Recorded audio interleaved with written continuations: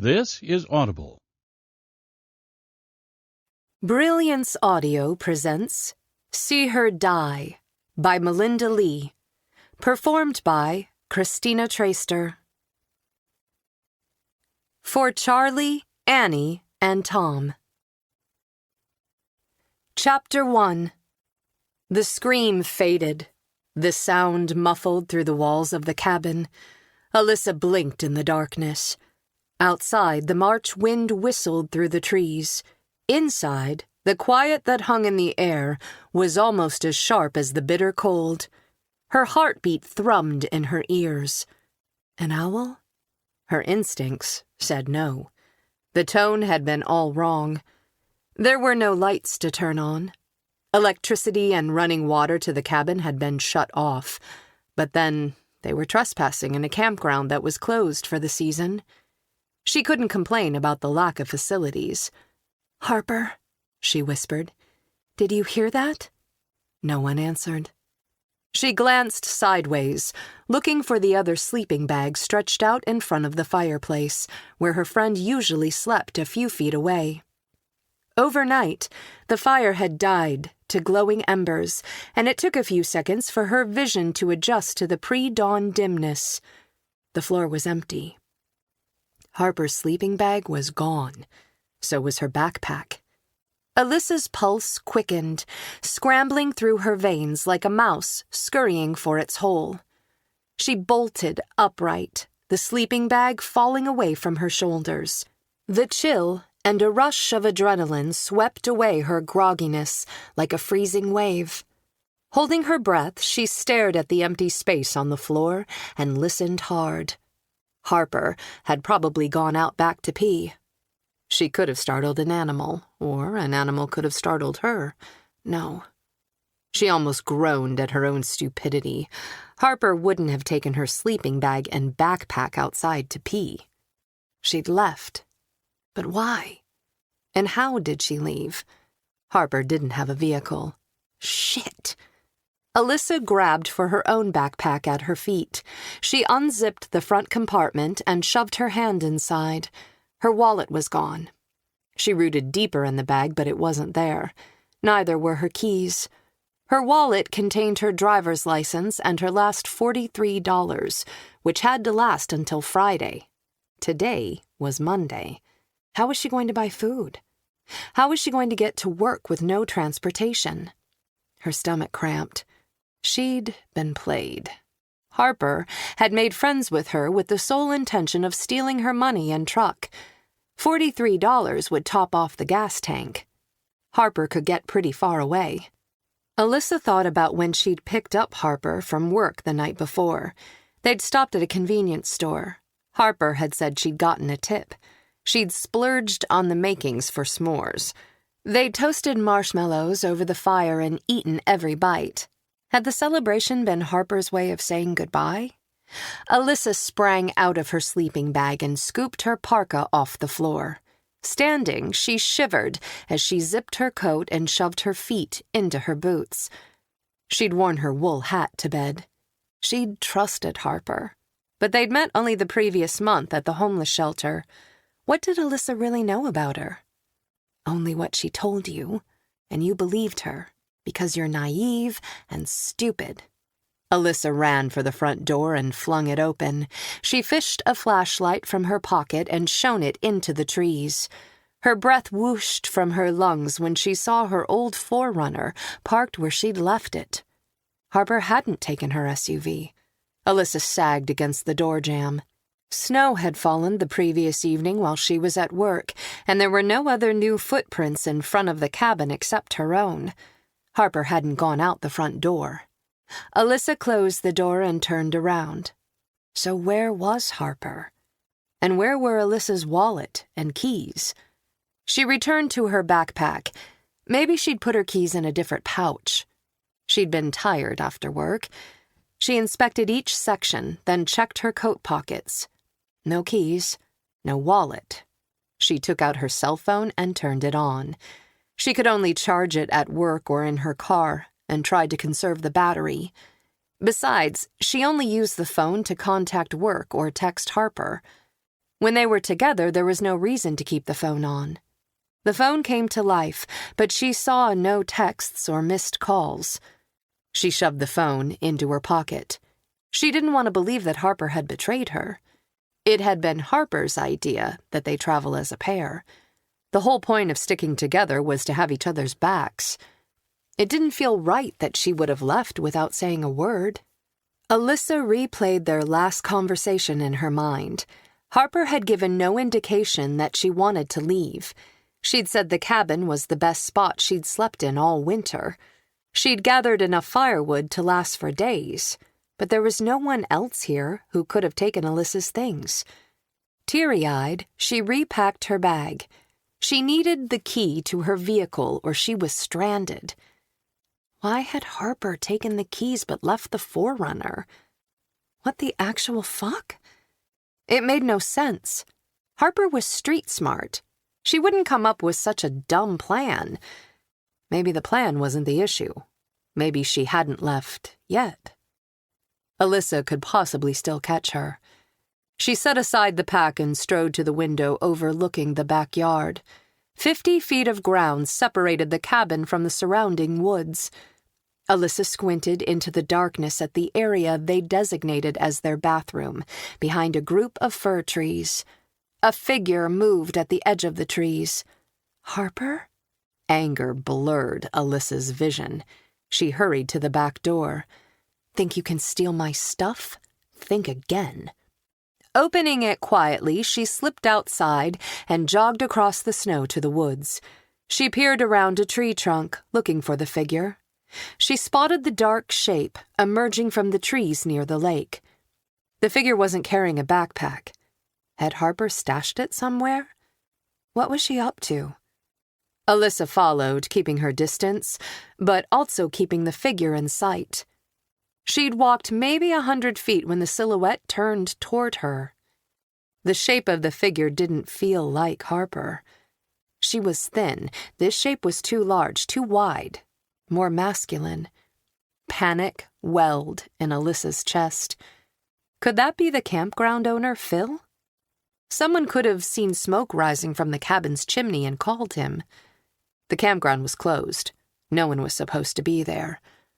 Maybe it was Phil, coming to chase them out of the cabin. That might be the reason Harper had run. Bitterness tasted sour in the back of her throat. If that scenario was true, then Harper had saved her own ass and left Alyssa to face Phil alone, and she'd still stolen from Alyssa.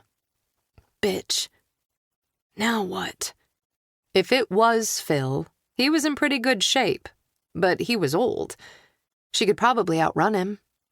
He retraced his steps, heading right for her. Phil? The man's posture wasn't annoyed or angry. He moved with intention. She ducked behind the tree and waited, holding her breath. A tiny sound croaked deep in her throat, as if something had broken. Pressing her back into the tree, she prayed he hadn't heard. The wind blew through the trees, kicking up snow dust. Where is he? Slowly, she peered around the tree trunk and froze. He was barely 30 feet away. She withdrew. Tears ran down her cheeks, feeling as if they were freezing on her face. Please don't find me. A footstep crunched in the snow. Was he closer? She risked another peek from behind the tree trunk. 2 blasts sounded over the snow, and fear paralyzed her. Her mouth opened. Slapping her hand across it, she stifled the scream before it left her mouth. For a few precious seconds, her feet felt glued in place. Then she shook off the shock, whirled, and ran. Chapter 2. Sheriff Bree Taggert reached toward her nightstand and killed the ringer on her phone. Tilting the screen, she read the display. The call was from dispatch. She glanced at her 8-year-old niece, Kayla, pressed against her side, but the child hadn't stirred. A large white and black pointer mix, Ladybug, lifted her head from its resting spot on Bree's ankle. Vader, Bree's black cat, occupied the second pillow, as far away from the dog as he could get. The sprawling child and animals left Bree with approximately 8 inches of mattress. Trying not to wake Kayla, Bree half slid, half fell out of bed. Clutching her phone, she scrambled for the bathroom before it rang again. She closed the door and answered the call in a low voice. "Sheriff Taggert. We received a 911 call reporting multiple shots fired at Gray Lake Campground." The dispatcher gave the address. Adrenaline blasted the grogginess from Bree's head. A few gunshots in the woods would not rate a dark-o'clock phone call to the sheriff. Casualties? 1 victim reported, a female. The caller, also a female, was whispering and not speaking clearly. Is she still on the line? Bree knew from personal experience that 911 operators tried to stay on the phone with callers until law enforcement arrived. She suppressed that memory before it interfered with her concentration. Her compartmentalizing skills had been working overtime since her sister had been murdered back in January. "Negative," the dispatcher said. She was worried the shooter would hear and hung up. The banished memory resurfaced and soured Bree's empty stomach. "How many units are responding?" 3. ETA for the nearest car is 12 minutes. Too long. They must be on the other side of the county. The graveyard shift was bare bones in the upstate New York Sheriff's Department Bree had been appointed to lead just 3 weeks before. Day shift wasn't staffed much better. Her deputies were spread across the huge expanse of mostly rural Randolph County. "I'm on my way." Bree ended the call, swigged mouthwash straight from the bottle, spit, and slipped out of the bathroom. She opened the closet. The dog watched as Bree changed from her flannel pajamas to dark brown tactical cargo pants, a base layer tank top, and a tan uniform shirt. After tugging on wool socks, she opened the biometric gun safe she'd mounted on the top shelf. She strapped her baby Glock to her ankle, threaded her utility belt through the loops on her pants, and added her Glock 19 to its holster. When she'd been a Philadelphia homicide detective, she'd worn only a gun and badge. As sheriff, she didn't need the full 25 pounds of standard patrol gear when she wouldn't even leave her office most days. But she carried a few small essentials in addition to her gun: handcuffs, pepper spray, an expandable baton, and a combat tourniquet. 2 months ago, she'd seen how quickly a person could bleed to death. As Bree headed for the door, the dog jumped off the bed. The mattress shifted and dog tags jingled. Bree held her breath, but her niece continued to snore. Ladybug followed Bree downstairs. The sun was an hour from rising, but a light glowed in the kitchen. Bree smelled fresh coffee as she rushed into the room, trying not to trip over the dog, who was far too large to be underfoot. Dana Romano, Bree's former partner at the Philadelphia PD, now retired, sat at the table reading a cookbook and drinking coffee. An early riser, she was already dressed, and her short, gray-streaked blonde hair was fashionably tousled. She lowered her coffee cup. "What's wrong?" "There's been a shooting." Bree shoved her feet into a pair of boots sitting in the rubber tray by the back door. Ladybug pressed against Bree's legs, nearly buckling her knees. "You could give me some space," Bree said to the dog. "She's really attached to you." Dana got to her feet. But why?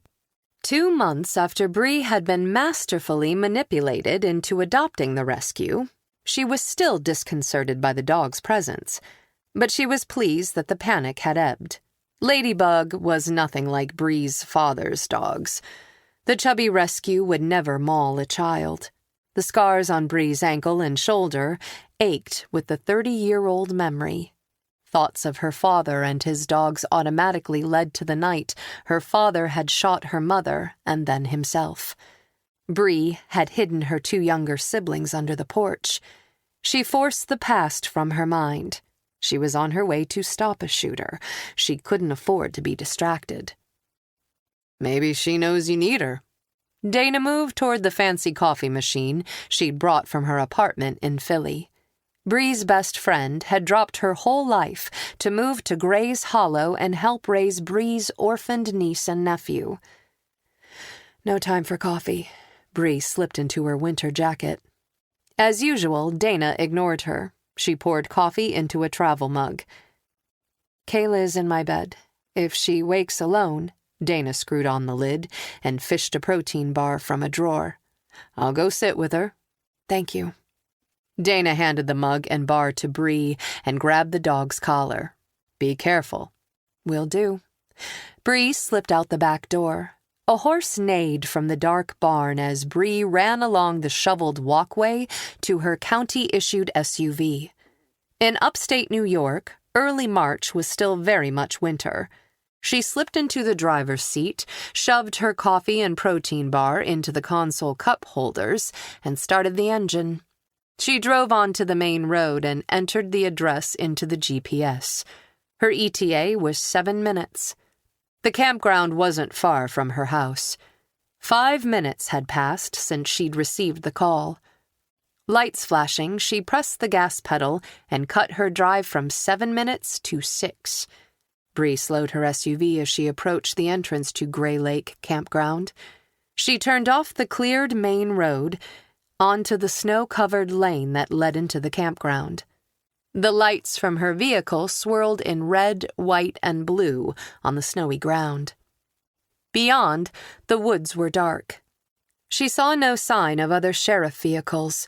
Bree was first on scene. She reached for her radio. Sheriff Taggert, Code 11. Dispatch answered. Copy. Be advised ETA for Unit 12 is 1 minute. 2 additional units following in 4. Copy. Bree said, and let out the breath trapped in her lungs. Backup was right behind her, not that she would have waited. A possible active shooter needed to be stopped ASAP. Her headlights illuminated tire tracks in the narrow, snow-covered lane. Did they belong to the shooter's vehicle? The hairs on the back of her neck stood at attention, and a rush of adrenaline cranked up her pulse. Her SUV slid through a bend in the lane and fishtailed. She steered into the skid.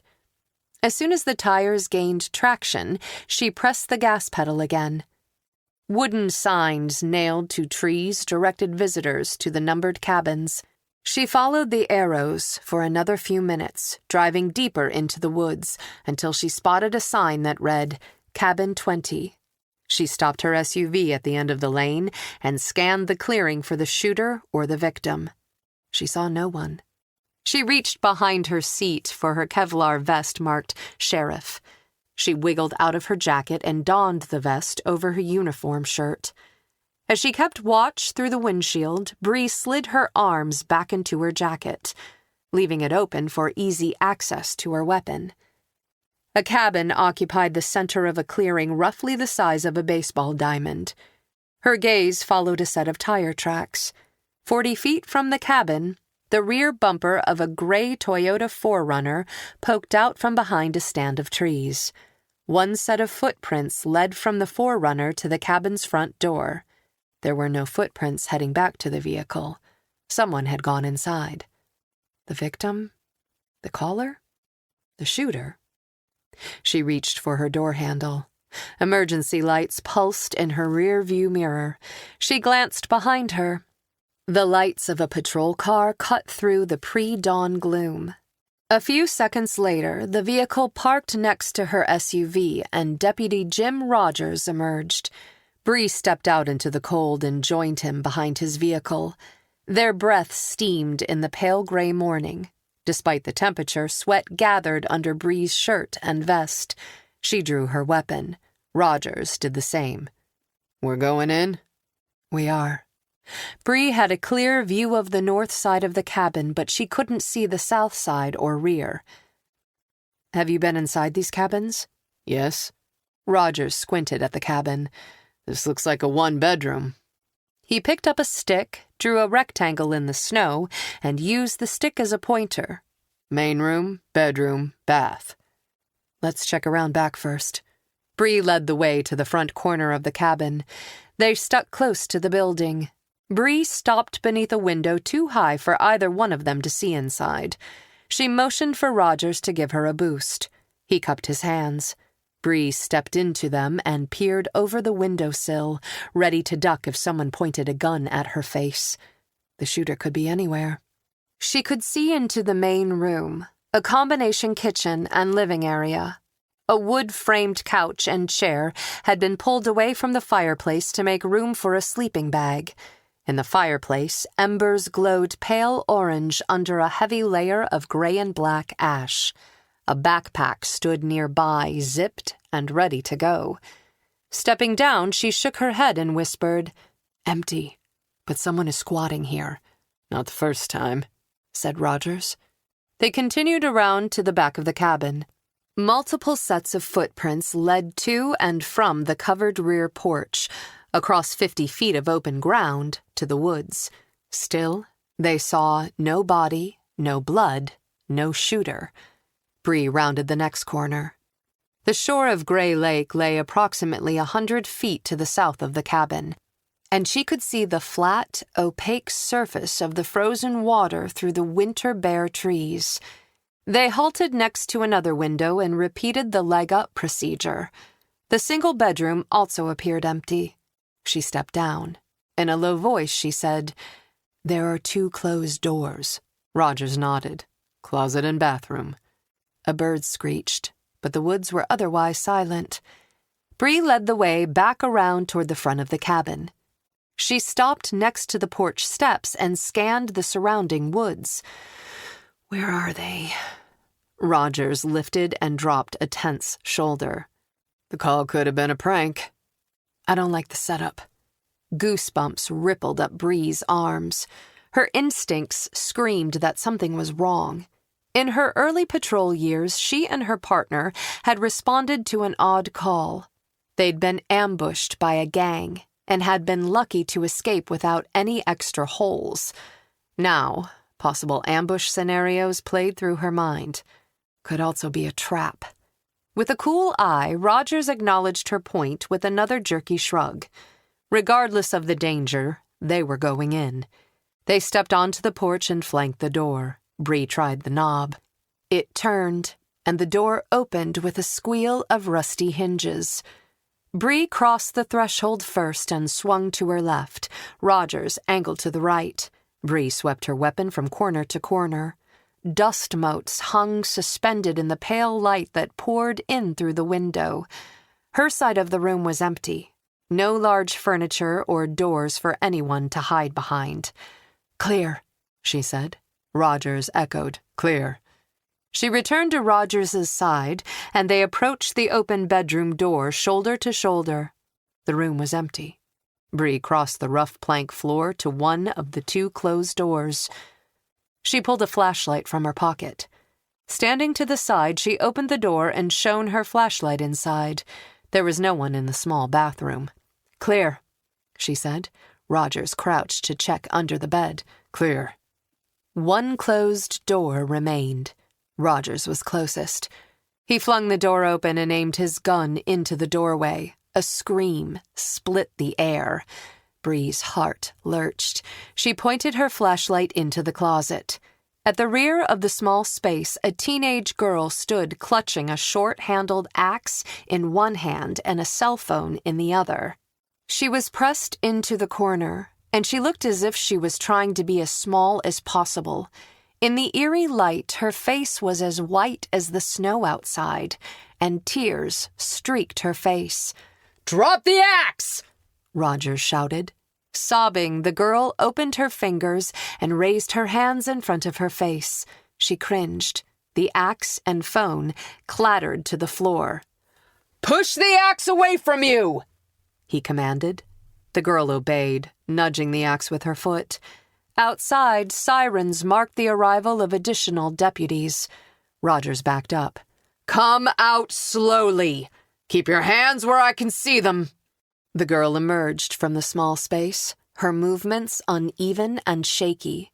She was tall, probably 18 or 19 years old, dressed in worn jeans, boots, and a dirty parka. Long dark hair tumbled in a thick tangle from under a knit cap, and she looked like it had been a while since she'd showered. She moved toward them. You have to help her. He shot her. He shot Harper. Stop right there! Rogers angled off, aiming his gun at her. She blinked at Rogers and then Bree. Did you find Harper? Who's Harper? Bree asked. My friend. The girl wiped her eyes. Keep those hands visible! Rogers shouted again. The girl raised them over her head. No, you don't understand. Her voice rose and broke. A man shot Harper. Rogers rushed forward. He holstered his weapon, then jerked her hands behind her back and cuffed her. He spun her around so fast she almost went down. Where's the shooter? Where's the victim? I don't know, the girl cried. But Harper was shot. Why are you looking for her? Why are you arresting me? Because you were carrying the axe, Rogers said. She shook her head. It was all I had to protect myself. From whom? Bree asked. From the man who shot Harper. The girl's tone sharpened with frustration. Your friend Harper was staying here with you? Bree asked. Yes, the girl said. As the female officer on scene and not liking Rogers's rough handling of the girl, Bree moved in to search her pockets and person. She found a small folding multi-tool, but no weapons. For now, she'd bagged the tool, the axe, and the girl's phone as evidence. Opening the phone, Bree verified the girl was the 911 caller. What's your name? Alyssa Vincent, she said. Her face twisted in confusion and fear. And your friend's name? Bree asked. Harper Scott. Rogers yanked her toward the door. She resisted Rogers's attempt to move her. He pulled harder. The toe of her boot caught on a raised floorboard and she stumbled and pitched forward. With no hands to block her fall, she hit the floor face first. Bree glanced at Rogers. He was breathing hard. His face was flushed and sweat gleamed on his forehead. Adrenaline overload? Could he not handle the stress? He was an avid hunter, but deer didn't shoot back at you. The girl was unarmed, handcuffed, and clearly no longer a threat, but he didn't seem to register that information. Was something wrong with him? He seemed off. Bree had worked with him for only a few weeks. She didn't have enough personal experience with him to make a judgment on his behavior. Bree motioned Rogers to back off, then helped the girl to her feet. Where did the shooting happen? The girl led them back into the main room. Red and blue strobe lights pulsed through the window. Out there! Alyssa turned to the rear window and inclined her head toward the view. On the ice. Behind the cabin next door. A scream woke me up. I couldn't find Harper. I went outside to look for her. That's when I saw him shoot her. She fell. The girl's words flowed over one another. And she didn't get up. He saw me and I ran. How many times did he fire his weapon? Bree asked. Twice, Alyssa said with no hesitation. Describe him, Bree said. Alyssa closed her eyes as if trying to picture him in her mind. Tall, dark pants, boots, dark coat. He was wearing a hat. Could you see the color of his hair or eyes? The girl shook her head. The hat covered his hair, and it was too dark to see his eyes. 2 deputies came through the front door. One of them was Bree's second-in-command, Chief Deputy Todd Harvey. Bree handed the girl over to the second deputy. Put her in your vehicle and watch her. She signaled to Rogers. Let's check out the lake. Yes, ma'am. Rogers's words were clipped. Bree scanned the snow. Somewhere in the forest, a victim was bleeding, and a shooter was on the loose. Chapter 3. Let's go, Greta. Matt Flynn waved a hand, directing the pure black German shepherd toward the next obstacle on the homemade agility course. The approaching dawn brightened the horizon. Snow flew from under the dog's feet.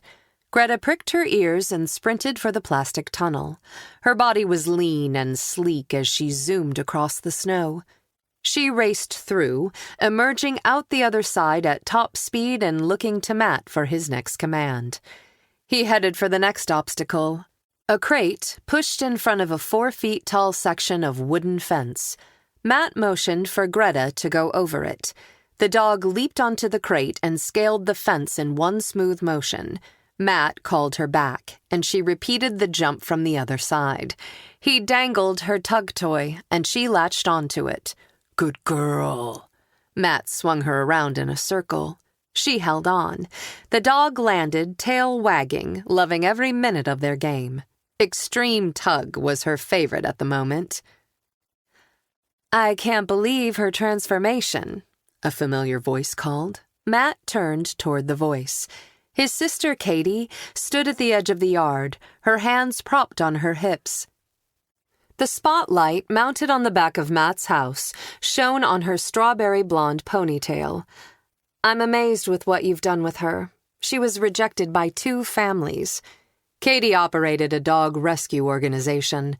As a former canine handler with the sheriff's department, Matt was specially equipped to deal with her more challenging rescues, including Greta. "People buy puppies because they're cute, without any knowledge of the breed characteristics. Herding dogs are bred to work.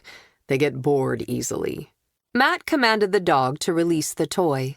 When she dropped it, he stuffed it into the leg pocket of his cargo pants. "She is super smart. Probably smarter than the people who returned her." "Do you think she'll calm down?" Katie asked. "Honestly, I don't know. She's a year old and still high maintenance." Matt looked down at the dog. Greta stood at attention, her huge black ears still pricked forward, her focus entirely fixed on Matt. She was ready for the next game. "I wouldn't call her excitable. Driven is a better word. I'm not sure it's a trait she'll outgrow."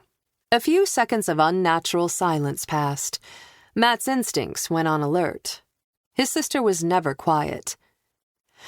"I need to ask you a favor," Katie said. "The last time you said that, you took over my kennel." Matt and his canine partner, Brody, had been caught in the crossfire between the sheriff's department and a drug dealer. Injuries had ended both of their careers. With his settlement from the county, Matt had bought the property and built a kennel to train canines. He'd intended to import dogs from Germany, but Katie had, temporarily, filled the kennel with overflows from her dog rescue. 3 years later, the kennel was still full of homeless dogs, and Matt hadn't made any progress getting his business started. Katie turned both palms up in a sorry, not sorry gesture. Matt snapped the leash onto Greta's collar. "What do you need?" She gestured toward the kennel. Matt recognized the older woman standing next to Katie's minivan. In her 70s, with a head of fluffy white curls and a hearing aid, Mrs. Whitney fostered senior dogs for Katie's rescue. Since most of the animals Mrs. Whitney took in were unadoptable due to age and illness, Katie referred to her house as a small dog hospice. Usually, she was energetic for her age. Today, her posture was stiff, and she was clenching her hands together. "What's wrong with Mrs. Whitney?" he asked. "She reported her grandson missing." "Eli?"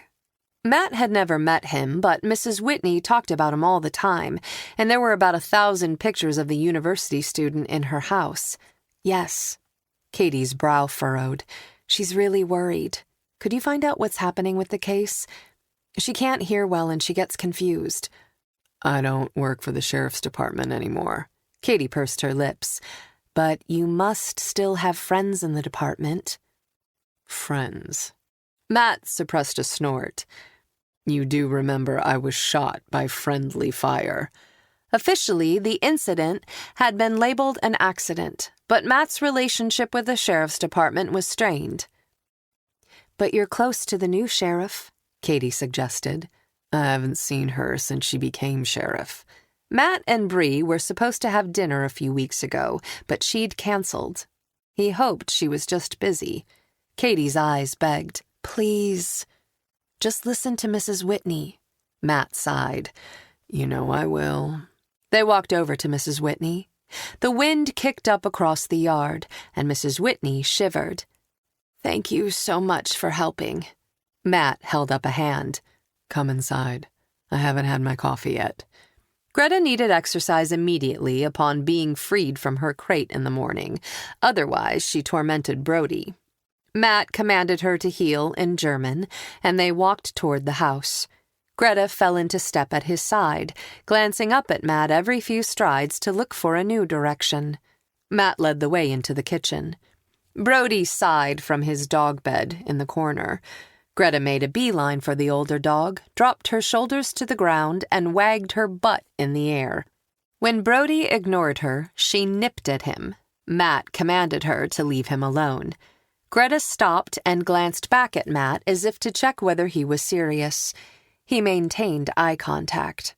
Her tail drooped. She gave Brody one last killjoy look, then veered off toward the water bowl. When she was finished drinking, she plucked a black Kong toy from a wooden box in the corner and tossed it in the air.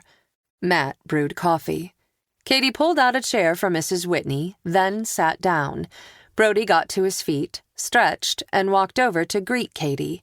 She rubbed behind his ears. "That's my best boy. Does that youngster annoy you?" Brody wagged. A traditional black and tan German shepherd, he had big brown eyes and excelled in looking pitiful. Today, he rested his head in Katie's lap and gave her a woe-is-me look that could have won an Oscar.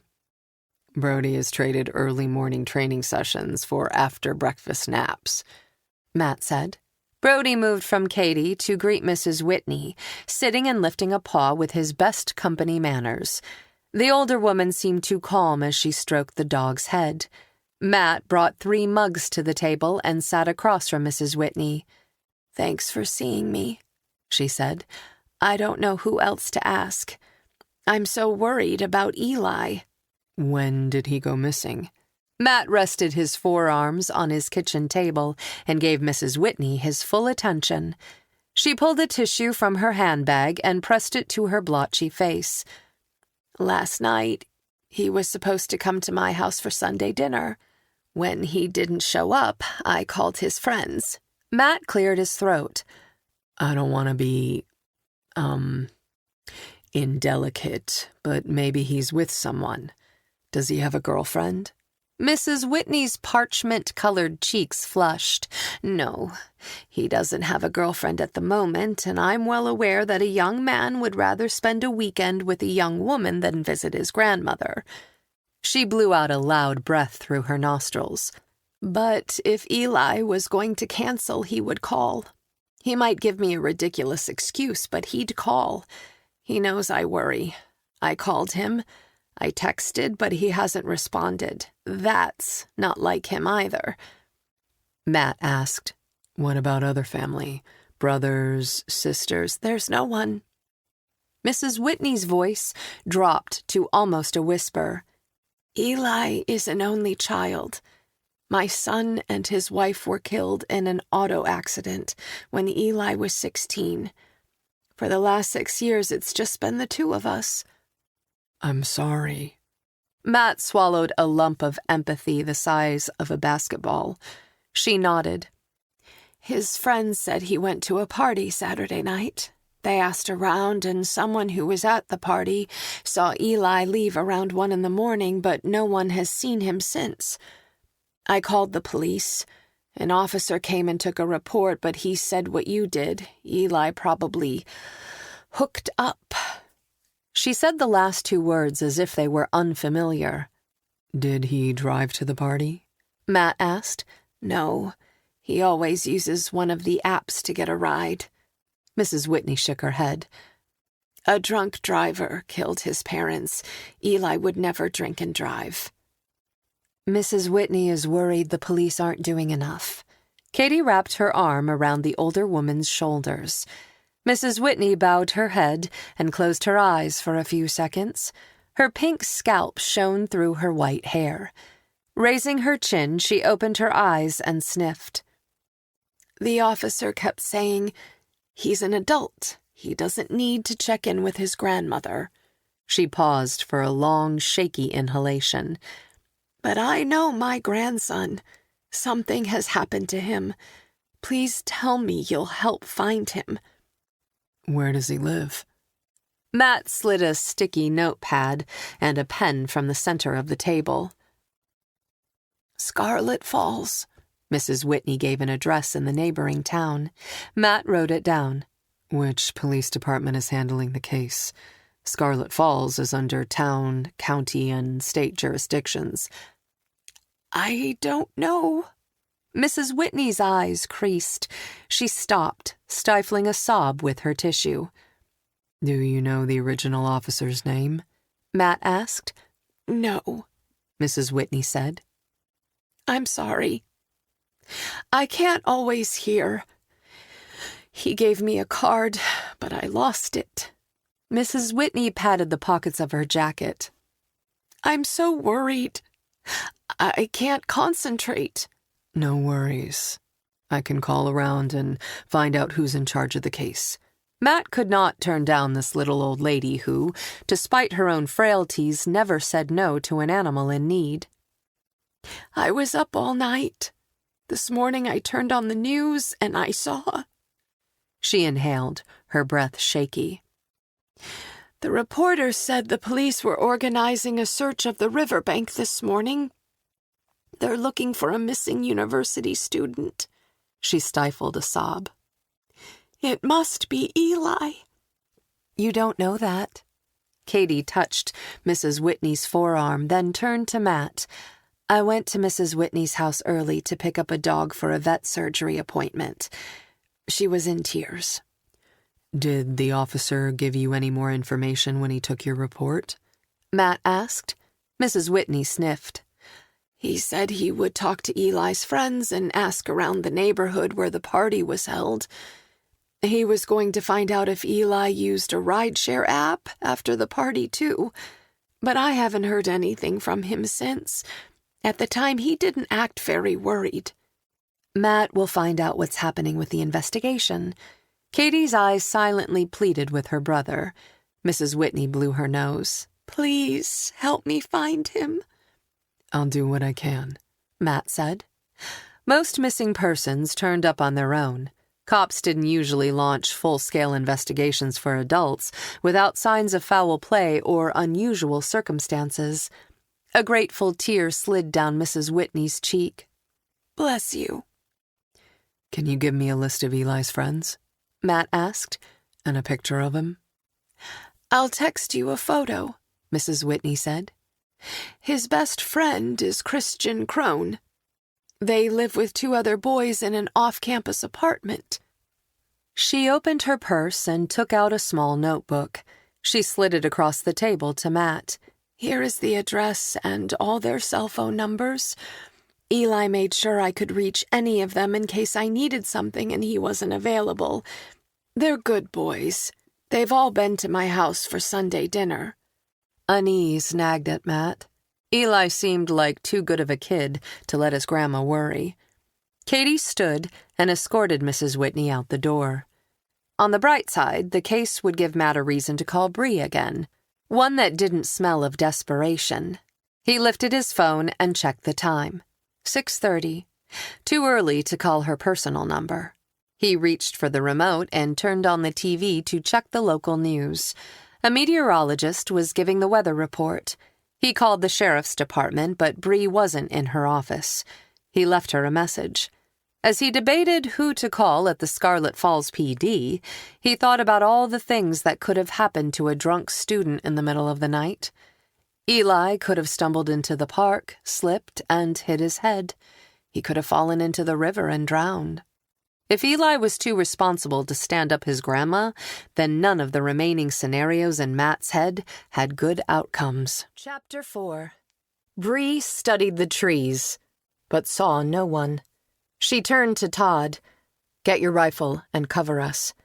When she'd first taken over the department, she'd reviewed all her deputies' files to get a sense of their skill sets. Todd was the top marksman with a long gun. In order to reach the woods, they'd have to cross 50 feet of open ground. The morning sky had brightened to pale shades of pink and orange. A few evergreens clustered at the edge of the woods. The shooter could be hiding behind them.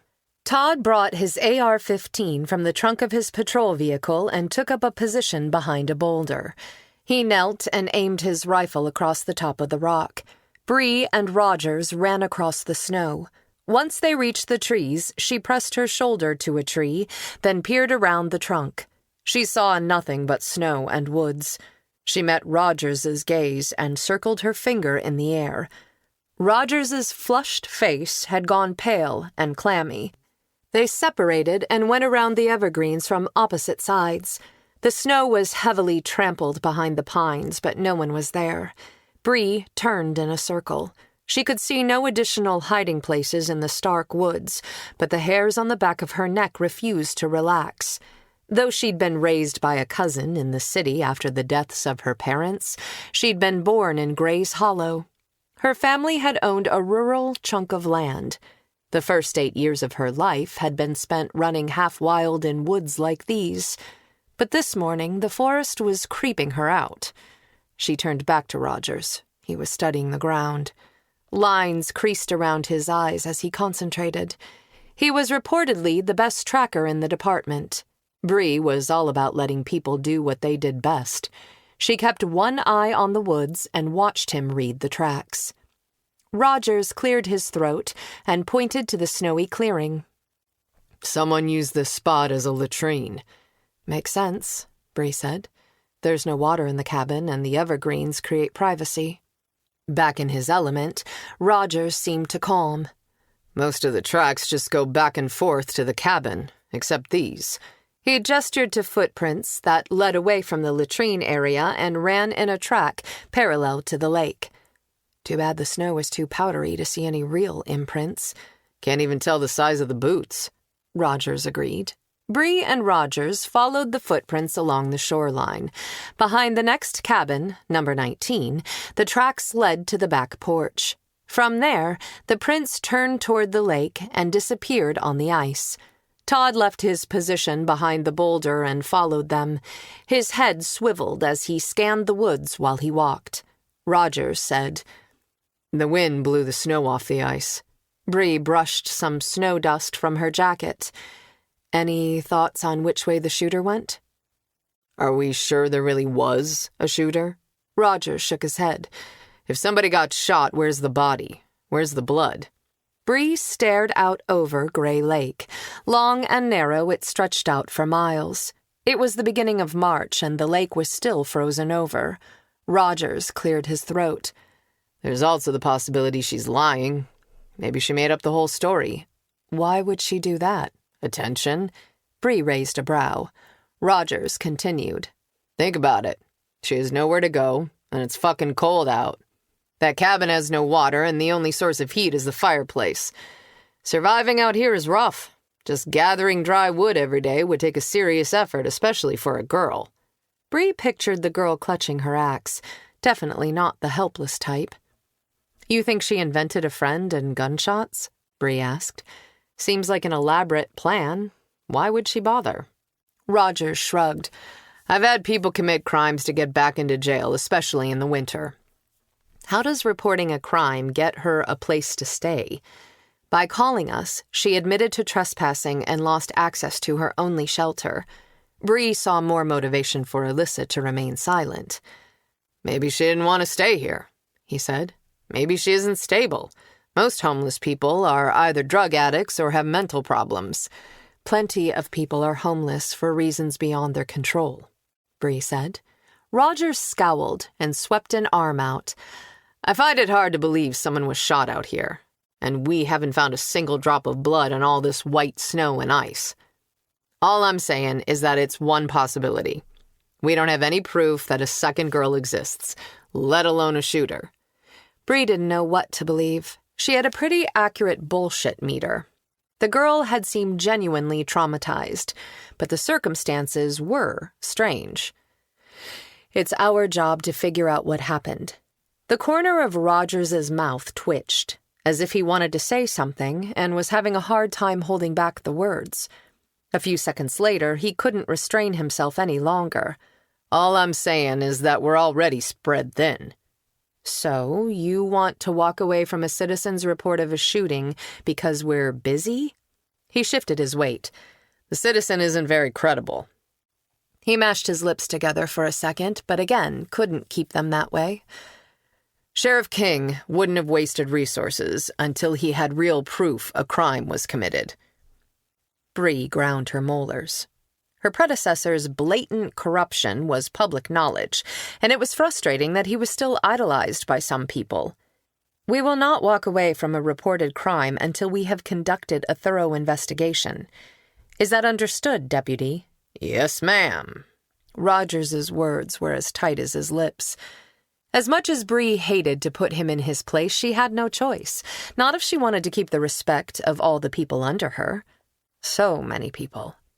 As sheriff, her responsibilities entailed much more than supervising a patrol division. She ran the county jail, too. In municipalities without their own PDs, the sheriff's department was the main law enforcement. They covered every crime from traffic tickets to murder. Her office also issued gun permits, served warrants, and transported prisoners. Hell, animal control was under her jurisdiction. Being sheriff was a massive responsibility. She rubbed her forehead. The cold stung her face. She wanted to go somewhere warm. She wanted a cup of coffee, a giant breakfast, and 8 hours of uninterrupted sleep. Instead, she was going to walk through the shooting.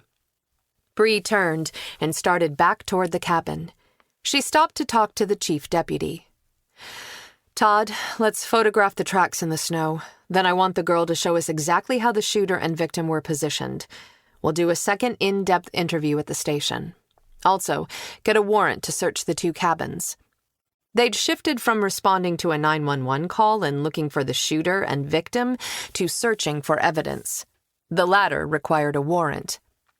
What about the scene? Todd asked. Do you want to expand the perimeter? Secure the area, but hold off on the foot search. If we can get a canine out here, extra bodies traipsing around could disturb the scent. Call the state police. See if we can borrow a canine unit. Yes, ma'am. Todd turned and strode toward his vehicle. Despite her personal issues with canines, she valued their ability to sniff out everything from drugs, explosives, and lost kids to suspects. Bree turned to Rogers. Resentment buttoned up his expression. She didn't like him challenging her authority, but she also didn't want to lose him. She was already short-handed, and his skills as a tracker were valuable. Despite his negative attitude toward her, his job performance over the past 3 weeks had been solid. Her overall impression of Rogers's ability as a deputy was favorable. Was Rogers's poor attitude today a reflection of his dislike for her, or a personal response to this particular case? She studied him for a few seconds. Dark circles hovered beneath his crow's feet. He'd been up all night. His shift had officially ended a while ago, and he'd dealt with a potentially dangerous situation running on nothing but adrenaline. To make matters worse, after he left the scene, he'd have to go back to the station and finish the night's reports. Bree said in a low voice, "Look, Rogers, I hope you're right. I hope she did make the whole thing up. I hope we're all wasting our time, because I'd rather be lied to than have a loose shooter or a lost victim potentially bleeding to death at this moment. I could never forgive myself if a young woman died because I didn't look hard enough for her. Or if other people became victims because I didn't try to find a killer. Or if I allowed myself to be prejudiced against a witness because she was homeless and discounted her story based on her circumstances rather than a thorough investigation of the case." Rogers spoke through a locked jaw. "Yes, ma'am." Frustrated, Bree took a deep breath. The truth was, while she had plenty of years as a cop to draw on, she had no leadership experience. She'd worked patrol in the beginning of her career, then progressed quickly to detective. She'd worked in cooperation with teams of people, but she'd never been the boss. Navigating the new role of leadership was like picking her way across a field of cow pies blindfolded. Everywhere she turned, there seemed to be a new pile of crap to step in. She headed for the front of the cabin. Rogers fell into step beside her, and they walked in uncomfortable silence. By the time they reached the clearing, 2 more deputies had arrived. She turned to Rogers. "There are enough uniforms here now. You can go off shift." He moved away. Though he hadn't wanted to work on the investigation, his posture was stiff, as if he was irritated at her dismissal. She could not win. From what she'd learned of the previous sheriff, he would have fired anyone who challenged him on the spot. Bree couldn't afford to fire everyone who was difficult. The department had lost almost a third of its deputies. When she'd accepted the job, she'd known the department was in turmoil. She'd known she'd have to rebuild the whole unit and that the transition process would be painful. Some people naturally resisted growth and change, but the reality of transforming the sheriff's department was proving to be more frustrating than she'd anticipated, and she'd been at it for only 3 weeks. The hell with it. Bree stopped at her SUV for her coffee and took a few fortifying sips. She didn't have the time or energy to deal with attitudes and egos this morning. She had a shooting to investigate.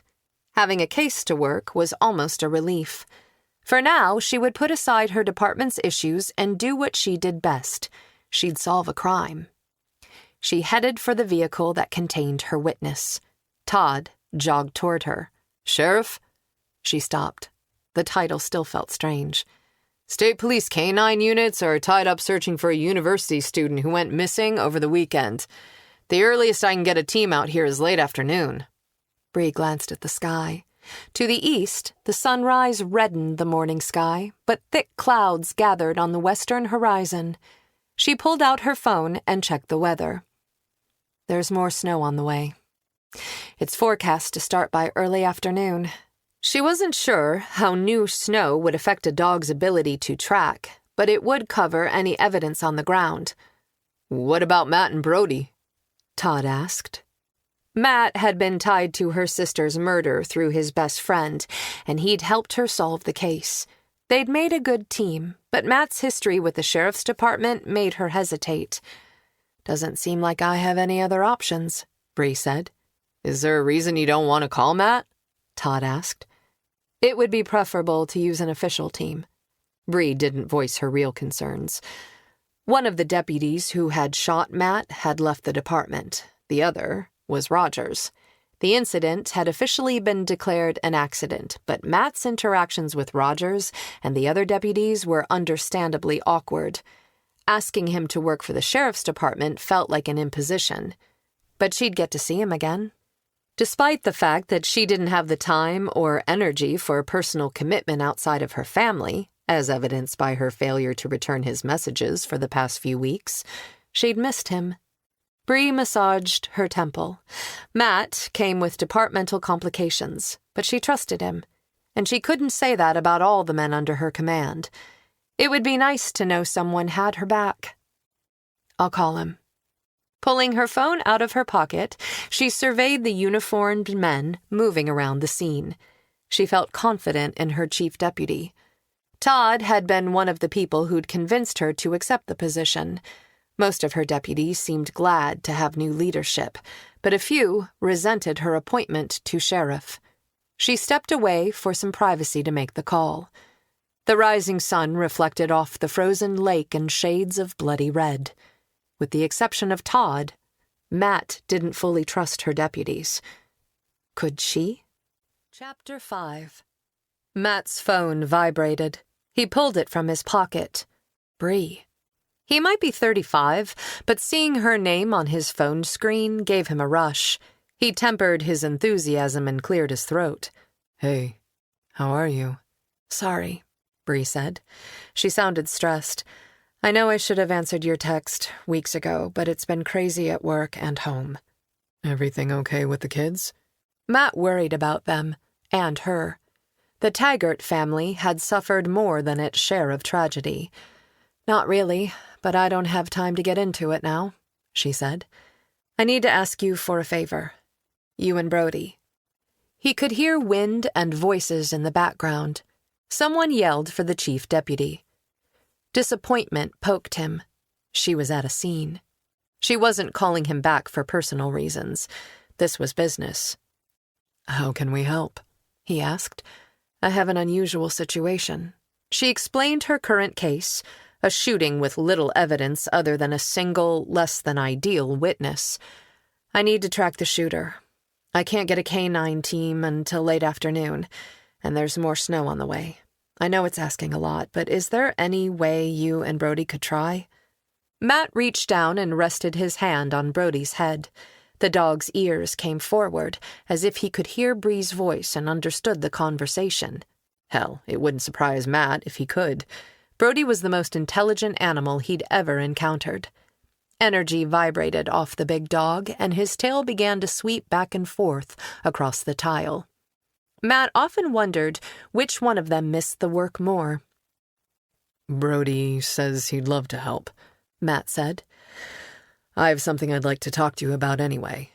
Considering Bree had been avoiding him, doing her a favor might make her more likely to cooperate with him. "Where are you?" "Thank you." Her voice rang with relief as she gave him the location. "We'll be there ASAP." He ended the call.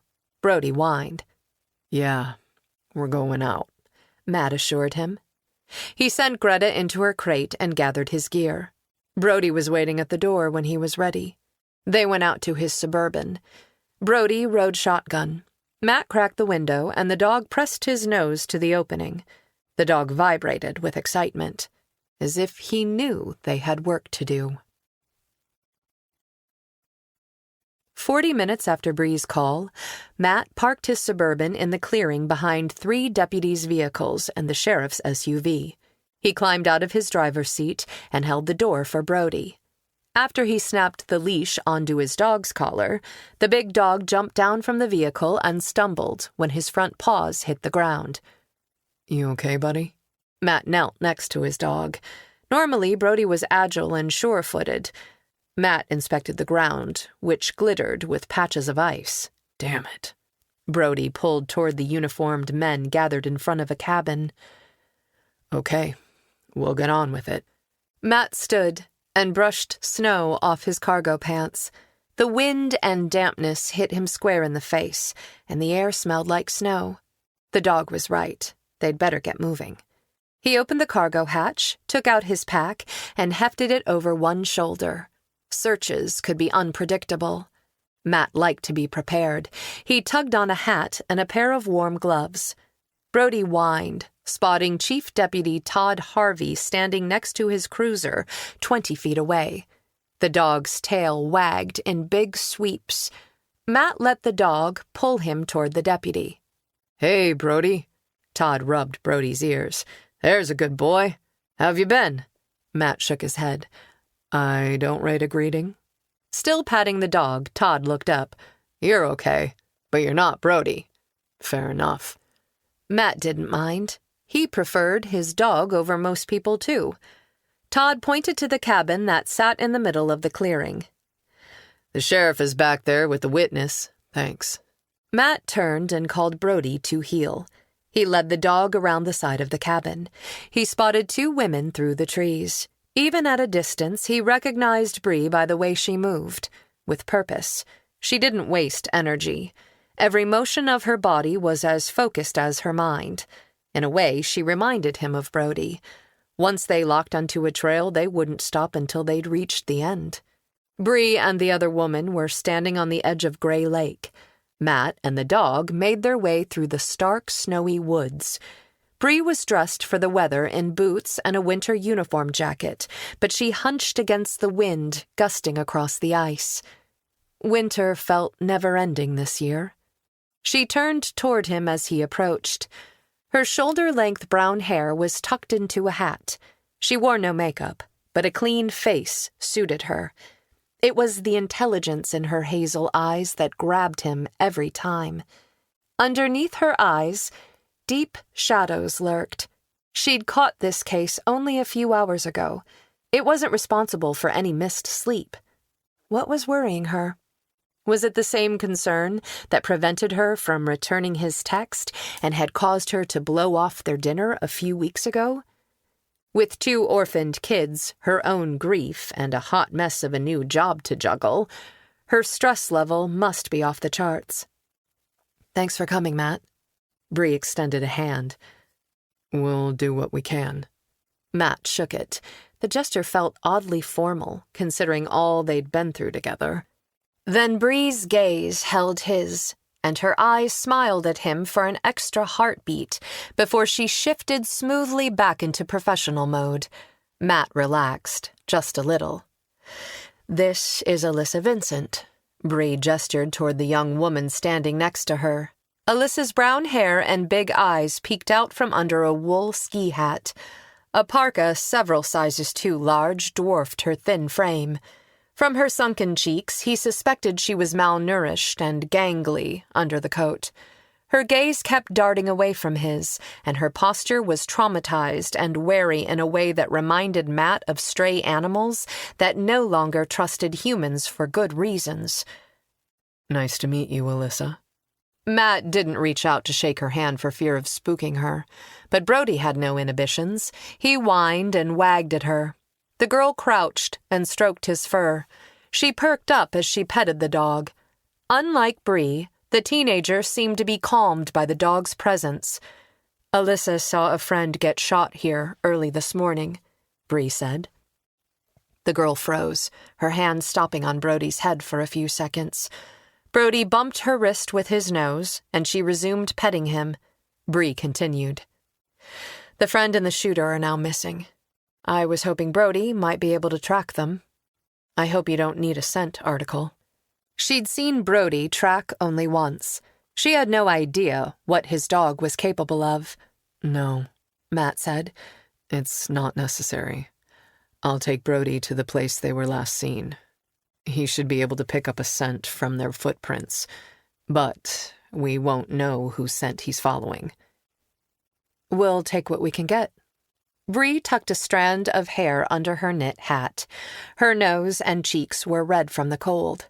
"Sheriff Taggert?" A deputy called from the woods. "We found something." "Excuse me for a minute." Bree strode off toward the deputy. A minute later, she called for Matt and Alyssa. They followed her voice. She was surveying an area of flattened snow. "Looks like someone stood behind that tree for a while." "He was watching," Matt suggested. "Do you want Brody to follow the scent from here?" "Yes, let's try it." She instructed a deputy to take Alyssa to the sheriff's station and make her comfortable. Matt scanned the expanse of ice. "Is he ready?" She inclined her head toward Brody. "Hold on." Matt knelt and removed his pack, setting it in the snow. He opened a side pouch and took out Brody's boots. "Your dog has boots?" When Bree worked with canines, she kept her distance, but Matt could still see the frustration in her eyes as she fought her phobia. She did a hell of a job faking it. He would not have picked up on her small tells if he didn't already know she was terrified of dogs. "Yes," Matt said. "The rubber bottoms will give him some grip, protect him from any sharp edges in the ice, and keep snow from accumulating between his pads." Brody took 3 paw-shaking steps before he settled into the boots. He didn't love them, but he'd wear them because he wanted to work. Once he focused on the scent, he wouldn't even remember they were on his feet. Brody led them across 15 feet of ice. The thin ice at the edge of the lake cracked under their weight. The sound echoed across the lake. Matt paused, but the ice held. It became thicker a few feet farther onto the water. But late winter ice always made him nervous. The frozen lake surface wasn't completely smooth, and their boots found traction on ridges and other surface imperfections, but they moved slowly. Bree gestured toward the ice at her feet. "Alyssa says the shooter was standing in this area." Brody sniffed the ground, and Matt let the dog have some leash. Brody sniffed in circles. He put his nose to the ground, then lifted his head to test the air. Within a few minutes, he was off, meandering at first. Then he picked up speed as he settled on the scent. Matt slid as the dog pulled. He righted himself. "Be careful, Bree. It's slick." Bree followed a few steps behind them. Their pace was slowed by the slippery footing. Brody led them in a path parallel to the shoreline, about 20 feet from solid ground. "The shooter probably walked on the ice, so he didn't leave footprints," Bree said. "Brody doesn't need footprints. People constantly shed skin cells. They're as good as flags for the dog." Matt controlled Brody's pace. He didn't want the dog slipping and hurting himself, especially after his stumble out of the SUV. They continued for 20 minutes, only covering about a quarter-mile of frozen lake, before Brody stopped and circled again. Nose in the air, he angled toward the shore. Flurries began to drift through the air. "Will the snow hurt his ability to track?" Bree asked. "It depends. Moisture in the air actually helps hold and trap scent close to the ground. That said, colder environments hold less scent in general. This isn't necessarily a bad thing. Since there's less scent confusion, it could help Brody find and stay on the trail. But if the snow accumulates on top of the scent, it can obscure it." Matt glanced at the sky. "These flurries shouldn't affect Brody one way or the other." "We're supposed to get several inches later today." Matt shrugged. "We shouldn't waste time. But Brody is very good." As if he heard the compliment, Brody pulled ahead, following the frozen shoreline. They walked in silence for a half hour, their progress halting as the dog stopped periodically to sniff and circle. "Did you hear about the missing university student, Eli Whitney?" Matt asked. "The one they're looking for on the riverbank?" "That's him." Bree nodded. "He's the reason I couldn't get a canine team this morning." "How much do you know about the case?" Bree glanced at him. "Just what I read on the Bolo alert. Why?" Matt explained about Mrs. Whitney. "I promised her I'd look into it." "The Bolo was issued by the Scarlet Falls PD." "Do you know who's running the investigation?" Bree nodded. "A Detective Dane." "Thanks." Brody began to limp. Matt stopped him. "What's up, buddy?" He checked the boots to make sure they weren't rubbing against his paws. "Is he okay?" Bree stopped next to him and frowned. "I don't know." Matt straightened. They hadn't gone far. Brody turned his head and sniffed the air. He pulled forward, still limping. "He doesn't want to quit." Bree sounded confused. "He won't ever give up voluntarily." Bree shielded her eyes and scanned the lake shore. "The public park and boat ramp are just ahead." In summer, the park was a popular spot for people to launch boats, kayaks, and jet skis into the water. Matt watched the dog take a few more clearly painful steps. "He's done. I'm sorry." "Nothing to be sorry about." Even from a distance, Bree could see footprints from the ramp to the parking area. Matt went down on one knee to check Brody's leg and foot again. When he palpated the dog's shoulder, Brody flinched. Bree frowned. "Can he walk back?" "I'll let him rest for a few minutes." Matt watched his dog. Did Brody hurt himself jumping out of the SUV? She started to walk ahead, her steps quickening, her stride gaining an excited bounce. "I see tire tracks, and the parking area, too." The dog moved to follow Bree. "Easy, boy," Matt said, but Brody had a different plan. His nose shot into the air, and he lunged into the leash. "Voss!" Matt commanded him to heel. Brody ignored him. Instead, he sniffed the wind and stared ahead. He lurched forward, dragging Matt to the edge of the lake. Instead of resisting, Matt gave up and let Brody have his head. He'd learned early on that he was holding the dumb end of the leash. The dog knew what he was doing. Limping, Brody stopped next to the boat ramp. The area around the concrete looked like frozen swamp. Empty water bottles and other pieces of litter were piled up against the ramp and embedded in the ice. Clearly, this was a downstream point that collected debris. Brody sat down and barked. "What is it?" Bree was right behind him. "I don't know." Matt crouched next to the dog. The thin ice at the edge of the lake cracked under his weight. The sound echoed, and Matt's waterproof boots broke through, sinking into a few inches of water. He brushed some drifted snow off the ice. Something thin and dark was suspended beneath it. A branch? "What did he find?" Bree leaned over Matt's shoulder.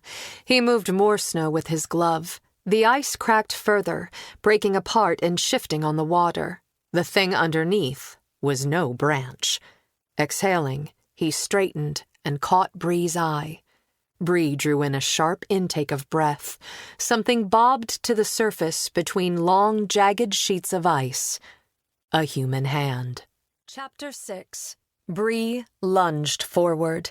At the very edge of the lake, her boots crunched through the ice, and water sloshed over her ankles. The hand looked male. Was it the shooter? Depending on how long the man had been underwater, there might be a chance he could be revived. She grasped the body by one of the biceps. Matt gave Brody a command. The dog lay down. Then Matt took the man's other arm. Together, he and Bree dragged the body onto the bank. Definitely male. He was dressed only in boxer shorts. His skin was bluish-gray. Bree doubted he could be saved. But cold water drowning victims had been resuscitated after being underwater for up to 45 minutes. When she'd been a rookie patrol officer in Philadelphia, she'd pulled a kid out of the Delaware River. He'd been in the water for at least a half hour. It hadn't seemed possible that he had been alive. Not only had he been resuscitated, he'd survived. Bree rolled the man onto his back and gasped. His face was destroyed, pulverized into a mess of broken bone and ragged flesh. She jerked backward, then exhaled. It takes a lot to surprise me. Water soaked through her gloves and chilled her hands for 2 shallow breaths. There would be no euphoric feeling of saving a life today. I'll bet. Matt rocked back on his heels. He was an impressive figure. Snow dotted his short, reddish-brown beard. A broad-shouldered 6'3" with a corpse at his feet, he looked like a Viking warrior on a winter battlefield. Wind whipped across the lake, empty, frozen, and desolate. Bree glanced down at the brutalized body, and a feeling of foreboding passed through her. The case was going to be freaky. She could feel it in her bones. She had 2 handguns strapped to her person, but she was still glad to have Matt by her side. A few yards away, Brody whined. Bree shook off her initial shock. There was no need to take the victim's pulse. No one could survive the injuries to his face and head. His brain was visible in several places. Shivering, she leaned forward to inspect the corpse's hands. Some aquatic creatures had been nibbling on his fingers. I shouldn't have disturbed the body. He's been in the water too long. No way to know that until we pulled him out and turned him over. True. The body looks young, Matt said. Possibly older teen or 20-something. Yes, Bree agreed.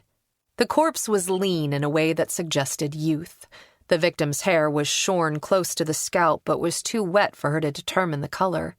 Mud smeared the skin. Plant matter and other lake debris clung to the body. Could it be the university student you're looking for? I hope not. But Matt's jaw was clenched and his eyes grim. He didn't want this to be Eli. I'll call the lead detective, Bree said, and let him know we have a body the approximate age of the missing man. Other than the damage to this man's face, the corpse wasn't in bad shape. Cold water had delayed decomposition. A body on land for 1 week resembled one that had been in the water for 2. Bree stared down at the ruined face. The body had been freshly pulled from the lake, and the victim's wounds were oddly bloodless. His whole face is bashed in. I can't imagine any accidental way that could have happened. Me neither, nor do I see any other obviously fatal injuries. Matt exhaled hard. It would take some serious rage to do that to another human being. It would. Bree stepped back. I'll call the medical examiner. She pulled her phone out of her pocket. I'll get you and Brody a ride back to the cabin, too. She and Matt retreated back onto the frozen lake. She reported the death to the ME's office, then called Todd and gave him the news. We'll need a forensics team over at the boat ramp. Then she glanced at Brody. The dog looked sad. I also need a car for Matt and Brody. The parking area is part of the crime scene. Don't let anyone drive over the existing tire tracks. Yes, ma'am. Todd ended the call. Bree turned to Matt. How is he? She motioned toward the dog. Brody had stretched out on the snow, resting as if he knew his job was done. Matt's jaw tightened. I'll take him to the vet today. Hopefully it's nothing serious. Bree wished Brody didn't freak her out.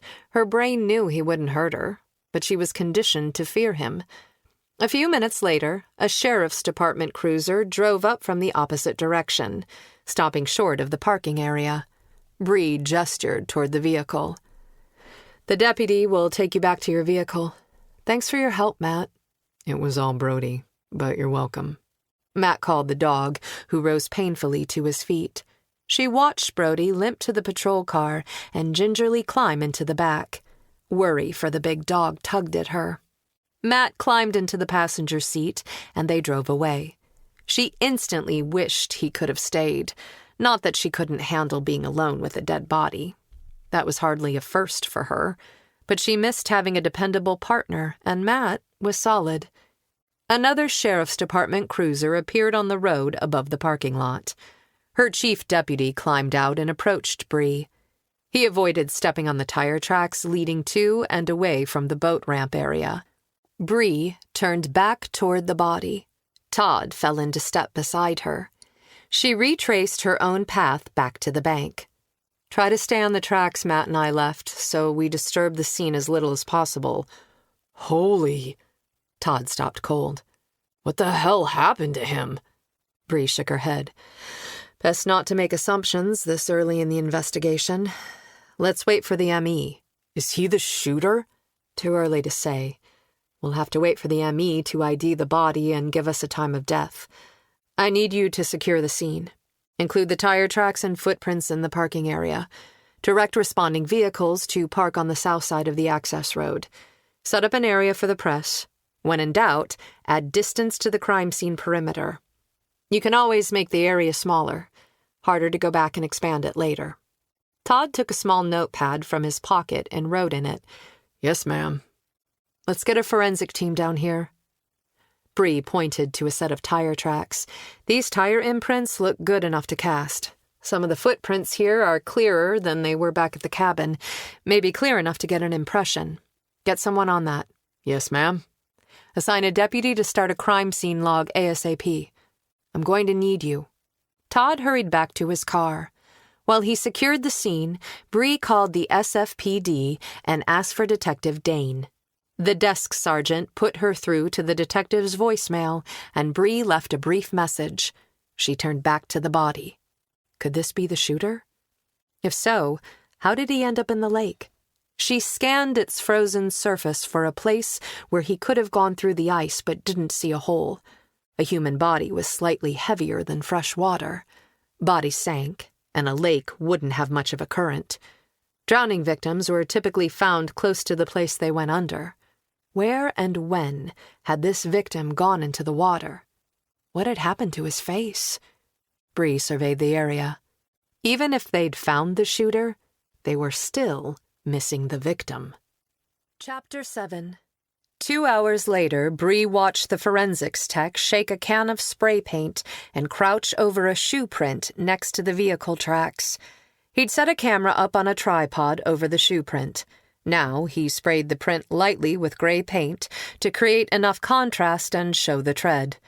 Shoe prints in snow, white on white, were difficult to photograph. The spray paint would also help prevent the casting material from running between the crystals of snow. The tech snapped a photo. Then he added a scale, a black L-shaped ruler, pushing it into the snow until it was level with the shoe print. He snapped another picture using the ruler to show the size of the print.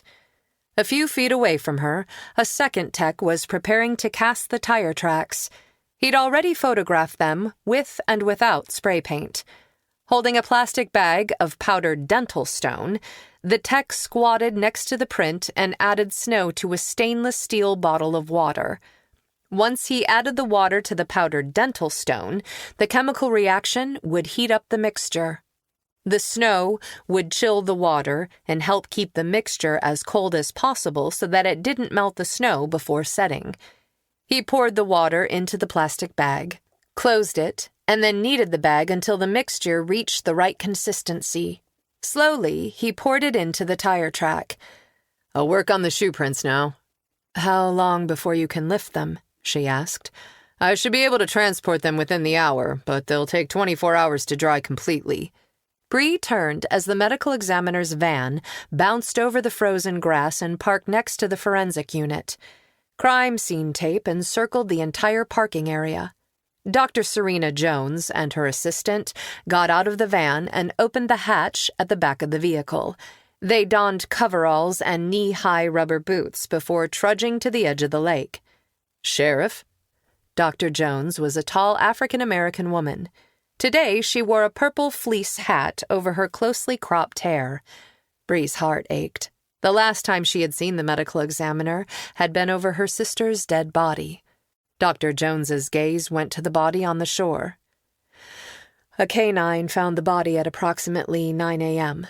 Bree turned and walked toward the lake beside the ME. They stopped 10 feet short of the body. Dr. Jones scanned the area. "Has anyone touched the body?" "Yes." Bree described finding the body and pulling it from the water. "I thought resuscitation might be possible. Then we rolled him over." She didn't need to say any more. Dr. Jones signaled her assistant, who moved forward with a camera. The assistant snapped long-range pics first, then spiraled toward the body to take progressively more close-up photographs. When she'd finished, Dr. Jones walked closer and squatted in the mud. "Some fingernails are broken." "Possible defensive injuries," Bree said. Dr. Jones tilted her head and wiped some mud off the wrist, exposing a red line. "Considering these are ligature marks, I'd say self-defense is a good bet." She moved to his feet. There are ligature marks around his ankles as well. The ME covered the hands with paper bags to preserve evidence lodged under the fingernails. Bree stood back and let the medical examiner work. A shiver ran through her bones. She'd been out in the weather since before sunrise with nothing more than a few sips of coffee in her belly. Not that she was hungry, just running out of energy. Dr. Jones recorded air and water temperatures. Then, the ME and her assistant removed the ice from around the legs and feet, piece by piece. "We'll need samples of the water and the mud under and around the body," Dr. Jones said. Her assistant took the samples and carried them back toward the ME's van. "I'm ready to move the body. Can I get a hand, Sheriff?" Dr. Jones asked. "Sure." Bree positioned herself on the opposite side of the body. She donned fresh gloves. Then she and Dr. Jones each took an arm and hauled the body onto a black body bag unfolded on the bank. Dr. Jones moved her kit, a plastic box that could have been used for tackle, closer to the body. She used a scalpel to take the body's temperature via the liver. She read the thermometer, then did some calculations on her clipboard. "How long has he been dead?" Bree asked. Dr. Jones frowned at her calculations. "The cold water will make estimating the time of death challenging." It was 11:30. The call about the shooting had come in at 5:30. "Can you tell me if he's been dead more or less than 6 hours?" Bree asked. Dr. Jones glanced down at the calculations on her clipboard. "Definitely more than 6 hours." Bree stared down at the faceless corpse. "So he's not the shooter. Who is he?" "Scarlet Falls PD is looking for a missing university student," Bree said. "Detective Dane is lead." "Yes," Dr. Jones said. "The SPFD called earlier asking about John Doe's." Bree saw her chief deputy walking toward her. "We've searched the boat ramp and parking area," Todd said. "Didn't find much other than the prints. The tire tracks went directly to the main road, as we expected." Bree nodded. "I'd like to know where he went into the water." "Must be close to here," Todd said. "I agree." "So what now?" Bree pointed to the frozen trash and debris trapped in the ice. "We need to bag all of that litter. When the ME is finished, we need to search the lake bed around where the body was found. The water is shallow. No need to drag out the dive team. A deputy in tall boots should be sufficient. Mark off 10 feet in each direction." Bree stood and crossed her arms to stop her shivering. She hadn't been this cold in a long time. She surveyed her scene. The ME was in charge of the body. Forensics was covering casting, the tire tracks, and boot prints. Deputies were searching the woods. She'd given instructions for processing the remaining scene. There was nothing more she could do here. "Todd, you and I will head back to the cabin." Bree spotted a news van on the road. She was surprised there was only one. A deputy was directing the news team away from the scene. Bree walked over. As much as she hated being in front of a camera, she would rather give a voluntary statement and cooperate than create animosity with the press. They were doing their jobs, just like she was.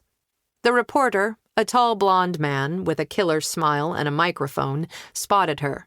"Sheriff, can I have a minute?" "Yes," Bree said. "I'm Nick West." He held out a hand. Nick was young, probably in his late 20s. Bree shook it. A cameraman swung his lens toward them. The reporter spoke into his microphone. "This is Nick West of WSNY News, talking to Randolph County Sheriff Bree Taggert.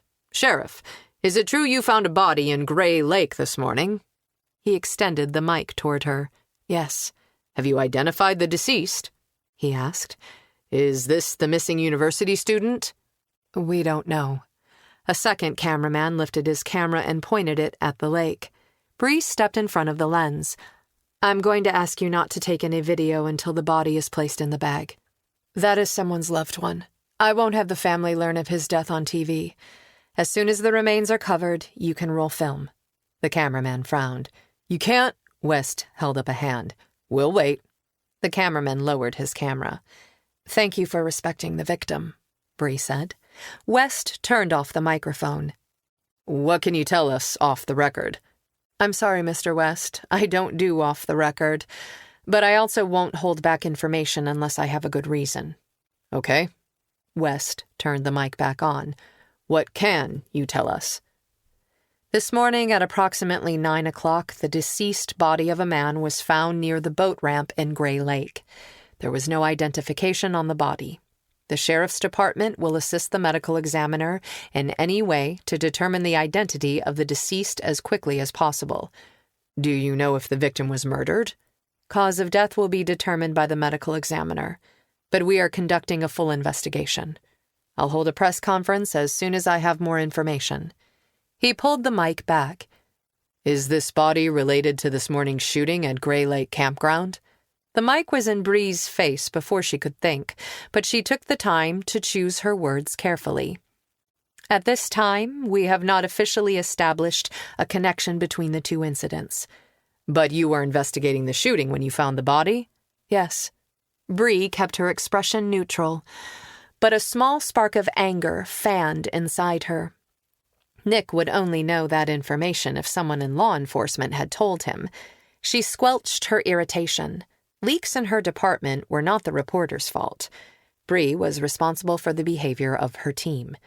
But at this time, we do not know if the two incidents are connected or coincidental. "Is it possible that the remains belong to the shooting victim?" West asked. "No." Bree shook her head. "The remains have been in the lake too long." "Is it true there's an eyewitness to this morning's shooting?" Bree froze, and her poker face felt twitchy. "I can't comment on an active investigation." How did he know that? Her department leaked like a colander. "Excuse me, I need to get back to work," she said. "Thanks, Sheriff." West lowered his microphone. Bree gave him a slight nod and returned to her scene. She found Todd, and he drove them back to the cabin. Once there, she stopped at her SUV and drank the cold dregs of her coffee with the protein bar she'd left in the center console. She needed the calories, but the food left her nauseated. She found a water bottle in her vehicle and took a few minutes to hydrate. She found Todd talking to a deputy. She walked over for a status report on the scene. The deputy pointed toward cabins 19 and 20.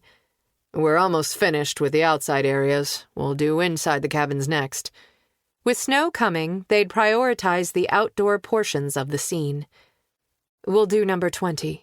Bree gestured to Todd, turned, and went up the steps into the cabin. Todd followed her into the main room. They tugged on gloves. Bree slid her camera from her pocket and began taking pictures of the sleeping bag and backpack in front of the fireplace.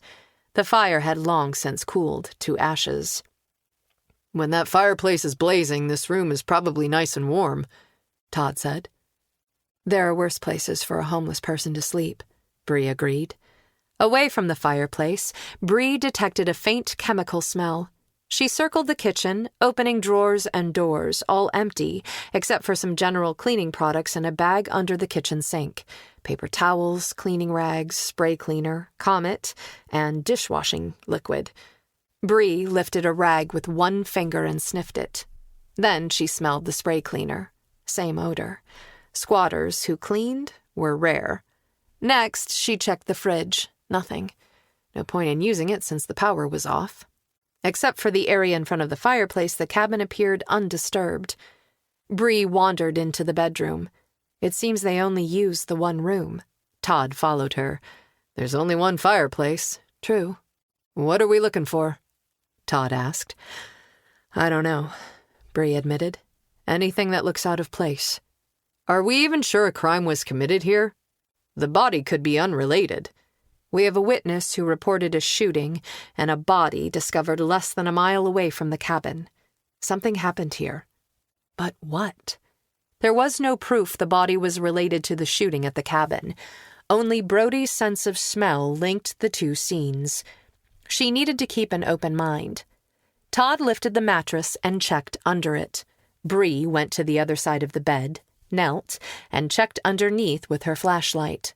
Nothing but dust bunnies. Todd pulled the bed out and inspected behind the headboard. Bree tapped her flashlight in her opposite palm. Todd slid the bed back into place, stepped back, and surveyed the room. Maybe there's nothing to find in the cabin. Maybe not, Bree agreed. The girls are homeless and streetwise. They trespassed, broke into the cabin, and illegally occupied it. They wouldn't unpack and get comfortable. They'd keep their stuff handy, ready to bolt at any time. Right. Let's get fingerprints. Bree turned in a circle. The cabin was small, and there wasn't much to search. Maybe one of the girls will be an APHIS. The automated fingerprint identification system would match found prints against a pool of fingerprint records. Bree opened the closet door. The narrow space inside was as empty as the rest of the cabin. Bree headed for the door. We need background checks on Alyssa Vincent and her friend Harper Scott. Also check the contacts and activity on Alyssa's phone. Yes, ma'am. I'll need to call the owner of the campground. I have his number. Todd read it to her. His name is Phil Dunlop. Bree entered it into her phone. No one answered, and she left a message. Then she exited through the front door. Another deputy was walking behind the cabin, looking for evidence on the ground. Bree had called in additional officers, but she was running out of personnel. How much ground have you covered? Bree asked. He shoved his hands into the pockets of his jacket. We searched the area behind the cabins. We didn't find anything but the footprints you already saw. We photographed and mapped them, starting on cabin 19 now. Keep at it. Let the chief deputy know when you're done. Yes, ma'am. Bree walked behind the cabins. She wanted one more look at the shooting scene in broad daylight. She strode across the snow past the cluster of evergreens to the frozen lake. The sun peeked through the clouds. Its rays glittered on the ice. Wait, that was more than ice. Bree hurried closer. The clouds passed in front of the sun again, but not before she spotted something shiny. Bree crouched and scanned the ice, spotting two small pieces of brass. A deputy trudged over. What did you find? Shell casings. Bree took out her phone and photographed the casings and their relative positions. She recorded their GPS location with her phone.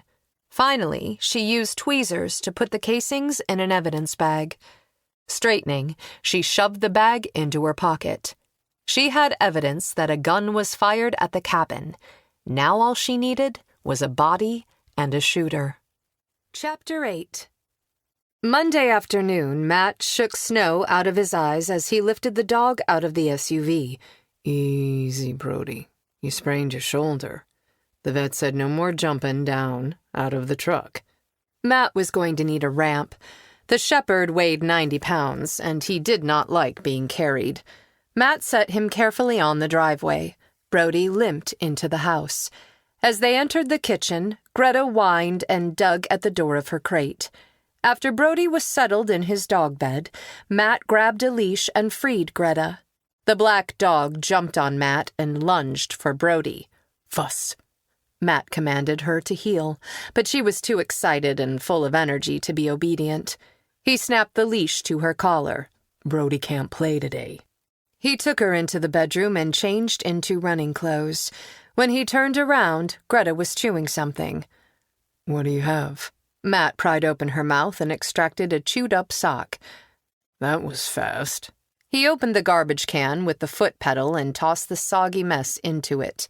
Then he grabbed a jacket, gloves, and a hat and led her from the house. Luckily, the snow wasn't yet accumulating on the roads, and a half-hour run settled her down. For now. Matt returned to the house, gave Greta a chew bone, and showered. He dressed and spent the next half hour reviewing Eli's social media history. He had accounts on both Facebook and Twitter. Eli's Facebook page saw little activity. A few pictures a week of Eli with friends, grinning selfies, an occasional random dog picture. The Facebook account was very tame.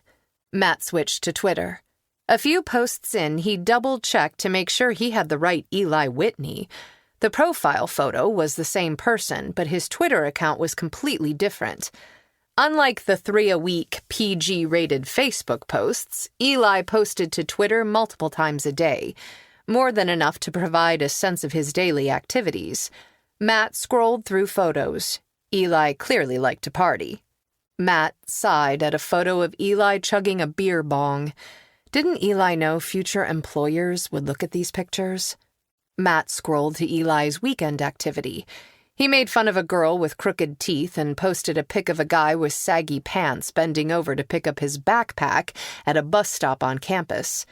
Eli captioned that photo, "Another episode in the Phil McCracken files." In yet another picture, Eli mocked a homeless man sleeping in a doorway. So, Eli was a good grandson, but he was also juvenile. And he could be an ass. Saturday evening, he posted a photo of himself doing shots, pre-gaming for a party at an address on Oak Street. Anyone who followed his Twitter feed knew where Eli had been going on Saturday night. Matt made a note to verify the location. Eli even posted when he called for a rideshare. No one needed to stalk Eli. He practically posted his agenda. Matt's phone rang. The display read, "Scarlet Falls PD." He answered the call. "Matt Flynn here." "This is Detective Stella Jane returning your call." Matt had left her a message earlier. "Thank you. I wanted to talk to you about Eli Whitney." "How do you know Eli?" she asked, in a wary voice. "His grandmother is a friend of the family. She asked me to look into the case," Matt said. "I used to be a sheriff's deputy with Randolph County." Local agencies often cooperated, but Matt didn't remember ever working with Detective Dane. "I'm at the station now if you want to drop by," she said. "I'll be here for about an hour." "I'll be there in 15. Matt returned a tired Greta to her crate. Brody was asleep on his dog bed, his pain meds clearly kicking in. "Be back soon," he said to the dogs on his way out. "Be good." At the Scarlet Falls police station, the desk sergeant recognized Matt from his days at the sheriff's department. Matt flashed his ID, but the sergeant waved it away. "Go on in." Matt passed a few empty cubicles. Detective Dane looked up from her computer as he approached. She was tall, with black hair and assessing cop eyes. Despite her heavy sweater, she looked cold. She wrapped both hands around a steaming mug. A half-eaten deli sandwich sat on a plate in front of her. He held out a hand and introduced himself. "Call me Matt. Thanks for agreeing to speak with me." "Stella." She half stood to shake his hand. "I asked around. You check out." Sitting, she waved at her food. "Excuse me for eating." "Please go ahead. Long day?" She sighed. "Yes. I'd been working a string of residential burglaries non-stop before I caught the Whitney case." "How did the search go this morning?" Instead of answering, she asked, "What do you know about Eli's disappearance?" Then she took a bite of her sandwich and waited for him to respond. Matt settled into the chair next to her desk. That he left a party late Saturday night and never got home, and that he used a rideshare app. She swallowed. The rideshare driver he called after the party said he was a no-show. Was the party on Oak Street? Yes. She gave him the house number, which matched the address Eli had given on Twitter. The party was large enough that the street was clogged. When Eli left, he summoned his ride from a block away, according to the rideshare app GPS. She wiped her hands on a napkin, picked up her phone, and pulled up a map. Here is the house. She moved the screen slightly. Here's where he requested a ride. She moved the screen an additional 2 blocks. And here's where his cell phone was found last night on the banks of the Scarlet River. That's why you had the dogs out this morning. Matt sat back. Yes. The detective drank her coffee. The lake is frozen, but the river is only partially iced over. If he fell in, then he's probably dead. Did you hear about the body found in Gray Lake today? Matt asked. I did, but the ME removed the remains from the scene before I could get there. Stella zoomed out on her map. The body's location is a fair distance from the riverbank where the cell phone was found. I don't see how the current could have carried the body that far. Then again, we didn't find anything at all. I had 3 dogs out there. If there was a scent, they would have located it. Maybe the boy was never on the riverbank. Maybe the phone was stolen or dropped there. My canine found the body in Gray Lake. Stella's gaze snapped up from her phone. But you're not a deputy anymore. That's correct. I was just helping out. Stella took in that bit of information with a slight lift of one brow. Then you know the body can't be ID'd visually. Yes. He doesn't have a face. Does his grandmother know about the body?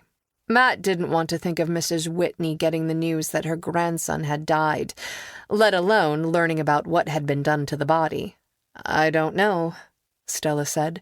I took over the case late last night after the cell phone turned up. I tried to reach Mrs. Whitney early this morning when we started the search, but she didn't answer her phone. I plan to drive to her house as soon as I hear from the ME. His family doctor is here in town, so Dr. Jones will have his medical records. If it's Eli, please let me make sure someone is there when you tell Mrs. Whitney. He's her only family. I will. Thank you. What other leads have you found? Matt realized she'd had the case for less than 24 hours, but the first day of the investigation was critical. None. We canvassed the neighborhood of the party.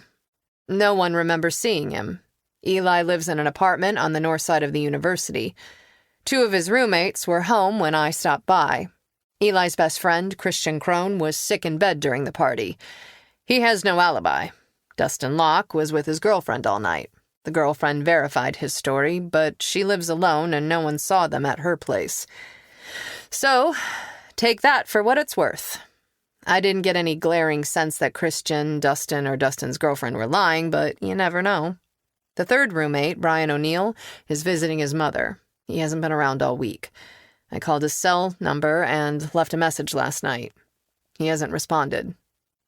What did you think of the roommates? Matt asked. None have criminal records. The detective pursed her lips.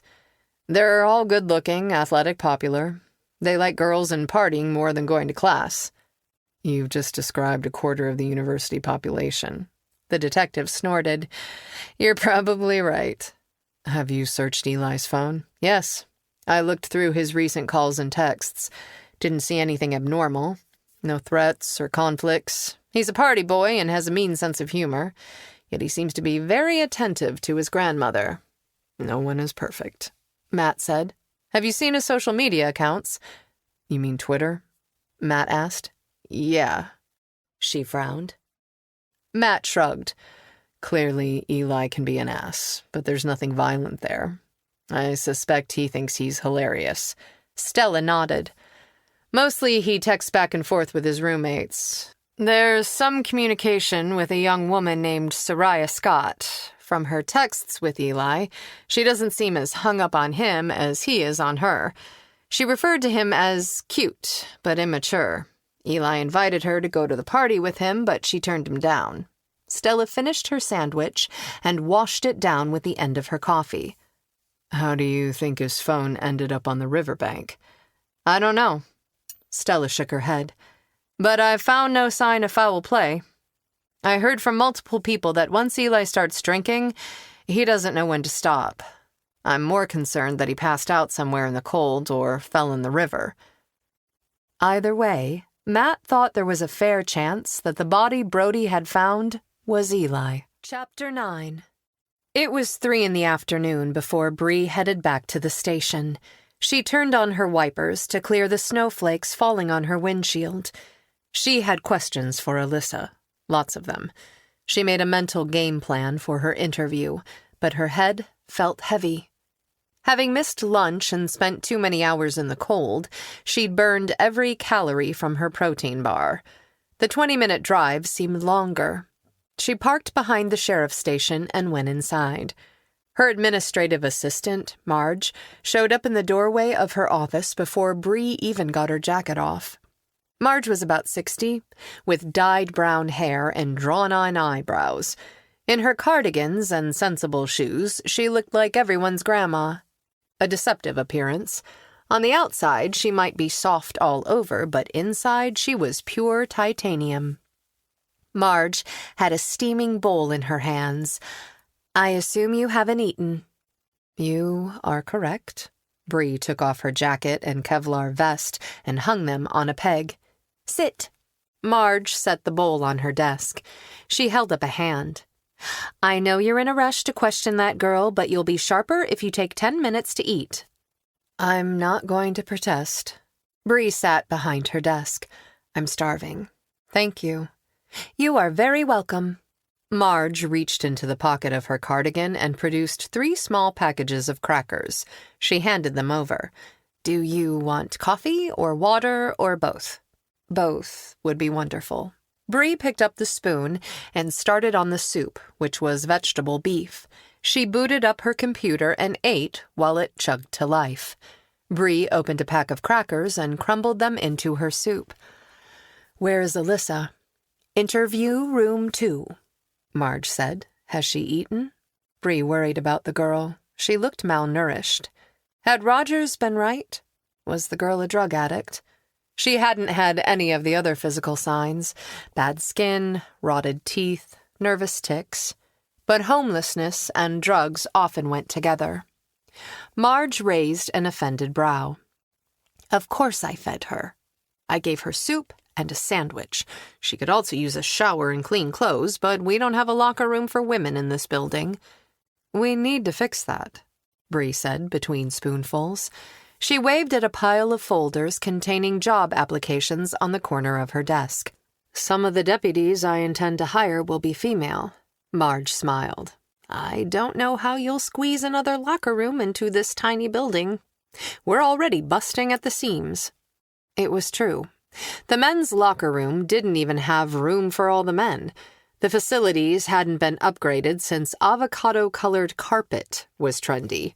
The sheriff's station resembled the set of a 1970s cop show, all worn wood, cracked linoleum, and lopsided file cabinets. Marge's face turned thoughtful. Maybe that's how we'll get our building upgraded. Bree opened a second pack of crackers. I'm not following? Bree's brain was fully engaged with her new case. We can't discriminate against female applicants, and we also can't deny them equal access to facilities. Marge, you're a genius. How do we make it happen? Bree had no illusions. Her administrative assistant knew way more about local politics than she did. You need to hold more press conferences, especially when you have a big case. The voters need to see you. I hate politics almost as much as I hate being on TV. That's part of what makes you a good sheriff. Marge's gaze hardened. But this county is still a man's world, and they will stick together. You need the public on your side to even out the power dynamic.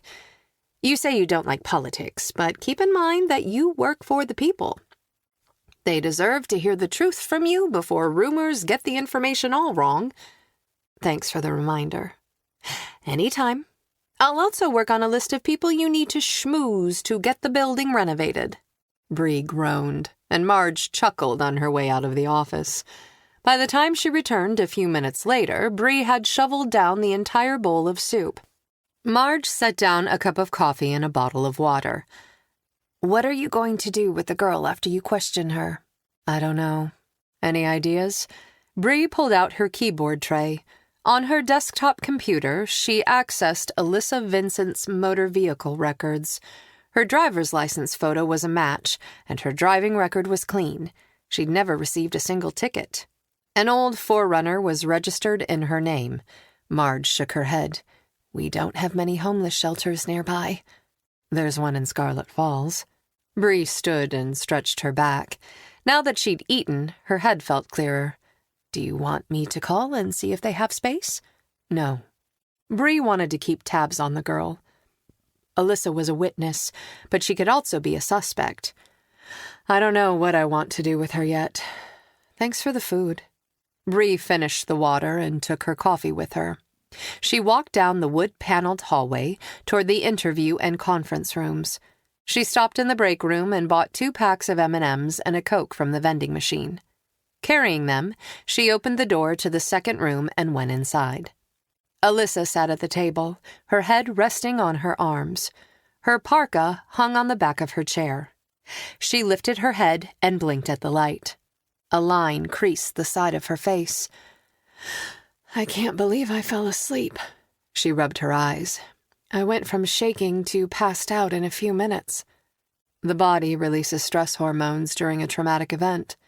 They rev you up enough to get through the event, but when it's over and they're depleted, you crash.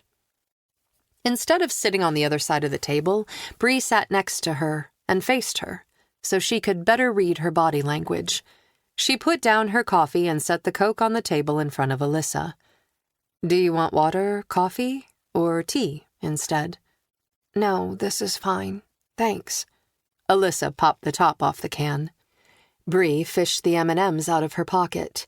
She slid one bag across the table to Alyssa and opened the other. They sat and ate candy for a minute. Bree took her time settling into the interview. Alyssa wanted to talk. Bree could sense something ready to burst out of her. Alyssa spun the pack of M&Ms around on the table in a slow circle. "This interview will be recorded. That way I can go back and watch it for details I might have missed." Alyssa sniffed, and her head bobbed in a short nod. Bree reached back and flipped a switch near the door. "This is Sheriff Bree Taggert interviewing Alyssa Vincent." The video would be time-stamped. "How long have you been homeless, Alyssa?" Bree asked. "About a year." She played with the edge of the candy package. "We were doing okay, me and my dad, but then he got cancer." Her whole body sighed. "It was in his brain." She paused, thinking. "He started chemo. The doctors wanted to hit the tumor hard. The treatment made him really sick and didn't do anything for his cancer. It was like one day he was fine, and the next he was dying." Her eyes welled up, and tears began to run down her cheeks. "I'm sorry that happened to you." Bree got up, left the room, and got a box of tissues from the supply closet. "Where's your mom?" "She died when I was a baby. I don't remember her." Alyssa plucked a tissue from the box and dried her eyes. "My college money and all Dad's savings went to pay his medical bills. We had insurance, but it didn't cover everything. By the time he died, we were already being evicted from our apartment."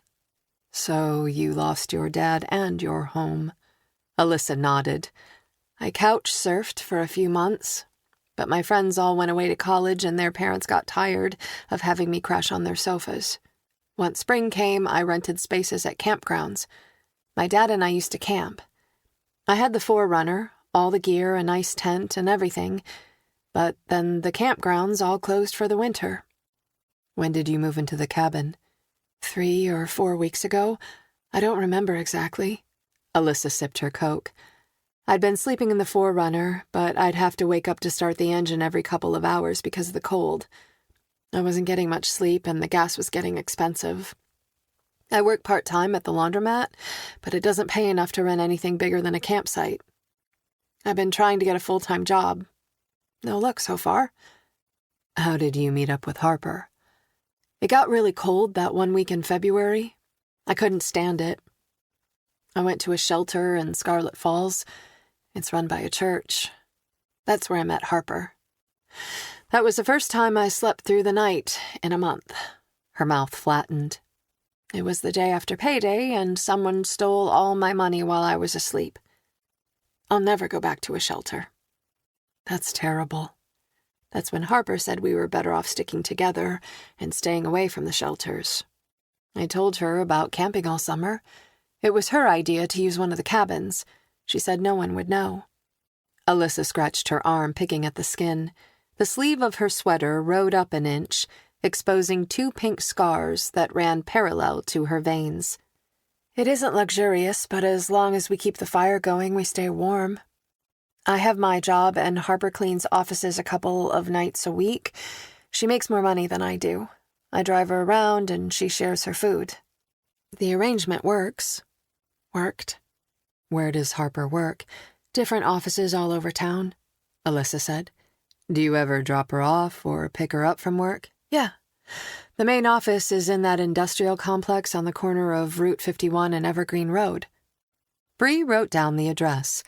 Can you describe Harper for me? She's about 5'7" or 8. She's thin and has long brown hair. That description would also fit Alyssa, Bree noted. There were cleaning products in the cabin. Did Harper bring those from work? No. Alyssa shook her head. She bought them. Taking them from work would have gotten her fired. You're right, Bree said. Did you both clean the cabin? Mostly Harper. She's kind of particular, maybe a little OCD. What happened this morning? Alyssa had already walked Bree through the shooting back at the cabin, but Bree would make her tell her story several more times to check for inconsistencies. Lying was hard. I woke up thinking I heard a scream. Alyssa took a long, steadying breath. It was still dark. I didn't know what time it was, but I saw that Harper was gone, and all her stuff was gone too. Her voice changed, taking on an angry edge. I didn't know where she would have gone. She doesn't have a car, and she picked one of the cabins farthest away from the office in case anyone stopped in there over the winter. No one would see us. Alyssa's eyes tightened. I checked my backpack. My keys and wallet were gone. All my money was inside. It wasn't much, but it was all I had until payday. Anyway, I thought she'd stolen my truck too, but it was still parked out front. I looked through the window, looking at the backyard, and saw a shadow. So I went looking for Harper. She paused for a breath, but Bree remained silent. She didn't want to interrupt the girl's story now that it was rolling.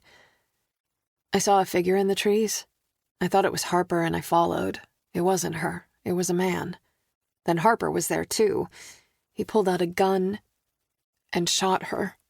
Alyssa swallowed, and her face went sickly gray. She scratched her arm harder, her dirty fingernails digging into the skin, leaving pink trails. If she pushed any harder, she would draw blood, but she didn't seem to notice the pain. Bree nudged the Coke toward her, hoping to get the girl to stop hurting herself. Did you get a good look at the man? Alyssa took a sip of her soda. I was about 30 feet away from him, but it was dark. Her eyeballs shifted away. We already talked about this. I was hoping you might have remembered more, Bree said. How old was he? I already told you it was dark, Alyssa whined, frustration heavy in her voice. She set down the soda can and went back to raking her nails along the inside of her forearm. Did she need a mental health eval? Bree eyed the parallel scars again. Her stomach twisted. Suicide attempt?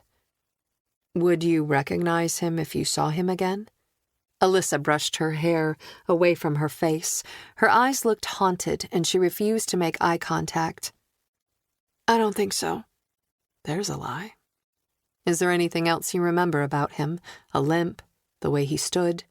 Could you see the color of his skin? He was white. Alyssa's face creased as she concentrated. The hand with the gun wasn't wearing a glove, and the moon shined on it. I saw a mark on his hand. It was big and shaped weird. Weird? I don't know, just weird. Okay. Bree made a note. Like a birthmark or a tattoo? Alyssa nodded. Something like that. Right hand or left? Alyssa closed her eyes. His right. What about Harper's things? Did she have them with her when she was shot? She carried all her stuff in a backpack like me. Alyssa tilted her head as she thought about the question. It wasn't in the cabin, so she must have taken it. Her brows lowered. But she wasn't wearing it when he shot her, so I don't know where it went. Bree noted, missing backpack. Can you describe Harper's backpack? It's gray. Do you know the brand? Osprey, Alyssa said. What happened after the man shot Harper? I don't know. I didn't see. Her breaths came faster, and her face flushed bright red. I panicked and ran into the cabin and called 911. Then I grabbed the axe and hid in the closet. Did he see you? Bree asked. He looked right at me. Alyssa shuddered. Did he follow you? I don't know. I think so. I didn't look back. Why didn't he pursue and kill her? Why leave a witness? Maybe he didn't see where she ran. Alyssa ripped at the skin inside her wrist. Bree reached over and stilled her motions with her own hand. You've hurt yourself before? The girl looked up. Humiliation, then fear, then resignation crossed her face. Bree pointed to the scars on the inside of her wrist. Alyssa yanked her sleeve down over the scars. Her gaze dropped to the table. When my dad was sick, I started cutting. That must have been awful for you. Alyssa exhaled a shaky breath. I didn't know what to do. There wasn't anything you could do. Yeah. Alyssa's eyes welled up, but she blinked away the tears. That was the problem. I lost both of my parents when I was young. With Bree's past, it was easy to imagine being overwhelmed by helplessness and vulnerability, and also not having the emotional maturity to cope with trauma. Alyssa met Bree's gaze for one breath before glancing away. The pain. She tapped her chest. When my dad died, I thought I was going to die too, like my heart was just going to stop. It hurt so much. Empathy and grief swelled behind Bree's breastbone, the pressure increasing until it felt as if she couldn't breathe. It does. Bree had had siblings who'd experienced the same trauma. Alyssa had been all alone. How old were you?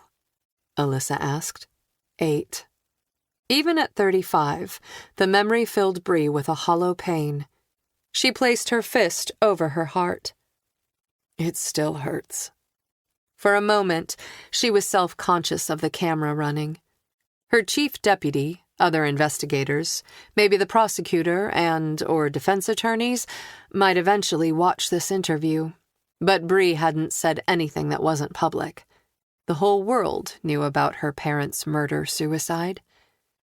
And that Bree and her siblings had been there when it happened.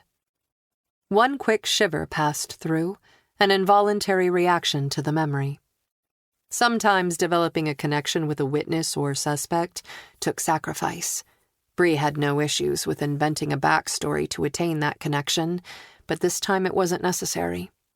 The truth would work, though this interview would leave her raw. Alyssa tugged up her shirt sleeve. Tiny pink scars crisscrossed the soft, pale flesh on the underside of her forearm. Most of the cuts were really shallow. She pointed to the 2 longer ones near the veins. Except these 2. She swallowed. I made these the day he died. I didn't want to leave him at the hospital, but they made me go. I didn't want to be at home alone, either. She traced a scar over her vein. They bled a lot. I wanted to die that day, too. Did you go to the ER? Bree asked in a gentle voice. No. I wrapped my arm and the bleeding stopped eventually. The cuts weren't deep enough to kill me. Alyssa's voice sounded regretful. I couldn't even do that right. The girl had gotten no help after her father died, and she'd at least considered suicide. Was Rogers right about this too? Did Alyssa make up the whole story in a plea for attention? Was the discovery of the body at the boat ramp a totally unrelated coincidence? But how could she explain the boot prints, tire tracks, and shell casings? No assumptions. The evidence would lead her investigation. "When can I get my Forerunner?" Alyssa asked. "And my other stuff? I really need my phone. I have to call work. I have to go to work." Alyssa's vehicle had been towed to the municipal garage. "You can use the phone here. I'll get Marge to get you an outside line. You can have all of your stuff back as soon as the forensic techs have processed it," Bree said. "When are you scheduled to work next?" "Wednesday, from noon to 8. Okay. You should have your Forerunner back in a couple of days." Bree didn't mention that Alyssa didn't have a driver's license. She'd said that Harper stole her wallet, but it would be impossible to obtain a replacement license without proof of identity and residency. Since Alyssa was homeless, she would not be issued a new license. But this was not the time to bring that up, not when Bree needed her cooperation.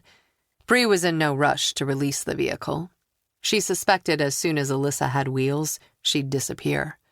As long as Bree was holding her vehicle, clothes, and phone, Alyssa would likely stay put. "But I don't have anywhere to stay."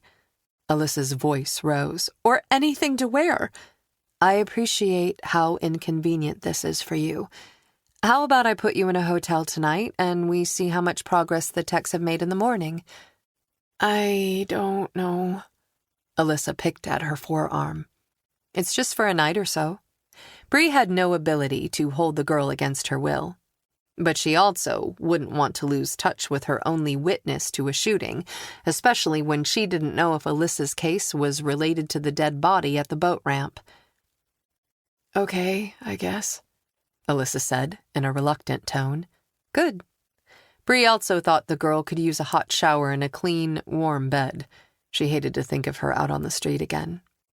"Speaking of your phone, could I have your access code?" "Why? I hardly use it." "It has GPS, right?" "Yeah," Alyssa said. "but I use it as little as possible." "Who do you call?" "Mostly work. Lately, Harper, too.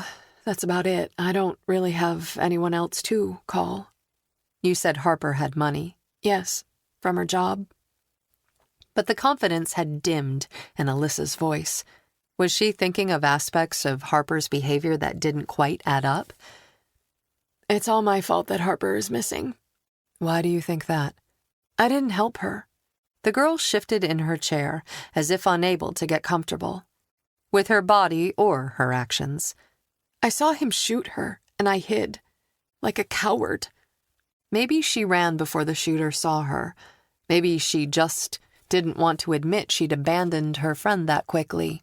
"You called 911, Bree said. "But I should have done something." She inhaled a long, quivering breath. "Like?" Alyssa's brows lowered in a troubled look. "I don't know." "What do you think would have happened if the man who shot Harper caught you?" "He would have shot me too." "And then who would have called for help?" Bree pointed out. "No one." Alyssa's voice sounded as small as Kayla's. "That's right. So, no one would be looking for Harper right now. You and she would both just have vanished." But Alyssa didn't seem reassured that she'd done the right thing. Bree understood. She knew what survivor's guilt felt like because she felt it every day. Bree hadn't even been there when her sister died, but she should have been. Now Bree was alive, and her sister wasn't. She said a silent prayer that Harper hadn't met the same fate, and that Alyssa would have an opportunity to alleviate her guilt with a long conversation with her friend. "I have some other news for you," Bree said. Alyssa's forehead creased. "You know we used a canine to follow the shooter's trail?" The girl nodded. Bree continued. "We found a body. Not Harper's. A man's."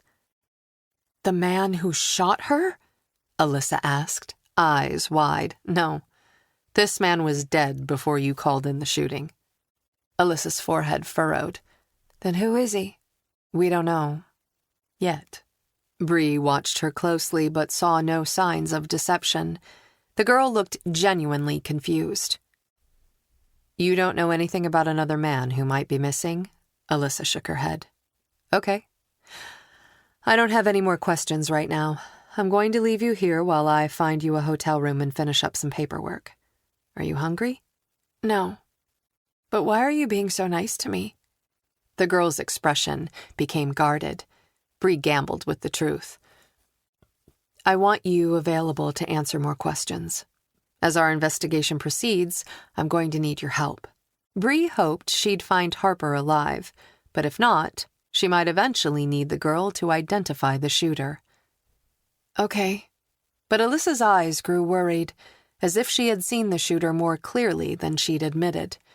She was the sole witness to a murder, and thanks to reporter Nick West, everyone knew, which made Alyssa a potential target. Chapter 10. By the time Matt walked into the sheriff's station, it was nearly dinner time. Hey, Marge. Marge left her desk and approached the reception counter. Where's Brody? Home. I heard he was limping today. Yeah. Matt hadn't realized how accustomed he'd become to having the big dog with him most of the time. Nothing's broken. He's on painkillers and seems to be resting comfortably. But Matt would still worry.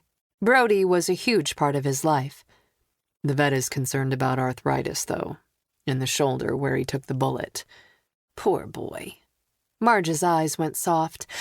I'll bake him some homemade biscuits. He's a hero. He is, Matt agreed. I'm here to see the sheriff. Bree had left a message asking him to stop by ASAP.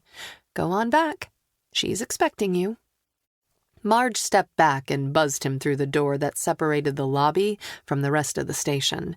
Like everything else about the department, building security was outdated. If someone really wanted to get in, all they had to do was vault over the counter. He walked past the main room where Jim Rogers was working on a computer. His eyes narrowed as Matt approached.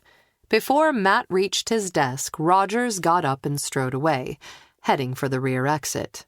Jackass.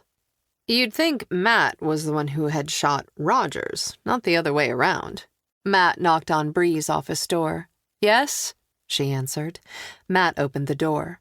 She looked away from her computer. Matt, thank you for coming. Matt eased into a chair facing her huge desk. How is Brody? Bree asked. Okay. Home, resting. But you look worried. He's not getting younger. Matt admitted to himself as much as to Bree. I'm sorry. Did the ME ID the body yet? Matt settled into the cushion. Part of him wanted the answer to his question. The other definitely did not. He dreaded the thought of telling Mrs. Whitney that her grandson was dead. He wanted to find the boy alive. But Bree hadn't asked him to come to the station for a social visit, as much as he wished she had. No, I'm still waiting. He breathed, but knew the reprieve wouldn't last. Eli's medical records should have some means of identifying the body. Matt pushed it out of his mind. There was no point obsessing over something that hadn't happened yet. You didn't answer my question earlier. Is everything at home all right?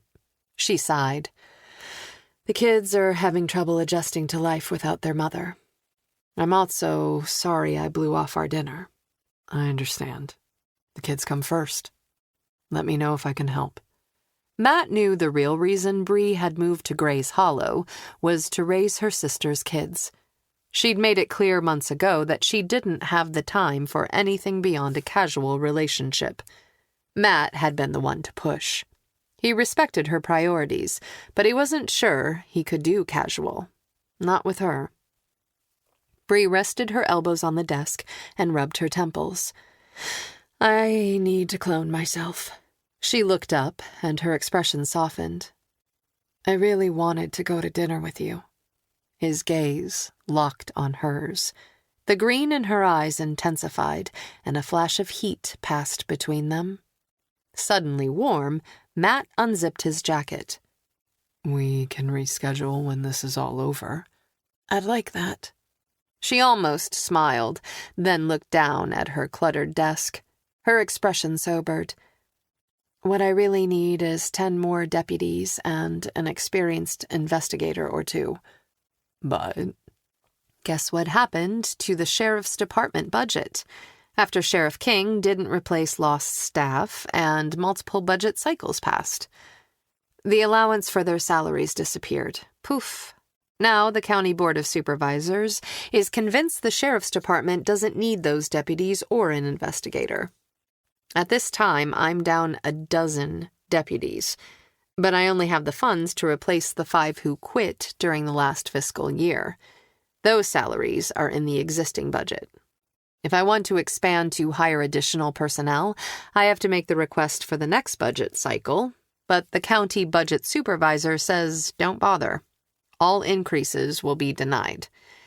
The county is operating in a deficit. I have to hire 5 deputies before the budget cycle ends, or I'll likely lose those funds too.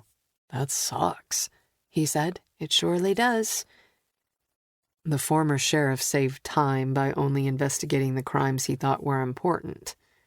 And he didn't mind arresting people and pressuring them to confess instead of conducting a full investigation, whether they were guilty or not. I don't believe he looked at it that way. He saw himself as infallible. Matt had seen the old sheriff abusing his power, and Matt had been demoted from investigator to canine patrol, then shot in the line of duty when the sheriff sent him in the wrong door. Coincidence? Matt thought about Deputy Jim Rogers leaving the squad room the second Matt entered. He'd always wondered if Jim had been in on the old sheriff's plan. He acted weird every time Matt saw him. Sheriff King bullied his way through budget meetings. If he didn't get his way, he'd stop patrols through county officials' neighborhoods, and response times in those areas would slow. If the Board of Supervisors wanted to be served by the sheriff's office, they did what King said. Bree shook her head. No thanks. I've no desire to play dirty. No matter how good your intentions, or how careful you try to be, the dirt eventually rubs off on you. Bree dropped her hand to the only clear space on her leather desk pad. I won't work that way. Matt had seen her interview witnesses and suspects. She was very good at getting people to talk to her, at getting what she wanted from them. She'd never allow her ego to take over. She'd find a way to work within the system. I am unable to hire a full-time investigator. Her eyes brightened. But I have found a workaround. Actually, Marge found the loophole because she knows everything. Matt raised a brow. Sheriff King liked to hire consultants. He liked to channel money to his buddies, Matt corrected. The point is, there's money in the budget for that, and I want to hire you. Shocked, Matt froze. Had he misheard her? You want to hire me? Yes. If I don't use the fund allocated for consultants, I'll lose that too. She raised one hand in a stop gesture. This wouldn't be a full-time gig. I'd bring you in when we had a big case. You'd still have time to work with your canines. She frowned at him. You don't seem excited. Honestly, I don't know how I feel. I assumed that part of my life was over. Matt's feelings were definitely mixed on several levels. For the first 2 years after he'd been shot, he'd done everything possible to regain the dexterity in his right hand, but the nerve damage was permanent. It had taken a long time for him to come to terms with never working in law enforcement again. If this arrangement with Bree didn't work out, would he have to go through that all over again? But he'd loved being an investigator, and her offer sounded like a legitimate way for him to get back into the game. Matt lifted his bum hand, flexed his fingers, and felt the familiar pull of scar tissue. He could shoot at very close range with his offhand, but his marksmanship with a handgun would never be what it once was. Therefore, he could never be a real law enforcement officer again. His aim was too unreliable. Her gaze flickered to his raised hand. I've seen you shoot left-handed. You're damned good with a long gun, and your pistol accuracy is better than you believe. I think you could qualify to carry. By federal law, former law enforcement officers who met certain criteria could carry a handgun if they passed a qualification test. Qualifying isn't the issue. Shooting at the range is different from using your weapon in a high-stress, dynamic situation. Frustrated, he held up his left hand. The gun has to feel natural in my hand. It doesn't. I get it. You'd be a civilian. You wouldn't be required to carry. She sat back. His lack of a quick yes seemed to take her by surprise. I appreciate you informally helping me this morning, but it would be better if you had credentials. That would help, he admitted. Her chair swiveled a quarter turn. She studied him for a few seconds. The intensity of her gaze was like radiating heat on his face. Is everything all right with you? Are you suffering any after effects from the shooting in January? 2 months before, he'd helped her stop an active shooter. It had been the first time he'd been under fire since his own shooting. He'd had some nightmares, but he'd seen his old counselor a few times. He was working through his issues. No, that's not it, Matt said. Justin, she guessed? No, he's still in rehab. Matt's best friend, the one who had been married to Bree's sister, was fighting depression and drug addiction. I'm sorry to hear that. Bree's eyes misted.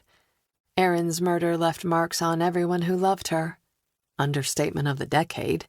The emotional damage from a murder radiated from the victim into ever-enlarging circles of relatives and friends, like concentric rings of water expanding from a single raindrop.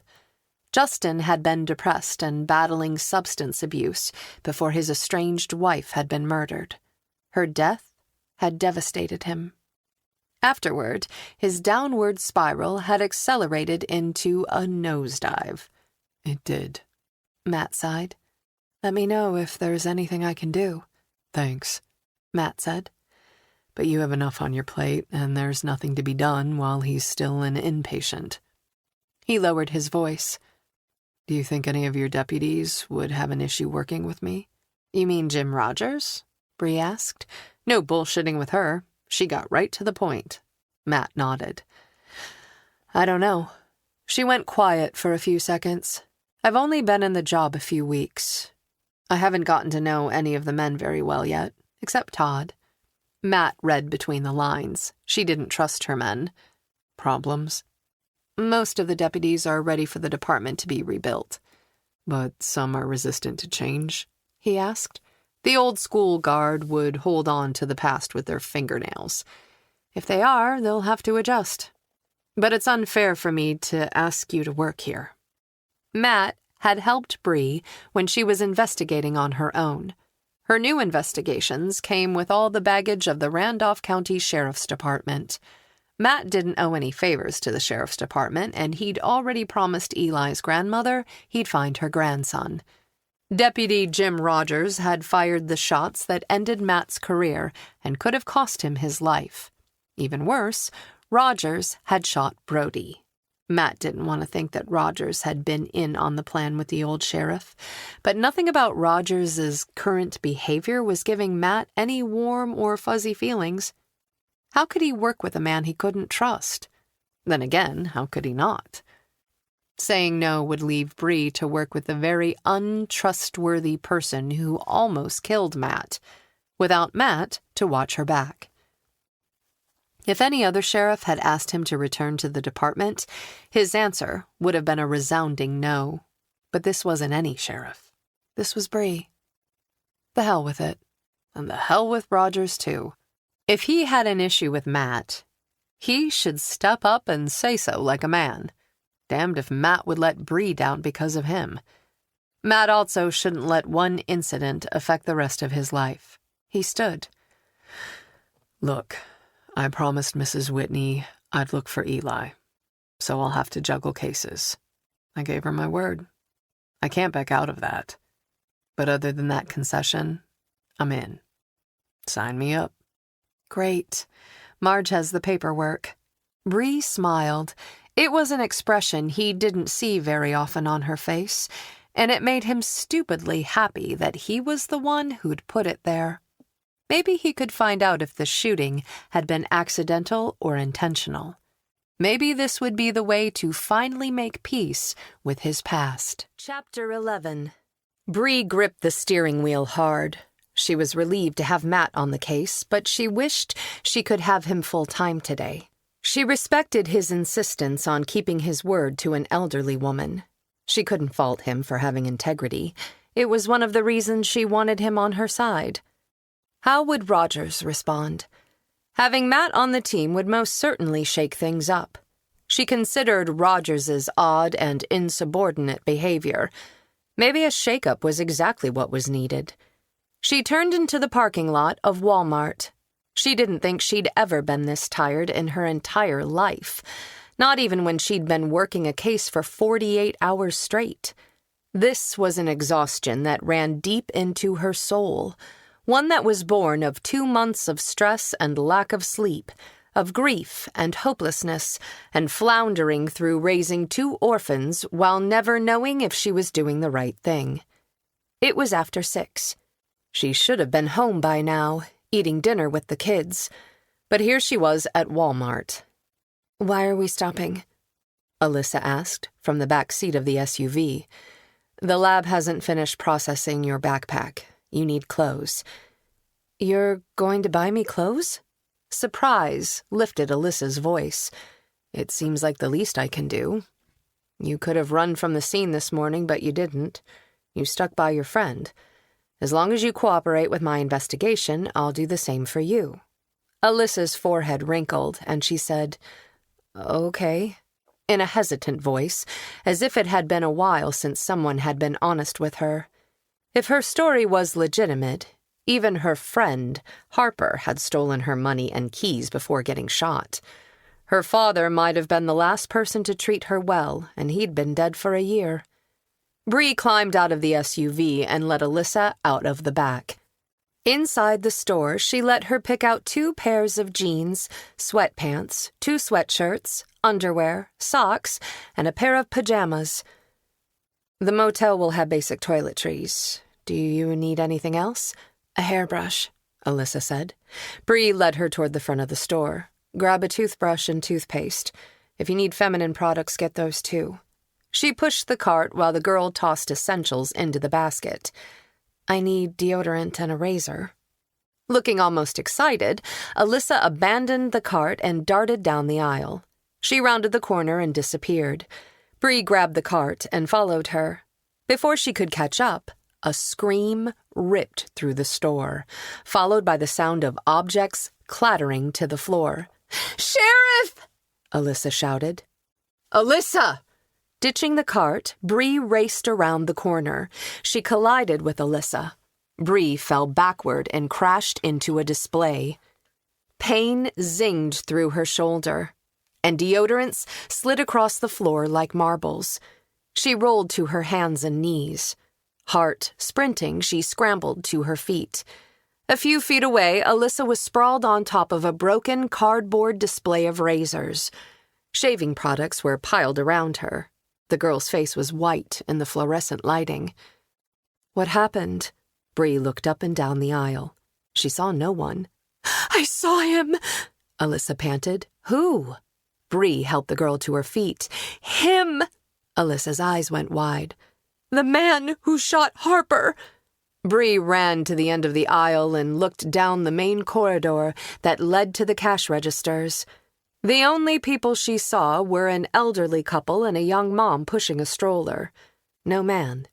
Bree hustled the girl out of the aisle and headed for the front of the store. While they hurried, she used her cell phone to summon a deputy. She wanted to check the exits and parking lot, but she couldn't chase the man and protect Alyssa. She found the manager, and they went to the security office. Inside, she stood in front of the bank of monitors, showed her badge, and explained the situation. "Show me the exits and parking lot." Bree watched the screens. "Alyssa, do you see him?" Alyssa scanned the monitors. "No." "Go back 5 minutes," Bree said. The security officer tapped on the keyboard and played the video. "There he is." Alyssa pointed to the last monitor. "The man in the baseball cap." A man in jeans and a black coat crossed the parking lot. He wore a baseball cap with the brim pulled low. The collar of his jacket was turned up, his shoulders hunched, and his head was bowed. Damn, can't see his face at all. Bree leaned closer. We'll get his license plate when he gets into his car. But he walked out of the parking lot, turned the corner, and disappeared down the side street. Bree turned to the security officer. Can you track his movements through the store? He has to show his face at some point. Yes, ma'am. The officer turned to his computer. A minute later, he pointed to a monitor. He entered the store here, lapped the main aisles once, then stopped in the health and beauty area. Bree watched the man walk into the aisle with Alyssa. She screamed, and he turned around and hurried away. He kept his face tilted downward, and the baseball cap brim shielded his face from camera view. Stop there. Bree squinted at the screen. The man rushed away from the personal products section of the store. I can see the lower part of his face there. Yes, ma'am. The security officer clicked away on his keyboard. Can you rewind this? She asked. Yes, he said. The video replayed on the screen. Where are we at this moment? Bree gestured to the monitor as the man approached the deodorant aisle. Here. The security officer pulled up another feed on a different monitor. In the next aisle. Bree straightened. The man's head turned as he passed each aisle. Had he been looking for a product? Or Alyssa? On the screen, Alyssa spotted the man and startled. She jumped backward, spun around, and ran straight into Bree. They both went sprawling into displays, while the man hurried away. Why did he run? Because Alyssa had yelled, "Sheriff?" Bree was wearing her uniform shirt and her gun. Had he been following them? Why? Throughout their encounter, he kept the rim of his ball cap over his face. The head position seemed unnatural. It couldn't be a coincidence, could it? Alyssa could have been mistaken. She could be hypersensitive after witnessing violence. This man could be just an ordinary citizen, spooked by a screaming girl. But how many Walmart shoppers don't park in the lot? Wait. Bree pointed to the second monitor. There was a mark on the back of his hand. Is that a tattoo? She squinted at the image. Can you enlarge that? The security officer zoomed in on the back of the man's hand. The mark's edges were irregular. I don't think it's a tattoo. The dark patch was roughly shaped like the state of Texas. It's a scar or a birthmark. Bree leaned in. Could you copy all the videos with that man in them, the clip of this encounter? Bree pointed to a screen. And the parking lot films for 30 minutes before and after? One of Bree's deputies arrived. She assigned him to wait for the videos while Bree and Alyssa retrieved the shopping cart. After paying at the register, Bree drove Alyssa to the Evergreen Motel. It was dark when she parked and called for another deputy. Wait here. Bree locked Alyssa in the back of the vehicle while she checked her into a second-floor room. Then Bree drove around to park in a spot facing the room. Deputy Rogers pulled up next to her SUV. She stepped out of her vehicle and approached his window. Did you get some sleep? She asked. Yes, ma'am. Rogers's eyes were still shadowed, but he'd been off duty for 12 hours. He wasn't her first choice, but she would rotate the deputies on security detail throughout the night to keep their attention sharp. Solo surveillance was boring. It was too easy to lose focus or fall asleep. A suspicious man was following Alyssa in the Walmart. I need you to stay sharp. Yes, ma'am. His jaw tightened and his face flushed. I also need to know you're going to treat her with respect. He blinked, his gaze darting away. I'm sorry about this morning. I was out of line. Was he being sincere? He wouldn't look at her. Okay, then. Bree scanned the empty parking lot. She's in the first room on the second floor. There are enough vacancies that the manager agreed not to assign the room next to hers. I'll have another deputy switch with you in a couple of hours. Yes, ma'am. Bree scanned the parking lot, then led Alyssa inside. The room wasn't fancy, but it was clean. 2 double beds took up most of the space, and a wide window overlooked the parking lot. She checked in the closet, under the bed, and in the bathroom. There was one small window in the bathroom that no adult man could squeeze through. She returned to the living room and looked out the window. The deputy outside had a clear visual of the door and the cement stairs leading to the second-floor walkway. No one could approach Alyssa's room without being seen. This was the best Bree could do. All you have to do is look out these curtains and you'll see a deputy outside. Bree closed the curtains. What if he leaves? Then another one will take his place. What if I look out and no one's there? Bree pulled a business card from her wallet. Here's my cell number. Call me anytime. Alyssa stood in the middle of the room, clutching her Walmart bags and looking lost. I haven't slept in a real bed in a long time, and I don't remember the last time I stayed in a motel. Why don't you take a hot shower? Are you hungry? Alyssa didn't answer. She didn't seem interested in food. Pizza okay? Bree didn't like to miss dinner with the kids, but Alyssa seemed too nervous to leave alone. She sat in the desk chair and called for pizza delivery. Alyssa went into the bathroom. Water rushed through pipes as the shower turned on. The pizza arrived before Alyssa emerged. Clean and dressed in the plaid flannel pajamas they'd bought at Walmart, she looked much younger than 19. Bree had ordered bottled water and Coke with the pizza. I didn't know what you wanted to drink. Alyssa took the Coke and ate a slice. There's a mini fridge in the dresser. Bree opened the door and stashed the water inside. Try to get some sleep. I'll see you in the morning. Alyssa grabbed Bree's arm. What if he comes back? That's why Deputy Rogers is outside. He doesn't like me. Alyssa hugged her arms. He will protect you. Bree thought about staying, but as sheriff, she had to delegate tasks. Her own family needed to come first.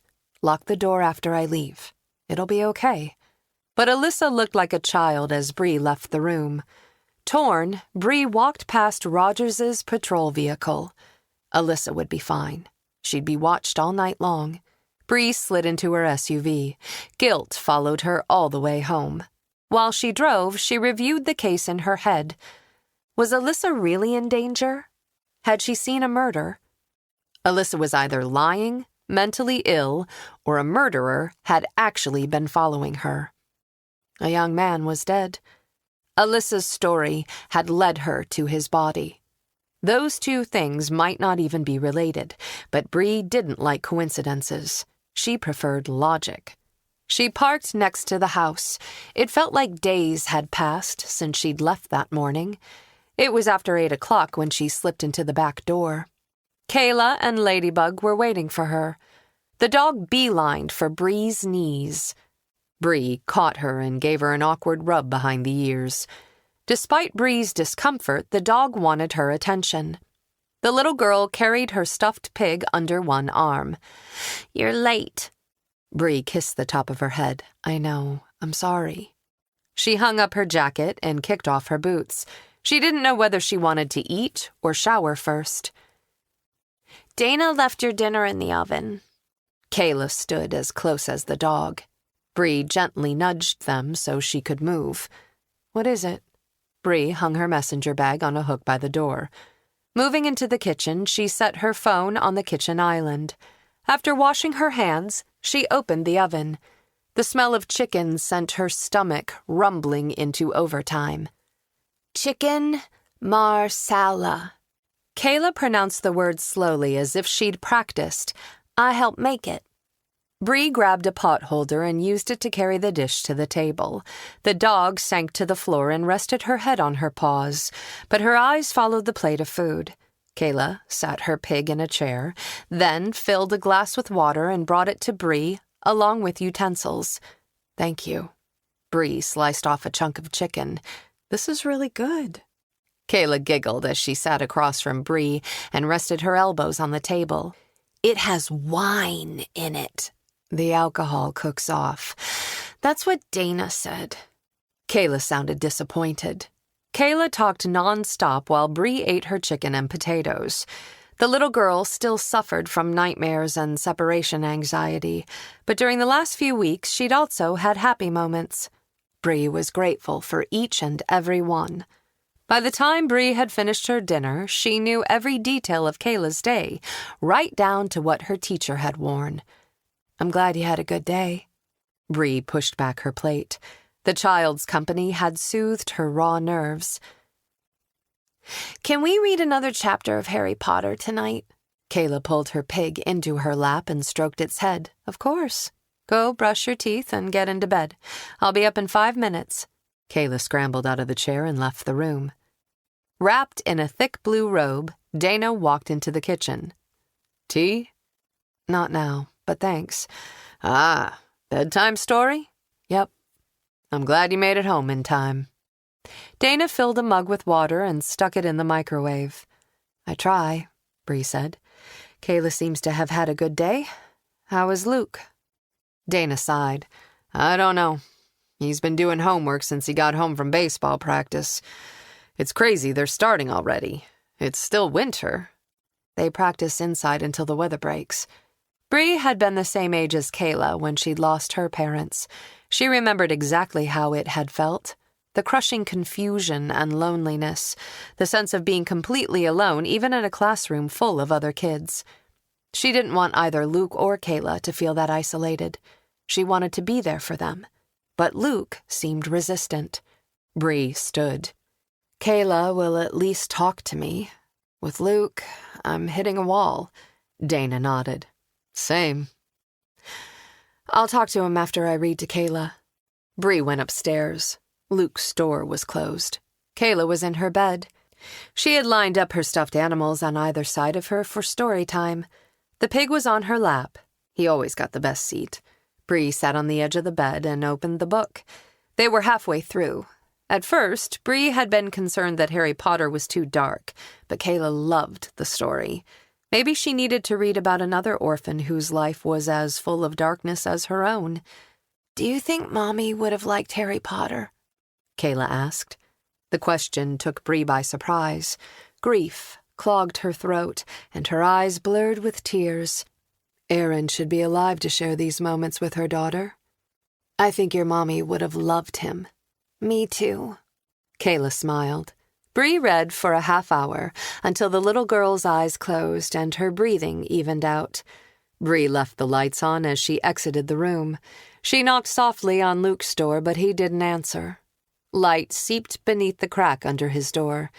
It was only 9 o'clock. Was he asleep? She hesitated, her hand a few inches from the doorknob.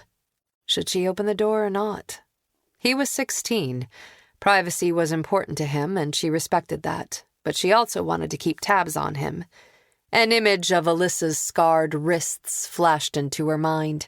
She'd had no one to check on her after her dad had died, and her grief and loneliness had driven her to consider, maybe even half-heartedly attempt, suicide. Bree didn't want to see similarities between Alyssa and Luke, but she couldn't help it. Bree knocked one more time. To her relief, Luke responded with a sleepy, "Yeah." Bree opened Luke's door a few inches. He lay on his side, writing in a spiral notebook. Brown, tousled hair fell over his forehead. Bree went into his room, turned his desk chair around, and sat facing him. "How was your day?" "It was okay." He was naturally lean, but his cheekbones looked more prominent. Had he lost weight? She gestured toward his notebook. "What are you working on?" "Big Algebra 2 test tomorrow." What Bree remembered about algebra would fit on a postage stamp. "Anything important happened today?" "Not really." Luke tapped on his notebook. "I really need to finish these review problems and get to sleep." "Baseball practice again tomorrow?" "Yeah." "If you're tired, I can take over feeding the horses in the morning," Bree offered. He shook his head. "I like doing it." "Okay." Frustrated, Bree stood and pushed the chair under the desk. "I'll let you finish up. Don't worry about the horses tonight. I'll do barn check." "Thanks." He went back to his math problem. Downstairs, she made a cup of tea and sat across from Dana. "He's been going to bed really early lately. Is that normal?" He gets up at dawn to feed the horses, has a full day of school, then goes to baseball practice. When he comes home, he cleans the barn and does homework. Dana got up and went to the pantry. He has plenty of reasons to be tired. Dana brought a bakery box to the table. She opened the lid to reveal chocolate croissants. These were going to be for breakfast, but you look like you could use one now. Definitely. Bree took a napkin from the holder in the center of the table and selected a pastry. He likes to be busy. And avoid dealing with his problems. Sounds like someone else I know. Dana had been her partner for years. No one knew Bree better. Guilty, Bree admitted. How do I get him to talk to me? I don't know. I haven't been very successful. Maybe he needs to talk to another man. Bree bit into the pastry. I'll call Adam tomorrow. With my new case, I'm unfortunately going to be working overtime. Bree's brother lived close by, but he was an artist who tended to get lost in his work for long periods of time. Dana wiped her hands on a napkin. If he won't talk to Adam, maybe he'd see a therapist. It might be easier to talk to a stranger. Maybe.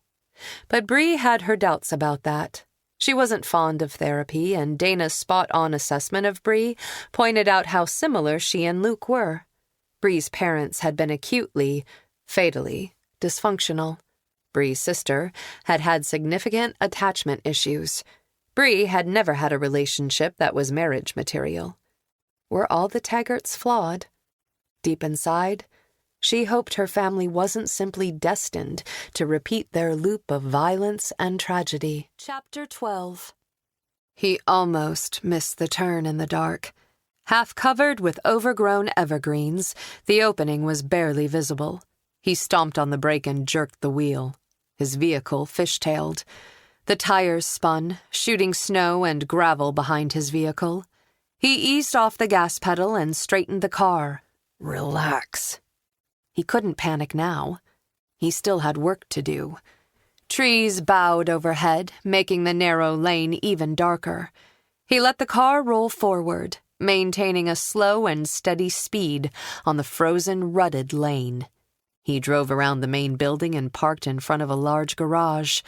He got out of his car and opened the overhead door. The rusty metal mechanism squeaked. He pulled his car inside. He stood in the dark, staring at the two bundles wrapped in black tarps and propped in the corner. Sweat ran down his back, chilling him. Going to Walmart had been a close call. Following the sheriff had been risky, but he'd learned what he needed to know. The girl had definitely recognized him. She had to die.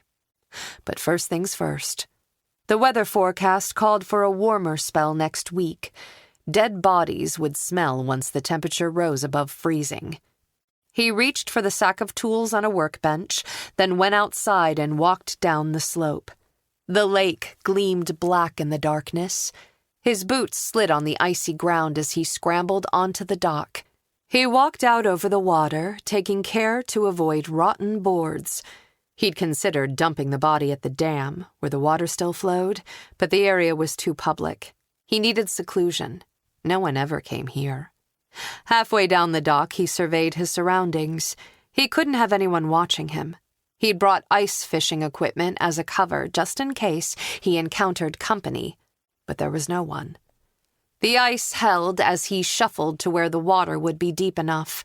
Then he dropped to his knees and took the chisel and hammer out of his bag. When he tapped on the chisel, a small piece of dried blood fell to the ice. It turned from dark crimson to bright red as it rehydrated. He wiped the hammer on the ice. It left a red trail. He needed to clean his tools better. With every strike of the hammer, the chisel bit into the ice. He remembered the last time he'd used the hammer. He hadn't been so restrained or gentle. He smiled with the memory. He couldn't wait to do that again. Payback is a bitch. When the hole was large enough to accommodate his hacksaw, he switched tools. The ice wasn't too thick, and it only took him a few minutes to enlarge the opening. Murky lake water swirled in the opening. He climbed to his feet, turned in a circle, and checked his surroundings again. He saw nothing but ice and trees and darkness. Perfect. Most people didn't like the darkness, but night was his favorite time. He could do anything in the dark, anything he wanted. No one would see. He shuffled back to the garage. After setting down the bag of tools, he wrangled the first black tarp out of the corner. Dead bodies were fucking heavy. By the time he dragged it out the door, his back ached. He wiped his forehead with a glove, then grabbed the edges of the tarp and pulled the body toward the lake. It slid easily downhill on the snow. When he'd reached the lake, the tarp slipped down the embankment onto the ice with little effort. At the edge of the hole, he removed the duct tape from the tarp. It opened, revealing the bloody ruin of a face. Not so pretty now, are you? He gave the body a kick and watched it roll off the tarp. The naked limbs flopped, limp and useless, onto the ice. Satisfaction filled him as he shoved the body into the hole. It slid beneath the surface, one gray-tinged hand turned in a circle, almost like a wave goodbye before it sank. The fingers slid beneath the surface and disappeared. See ya. Pride surged inside him. A certain someone would never fuck another woman. 2 pricks down, plenty more to go. Would the body sink and stay put? Ideally, no one would find it until spring. But even if they did, it didn't matter. He'd never been arrested. No one had ever taken his fingerprints. His DNA wasn't on file anywhere. There was nothing that could tie him to the murders. He turned away from the hole and collected his tarp. He was going to need it again.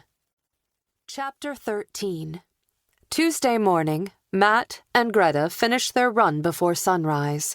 He showered, then fed himself and the dogs and checked the morning news report. The coverage of the body found in the lake was superficial. No news on Eli's disappearance, other than the search hadn't turned up any clues. Bree had given a brief statement the day before at the boat ramp. The news channels replayed it. Matt was drinking his second cup of coffee when his phone rang. Bree. He answered the call. "I'm headed to the ME's office. Thought you might want to come along." Matt set his cup in the sink.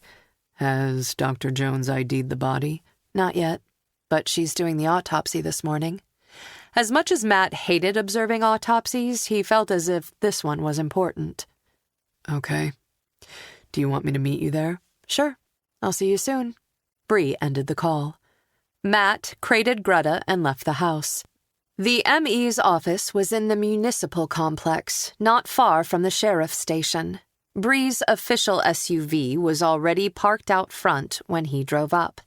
He found her suiting up outside the autopsy suite. Her face was as pale as the mask she was tying around her head. You okay? He stepped into coveralls and booties and grabbed a mask. Yep, she said through clenched teeth. She paused at the entrance, one hand on the door. I haven't been here since I viewed Aaron's body. Do you need to go in? Dr. Jones will give you a report. Matt had stood with her that day 2 months before. He would stand with her today. He walked closer, took her hand, and squeezed it, her fingers twined with his. Yes, I do. This is my first homicide since I've taken office.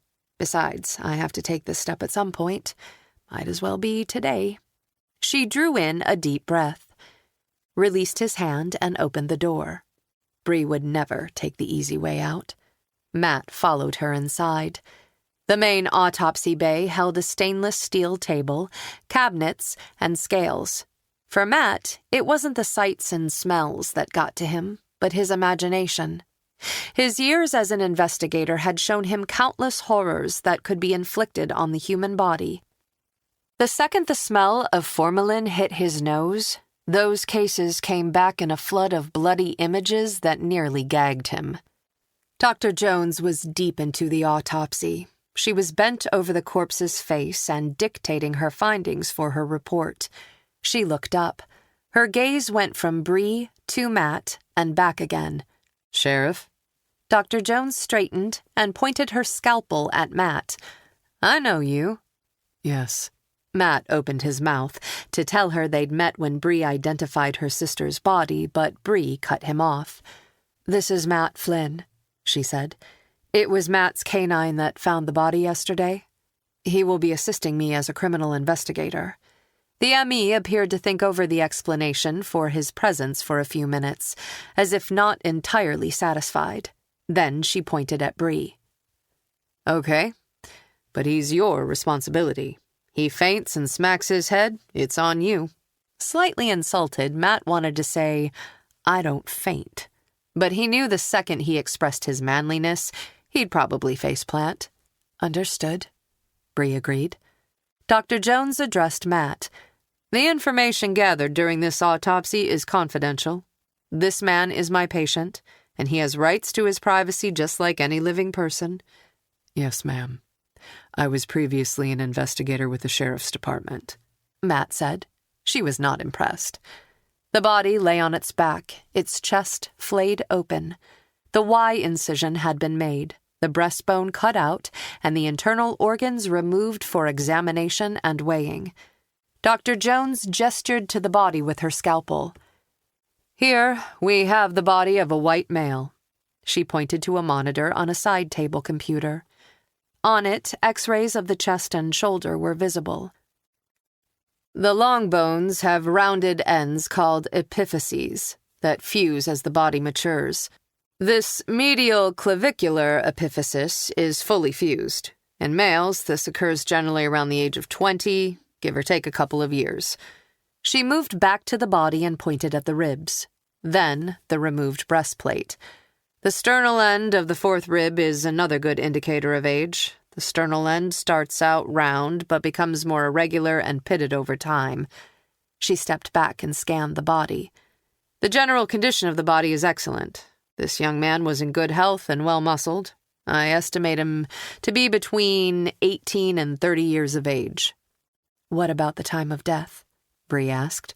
"That's tricky with bodies that have been in cold water." The ME set down her scalpel. "I believe he went into the water shortly after death." She pointed to the victim's hands, which were a purplish color. "In a body floating in water, lividity is concentrated in the hands and feet because bodies float face down underwater. Once the heart stops, blood pools in the lowest parts. In this victim, lividity is fully fixed, and rigor has come and gone."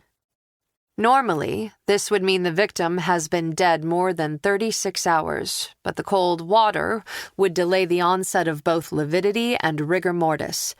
Her gaze swept over the body. "You can see some discoloration of the torso from the onset of decomposition in the internal organs, but it's not advanced." Matt had seen bodies that were twice their normal size due to bloating. The ME referred to her computer.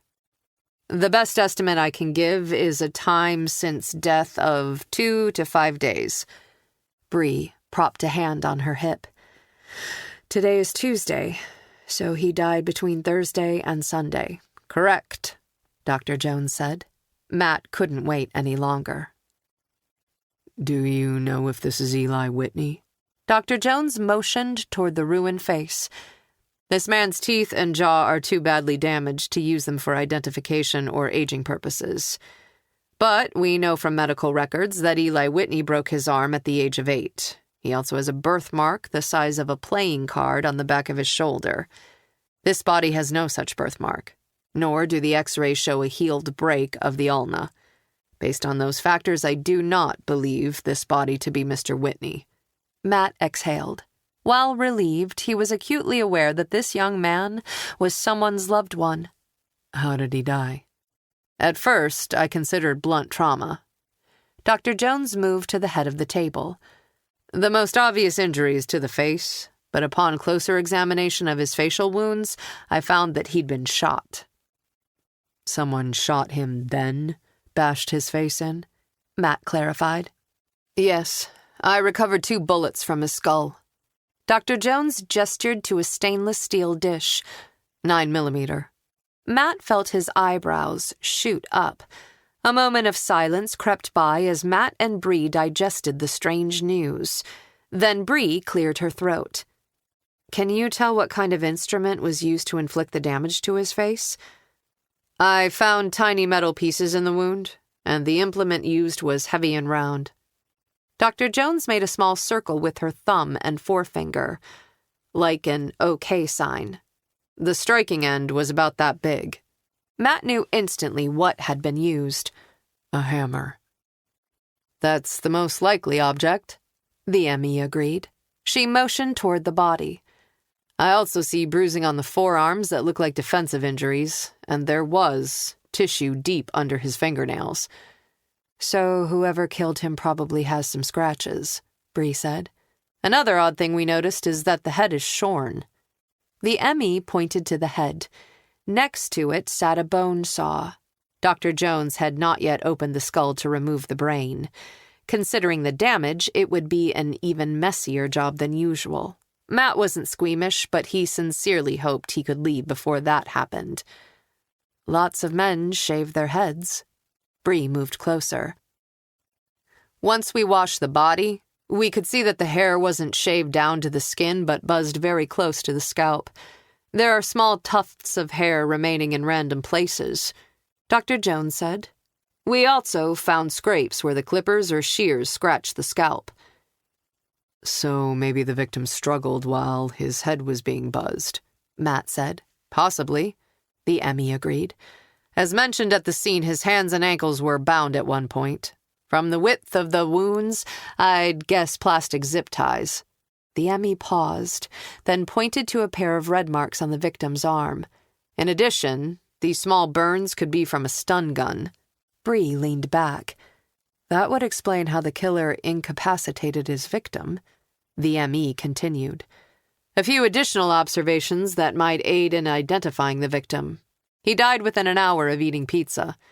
The x-rays show a previously broken and healed tibia, and he has a small tattoo of a shamrock on the back of his shoulder blade. She clicked on her mouse and brought up a photo of the tattoo. It's lopsided, Matt said. The color saturation is uneven, and the lines aren't smooth, Bree added. This is the kind of tat a drunk gets and regrets in the morning. Can you forward me the picture of the tattoo? Yes. The ME clicked a few buttons on her computer, then returned to her autopsy. She was donning fresh gloves and reaching for her bone saw when Matt and Bree left the suite to remove their personal protective equipment. 10 minutes later, Matt and Bree exited the ME's office. They stood on the sidewalk. Matt breathed the fresh air deep into his lungs, but he knew he'd be smelling formalin and decomp for the rest of the day. Bree turned her face to the sun and closed her eyes. At 9 a.m., its rays were still weak, but the air was crisp, the sky a brilliant shade of blue that only seemed to occur on a cold winter day. Are you okay? He asked her. Yep, she said without opening her eyes. You? Yeah. She opened her eyes and turned away from the sun. I need to review the case with Todd and make a game plan for the investigation. Can you come? I wish I could, but I promised Mrs. Whitney I'd interview Eli's roommates and check out the area where he was last seen. You know, the first 48 hours are critical to a missing person investigation. Fair enough. Bree agreed, but she didn't look pleased. He jerked a thumb over his shoulder at the ME's office. I need to run down the obvious leads. Since that was an Eli, he could still be alive. I understand. You gave your word. I wouldn't want you to bail on a promise. True missing person cases are tough, Bree admitted. So many go unsolved.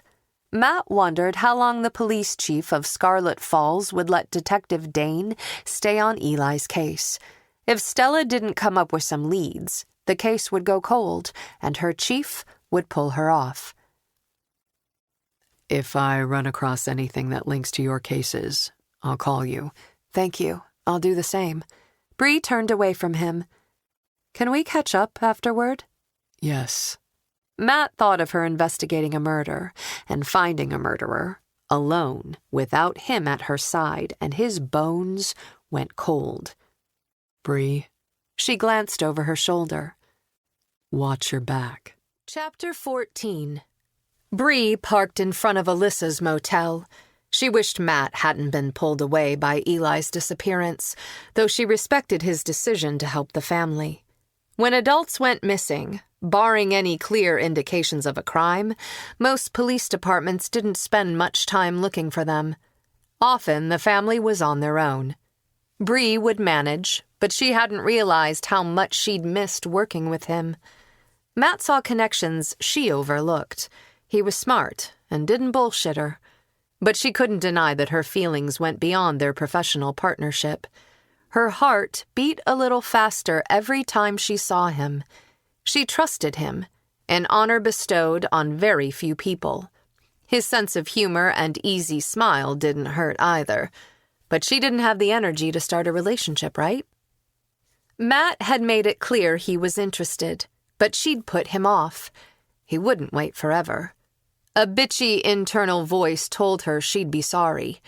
This type of indecision was not like her. It wasn't as if she'd never had a relationship before, though she'd never been attached enough to any man to be devastated by their breakup. She hadn't even dated Matt, and already she was missing him. Thankfully, she had an overwhelming amount of work to distract her. She needed to draw a firm line between their professional and personal relationships. All Bree's lines were blurring when she preferred them crystal clear. She climbed out of her car. A patrol vehicle was parked in front of Alyssa's room. Bree checked in with the deputy, then went to the door. It swung open before Bree had the chance to knock. "I was waiting for you." Alyssa wore Walmart jeans, a sweatshirt, and sneakers. Washed and dried, her hair was a rich, shiny shade of dark brown. But the circles under her eyes hadn't faded, and she had fresh scratches on her arms. "I'm sorry, I had to make a stop on the way here." Bree stepped into the room and closed the door behind her. One look at Alyssa's dirty coat draped over the back of the chair made her wish she'd bought her a new one or taken that one home to wash it. "You can either stay here at the motel today with a deputy parked out front, or you can come to the station and hang out there." "Will you be at the station?" "Some of the time. Marge will be there all day." "Okay, I'll go there." Alyssa grabbed her dirty coat. "When can I get my backpack and 4Runner back?" Bree had completely forgotten about the vehicle. Not that she was ready to let Alyssa go just yet, but without evidence to implicate her in a crime, she couldn't make her stay. "I'll call forensics and see where they stand on processing it," Bree said, stalling. The vague answer seemed to satisfy Alyssa. She put on her coat and went out the door without looking back.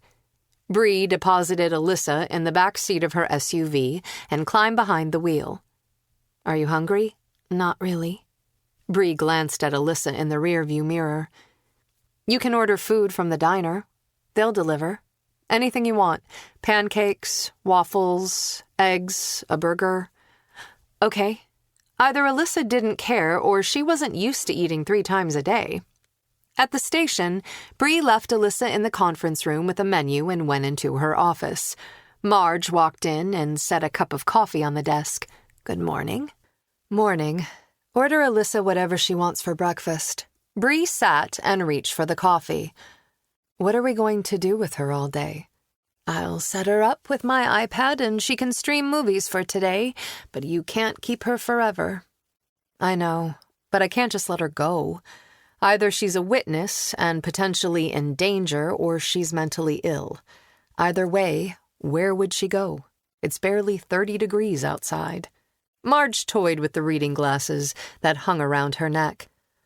"What about employment opportunities at the university? Maybe there's a work-study program we could help her get into." "That's a great idea. She needs something that comes with a place to stay. It's almost impossible to get a job without an address."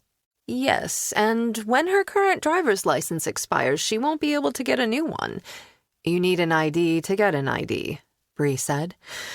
"Some of the homeless shelters will let their residents receive mail and use their addresses." "Alyssa told me she won't go back to a shelter." Marge frowned.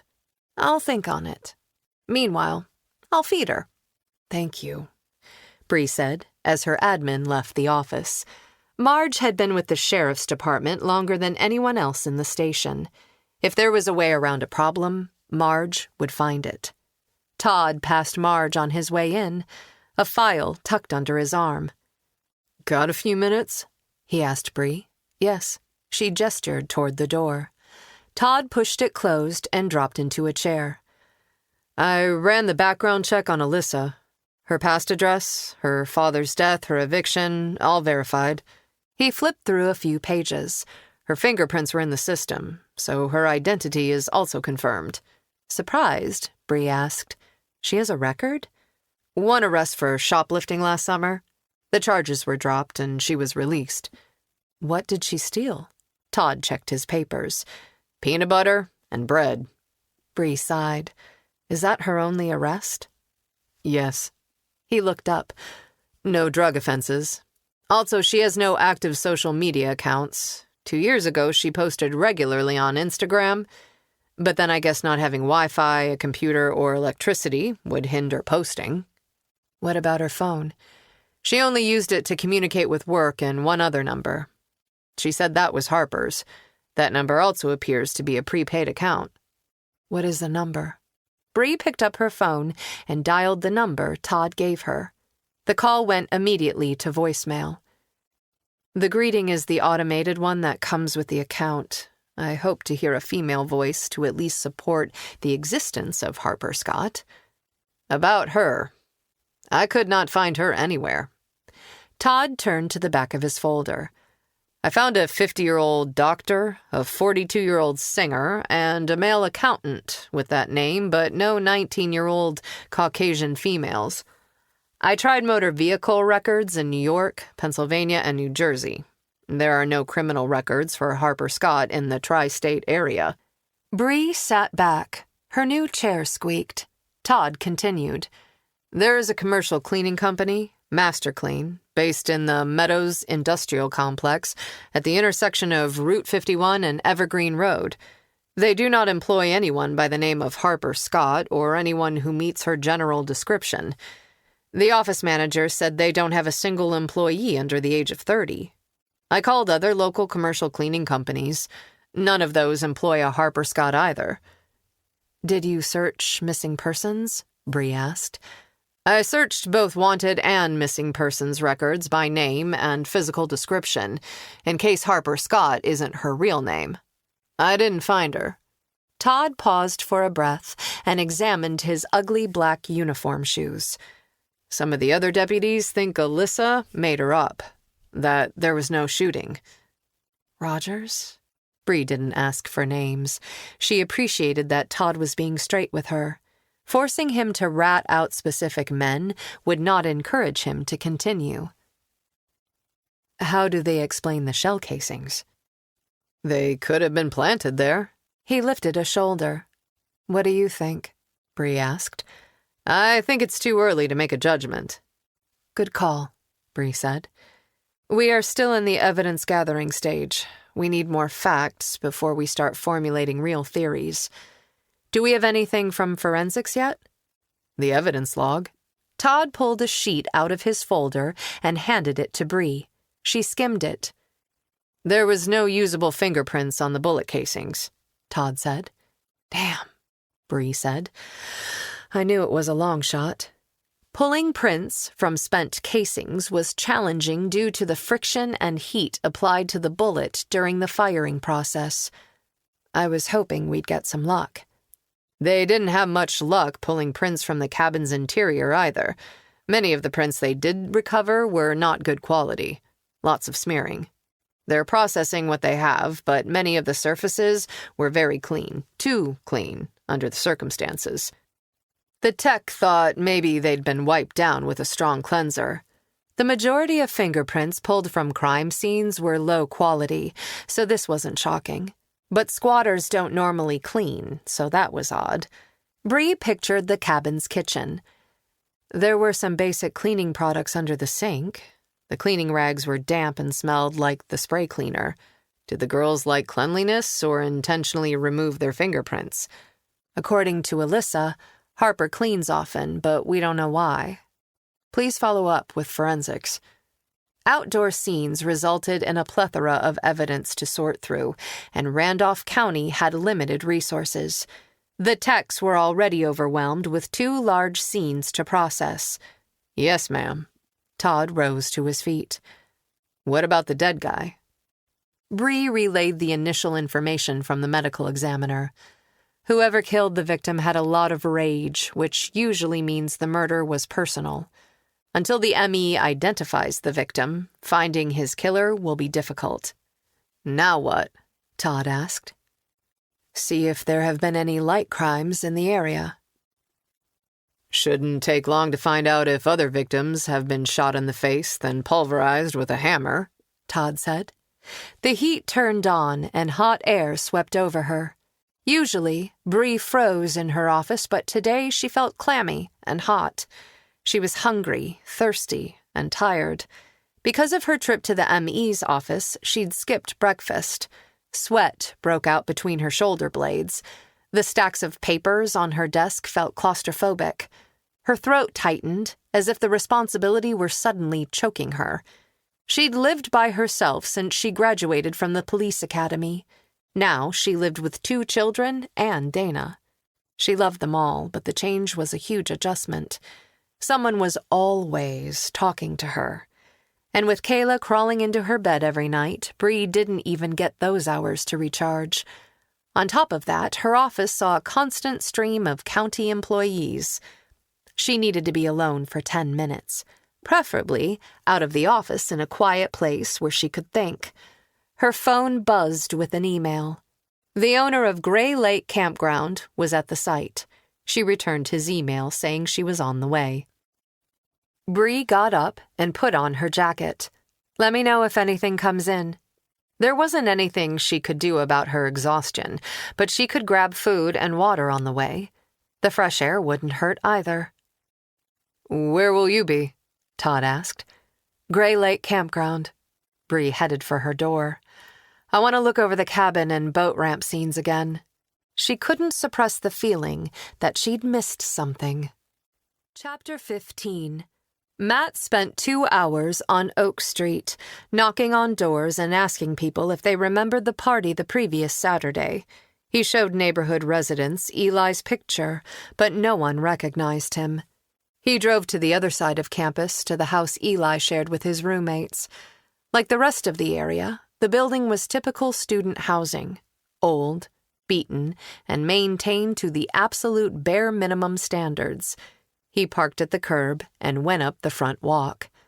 A few red plastic cups littered the snow-covered lawn. Matt climbed the front steps onto the porch. Spindles were missing on the railing, and an upholstered couch sat under a window in the corner. The big old house had been broken down into 3 apartments, 1 on each floor. Eli and his pals lived in the downstairs unit. Matt knocked on the door. No one answered, but he heard music within the building. He knocked again, louder. I'm coming! A blonde guy in sweatpants and sporting a serious bedhead opened the door. Matt introduced himself. I'm looking for Eli. I'm a friend of his grandmother. Shit. Yeah, come in. The blonde guy stepped back. I'm Christian. The front door opened into a small living room. The finish was worn off the wood floors, and everything needed painting. Christian led the way into a cramped kitchen. Other than a stack of pizza boxes, the surfaces were mostly cleared. A large water stain blotched the floor on the other side of the room, and the cabinets were peeling. But it was nicer than where Matt had lived in college. I have tea, but no coffee. Christian filled a kettle and lit the burner under it. I'm okay. Matt turned and leaned against the counter. I'm here because Mrs. Whitney is worried about Eli. Yeah, she's called us a few times. You don't seem worried. Christian lifted one shoulder. It's only been a couple of days. Where do you think he is? With a girl, I hope. Christian laughed. Seriously, I love Mrs. Whitney. She's a real nice old lady, but she's also a little paranoid regarding Eli. She's lost most of her family. I know. and that's why me and the other guys go see her sometimes. Well, that and her pot roast. His grandmother says he would have called her if he was going to miss Sunday dinner. Maybe he did. If she takes out her hearing aid, she can't hear shit. Matt wondered if that was how Mrs. Whitney had missed Detective Dane's call as well. Can I look in Eli's room? Matt asked. Christian frowned. I don't think I can let you in there without his permission. But he's missing, Matt said. Maybe. What if I get Mrs. Whitney to call you? Sorry, man. Christian shook his head. I'll tell you the same thing I told the lady detective. If Eli is hooking up somewhere, he'd be pissed that I let some random dude search his room. You didn't let the detective in? Matt understood not letting him in. He didn't have a badge. One of the problems with not being a cop was not having any authority. The sooner Bree gave him credentials, the better. But a police detective was a whole different matter, and Christian's refusal to cooperate set off Matt's suspicions. She didn't have a warrant or anything. Christian's shoulder lifted and dropped. I opened the door so she could see Eli wasn't in there. It's a small room, but I didn't let her go through his stuff. Without a clear indication of foul play, the detective would have a hard time convincing a judge that she needed a search warrant. Not calling one's grandmother wasn't enough, but Matt still found Christian's attitude perplexing. Was he protecting his friend's interests or his own? Did Christian have something to do with Eli's disappearance? Matt let it go. For now. Tell me about Saturday night. What time did Eli leave? I already went over all this with the detective. Christian pulled a box of tea bags from the cabinet. Somewhere around 10.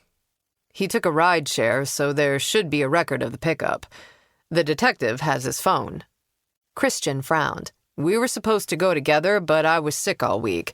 The last thing I wanted to do was party. So he went alone. Is that typical for him? Christian tossed a tea bag into a mug. Eli's not shy, and he's been interested in a girl. Soraya Scott. She shot him down. He needed to blow off some steam. Christian's story was consistent with what he'd told Stella Dane, but Matt still thought something was off about the roommate. If one of Matt's buddies had been out of contact for days, he'd be worried. Another student shuffled into the kitchen. He wore flannel pajamas, a university sweatshirt, and sheepskin slippers with holes. His brown hair stood up on one side of his head. Christian jerked a thumb at him and introduced Matt. He's a friend of Mrs. Whitney's, looking for Eli. This is Dustin. Hey. Dustin did not seem worried about Eli either. Hey, Matt said. Did you see Eli on Saturday night? I saw him earlier. Dustin went to the cabinet for a box of cereal. He filled a bowl and crossed the room to the fridge. But I stayed at my girlfriend's place that night. Do you stay with her often? Matt asked. He pointed at the water stain. Since our water heater sprung a leak a week ago, I do. Fucking landlord had it disconnected but hasn't replaced it. Cheap ass. You have another roommate, right? Matt glanced around. Yeah. Brian. Dustin poured almond milk on his cereal. He went to see his mom for her birthday. When did he leave? Matt asked. I don't know. Dustin took a spoon out of a drawer. Last Tuesday, maybe. I think that's right, Christian agreed. Isn't he missing classes? Matt asked. Yeah, but his mom lives close. He could commute if he wanted. Matt pushed harder. He couldn't believe these guys weren't concerned about Eli, let alone Brian. Has Brian ever done that? No, Christian admitted, but we've never had to take cold showers either. Dustin and Christian shared a should we tell him look that lifted the hairs on the back of Matt's neck. Matt let them stare at each other for a few seconds. Most people don't like silence and will talk to fill it. The tea kettle whistled, the noise seeming to break the moment. Christian poured hot water into his mug. Eli and Brian had a fight last week. Brian said he needed some space. Matt wondered if the boys had withheld this information from Detective Dane or if she had kept it from him. But he's been gone for a week. Have you heard from him? No. Dustin shook his head, then scooped cereal into his mouth. But Brian went kind of squirrely after the fight. What did they fight over? Matt asked. Dustin swallowed. Brian likes Soraya too. How cliché. They fought over a girl. Matt sighed. Who does Soraya like? I don't know. Christian's tone suggested he hadn't really thought about it. Has she dated either one of them? Matt asked. No. Dustin set a spoon in his bowl. Eli really likes her, but Brian has a better shot with her. Eli said Brian was being a dick about it. Matt crossed his arms. Why does Brian have a better chance? Because he's Brian, Christian said, as if this was a no-brainer. He gets laid more than the rest of us combined. Matt kept digging. Have you tried to reach him? Nope. He was pissed at us, too. I figured he'd be back when he cooled off. Dustin finished his cereal, washed his bowl, and set it on the drain board. The kitchen didn't have a dishwasher. Matt had Brian's number from Mrs. Whitney. He called it. The line went directly to voicemail. This is Brian. Leave a message. Better yet, just text me. Matt ended the call. Then he turned back to Dustin and Christian. Why was Brian mad at you two? Christian dropped his tea bag in the garbage can. We agreed that he was being a dick and he should leave Soraya to Eli. Matt thought Soraya should be the one to decide who she dated, but he kept his opinion to himself. Do you have phone numbers for Brian's parents? It's just his mom, but yeah, she lives in Scarlet Falls. That's where Brian's from. Christian picked up a phone from the counter and read off the number. Does he have other family? Matt asked. Not that he's ever mentioned. He doesn't talk to his dad, and he doesn't have any brothers or sisters. Matt entered Ms. O'Neill's number into his phone. Is there anything else that might help me find Eli? Both boys shook their heads. He'll turn up, Christian said. Dustin nodded. Do you have a picture of Brian? Matt asked. Sure. I'll airdrop it to you. Christian pressed a button on his phone. Matt opened his photos and accepted the picture. Brian O'Neill was athletic-looking with dark blonde hair and perfect teeth. Thanks. If you think of anything, please call me. Matt gave Christian his contact information. Thanks for your help. No problem. Christian walked him to the door. Back in his SUV, Matt called Brian's mother. The call went to voicemail and Matt left a message. Hello, Ms. O'Neill. I'm a friend of Eli Whitney, one of your son's roommates.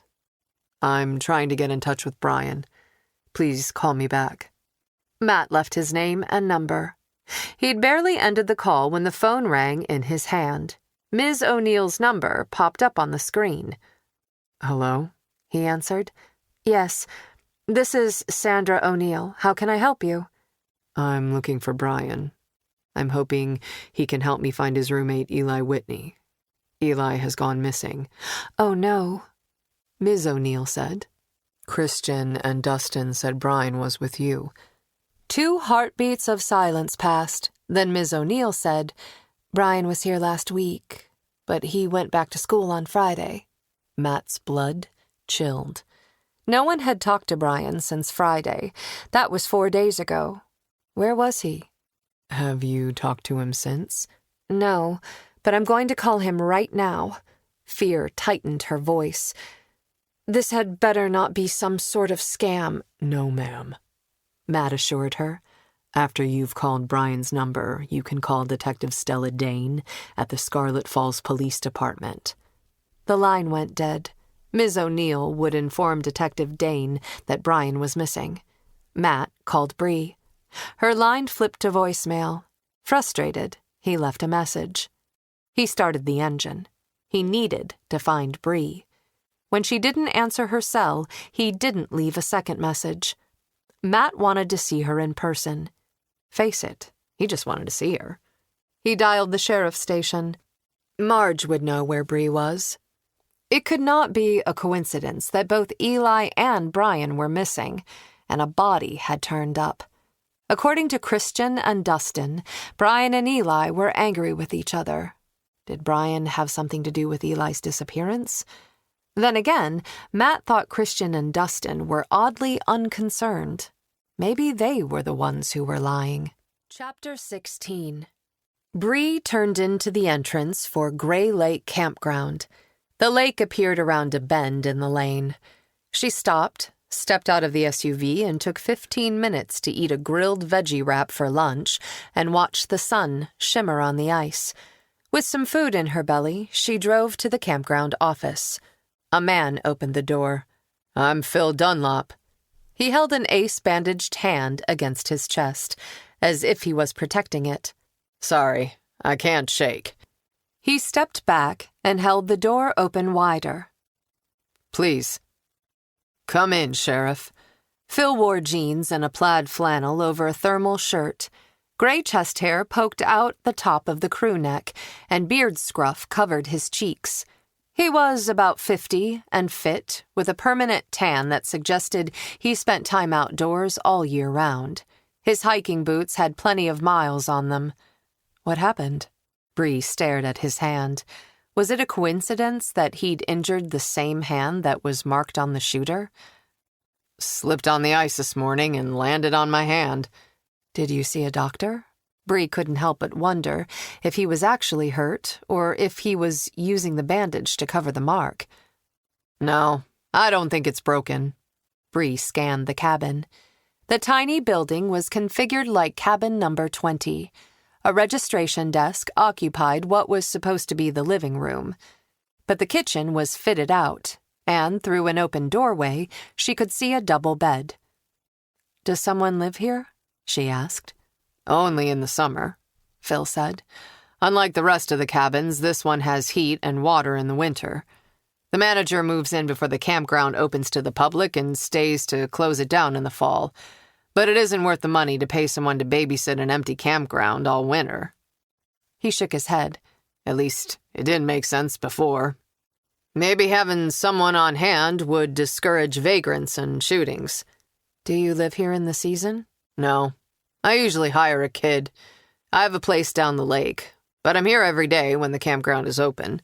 Bree showed him Alyssa's driver's license photo on her phone. "Do you recognize her?" He squinted at the image. "She looks familiar. I think she rented a campsite last summer. Not a cabin, but a tent site. Is she the person who was trespassing in cabin 20? "Yes. Do you remember any issues with her when she stayed here?" "No." He went to the desk, sat, and opened a slim laptop. Still cradling one hand, he touched a key and woke his computer. "I brought my records just in case you needed them." "Thank you." "What is her name?"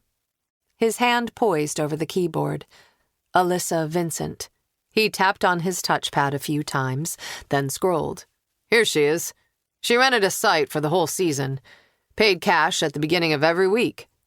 "She is the woman who reported the shooting early Monday morning." "Do you know who got shot yet?" Phil asked. "No. We haven't found the shooter or the victim," Bree said. "That's weird." He scratched his belly and closed the laptop.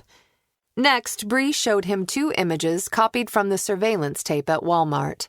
The first one showed the jawline of the man Alyssa claimed was the shooter. Bree compared the photo to Phil, but his facial hair obscured his jawline. The second picture was a close-up of the mark on his hand. "Does this man look familiar?" He got up from his chair, moved closer, and leaned over her phone. "I don't know. You can't see his face." "What about this?" Bree pointed to the Texas-shaped red mark on the man's hand. "Have you seen it before?" Phil shook his head. "I'm sorry, no." "You said you live on the lake. Did you hear a gunshot yesterday morning before dawn?" "No." He lowered his bandaged hand to his side. "When will you take that crime scene tape off the cabins?" "Did you need to get into them for some reason?" "No. He picked at the edge of his bandage. I wanted to check for damage. This isn't the first time we've had squatters. Sometimes they leave a pretty nasty mess. No, Bree said. The girls were actually very clean. There's nothing more than some residual fingerprint powder in the cabin. You're sure? He asked. Because if there's damage, I'll need to fix it before the season opens. I'm going to give the cabins another look now, Bree said. We'll try to have the scenes released in a day or so. Thank you. But he didn't look happy. Is there something wrong, Mr. Dunlop? His gaze dropped, and he studied his hand for a few seconds. I just hope the news about the shooting on my property and that body found so close doesn't impact business. The camping season is short. I can't afford to lose occupancy. You still have a few months. Bree wanted to fault him for caring more about money than a man's death, but she didn't know how much income the campground generated. Was Phil in financial trouble? Yeah. But he didn't look convinced. He tugged the ace bandage lower on his knuckles. Thank you for your time. Bree left the office. In her vehicle, she confirmed that the F-150 parked behind the cabin was the only vehicle registered to Phil. Then she drove back to cabin 20. She sat in her vehicle, drinking the last of her coffee and scanning the surroundings. The sun glittered on the snow, and she could see the lake shining through the trees. Nice and quiet, like Phil said. Maybe she needed to start camping. Phil. She didn't know what to make of him. The bandage on his hand seemed like a big coincidence, and he'd seemed awfully worried about a pair of cabins he normally didn't visit all winter, even after Bree told him there was no damage. She sent Todd a text asking him to do a full background check on Phil Dunlop. She stepped out of her vehicle. The air wasn't as cold today, and the snow was beginning to melt in a few sunny patches of grass. She walked to the front door and went inside. Standing at the window that overlooked the back porch, she imagined Alyssa in this very place, in the dark, seeing a shadow on the snow and thinking it was the girl who'd stolen her wallet and vehicle key. She went out the back door, down the steps, and across the open yard. When she hit the trees, she stopped where Alyssa had watched the shooting. The man had been in the trees, about 25 feet away. He'd been in profile to Alyssa. He'd raised his arm and fired. Bree flinched, as if she were hearing the shot in the present. Maybe her imagination was too good. She moved to where Alyssa said Harper had been standing when she'd gone down. Yet they'd found no blood in the snow. In her mind's eye, Bree watched Alyssa run away. Why had the shooter not chased her? Maybe he removed the body instead. It was almost impossible to prove a murder took place without a body. Bree imagined the shooter hauling Harper's limp body over his shoulders and carrying her down the frozen lake to the boat ramp, where he put her in his vehicle and drove away. Was she alive or dead? Did he somehow clean up any blood? Maybe her winter coat absorbed it. Bree turned, deep in thought. Her mental reenactment placed her behind cabin 19. Something shifted in the window. Bree watched to see if the motion was repeated, but all she saw was the reflection of the trees blowing in the wind. She strode toward the cabin and went up the back steps onto the porch. Standing to one side, she tried the knob. It turned in her hand. The back of her neck prickled. It should be locked, right? She opened her jacket and drew her weapon as she pushed the door. It swung open. Bree listened, but heard nothing. She could see one half of the living area through the gap. The inside looked almost exactly like cabin 20. Seeing no one, Bree stepped across the threshold. Something banged. The door flew back at her, knocking her backward. Her gun soared from her hand into the snow. A large body came at her. She automatically registered his appearance as she prepared to defend herself. Male, about 6 feet tall, wearing a dark coat, a ski mask, and winter gloves. Lowering his head, he charged her like a bull. His hands swept out, trying to catch her knees. Bree sidestepped out of reach. His shoulder rammed into her ribs, but her hands landed on his upper back. She put all her weight into them. With his weight forward and his arms splayed out, he had no leverage and went down on his face. Bree reached for the handcuffs on her belt. Before she could snap them over his wrists, he snagged her ankle and yanked. Her feet went in the air, and she landed flat on her back. Her lungs emptied with a painful whoosh. Something stabbed the back of her shoulder, and her head hit the ground with a force that left the bare tree branches overhead spinning. He shed his gloves and jumped on top of her, straddling her chest. He wrapped his hands around her throat and squeezed. The pressure cut off her air. Dots swam in front of Bree's eyes, and she grew instantly lightheaded. Fear cut through the haze. Her vision and hearing dimmed. She was seconds from passing out and being at his complete mercy. Her sight tunneled. In one last desperate move, she pried one of his fingers off her neck and bent it backward. He released his grip before his finger broke. She grabbed his sleeve, yanked him sideways, and tried to buck him off her. He spread his arms on either side of her body for balance. His face was closer to her. Pulling her arms in tight to her body, Bree jabbed at his throat. Her fist struck his windpipe, and he made a choking sound. The ski mask twisted, and she opened her hand to drag her fingernails through the soft skin at the base of his neck. As he coughed and gagged, Bree took hold of his sleeve, bucked, and rolled him off her. The last thing she saw before he levered to his feet was a large red patch on the back of his hand. It was shaped like the state of Texas. An engine sounded. His head turned. Then he scooped up his gloves and bolted for the trees, disappearing as she blinked her vision clear. Still lightheaded, she floundered on the ground like a dying fish, her hand sweeping the wet snow. She needed to stop him. Where was her gun? She flung her body into a sitting position and almost threw up. She turned onto her side and breathed the cold air in and out of her lungs for a few deep breaths until the nausea faded. Minutes passed. She couldn't keep track of how many. Bree! Matt?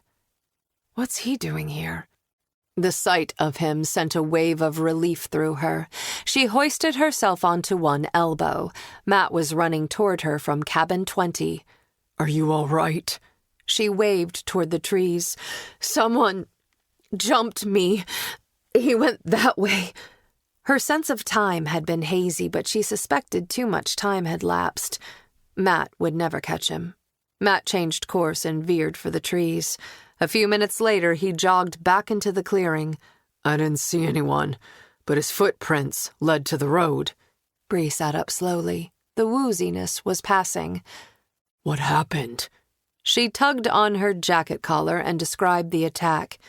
When I tried to get up, I almost passed out.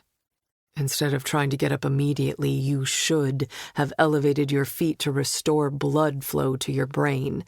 I wasn't thinking clearly. Bree fought her hazy brain to focus on the job. She touched her empty holster, and a stab of panic speared her. Where's my gun? She spotted an indentation in the snow and retrieved her weapon. After wiping the moisture from it, she shoved it into the holster on her hip. Feeling better with her gun in its rightful place, she pulled out her phone. I'll call for backup. We'll send out a bolo with his general description. The sun has softened the snow here. These boot prints look castable. She made her calls, then slipped the phone back into her pocket. Dusting some wet snow off her pants, she rose to her feet. What are you doing here anyway? I called to talk to you when Marge said you were here, Matt said. I interviewed the owner of the campground. Then I wanted to walk the scene again, she said. She summed up her interview with Phil Dunlop. If the injury to his hand is fake, then it could have been him. I sat in my vehicle for a while before I drove here. He could have beat me on foot. Motivation? I have to think about that. Bree rubbed her neck. Matt moved her collar and examined her neck. You'll have a bruise. Not my first. She assessed her condition. The good news was that her hearing and vision had almost returned to normal. Her stomach had settled, and she no longer felt like she was going to faceplant. The bad news was, Alyssa had not imagined the stalker. Matt pointed to his own neck. You just smeared blood on your neck. Are you bleeding? Bree examined her fingertips. She'd forgotten. Not my blood. She raised her hand and showed him the blood and skin under her fingernails. I got the bastard's DNA. Which had been the whole point of the scratch. Gross, but effective. Nice going. He's marked now. Unfortunately, the scratches are at the base of his neck and pretty easy to cover up in the winter. Bree's shoulder ached. She'd landed on something hard. She was going to have a mark there as well.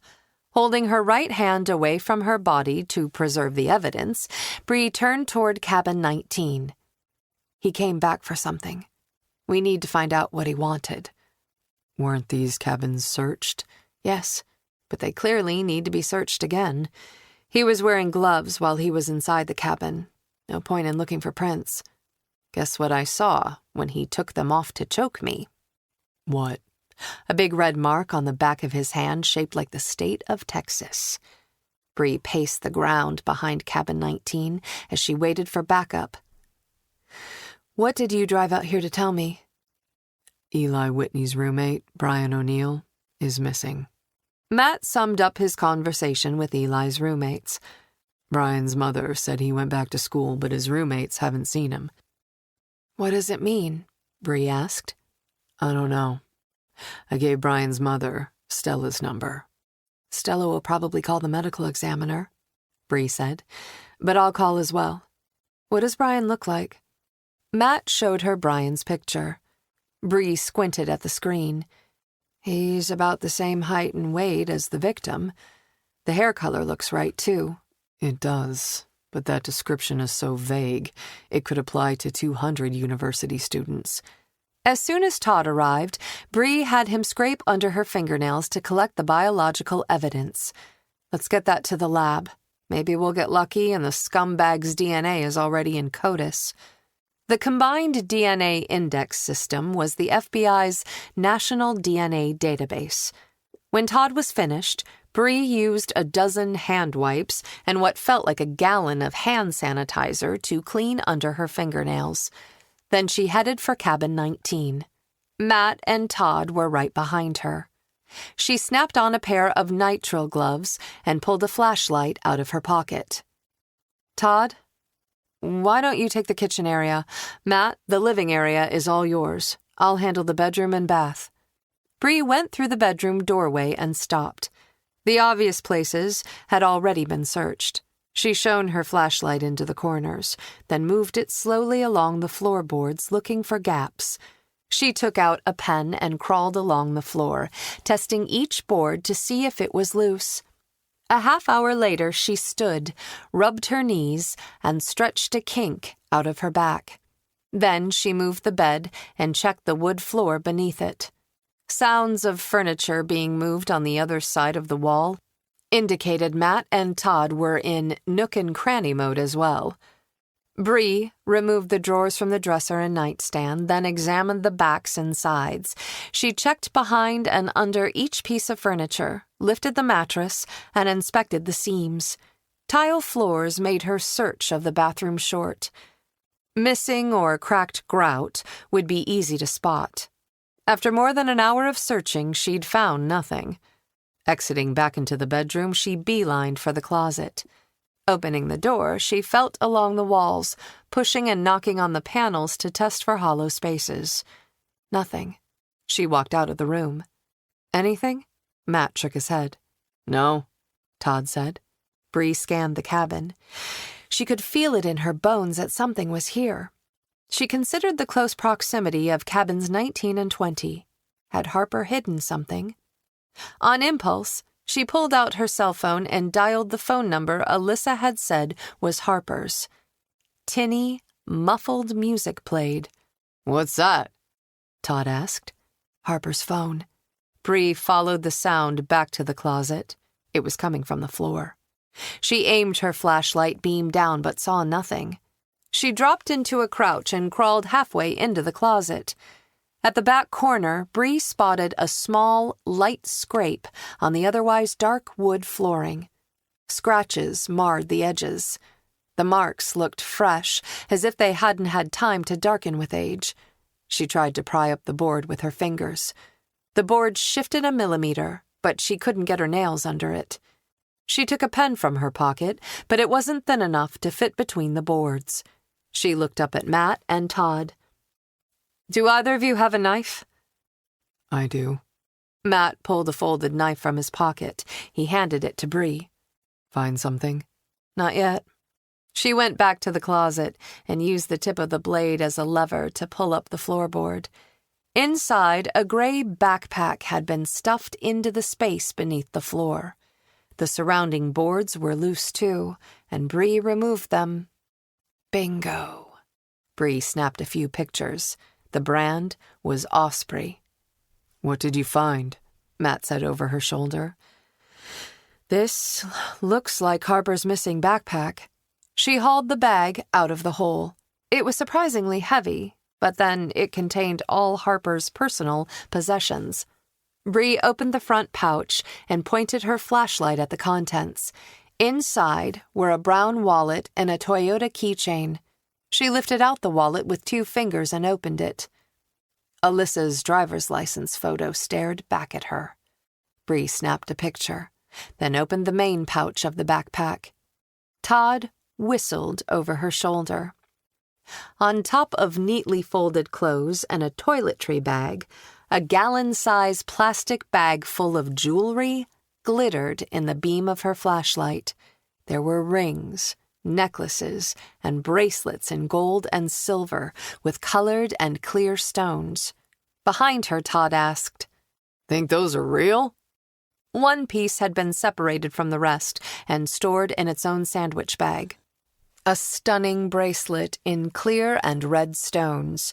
The clear gems had a silvery richness that didn't look like Bree's cubic zirconia earrings, and the red stones looked equally expensive. Diamonds and rubies? I think they are. Bree sat back on her heels and stared at the bag. I don't own much jewelry, but why would anyone carry fakes around? It's heavy, and if this backpack contains everything Harper owns, the space in it is valuable. Some of it has to be real, Matt said over her shoulder. No one would return to the scene of a crime for fake jewelry. He scratched his jaw. His reddish-brown beard had filled into what Bree already thought of as full Viking. When I talked to Detective Dane, she mentioned she'd been working on a series of residential burglaries. Then I need to call Detective Dane. Bree positioned her cell phone over the backpack and took a photo of the contents. Let's get that DNA sample and this backpack to forensics. Ask for a rush on the fingerprints. Maybe Harper is a thief, Matt suggested. Maybe they both are, Todd added. I wonder how much that jewelry is worth. Bree thought of her original call to a shooting. Enough to kill for. Chapter 17. Matt looked over Bree's shoulder into the backpack. In his opinion, 2 homeless girls with a bag full of jewelry did not suggest they were law-abiding citizens. He saw an old, yellowed box of matches. The logo looked familiar. Can you read that matchbox? Yes. Bree turned her head and squinted. It says, Gray Lake Inn. Where is that? Other side of the lake, Matt said. It's been closed for years. They shared a glance. How far is it from the boat ramp? Matt thought about the distance. The road meanders, but it's not far. Then let's check it out. Bree stood and issued a few instructions to Todd regarding the backpack and casting of her assailant's footprints. Then she led the way out of cabin 19. Do you know where we're going? Matt crooked a finger. Follow me. He climbed into his big SUV and rolled out of the campground, checking his rear-view mirror to make sure Bree was behind his vehicle. They drove out to the main road and past the park with the boat ramp. The road twisted and turned away from the lake before finding its way back toward the water. He slowed his SUV and looked for the entrance to the resort. He almost drove past the opening. Weeds and trees were reclaiming the gravel lane. If he hadn't been looking for the driveway, he would have missed it. But several sets of tire tracks turned off the road and through the snow. He made the turn, and the Suburban bounced through a deep, frozen rut in the private access road. The lane ended in a circular driveway in front of the dilapidated 2-story lodge house. Matt pulled over and parked, not disturbing the tire tracks in front of the resort in case they needed to be cast as well. He parked his SUV and climbed out. He met Bree behind their vehicles. They stared at the old building. The original white paint had peeled to gray, and the wooden porch looked rotted. Bree scanned the tire tracks. Someone has been here since the snow fell. Either several people or the same person multiple times, Matt said. Inside or outside first. Bree frowned at the decaying structure. It's cold. I would think anyone who came here would seek shelter. We'll look inside first. She walked toward the front entrance. The front door was broken. She pushed it open and stepped inside. Matt stayed close. The air smelled like mold and must. Black stains splotched the carpet runners and wallpaper like a 3D ink blot test. This place used to be beautiful. He skirted the remains of a dead rodent in the lobby. When I was a kid, my family used to come here in the summertime. My dad knew the owner, and he'd let me and my brother and sister use the little sunfish sailboats they kept for guests. My parents would sit on the dock and watch.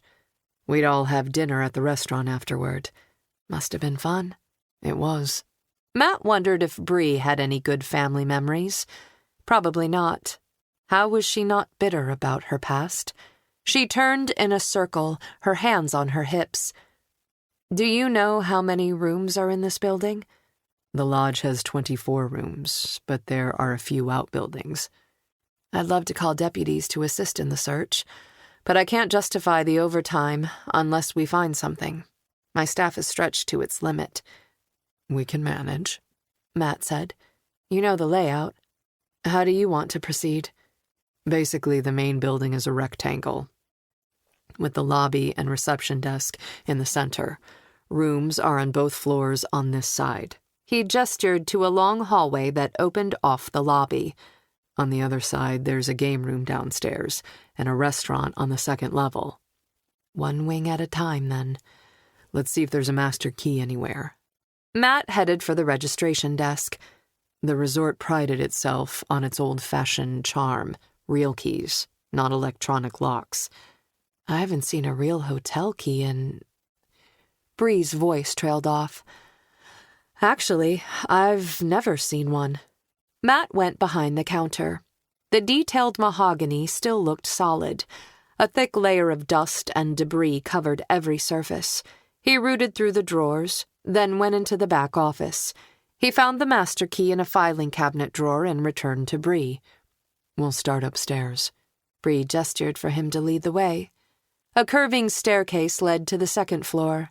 Matt stopped at the top. A long hallway stretched out on either side of the landing, with a row of doors on one side. All the rooms face the lake? Bree asked. Yes. Matt counted the doors. The owner used to say there wasn't a bad view in the house. The first door sagged open. Someone kicked in the store at some point. Bree went in first, one hand on her weapon. She glanced into the bathroom on her way in. Matt followed her into the empty room. Looks like the furniture and fixtures were sold off. Which would make the search go faster. How did the property become abandoned? The owner died. Turned out he'd been in massive debt. He'd been sick his last 10 years. The resort was pretty run down. Seems like the bank has given up on selling it. Bree stepped over an empty vodka bottle on her way out of the room. There's no shortage of lakefront land up here. Right. The property value doesn't support knocking the buildings down for an alternative use. Nor is it worth the money it would take to fix it up. Bree gave a used condom on the carpet a wide berth. People are gross. They worked their way down the hall. With no furnishings, a few glances cleared each room on the second floor. What had once been a beautiful restaurant with outdoor seating on an expansive deck and a stunning view of the sunset over the water was a dirty, depressing space. They cleared the guest and game rooms on the first floor. The vacant lodge had clearly been used for drinking, drugs, and sex. They found more liquor bottles, beer cans, condoms, needles, a crack pipe, and other assorted trash. Back in the lobby, Matt headed for the doors that led to the rear of the resort. He opened the French doors and walked outside onto the wooden deck. 3 steps led down to the recreational area. The pool held several feet of frozen water. Trash and leaves dotted the ice. Closer to the lake, rows of broken and half-rotted Adirondack chairs were lined up facing the waterfront. Tall weeds poked out of the snow. A dock extended 50 feet onto the lake. On the left side of the property, tucked under the trees, was a long, low garage. A large storage shed sat on the right, closer to the dock. Bree stopped on the bottom step. More footprints.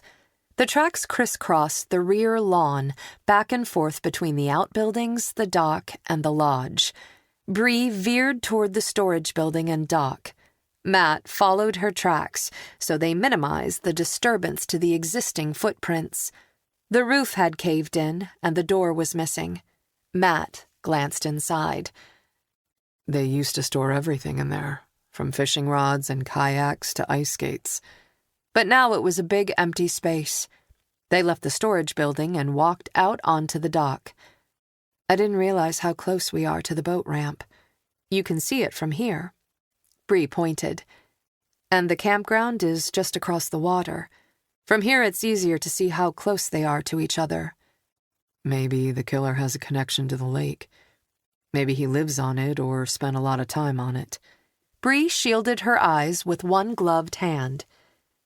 Someone could have cut a hole in the ice and slipped the body into the lake. The hole would have refrozen by now. Matt scanned the lake. There's no one out here to see. Except the 2 girls, illegally living at the campground.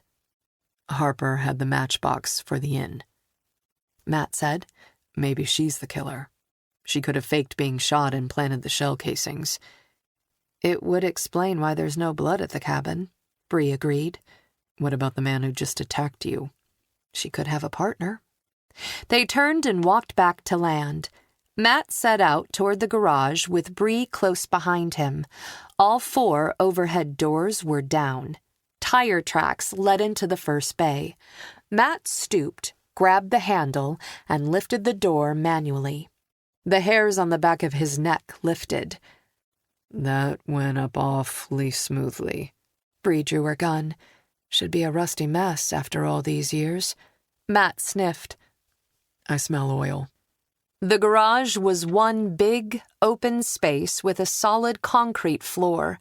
15 feet away, a chair stood near the rear wall. On the floor around it were cut pieces of rope and used strips of duct tape. The floor next to the chair was splattered with a dark substance, with a clear area roughly the size of a human in the middle. Matt froze. Next to him, Bree inhaled sharply. They walked closer. Someone was tied to the chair. Bree stopped a few feet away from the dark substance on the concrete. Looks like blood, brain matter, maybe even some bone. She glanced up at the cinder block wall. Cast-off spatter. Dark blobs of congealed blood and gore dotted the wall. So, maybe this is where our victim was killed. Could be. Bree straightened and turned to face the chair again. The killer could have tied him to the chair and shot him. Then he laid him on the floor and bashed him with the hammer. Matt considered her theory. It's weird. The whole case is bizarre. It's the definition of overkill. Bree pulled her phone out of her pocket. She called for a forensics team and a few deputies. The first step is to analyze the substance on the walls and make sure it's what we think it is. It is. Matt had seen enough crime scenes. I guess the blood could be paint or rust, but those spots are definitely brain matter and bone fragments. The county needs to add forensics techs. Bree glanced back at the stained concrete. Next, we'll see if the tire tracks and footprints match the ones from the boat ramp and campground, and have the DNA of the victim match to the biological evidence at this scene. Bree and Matt used their camera phones to take pictures of the garage. 2 deputies arrived to secure the scene. The CSI unit parked behind the deputies' cruisers. The forensics techs started with a rapid stain identification kit and confirmed the dark red substance was human blood. Then we assume this is a murder scene. Bree instructed her men to start a crime scene log. The techs unloaded cameras and equipment and got to work. Bree left the garage. The techs know their job. They don't need me hanging over their shoulders. I've seen what I need to see. Where are you going? Matt quickened his pace to keep up with her. She was a head shorter than him, but moved quickly when she was focused. To the station. Are you going to keep looking for Eli? Yes, but I'm out of leads. Matt had no access to Eli's phone or room or bank accounts. And I keep trying to figure out how the shooting Alyssa called in might be related to the dead body, and the possibility that the body is Brian O'Neill. So far, the only link is Gray Lake. Bree climbed into her vehicle, leaving the door open. You're welcome to observe my interview with Alyssa. Matt stood next to her vehicle. Thanks. You're welcome. Instead of starting the engine, she turned toward him. I like working together. Yeah, me too, Matt said. In 2 cases, they'd achieved the working rhythm of long-term partners. Bree rubbed her eye. When she lowered her hand, her expression was bleak and lonely. Matt wanted to step closer, to touch her, to let her know with a physical connection that she wasn't alone. But he couldn't do that here. Frustrated, he curled his hand into a fist. Follow me back to the station? She asked. Anywhere, he said, in a voice too low for anyone else to hear. Her gaze jerked up to meet his. Her mouth didn't move, but her eyes smiled. Matt stepped back. I'll see you there. He drove his own SUV back to the sheriff's station. He parked next to her SUV behind the building, and they entered through the back door. Once in her office, Bree took off her jacket and hung it on the coat tree in the corner. I called Detective Dane on the way over here. She agrees we need to meet. Does she want to keep Eli's case? She didn't say. I think we can work together. The sheriff could demand to take it over. Eli's disappearance was likely related to her murder case, but that wasn't Bree's style. She was a team player. Bree gathered a notebook and pen from her desk. I'm going to talk to Alyssa. I'd like you to watch from the monitoring room with Todd. I want your take on her. All right. Matt went into the hall. Bree was a few steps behind him. He headed for the monitoring room. Yelling sounded from the back hallway. A few seconds and wall thumps later, deputies Oscar and Rogers wrestled a huge man through the door. 6'4" and 300 pounds, he was dressed in a studded leather jacket, ripped black jeans, and biker boots. "Asshole!" he yelled at Rogers. "These cuffs are cutting off my circulation! Sit." Rogers pointed to the restraint bench. "Fuck you!" The man spat in his face. "We need the monster cuffs." Deputy Oscar stepped closer. He yanked the biker's handcuffed wrists higher behind his back, chicken-winging his arms and forcing him onto his toes.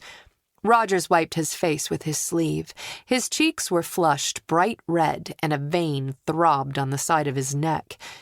His hand went to the taser on his duty belt. The biker caught the movement and settled down, but his molars clamped tight and he glared at the deputies with resentment. Oscar maneuvered the biker toward the bench. Bolted into the floor, the metal bench had rings to secure arrestees' handcuffs. 1 second, the biker's ass was halfway to the bench. The next, he was roaring to his feet and tossing deputies aside like the Hulk. One handcuff swung from his wrist. The other hand was loose. He slammed his shoulder into Oscar and knocked him on his butt. Rogers lunged for an arm. The biker threw a punch. Rogers ducked, but the dangling handcuff struck him in the face.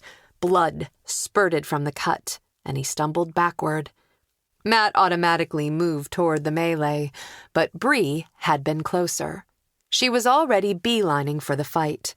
He saw the confrontation coming, but knew it would be over before he could intervene. He held his breath. Bree and the biker were going to collide. She whipped her expandable baton from her belt. With a quick flick of her wrist, she opened it parallel to her leg, then raised it vertically in front of her face. Leading with the baton, her hands assumed a ready position just in front of her chin, elbows tucked close to her body. The biker zeroed in on the movement and charged her like a bull. When she kept coming at him, surprise filled his face. He tried to stop, bailing on their game of chicken, but it was too late. His momentum carried him forward.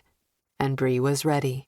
She angled away from his line of movement. She pivoted on the ball of her foot and twisted at the hip. The baton snapped forward, striking the outside of the biker's upper arm, then back and down to sweep his legs out from under his body. The 2 blows happened in rapid-fire succession. The giant biker went down like the spring arm of a mousetrap. He rolled to his side and vomited on the floor. The smell of sour beer filled the room. "Cuff him!" Bree said. "Yes, ma'am." Rogers stepped forward with a pair of extra-large handcuffs. He snapped the new cuffs onto the biker's wrists, then removed the smaller pair. "Get up!" The man groaned and retched again. Rogers kicked him in the thigh. "I said get up." Bree nearly vibrated with anger, but her voice was measured. "What is this man being arrested for?" "Drunk and disorderly," Rogers said. Bree snapped out commands like a seasoned drill sergeant. She directed 2 gawking deputies to transfer the suspect to the county jail. "We can't safely detain him here. He can wait for his arraignment in a concrete cell." The sheriff's station had only 2 small holding cells. Bree pinned Oscar with a piercing glare. "Get that cleaned up."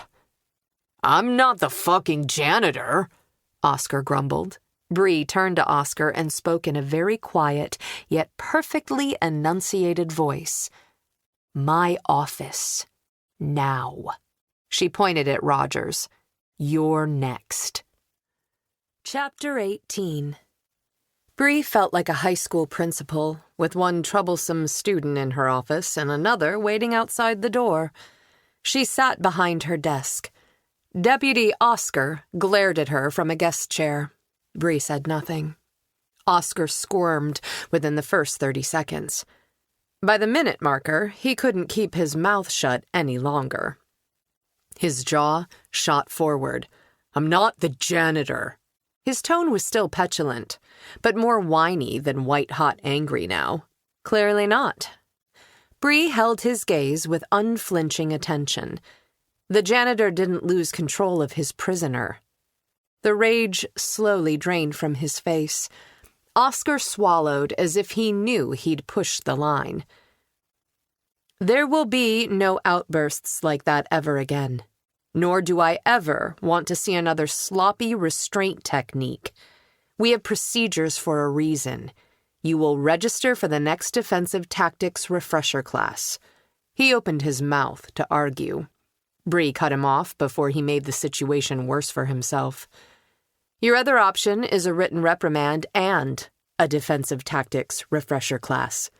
His mouth snapped shut. They both knew he was behind on his required continued training hours. "Yes, ma'am." Oscar said through clenched molars. "Get to work cleaning up that vomit. Send in Rogers on your way out." He rushed from her office. Rogers entered and began to walk back and forth in front of her desk. Oscar had been sullen, but Rogers was agitated. What was that about? Not wanting to be at a height disadvantage, Bree got up and perched on the corner of her desk. Rogers paced the area in front of her. "What?" "You kicked the suspect while he was down." Rogers's shoulder did a jerky shrug. "He was out of control. I subdued him." He had already been subdued. Bree reached deep for patience. And restrained. He was on the floor, properly handcuffed, throwing up. The threat had passed except the risk of getting vomit on your shoes. "You hit him with a baton." Rogers's adrenaline was still flowing. "I hope you know the difference between stopping an immediate threat and using unnecessary force. It's Oscar's fault. He let him out of the cuffs. Why didn't you yell at him?"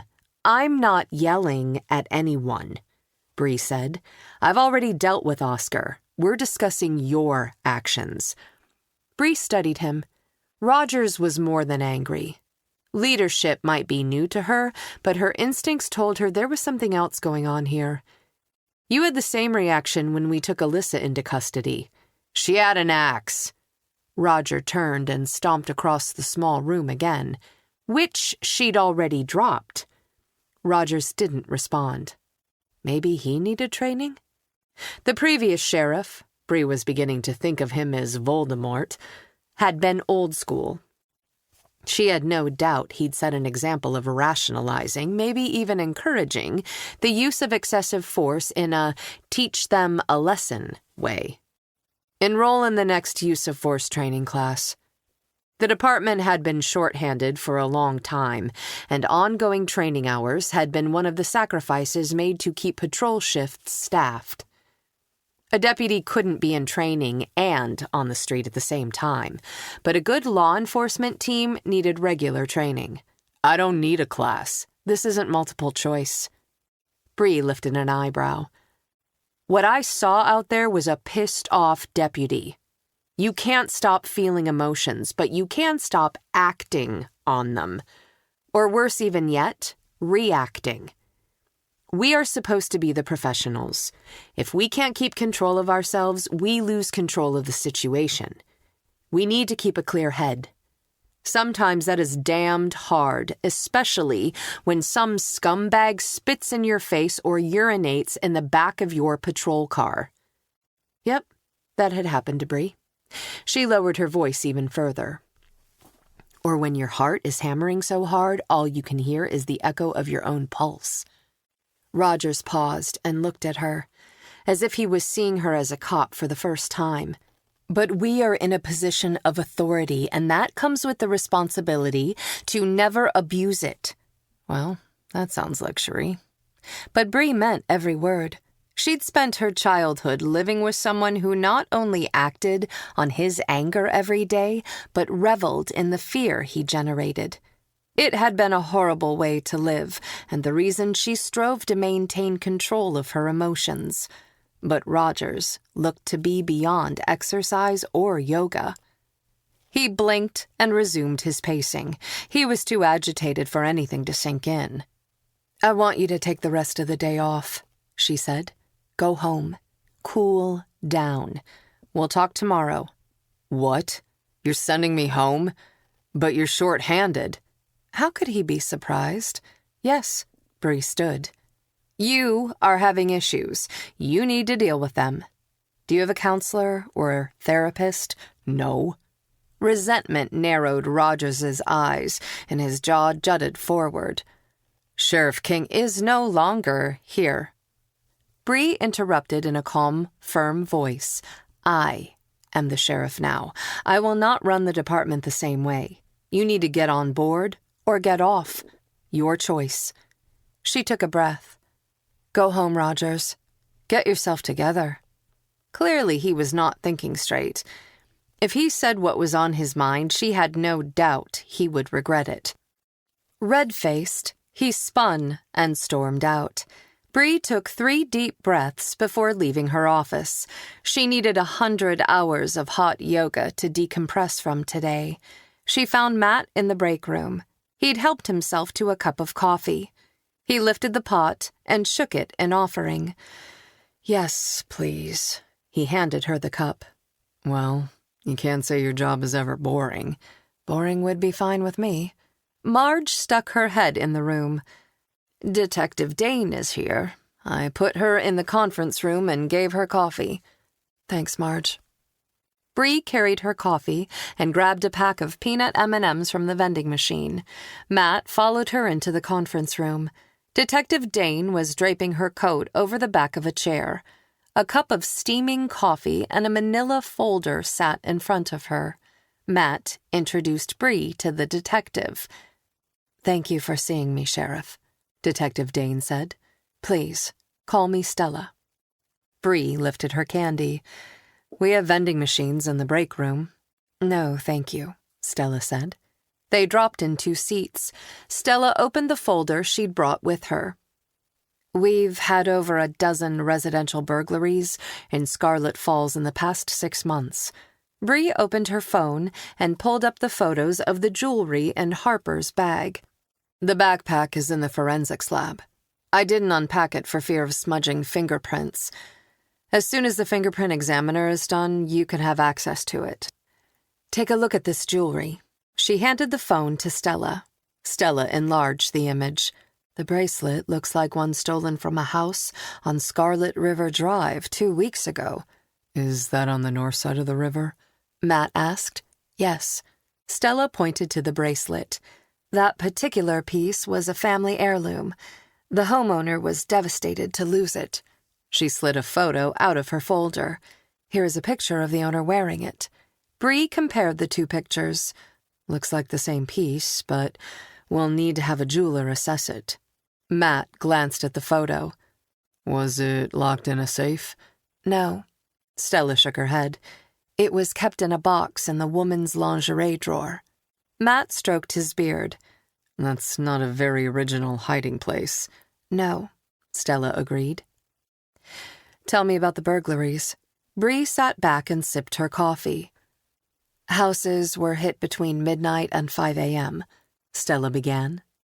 We think she must case neighborhoods looking for people on vacation or working the graveyard shift. That bracelet belongs to a nurse who worked nights in the ER. She? Bree asked. You're sure the burglar is a woman? We have an image of her from a security camera at another residence in the area. This house is 4 doors from the house that was burglarized. Stella slid a photo from her folder. The black and white image showed a woman hurrying down the street. Her body shape appears female. She is wearing black yoga pants, a tight black jacket, a hat, and a black bandana tied around her face. Bree studied the photo. Definitely female. The thief's hair and face were covered, but she was tall and slim. Bree passed the picture to Matt. He studied it for a few seconds and frowned. She hasn't left any fingerprints behind? No, Stella said. She's careful. In other stills, you can see she is wearing black gloves.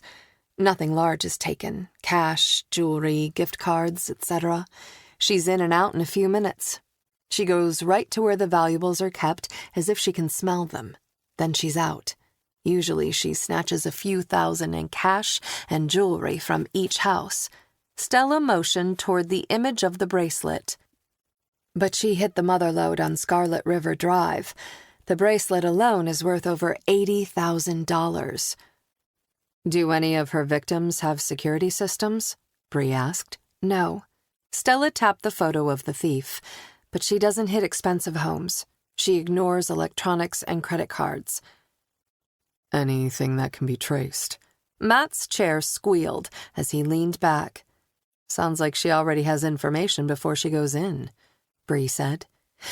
We suspect she might have an accomplice, someone who cases the houses ahead of time. Makes sense, Matt agreed. What kind of people walk through houses? Real estate agents, insurance agents, repairmen. Stella shook her head. We're cross-referencing companies that have worked on multiple homes that have been burglarized and real estate agents who have had homes for sale in the different neighborhoods. Any luck so far? Matt asked.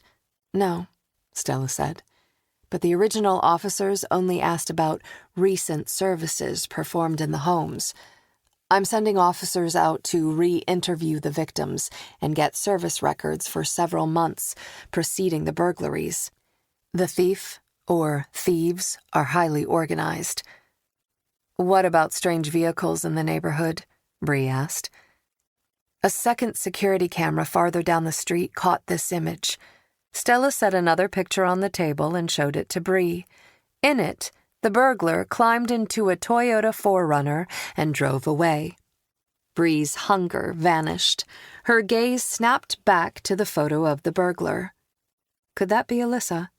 She set aside her M&Ms and dragged both hands down her face. What is it? Stella asked. Alyssa Vincent drives a 4Runner.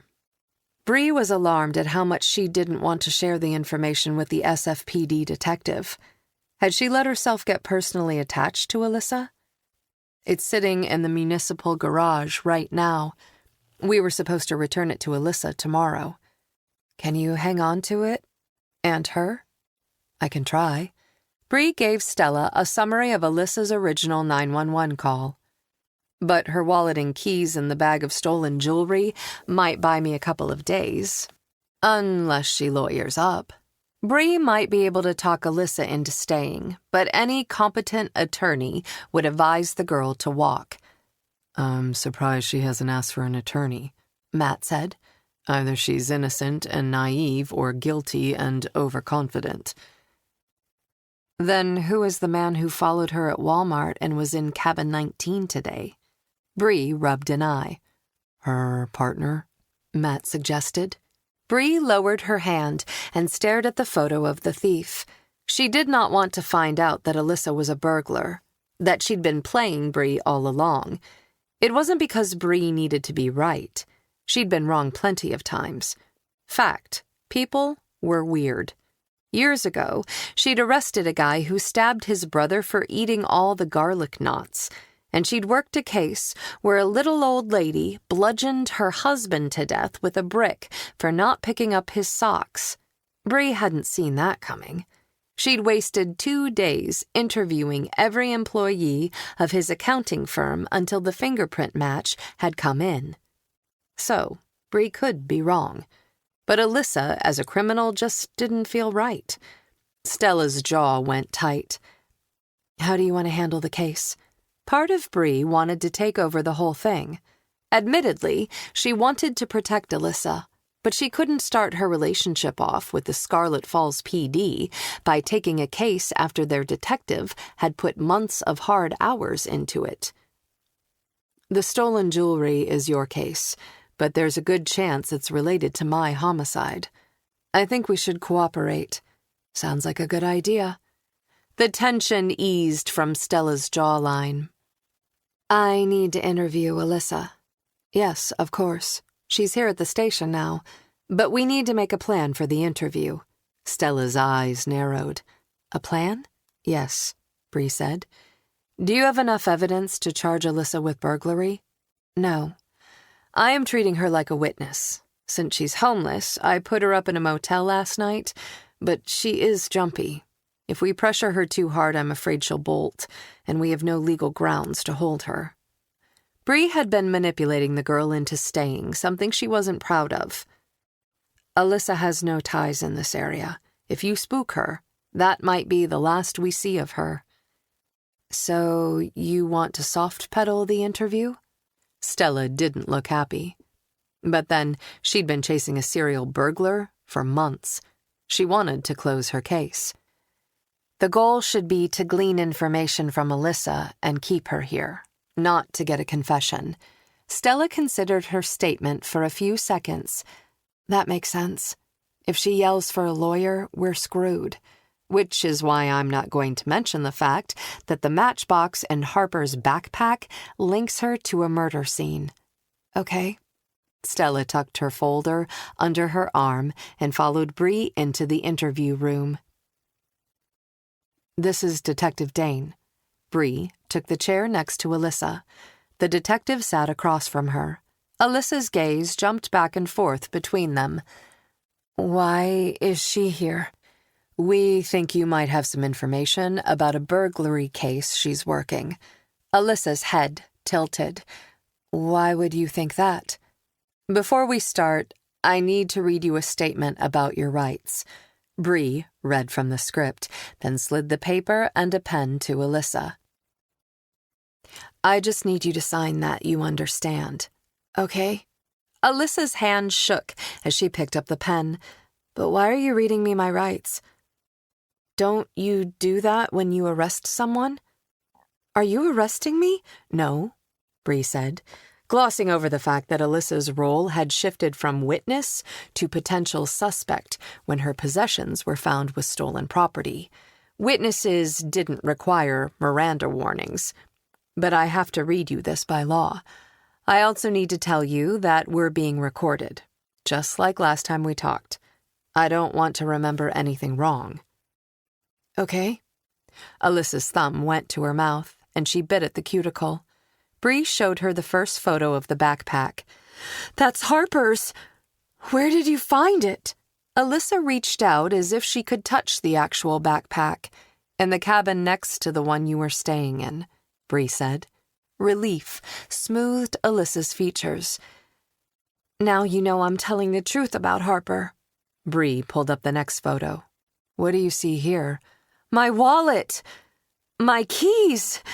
Alyssa smiled, but the smile didn't last. Her face sobered. I can't believe it. What? Bree asked. See the blue zippered pouch? Alyssa pointed to the phone. Bree enlarged the image.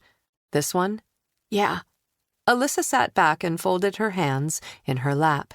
Remember when I told you that me and Harper started hanging together because my money got stolen at the shelter? Yes, Bree said. Alyssa picked at the skin on her wrist. My money was in that pouch. Harper must have been the one who stole it. Why would she do that? The pain in her voice sounded genuine, and it tugged at Bree's heart. Bree shook her head. I don't know. Why do you think she did it? She wanted more money from me, I guess. Alyssa looked away. A tear ran down her cheek. Every time she bought me food, she was using my own money. I'm so stupid. I drove her to work in other places. I thought she was my friend, but she was just using me. Where does Harper work again? Bree asked. Route 51 and Evergreen Road, Alyssa answered with no hesitation. Bree shook her head. We called Master Clean. That's the name of the company. No one named Harper Scott works there. Alyssa's mouth opened a half-inch. I don't understand. Where did Harper say she was from? Bree asked. Scarlet Falls. Alyssa sounded unsure. Bree leaned closer. We found no one named Harper Scott living in Scarlet Falls or all of Randolph County. Alyssa just stared. So, she lied about everything? Bree tapped her phone awake and showed Alyssa the contents of the backpack again. Do you see the plastic bags? Alyssa glanced down. Uh-huh. Do you know what's in them? Bree angled her head, trying to see Alyssa's eyes. Looks like jewelry. Alyssa looked up. Bree sat back and glanced at Stella. The detective leaned forward and rested her elbows on the table. Alyssa, did Harper ever borrow your vehicle? No. Alyssa's answer was immediate. That was my dad's truck. I would never loan it out. Do you know anyone who lives on Scarlet River Drive? Stella ran a finger down the edge of her folder. No. With a fearful eye on the folder, Alyssa began to scratch at her scar on her arm. Stella pulled out the picture of the bracelet. Do you recognize this? Alyssa shook her head, then stopped. That bracelet was in the picture of the backpack. It was stolen from a house on Scarlet River Drive 2 weeks ago. The detective moved the photo a little closer to Alyssa. Alyssa studied it for a few seconds, then looked at the detective. Harper had that bracelet in her backpack? Yes. Stella sat back. And other stolen jewelry as well. That makes sense, I guess. Alyssa picked at a scar until it bled. She stole from me. As much as Bree wanted answers, watching the girl struggle was hard. You're going soft. Bree didn't want to admit it, but helping her sister's kids work through their grief had changed her. Stella didn't miss a beat. She slid the picture of the burglar climbing into the Forerunner across the table. This is a doorbell camera picture of the thief leaving the scene of the crime. Alyssa stared. Is that my Forerunner? Stella shifted forward in her chair and pointed to the black-clad thief. Do you recognize this person? Alyssa's voice rose. It looks like Harper. The woman also looked like Alyssa. Alyssa's brows knitted. If I had anything worth selling, I wouldn't have been sleeping in a freezing cold cabin with no water or electricity. Did you ever see Harper with jewelry? Bree asked. No. Alyssa shook her head, but behind her denial her brain was working. She pointed toward the picture of the Forerunner. When was that picture taken? Stella tapped the photo. 2 weeks ago.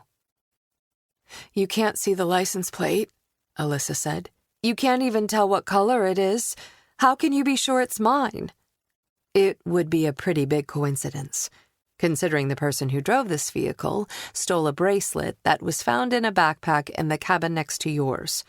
Alyssa stared at the scratches on her arm. Harper must have taken my vehicle while I was sleeping. Are you a heavy sleeper? Stella asked.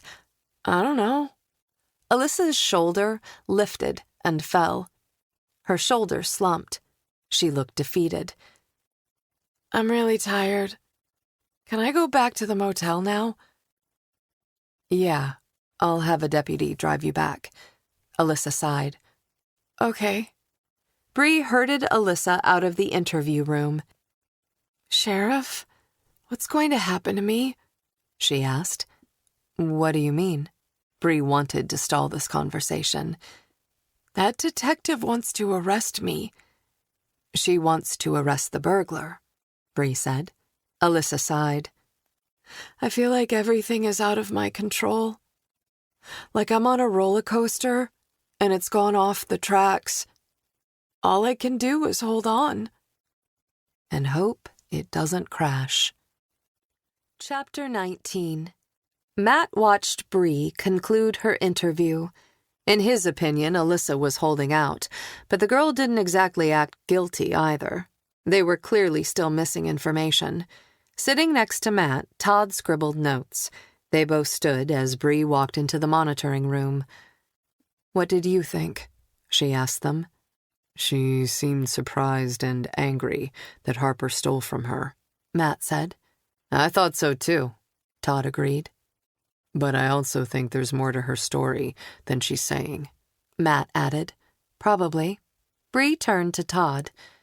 Any developments? The search on light crimes in the NCIC yielded no open cases of victims who had been shot in the face, then bludgeoned. Todd pushed his empty chair under the table. The National Crime Information Center was a searchable clearinghouse of crime data. The background check on Phil Dunlop is done. No criminal record. Taxes are paid up on the campground and his personal residence. Damn, Bree said. Anything else? I owe Mrs. Whitney an update, Matt said. Bree shoved her phone back into her pocket. I need to talk to Mrs. Whitney, too. I can do that tonight, Matt said. I already know her. I feel like I should see her personally. Bree's mouth pursed. Frustration ran through Matt. I understand your dedication and commitment. But if you still feel the need to control all aspects of the investigation, then why did you hire me? I hired you because I trust you. Bree sighed and pressed a palm to her forehead. Then you also need to have faith in my ability to do the job. I do. And you're right. I need to delegate. She pulled out her phone. I can still make it home to have dinner with the kids, but I am available later this evening if you need me. I could go with Matt, Todd volunteered. Are you sure? Bree assessed him. You've been working almost nonstop since yesterday morning. I'm sure. Those months I served as acting sheriff, I felt like I was in over my head. I need the investigative experience. Todd seemed determined to prove himself. Okay, that would be helpful, since Matt has no credentials yet. But make sure you eat and sleep. I need you in top form tomorrow. Todd looked pleased. Yes, ma'am. Bree headed for her office, and Todd and Matt left the station. I'll drive, Todd said. Best to have all the bells and whistles with us in case we need them. Okay. Matt slid into the passenger seat of the patrol cruiser. The car was fitted out for a lone driver, and the space was tight. The dashboard computer intruded on Matt's side. Todd drove to Mrs. Whitney's address. She lived in a one-story house near the train station in Gray's Hollow. Todd parked, and they stepped out of the vehicle. Matt stopped on the sidewalk. You like dogs, right? Sure. I used to have a lab. Matt led the way to the front door. These are little dogs. Ugh. He rang the bell and, yapping, exploded on the other side of the door. A minute later, the door cracked an inch, and Mrs. Whitney peered out through the gap. Matt. Mrs. Whitney. Matt raised his voice over the high-pitched barking and gestured to Todd. This is Chief Deputy Todd Harvey. We'd like to give you an update and ask you a few questions. Yes, of course. Hugo, move back. Larry, stop that growling. Mrs. Whitney leaned down and picked up a bristling, one-eyed pug mix. As she opened the door, she pushed a chihuahua back with her foot. Her black slacks were coated in dog fur. She wore a cardigan layered over a sweater and reading glasses on a chain around her neck. Matt and Todd slid inside. Hugo, the chihuahua, sniffed at their shoes. Each time they took a step, he sprang backward and barked. Larry continued to grumble from Mrs. Whitney's arms. Let me put these two in the other room, then we can talk. The house was crammed full of furniture and dog beds. Several held elderly white-muzzled mutts. Toys littered the carpet. Framed snapshots covered every surface. 90% of them were pictures of Eli from his infancy to the present. She took both dogs with her into a back bedroom and returned a minute later. Matt counted 6 dogs, including Hugo and Larry. The house smelled faintly of old dog, urine, and carpet cleaner. Sit down. She perched on a faded wing chair and motioned to a couch covered with blankets. Do you have any news about Eli? Mrs. Whitney asked. I'm sorry. Not yet, ma'am. Matt said. Tell me more about Eli's friends. She picked at a loose thread on her chair. He has his roommates. Did he ever mention having arguments with them? Matt asked. Not really, she said. Nothing important, anyway. He gets annoyed if Christian eats his leftovers, that sort of thing. Matt wondered how much he didn't tell his grandmother. Did he have any other friends? His roommates are the main ones. She dropped the thread and folded her hands in her lap. Todd shifted forward. How about a girl? He doesn't have a girlfriend. Wait, she brightened. There was a girl he brought to dinner about 3 weeks ago. What was her name? She asked herself. It sounded biblical. She didn't talk much. Samantha. No. Soraya. That's it. Todd took a small notepad from his pocket and wrote the name down. Can you describe Soraya? Mrs. Whitney's face turned thoughtful. She's tall for a girl, and slim. She has dark hair. I have a picture. Let me find it. She stood and went to a secretary's desk against the wall and selected a framed photo. Here she is. She showed it to Matt and Todd. The young woman sat next to Eli on that same couch. She had dark hair pulled back into a ponytail. Eli had his arm slung around her shoulders, but she was leaning slightly away. This was the girl Eli and Brian had argued over. May I take this picture? Matt tapped on the frame with one finger. I promise to return it. You can have that one. I can print another.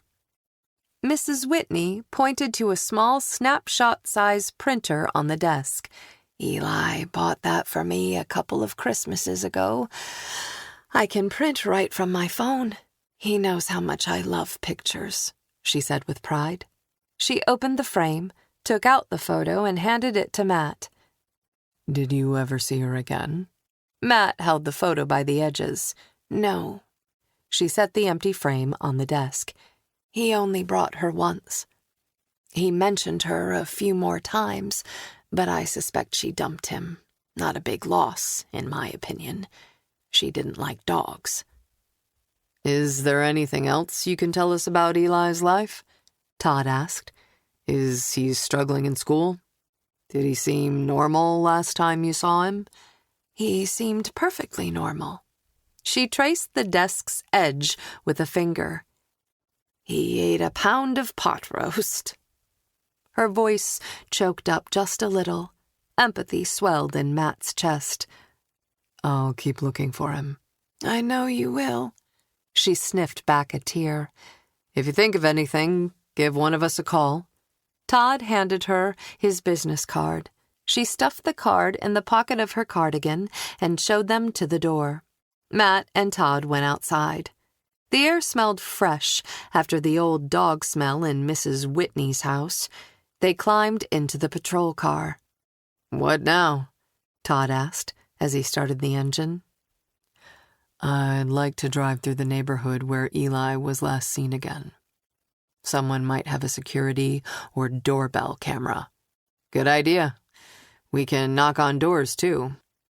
Sometimes the old-fashioned legwork gets the job done. Todd drove to the university campus.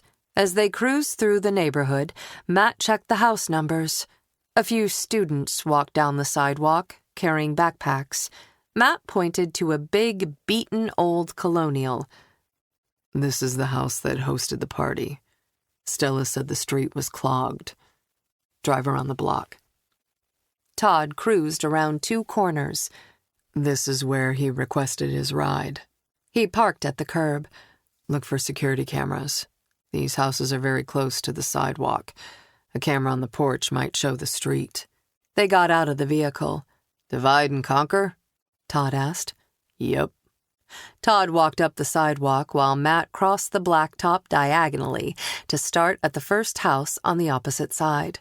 Students occupied most of the housing in this area, so he doubted they were in bed at 8 o'clock in the evening. There was no response to his knock at the first three houses. At house 4, he pressed the doorbell, and a male student in sweatpants and a university zip-up jacket answered. His feet were bare. Hey, I'm Matt Flynn. I'm assisting the sheriff's department in an investigation. He pointed to Todd across the street. I'm Brandon Stone. Brandon was average height and build, with overgrown dark hair, a scruffy beard, and skin the color of someone who spent no time outside. Brandon, were you home last Saturday night? Sorry, I went to a party. He blew long bangs out of his eyes. The one around the block? Yeah. How do you know? I heard it was big. Did you see this guy? Matt showed him a picture of Eli. Brandon leaned in. Yeah, he was at the party. I don't know his name, though. What time did you leave? I don't know. 1, 2, something like that. Brandon pointed to Matt's phone. He left before me. Was he drunk? Wasted. Brandon shuffled his bare feet. I'm not judging or anything. I've had my nights. He grinned. But not last weekend? I had a big paper to work on. I can't fuck up. I'm a senior. Brandon sounded depressed. Did you see him on the street when you left? Nope, Brandon said. How about your roommates? Are they around? they're not here. But they both went home for the weekend. It was just me here. Matt was about to thank him and leave when he looked closer at the doorbell. Is that one of those camera doorbells? Yeah. Brandon pointed to it. We had some packages stolen last month, so we installed that. Does it work? Brandon shook hair out of his eyes. It's okay. It's a little too sensitive. It picks up everybody who walks down the sidewalk. I shut off my motion notifications. It was going off all day while I was in class. Doesn't turning it off delete the purpose of having it? Matt asked. I left the ringer notifications on, so my phone rings if someone actually presses the doorbell. The app still tracks motion events. If we're missing a package, we can review the history, but the app just doesn't go off on my phone every time someone walks by. The house was right in the middle of the block, and in the general area where Eli had summoned his rideshare. Matt crossed his fingers. Would you check your app and see if you had any reported motion on Saturday night? Say between midnight and 2 a.m.? Sure. He stepped back. Hold on. Let me get my phone. He left the door ajar and returned a minute later, already scrolling on his screen. I have a bunch of events recorded around that time. He opened the first, and they watched 3 girls giggling as they walked past the house. The second video showed a couple walking arm in arm. The third was a sole young man. The clip was only about 20 seconds long.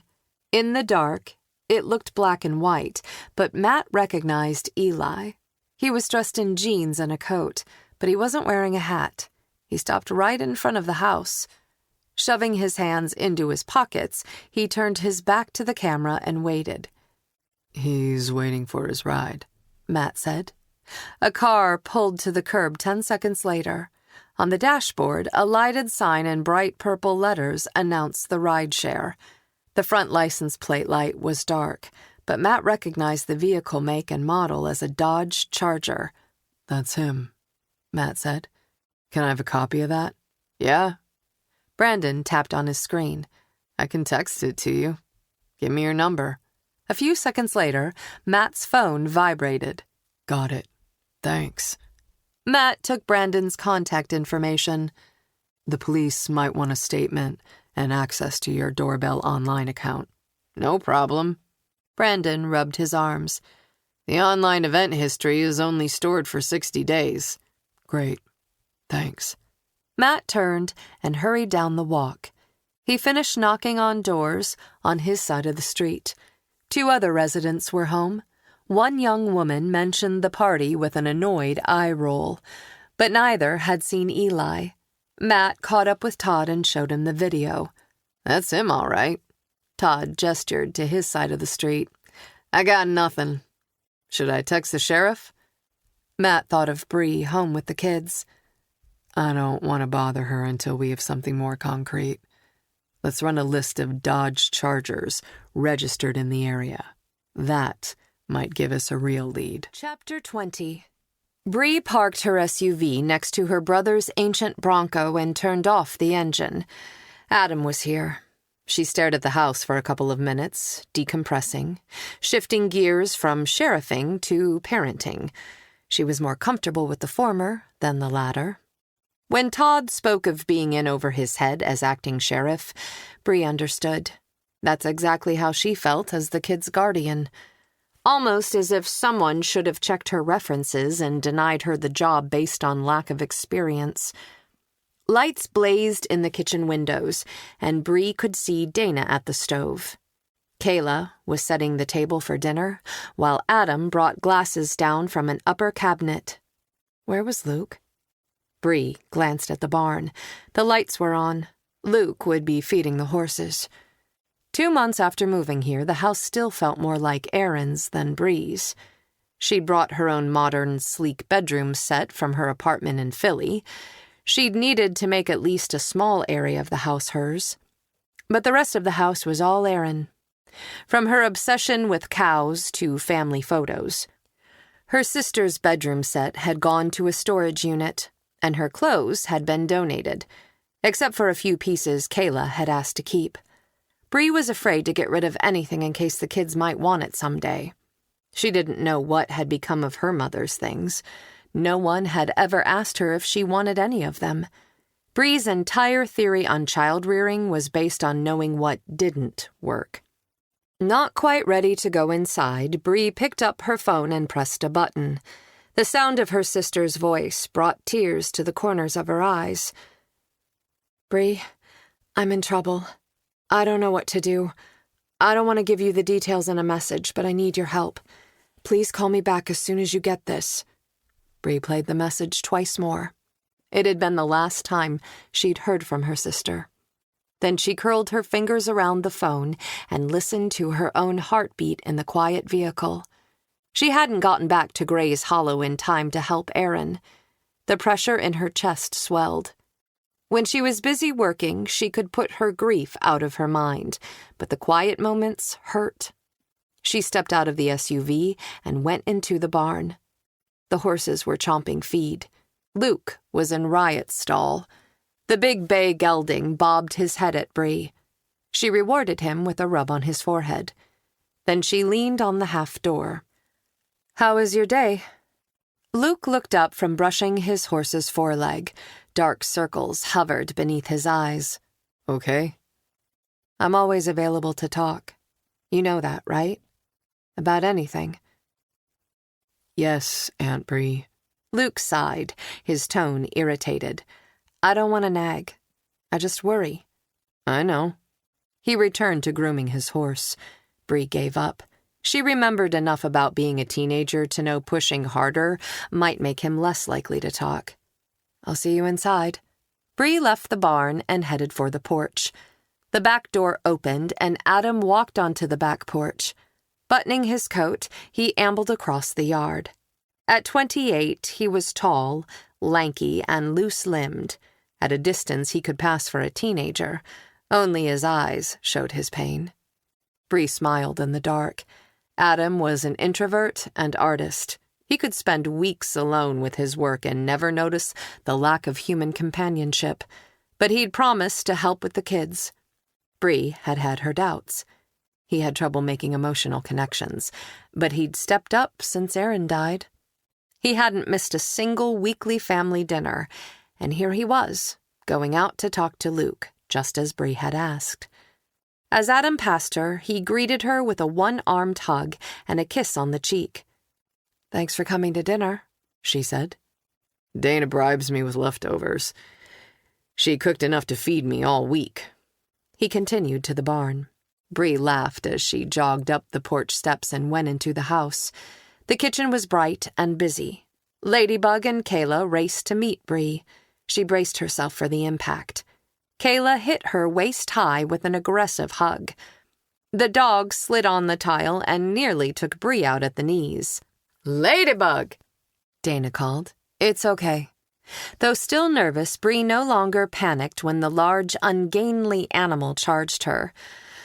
"I don't understand why she does this every single time I enter the house, even if I've only been to the mailbox or barn."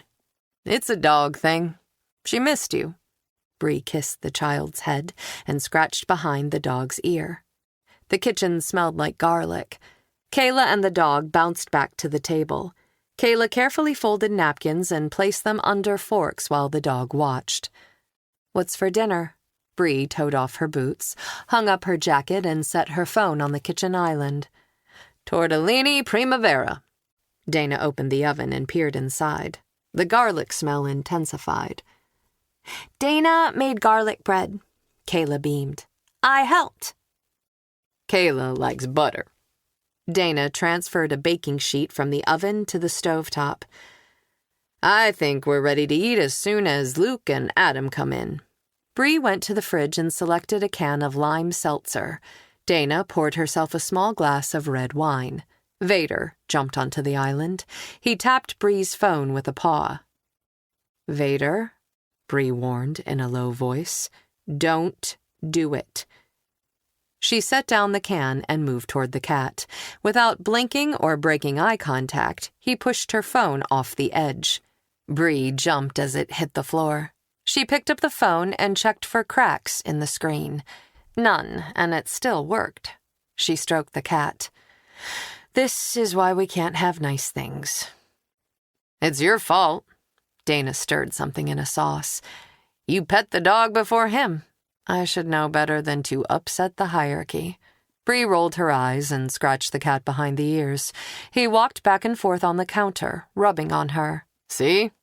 Dana pointed with her wooden spoon. He's marking you as his possession. Why do you have to be such a cat? Bree scratched his favorite spot under his chin. He purred and drooled on her hand until he suddenly turned away, jumped off the counter, and left the kitchen. She washed her hands. Typical Vader. When he was done with you, he was done. The back door opened. Bree marveled at the resemblance between Adam and Luke. Side by side, they looked like brothers. The Taggert genes ran strong in their lean bodies, disheveled brown hair, and tragic hazel eyes. Seltzer? Bree asked. Sure, Adam said. Bree had no taste for alcohol. But then she'd grown up knowing that the smell of liquor on an angry man's breath meant someone was going to get a beating. Luke and Adam washed up, and they all sat at the table. Bree let the conversation float around her. Luke described the latest version of Call of Duty. Since they'd started the family dinner ritual, he and Adam had begun a weekly challenge. Do you want to play, Aunt Bree? You just want someone to kill over and over again. Bree joked. Luke grinned. You'd get better if you played more. Kayla chattered about an upcoming math test. Can you quiz me later, Aunt Bree? I have to know my times tables up to 6 times 12. Sure, Bree said. We can do that after dinner. The conversation flowed, and Bree felt the tension ease inside her. In her previous life, Bree would have grabbed takeout or eaten scrambled eggs standing over the sink. Then she would have opened the file of whatever case had been most urgent, and she would have worked. No break, no family. She looked down. Ladybug rested her head on Bree's foot. No dog. Maybe Dana was right, and Bree would grow to like the big mutt. Stranger things had happened. By the time dinner was over and the table cleared, food and family had recharged her. Bree tested Kayla on her math facts and supervised the bedtime routine. She returned downstairs to find Luke gone and Adam putting on his coat. Luke went to finish his homework. Adam led the way back to the kitchen. I'll walk you out. Bree stepped into her boots and followed him to his rusty vehicle. You need a new SUV. The hinges squealed as he opened the door. I don't go out much. Thanks for coming to dinner. It means a lot to the kids, and me. Adam turned to face her. It means a lot to me, too. Thanks for nagging me about it every week. Bree grinned. You're welcome. He put one foot in the vehicle, then paused. Bree? Yeah? Do you ever think what would have happened to us, all 3 of us, if someone had kept us together after Mom and Dad? All the time, Adam. Sometimes, like at 3 a.m, Bree could think of little else. I'm glad we can help Luke and Kayla. Yeah, me too. And maybe Bree and Adam could help each other along the way. Their relationship had already changed, and Bree felt a connection with her brother she hadn't expected to develop after all these years. Did you talk to Luke? Adam nodded. He doesn't want to talk about it. All he said was he wants to be normal for a while. I can understand that, but I worry. Our family history isn't full of the most stable people. Everybody deals with their grief in their own way. I paint. After this discussion, Adam would probably go home and work until dawn. He'd leave his raw grief in broad strokes on a canvas. He's not a little kid. We need to respect what he wants. That makes sense. So much of his life has spiraled out of his control lately, Bree said. But do you think he's okay? Adam snorted. I don't know. Are any of us okay? Good point. He seemed to have a fun night. But Bree wished Luke would open up to someone. Adam's head cocked. Have you ever been back to the house? The question surprised Bree. Our old house? Adam nodded. No. She could do without those memories. You? A couple of times, he said in a vague tone. It's still vacant. Not a shock. Shivering, Bree hugged her arms. There's lots of land out here, and the property was run down back then. If Bree's memories were correct, it had practically been a junkyard. Besides, who wanted a house that had hosted a murder-suicide? Unless property values went through the roof, that acreage was going to sit. It should probably be condemned now, Adam said. I don't even know who owns it. I do. What? Shock filled Bree. You know who owns it, or you own it? It was up for auction, and I bought it. Adam took no interest in clothes or his vehicle or anything else that wealthy people seem to value. It was easy to forget his talent and that his paintings sold at very high prices. He'd bought the farm for Erin, and he'd helped Erin pay her bills for years. She forgot about the cold. Why? I'm not sure. Adam's gaze drifted to the night sky. Sometimes He seemed to struggle for words. I wonder how it all happened. How he could have done it, and why. I know you and Erin told me how mean he was, but... He let out a breath. I don't have any memories of that time. Nothing. It's all a big void.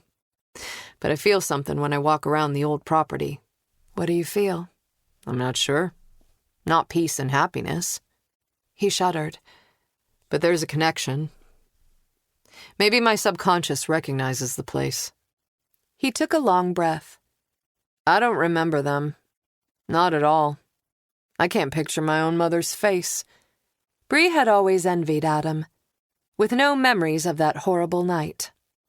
Even Erin's recall had been spotty, but Bree remembered every second in high def and surround sound. She'd been terrorized by nightmares throughout her childhood. Those nightmares were paying her fresh visits since her sister died. The wind gusted and a blast of Arctic air swept over her. It had been cold that night when Bree had taken her little sister and baby brother under the back porch to hide from their father. 27 years later, she could feel the frigid air blowing through her pajamas. She could feel the cold dirt under her bare feet and smell the damp earth. Hear the gunshots. Her entire life she'd thought Adam had been the lucky one, to have been too young to remember. Now she realized instead of a tragic memory, Adam had a hollow space. Was that what his art did for him? Fill the void? She should have helped him fill that space. She'd had no control over being separated from her siblings after their parents died. Adam and Erin had been raised by their grandmother. Bree, the more difficult child, had been farmed out to a cousin in Philadelphia.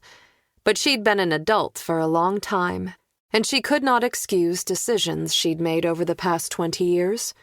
She should have done more than occasionally reach out to Adam. She should have done what she was doing now, demand a place in his life.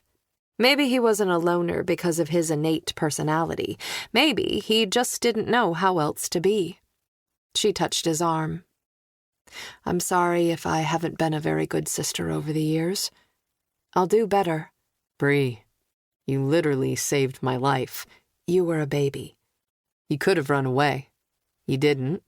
You took me and Erin, and you kept us safe. I wish we hadn't been separated after that. As a child, Bree had longed for their connection. Whenever she'd had a nightmare, she'd wanted to hold tight to her brother and sister, the way she had under the porch that horrible night. But she'd been alone. Isolated. Yeah, me too.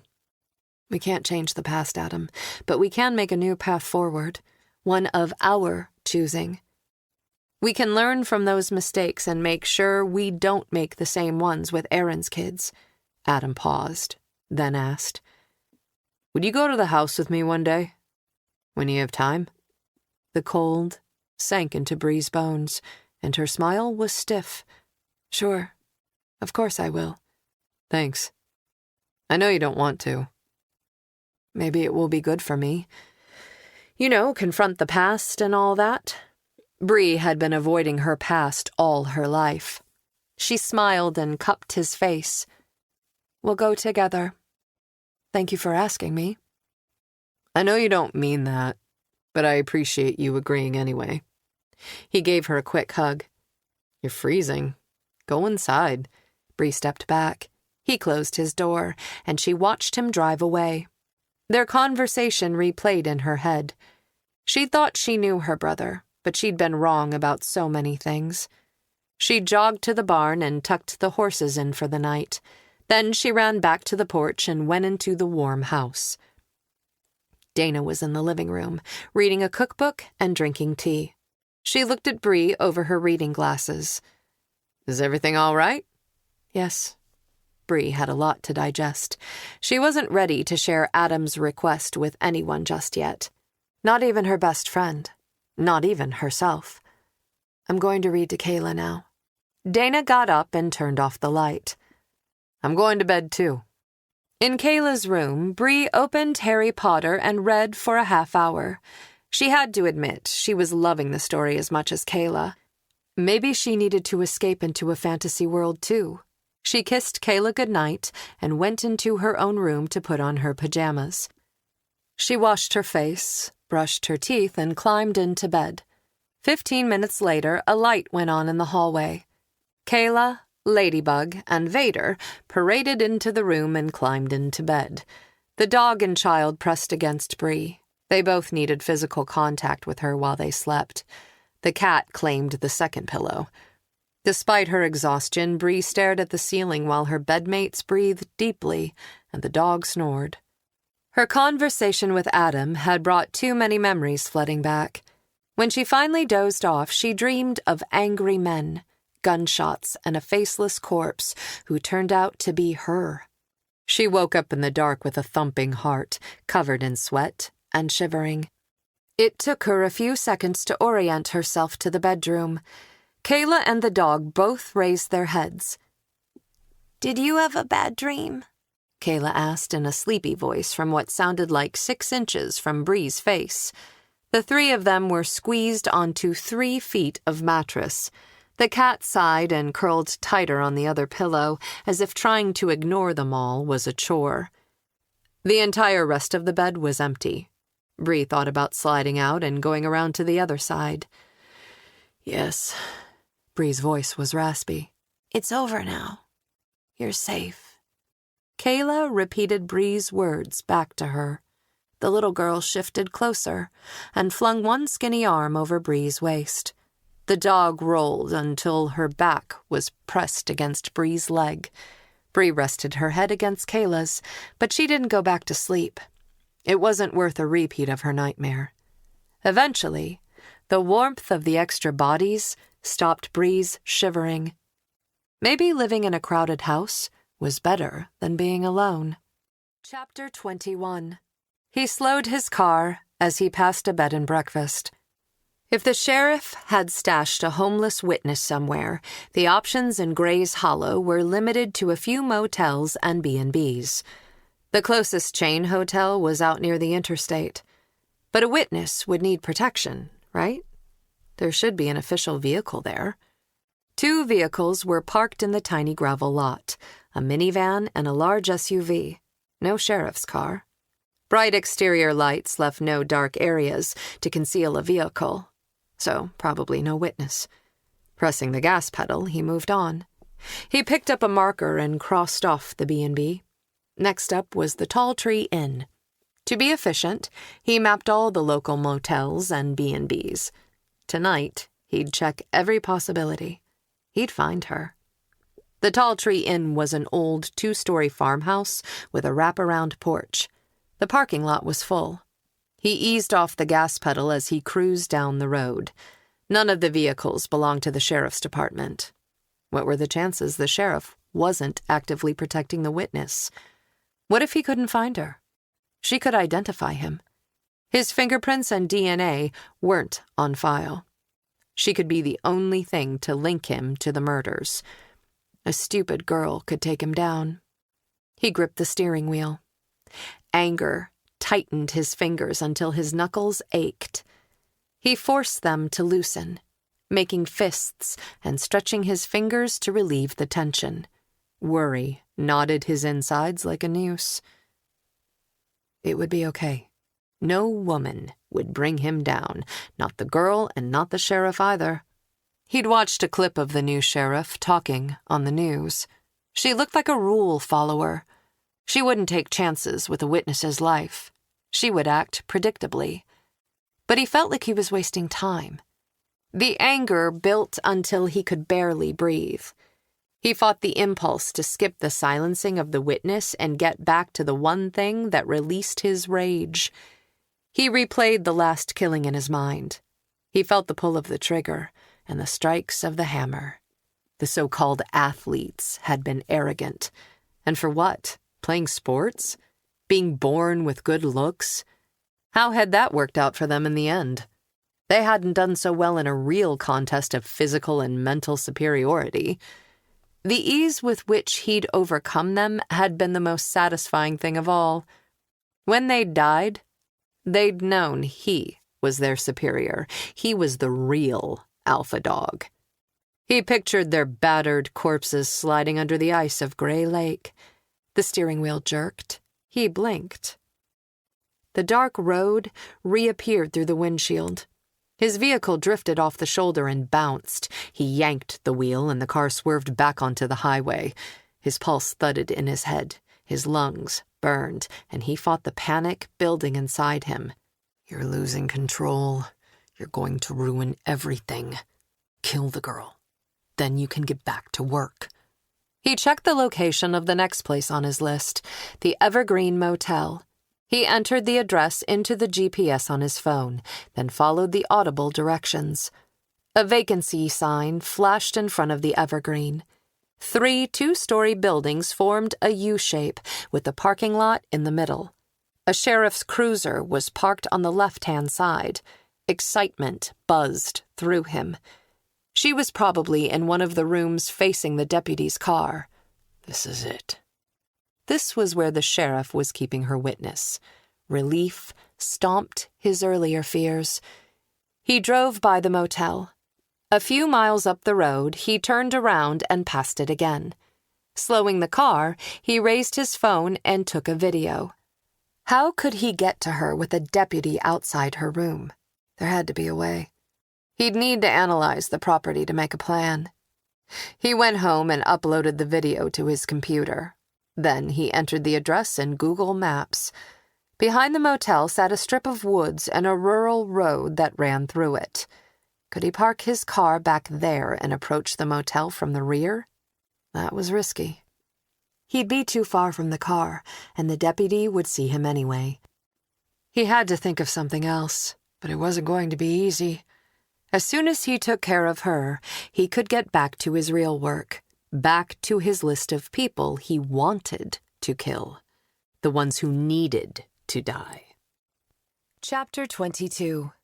Wednesday morning, lack of sleep drove Bree to her darkest sunglasses. The rising sun gleamed on the hood of her vehicle. She parked behind the sheriff's station and went in through the back door. She was hanging up her jacket when Todd appeared in her office doorway. His face was flushed. You look like things have happened already. She checked her phone. It was 7 o'clock. Yes, several things. Matt's in the conference room. Already? I'll be right in. Give me 2 minutes to check in with Marge. Rounding her desk, she planted her butt in her chair. Todd all but bounced out of the room. Marge walked in with a vat-size mug of coffee in her hand. Bree waved a hand toward the doorway. Is he always this obnoxiously bright-eyed this early in the morning? Yes, but you're also unusually grumpy. Marge set the coffee on the table. You look like you need this. Bless you, Marge. Bree inhaled the steam, then took a long swallow. I need a bigger mug. That would be the whole pot. Where is Alyssa? Marge asked. The motel, Bree said. I'll call her in an hour or so. Okay.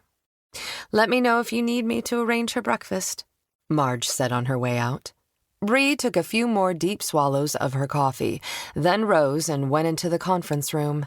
Matt sat at the table, drinking coffee and writing notes. Todd was too excited to sit. Alyssa's prints were found on her keys and wallet, but not on any of the jewelry. Bree exhaled, aware that she shouldn't be so relieved. She should be objective. Todd leaned both fists on the table, his eyes gleaming. I'm not done. The footprints and tire tracks from the vacant inn match the ones at the boat ramp and the cabin. The boot is a common brand and size. He rattled off a string of numbers that represented a tire size. Bree wasn't a car buff. The numbers didn't mean much to her. Is that a common tire? Unfortunately, it is. But if we find a vehicle, we can confirm if it was at the scene. Same with the boots. Todd continued. Next, forensics got a match on prints from the stolen jewelry. Bree set down her coffee. There was nothing like a solid lead to perk her up. Todd slid into the chair, opened the file, and scanned the page. Fingerprints found on the jewelry belong to Sarah Harper of Scarlet Falls. Sarah is a 21-year-old with an arrest record. Bree leaned over to see the file. Todd tapped on a page. She's been arrested 3 times for petty theft, and once each for shoplifting and prostitution. Did she go to jail? Bree asked. Todd shook his head. The charges were dropped twice. The other cases were plea bargain down to probation and community service. One of the larceny charges involved Sarah calling elderly people and posing as their granddaughter and trying to get them to send her money. So Harper Scott is an alias, and she's a scam artist. Yep. There were 4 burner phones in the backpack. One is the number that communicated with Alyssa's phone. 3 were brand new, still in their packaging. Busy girl, Bree said. Assign a deputy to research activity on the used phone. I want to know who she called and texted in the days leading up to the alleged shooting Monday morning. The phone is passcode protected, Todd said. Get a warrant for the cell provider records, which would take time. Todd nodded. We need a specialist to assess the jewelry, but by appearance alone, the ruby and diamond bracelet matches photos of the stolen one. There were some other nice pieces in the bag, too. Now we need to identify the guy who followed Alyssa in Walmart and assaulted me in cabin 19. Is there any mention of an accomplice in Sarah's file? No, Todd said, but I will look deeper. Find out who lives at her last known address and get background records on them.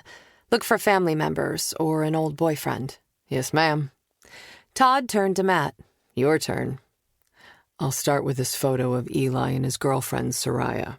Matt slid it across the table. Bree looked at the photo, then compared it to the mugshot from Todd's file. It was Sarah Harper. So Sarah Harper is Soraya Scott and Harper Scott? Seems like it, Matt said. Bree leaned back in her chair. She was going to have to let that news settle. Her brain needed time to sort through the jumble of implications. Sarah Harper is the center of this investigation. I want to know everything about her. She's only 21 years old. I'll get Marge to request a yearbook from Grays Hollow High School for 2016. Maybe she still has the same friends. There's more, Matt said. After we talked to Mrs. Whitney last night, Todd and I canvassed the neighborhood. We found a doorbell video feed of Eli getting into a fake rideshare. We've already checked with the rideshare company and confirmed the car that picked him up was not the correct vehicle. Someone was pretending to be his rideshare. Do you have a copy? Bree asked. I do. And Todd has already requested a copy directly from the company. Matt slid his phone across the table. Bree picked it up. That's Eli, Matt said. Bree watched the entire clip. We have a fake rideshare driver in what looks like a Dodge Charger. Yes, Matt agreed. He even has a light-up dashboard sign. Eli never even looked for the license plate. Bree set the phone aside. The license plate isn't visible. No, Todd said. I ran a search for Dodge Chargers in Randolph County and the neighboring counties. Bree watched the clip again. The image of the auto was fuzzy. A doorbell camera was designed to capture images close to the house. The optics weren't optimized for distance. Todd shuffled his papers. This body design has been used since 2011. There are pages upon pages of them in the search area. Bree rubbed a temple. Would the size of the tire in the tracks at the cabin, boat ramp, and inn fit a Dodge Charger? Todd opened his phone and tapped on it with his thumbs. A minute later, he looked up. Yes, it would. As much as I hate being on camera, I want to schedule a press conference in an hour. I want people on the lookout for the Charger and fake ride shares. Bree handed the phone back to Matt. But why would anyone kidnap Eli? Matt set his phone on the table. He doesn't have any rich relatives, so it's not money. Could it have been a prank and something went wrong? Todd asked. None of this makes sense, Bree said. How would the kidnapper know Eli called a rideshare? Matt sighed. Eli posted it on Twitter. Bree exhaled. Have someone sort through that list of Dodge Charger owners, see how many have criminal records. Yes, ma'am. Todd stood. There's one more thing. Matt's voice suggested it was important. Bree's phone vibrated. She slid it out of her pocket and glanced at the screen. The ME was calling. I have to take this. Excuse me. In the hallway, she shifted the phone to her ear. Sheriff Taggert here. This is Dr. Jones. The Gray Lake victim is Brian O'Neill. You're sure? Yes. His mother was here late yesterday. We received his medical records early this morning and confirmed. Oh, my God. That poor woman. Bree had identified her sister's body. Erin had been shot in the chest. Dr. Jones had made sure her wounds were not visible to Bree. Erin had looked perfect. Bree remembered standing next to the gurney. Grief had ripped a hole through her that had felt as big as Erin's gunshot wound. She didn't think she would have been able to cope if Erin's face had been destroyed. No chance for visible confirmation. No chance to say goodbye. How did she identify him? Bree asked. I sure as hell didn't let her see him. Dr. Jones said in a rare slip of her professional mask. She cleared her throat. She described the shamrock tattoo, a small scar on his knee, and the previously broken tibia. Medical records from his family doctor confirmed the identification. Thank you for the call, Dr. Jones. You're welcome. The line went dead. Bree squeezed her eyes shut for a few seconds, then opened them and returned to the conference room. Matt and Todd looked up as she entered. The ME just officially identified the body from the lake as Brian O'Neill, she said. So it seems Eli's missing persons case officially rolls into our homicide. Todd said, yes, we need to find him ASAP. Bree could feel that case was going to break open with enough digging. Matt got to his feet. Brian went missing on Friday. His body turned up Monday, 3 days later. Eli disappeared early morning on Sunday. Bree finished his thought. Today is Wednesday. 3 days later. How are these cases connected? Matt asked. Bree threw up her hands. We need Brian's financial and phone records. When I've finished talking to Mrs. O'Neill, I'll need to interview the roommates. Is Brian's legal residence at the university or at his mother's home? Matt said, the university. He'd done a little legwork on all 4 of the roommates. Bree turned to Todd. Then we need a search warrant for that address. Make sure Eli Whitney's room is also covered. Get a rush on it.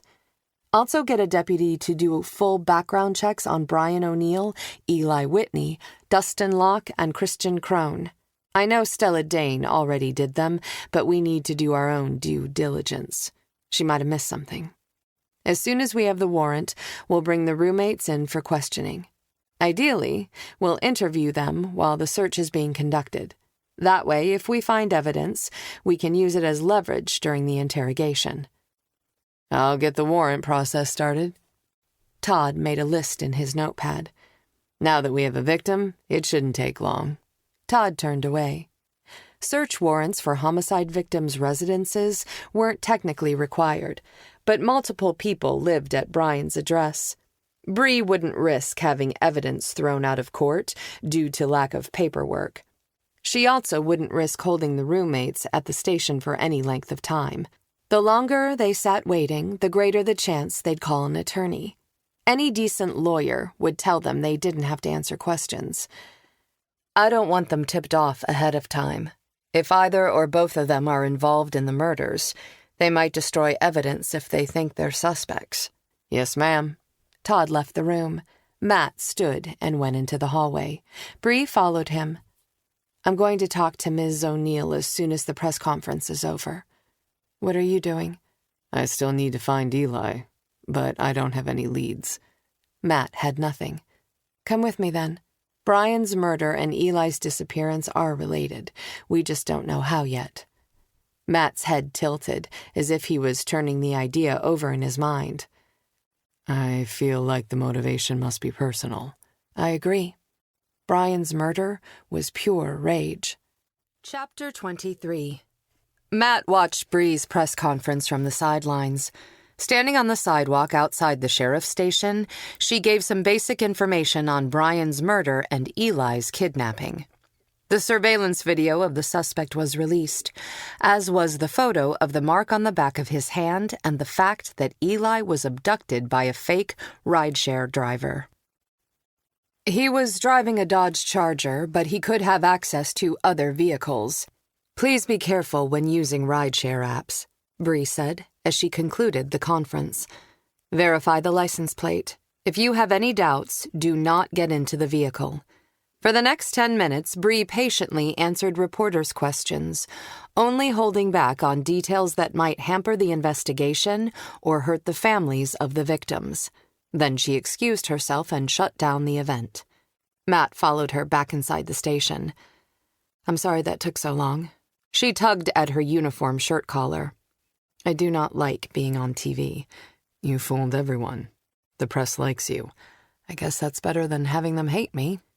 She rubbed her eye. It's just part of the job I will never get used to, but the public has a right to know what's going on. If I don't give them the facts, they'll start theorizing. Curiosity starts rumors. On the way to Ms. O'Neill's place, Bree fielded a call from Kayla. Her eyes were locked on the windshield, but her face softened as she talked to her niece. Of course I'll come. Put it on the calendar. Bree almost smiled. I love you too.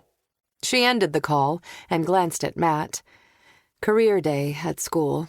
Kayla wants me to talk to her class. Sounds like fun, right? If you asked me that last year, I would have said no. Not that I didn't like kids, but my entire focus was my job. But now, she paused. I've only lived with them for 2 months, but already I can't imagine living alone. Kids grow on you. How have they adjusted to your new job and long hours? Matt asked. Before this case came along, I was shielding them from my work schedule as much as possible. Bree frowned. I usually go home for dinner, then work in the home office after they go to bed. Luke will be glad I'm busy this week. He's been avoiding me. What's up with Luke? I don't know. He won't talk to me or Dana. Even Adam struck out.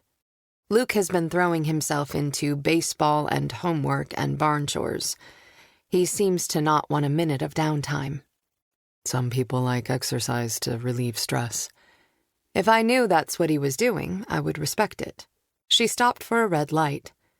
For now, I guess I'm just going to worry. Matt thought Bree's brother was too flaky to be very useful. How much has Adam been around since you moved in? He's come to dinner once a week, Bree said. More importantly, he's been present. She seemed to search for the right words. Emotionally. I don't know how else to describe it, but we had a discussion last night. A real one. Her brows lowered in a troubled expression. Matt waited, but Bree didn't elaborate. She and her nephew were very alike. Bree used work the same way Luke used homework and baseball. What about Kayla? He asked. She's been clingy and having nightmares. Clingy sounds normal after what she's been through. She still sleeps with me or Dana. Bree said, but her guidance counselor says that's to be expected. She's afraid of losing us, too. Ironically, I feel better about her mental state. She talks to me and Dana about her mom all the time. I know what's going on in her head.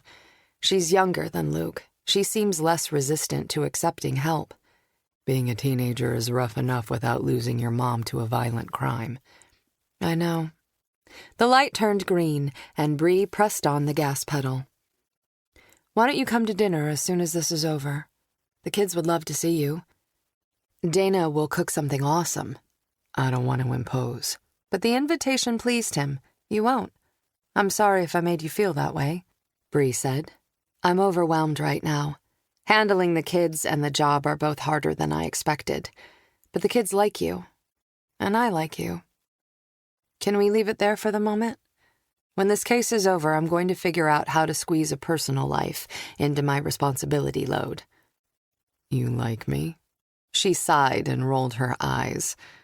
You know I like you. I didn't assume, but the confirmation is nice. Her admission meant more to him than he'd expected. She gave him a small smile, and his heart did a double take. She meant more to him than he'd expected. There was no one else in the vehicle, so he reached across the console to take her hand. Do you remember the first time we met? She looked down at their joined hands and lifted an eyebrow. He'd surprised her. Good. I do.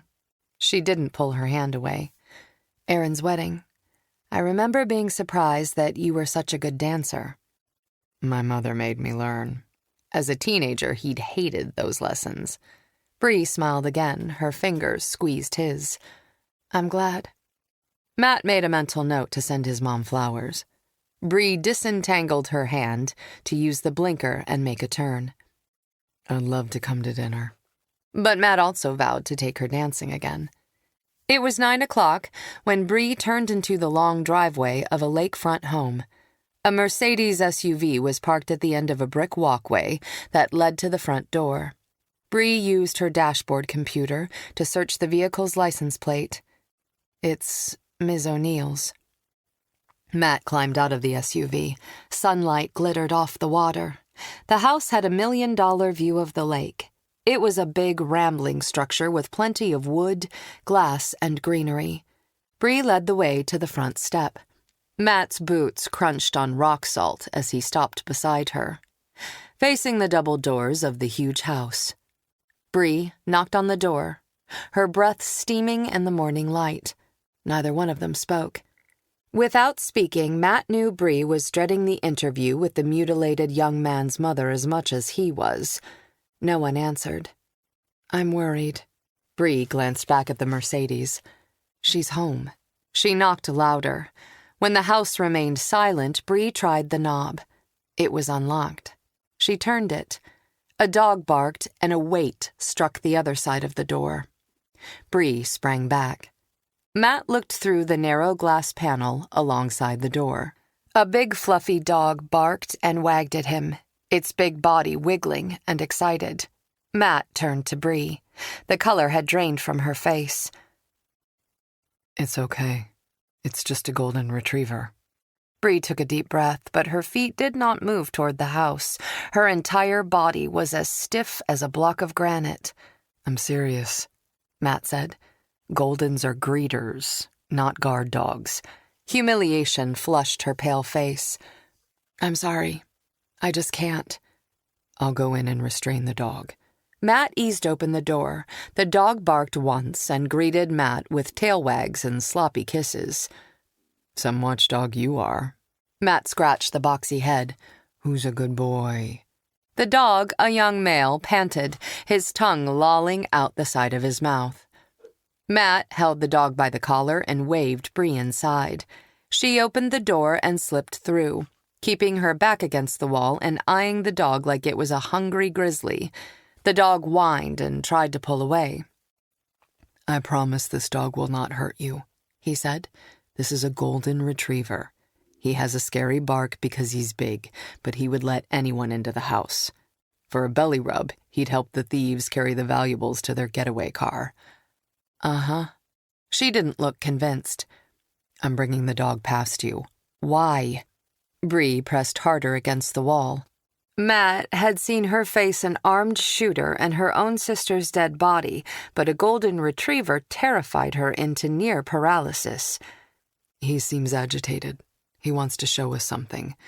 Bree raised an eyebrow. Trust me. I do. Her voice sharpened. Then stand behind me. She moved into position. He took her hand, gave it a reassuring squeeze, and released the dog. Go find Mommy. The golden raced out of the foyer, his feathery tail pluming behind him. You really expect him to understand you? Bree's voice was skeptical. No. Matt started after the dog. But he wants us to follow him, hopefully, to his owner. Ms. O'Neill? Bree called as they followed the dog. It's Sheriff Taggert. The foyer opened into a 2-story great room with a view of the frozen lake. Huge glass doors lined the back wall. A massive stone fireplace faced the kitchen. Both were cold and empty. Matt caught a movement through the glass. The dog ran to one of the doors, barked, and pawed at the base of the door. Someone sat on the deck. Smoke plumed over the back of a tall Adirondack chair. She's outside. Matt went to the French doors and opened them. The dog pushed past Matt. Cold air swept off the lake as Matt stepped out onto the deck. A woman in her 50s stared over the lake. The only movement was the lift and fall of her cigarette. She wore a sweater and jeans. No coat or gloves or hat, even though the temperature was below freezing. Her hand reached automatically for her dog, who planted his huge head in her lap. Bree edged past Matt. Ms. O'Neill? She didn't respond. She didn't even register their presence. But then she must be in shock. With one eye on the dog, Bree moved to crouch in front of her. Is there someone I can call for you? Ms. O'Neill's chin lifted. She stubbed out her cigarette in the ashtray next to her. I quit 2 years ago. I found that pack in my office. Her skin was waxy pale, her lips almost blue. How long had she been out here? Let's get you inside. Bree took one arm, Matt the other. Ms. O'Neill didn't resist. They brought her into the great room. Bree eased her onto the sofa. Matt whipped an Afghan off a chair and wrapped it around Ms. O'Neill's shoulders. The dog jumped onto the sofa and lay down with his body touching hers. The medical examiner didn't let me see him. She said they beat him, and I wouldn't recognize his face. But I would have. No matter what. I'd know my son. Matt didn't comment. The ME had been kind when she'd used the word beaten to describe the injuries to Brian's face. He found a remote for the gas fireplace and turned it on. Flames surged, and warmth poured out instantly. I'll make her some tea. He wasn't perfect, but he was a good man, Ms. O'Neill said in an absent voice. Why would someone do that to him? I don't know, Bree said. Matt searched cabinets until he found tea bags and a mug. He used the instant hot water dispenser on the sink. After adding a heaping teaspoon of sugar, he brought the tea to Ms. O'Neill. She was shaking. Tea spilled over the rim of the cup, but she didn't react or seem to care. Bree forced her to drink a few sips of the hot liquid. Ms. O'Neill pushed the tea aside. She set the cup down in the small puddle of liquid on the table. Then she rose on shaky legs and crossed the room to a bar cart. Trembling, she poured whiskey from a decanter into a tumbler. She lifted the whiskey with both hands and took a healthy swallow. After topping off her glass, she returned to the couch. Can you find the person who did this to my son? Matt wanted to promise her, but that hadn't gone well with Mrs. Whitney, had it? But he had to say something.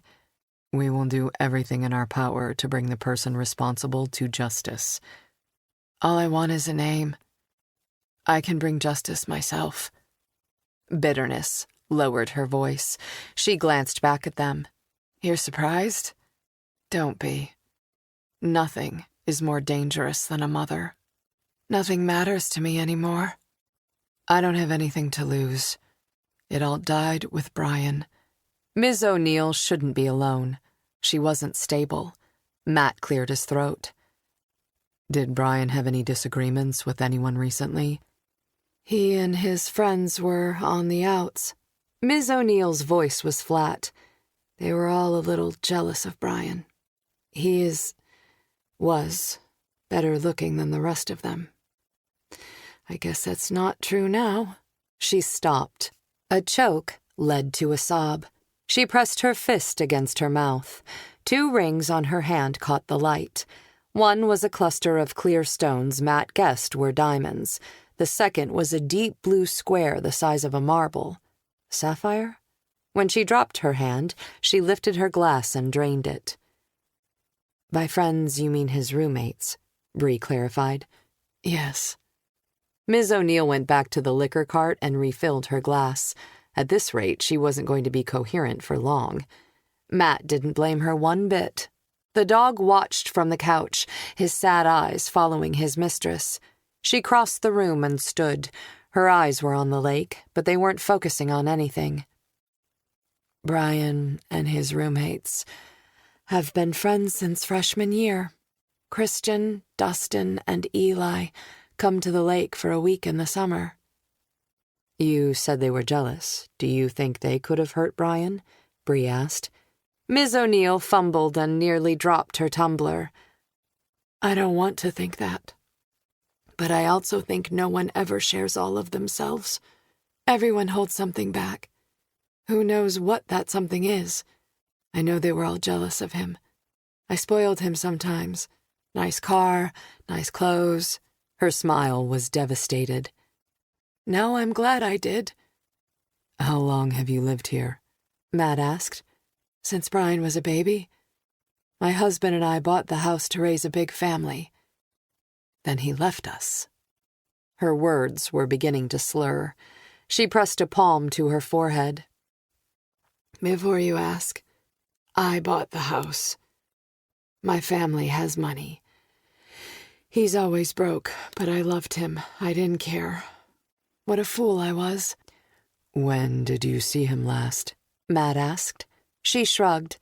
I don't even know. 15 years at least. He emailed weekly for the first few months. Then every few weeks became holidays and birthdays. Then nothing. Why did he leave? Bree asked.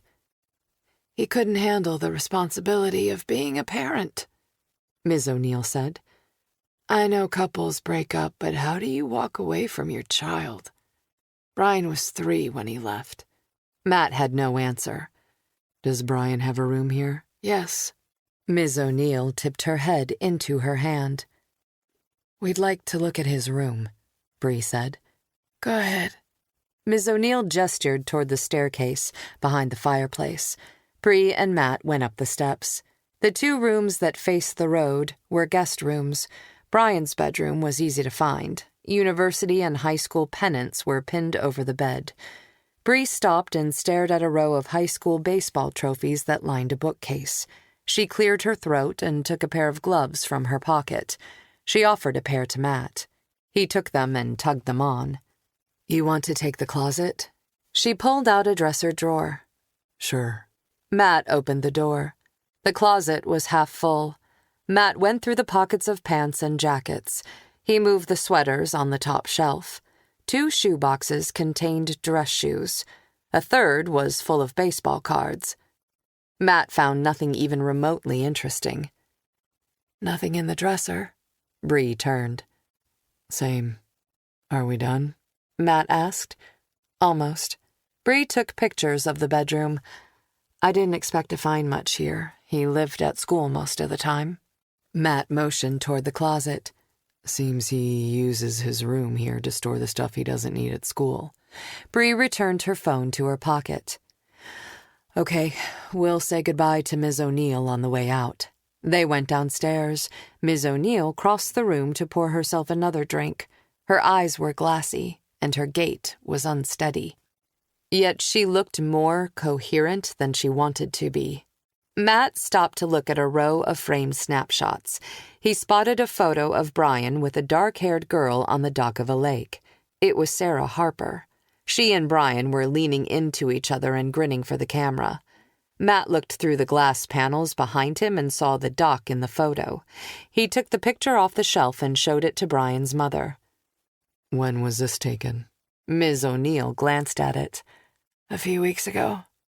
Brian brought Soraya up here for the day. She drew in a shaky breath. Does she know? Christian had said neither Brian nor Eli had dated Soraya, but it seemed like she'd actually dated both of them. Had the roommates lied, or had they been lied to? We're trying to contact her now, Bree said, but we haven't been able to find her. Do you know where she is? Ms. O'Neill shook her head. She only came here once. But I could tell Brian really liked her. He talks about her all the time. Talked about her all the time. She closed her eyes for a second. When she opened them, they were filled with unshed tears. They spent a lot of time together. Matt turned the photo of Sarah Harper and Brian so Bree could see it. She didn't look surprised. Ms. O'Neill pressed her fingertips to her eyes. Her rings caught Matt's attention again. Ms. O'Neill, has any of your jewelry gone missing lately? She froze and lowered her hands. Yes. How did you know? There's been a series of residential robberies lately, he said. Do you think they're related to Brian's death? She asked. Matt looked to Bree. Did she want to give that possible connection away? We don't know if the crimes are related or coincidental, Bree said. Can you tell me what went missing? Ms. O'Neill wiped a tear from her cheek. I keep my valuable jewelry in a safe, but there were some smaller pieces in my jewelry box that I wore often. Small diamond studs and a matching pendant. Can you estimate the value? Bree asked. Roughly $8,000 or $9,000. Ms. O'Neill acted like she'd said $10. Did you call the police? Matt asked. No. Ms. O'Neill shook her head. I thought I'd simply misplaced them. The last time I was wearing them, I'd been to a party. I'd had too much champagne. Bree's eyebrows rose. When did they disappear? 2 or 3 weeks ago. Ms. O'Neill lifted a shoulder. Shortly after Sarah's visit. Do you have any family nearby, Ms. O'Neill? My sister. Let me call her for you, Bree said. Fine. Ms. O'Neill read a number off her phone. Only after Matt and Bree were sure the sister was on her way did they leave the house and return to Bree's vehicle. In the passenger seat, Matt fastened his seatbelt. Sarah Harper seems to be the center of everything. Bree started the engine and turned the vehicle around. She had been dating Eli and Brian. Neither one had told their roommates or each other. Was keeping their relationships secret her idea or the boys'? I'm betting it was her idea. If she was targeting Brian for his mother's jewelry, she wouldn't have wanted anyone to know. That would also explain why she was less interested in Eli. His grandmother doesn't have any money. Could Sarah Harper be behind Brian's death and Eli's disappearance? Bree asked. Why would she want Brian dead? Maybe he figured out she stole his mother's jewelry and threatened to go to the police. Bree turned the vehicle down the driveway. So she killed him to keep him quiet. With her record of 4 previous arrests and 2 convictions, I doubt she would get off with community service or probation. She'd likely spend some time in jail. But how does a slim girl move a dead body to dump it in the lake? Wheelbarrow, hand truck, accomplice. There's always a way. Bree didn't look concerned by the logistics. But if we believe Alyssa's story, then Sarah Harper was shot Monday morning. She turned onto the main road. Who killed her? Matt considered. We know Sarah Harper is a scammer. What if she staged the shooting to throw us off her track? Let's see what Todd has turned up. Bree dialed Todd's number and put him on speakerphone. Todd, do you have a last known address for Sarah Harper? Yes. 201 Mallard Lane. Bree entered the address into her GPS. What else can you tell us? The property has belonged to Earl Harper, age 48, for just over 20 years. Earl served 5 years in state prison for first-degree robbery. He beat a convenience store clerk with a baseball bat. Unfortunately, he copped a plea for a minimum sentence. He also has a list of other petty crimes on his rap sheet. Earl is currently self-employed. Todd paused for a breath. The shuffle of paper sounded over the connection. Also living at that address is Rowdy Harper, age 27. Rowdy did 18 months in prison for grand larceny. He also has a rap sheet of minor offenses. The only violent one is an arrest for sexual assault, but the woman dropped the charges before the case went to trial. Is that it? Bree asked. Isn't that enough? Todd snorted. I handed you 2 more suspects. But yeah, that's it for now. I'll let you know what else I can find. What kind of vehicle do Earl and Rowdy drive? Todd paused. Earl has an old F-150. There's no vehicle registered to Rowdy. Thanks. Bree ended the call.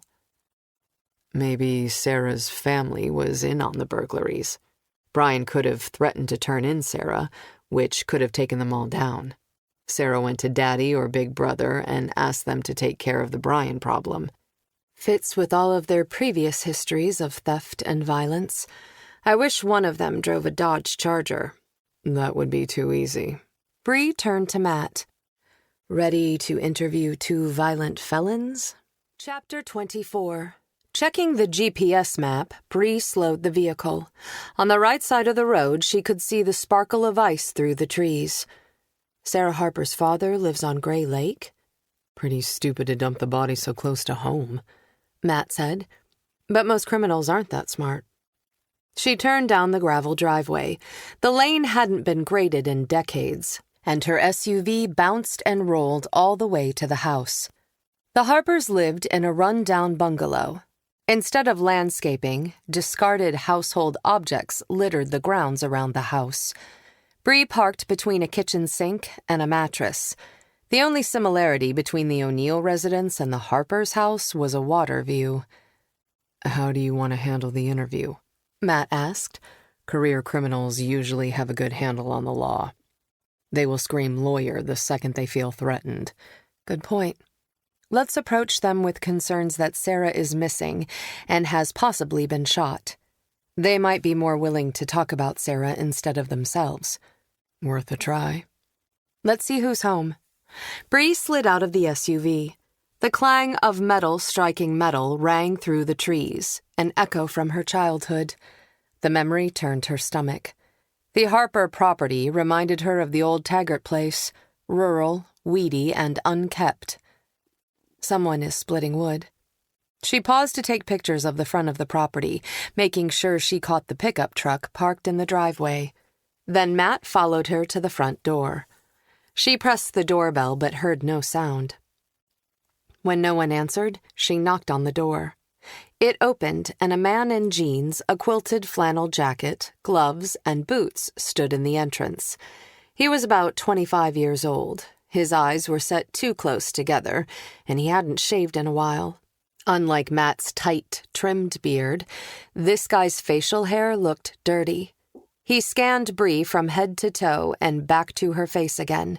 His eyes went flat and hostile. "What do you want?" he asked. "I'm Sheriff Taggert," Bree introduced Matt.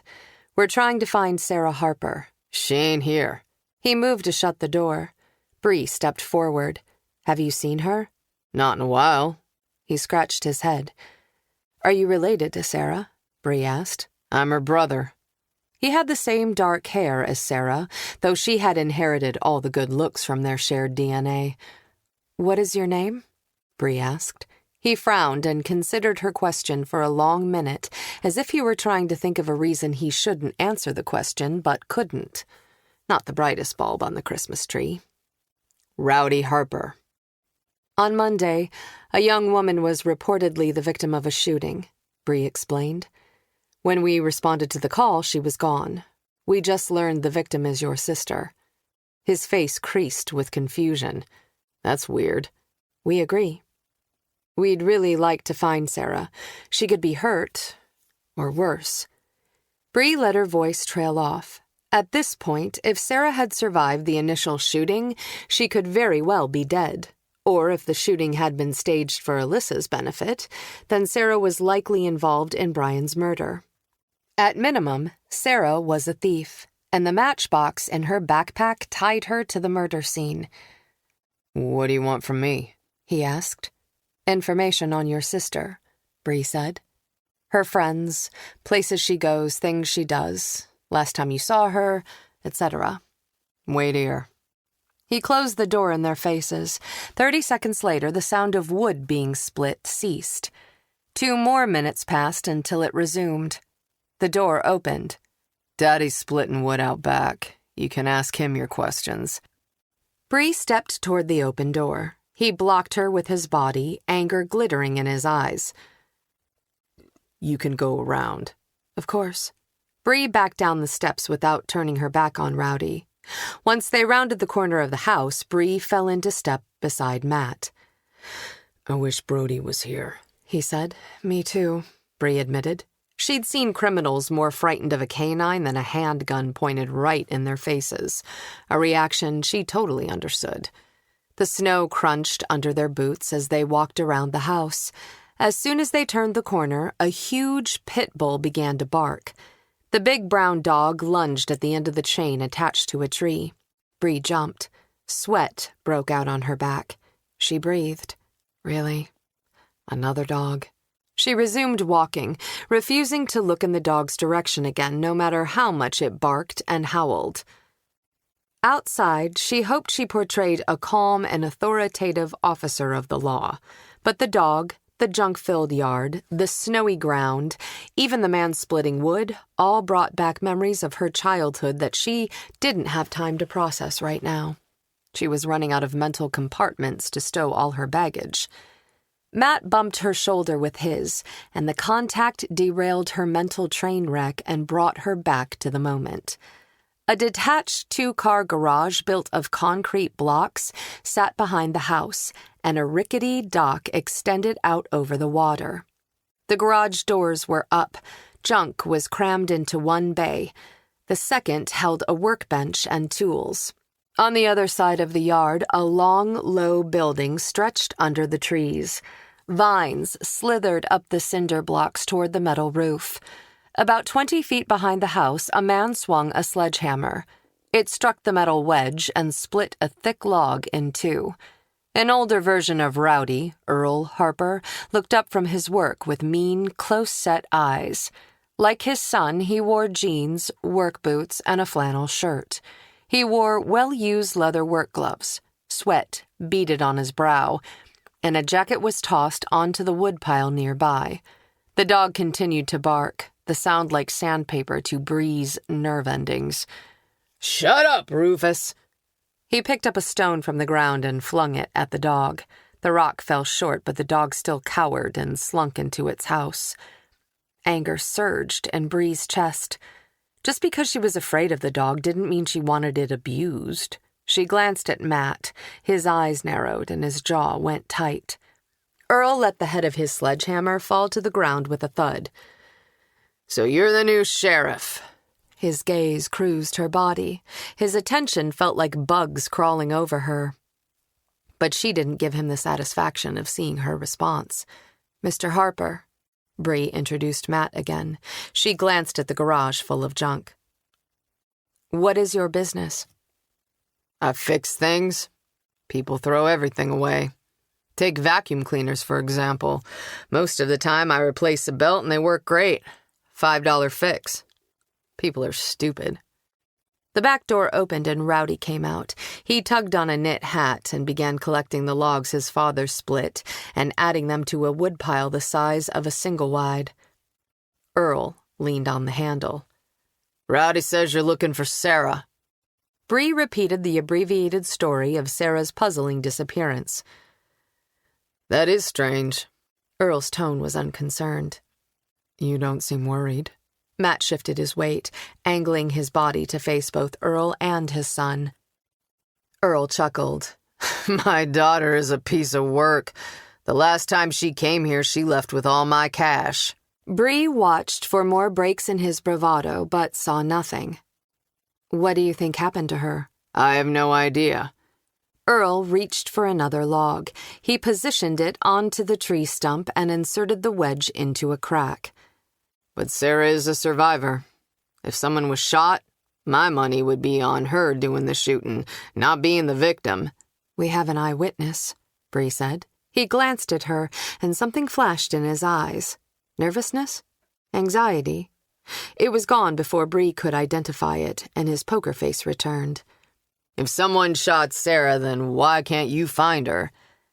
That's what we'd like to know, Bree said. You have one eyewitness? That's it? He scoffed. People see what they want to see. He had a valid point. Eyewitnesses were great for convincing juries, but their actual recall sucked. 20 people could watch a crime being committed, and they'd all have varying accounts and different descriptions of the perpetrator. But instead of responding, Bree simply held his gaze for a few seconds. She wanted him to wonder about what other evidence she might have. Emotion flickered in his eyes again. This time she caught it. Doubt? Worried about his daughter? It didn't last, though. He sneered. I'll tell you one more time, she's no victim. She's a predator. She's also a sneaky, scheming little bitch. I'll give her credit, though. Respect laced his tone. She has bigger balls than Rowdy over there. Hey! Rowdy protested. Earl waved off his comment. Sarah would steal milk from a baby, then turn around and sell it back to the mother. She always has some little racket going, and she rarely gets caught. The last sentence came through with a ring of pride. He swung the sledgehammer, the motion sure and true. It struck the wedge dead on. The log fell away in 2 pieces. No, Sarah ain't dead. More likely that she's up to something. Bree pried deeper. What can you tell me about her friends? Sarah doesn't have friends, Rowdy chimed in. Just people she uses. Earl agreed with a nod. He's right. What about a boyfriend? Matt asked. Earl shrugged. Not that I know of lately. Bree tried again. When was the last time you saw her? More than a month ago. 6 weeks, maybe. He set another log on the stump and positioned the wedge. I'm not keeping track. I told her not to come back. Not after she stole from me. Did Sarah leave any possessions here? Bree asked. I don't know. Earl paused, his sledgehammer poised to heft. Do you have a warrant? No, Bree admitted, but I can get one. Good luck with that. Earl turned his back on her and swung his sledgehammer again. You got no evidence I'd done anything wrong. Where were you early Monday morning? Bree asked. That's the kind of question I don't answer without a lawyer. What about you, Rowdy? Bree faced the sun. Do you remember where you were early Monday morning? Don't answer that, Earl said. We don't have to answer any of the sheriff's questions. We are speaking with her now out of basic courtesy. It was true. No one was obligated to speak to the police. Bree had no evidence to link Earl or Rowdy to the burglaries or Brian's murder. Earl split another log, then turned back to face Bree and Matt. We're done talking, Sheriff. It's time for you to leave. He never raised his voice, and his tone remained polite throughout the conversation, yet a threat came through his body language and his cold stare. Despite his outward calm, the potential for violence simmered just below the surface. His hostility was a palpable kinetic energy that radiated from him like heat shimmered from summer pavement. Bree wanted to drag him down to the station, but he was right. She had no probable cause, and a harassment suit could hinder her investigation going forward. She tried one last question. Would you please take off your gloves? Both of you? No. Earl's brows lowered in a what the fuck expression. She backed off and said in an equally polite tone, Thank you for your time. But as she said the words, she held his gaze for a few seconds. She didn't have the legal right to arrest him, but she was not intimidated. Not by him, at least. The pit bull was her personal nightmare. The dog pulled her gaze. It paced the length of its chain, the links rattling. Earl straightened to his full height and rested the sledgehammer over one shoulder, like Paul Bunyan. One eyebrow arched with arrogant challenge. He knew the dog upset her. She could not conceal her response well enough to put one past a guy like Earl. Can't scam a scammer. Bree and Matt walked around the house to the driveway. "Let's talk to the neighbors," she said. "I feel bad for them," Matt said. "Can't imagine living next to the Harpers." The house next door wasn't fancy, but it was well maintained. The property line was clear based on the lack of junk next door. Both the neighbors' detached garage and dock looked structurally sound. A man walked out of the house, grabbed a trash can, and rolled it past a plumber's van to the street. Bree and Matt intercepted him in the driveway. He was in his early 20s, but his acne made him look younger. His gaze darted between Bree's uniform and the Harper's house. "What do you want?" "I'm Sheriff Taggert, and this is my investigator, Matt Flynn. We'd like to ask you a few questions. What's your name?" "I'm Joe Marcus." Joe wore a jacket and gloves, but his head was bare. "What's this about?" "Your neighbor, Earl." Bree motioned toward the Harper house. "How long have you known him?" "All my life, unfortunately." Joe cocked his head. "What do you want to know?" "Is he a problem neighbor?" Matt asked. "Not really." Joe crossed his arms and hunched his shoulders as if he was cold. "That dog of his is always getting out. A couple of weeks back, it killed some chickens down the road." Bree shuddered. Her father's dogs had killed everything they could catch: rabbits, squirrels, cats. Dad had liked to keep them hungry. "Did you call the sheriff's department?" Bree asked. "Me?" Joe pointed to his own chest, then shook his head. "Hell no. They weren't my chickens. I don't have a problem with Earl." Bree tried another angle. "What about the neighbor who lost his chickens?" "That's none of my business." Joe raised both hands, palms out, a gesture of finality. Then he lowered his voice. "The Harpers keep to themselves most of the time, but they aren't the kind of people you want to fuck with, if you know what I mean." "Are you afraid of him?" Matt crossed his arms. His head tipped back as he assessed Joe. Joe's face flushed, the redness emphasizing his acne. "Cautious is a better word. I'm not stupid. Earl is volatile." Matt motioned behind him by jerking a thumb over his shoulder. "Did you see if Earl was around this past weekend?" "He was here at least some of the time," Joe said.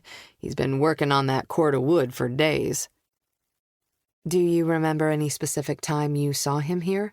Bree asked. "No," Joe answered, and his blunt tone said he wasn't giving up any info on Earl. "How well do you know his daughter, Sarah?"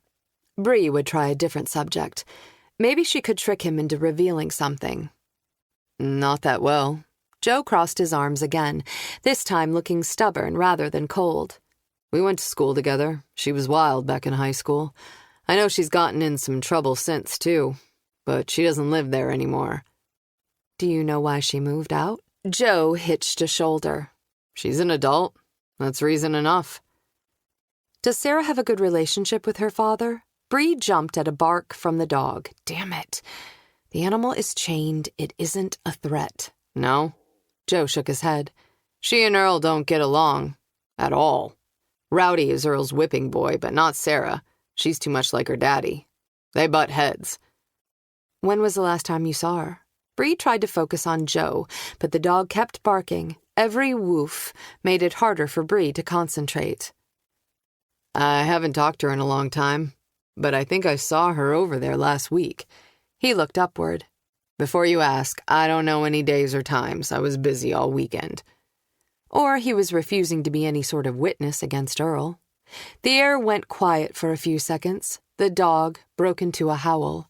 The sound raised goosebumps on Bree's arms. She forgot her next question. Inside her gloves, her hands went clammy. With a quick glance at her, Matt jumped in with a question. "Doing what?" "Minding my own business." Joe raised his voice. "Focus." Bree shook her head to clear it. "You're sure it was Sarah you saw?"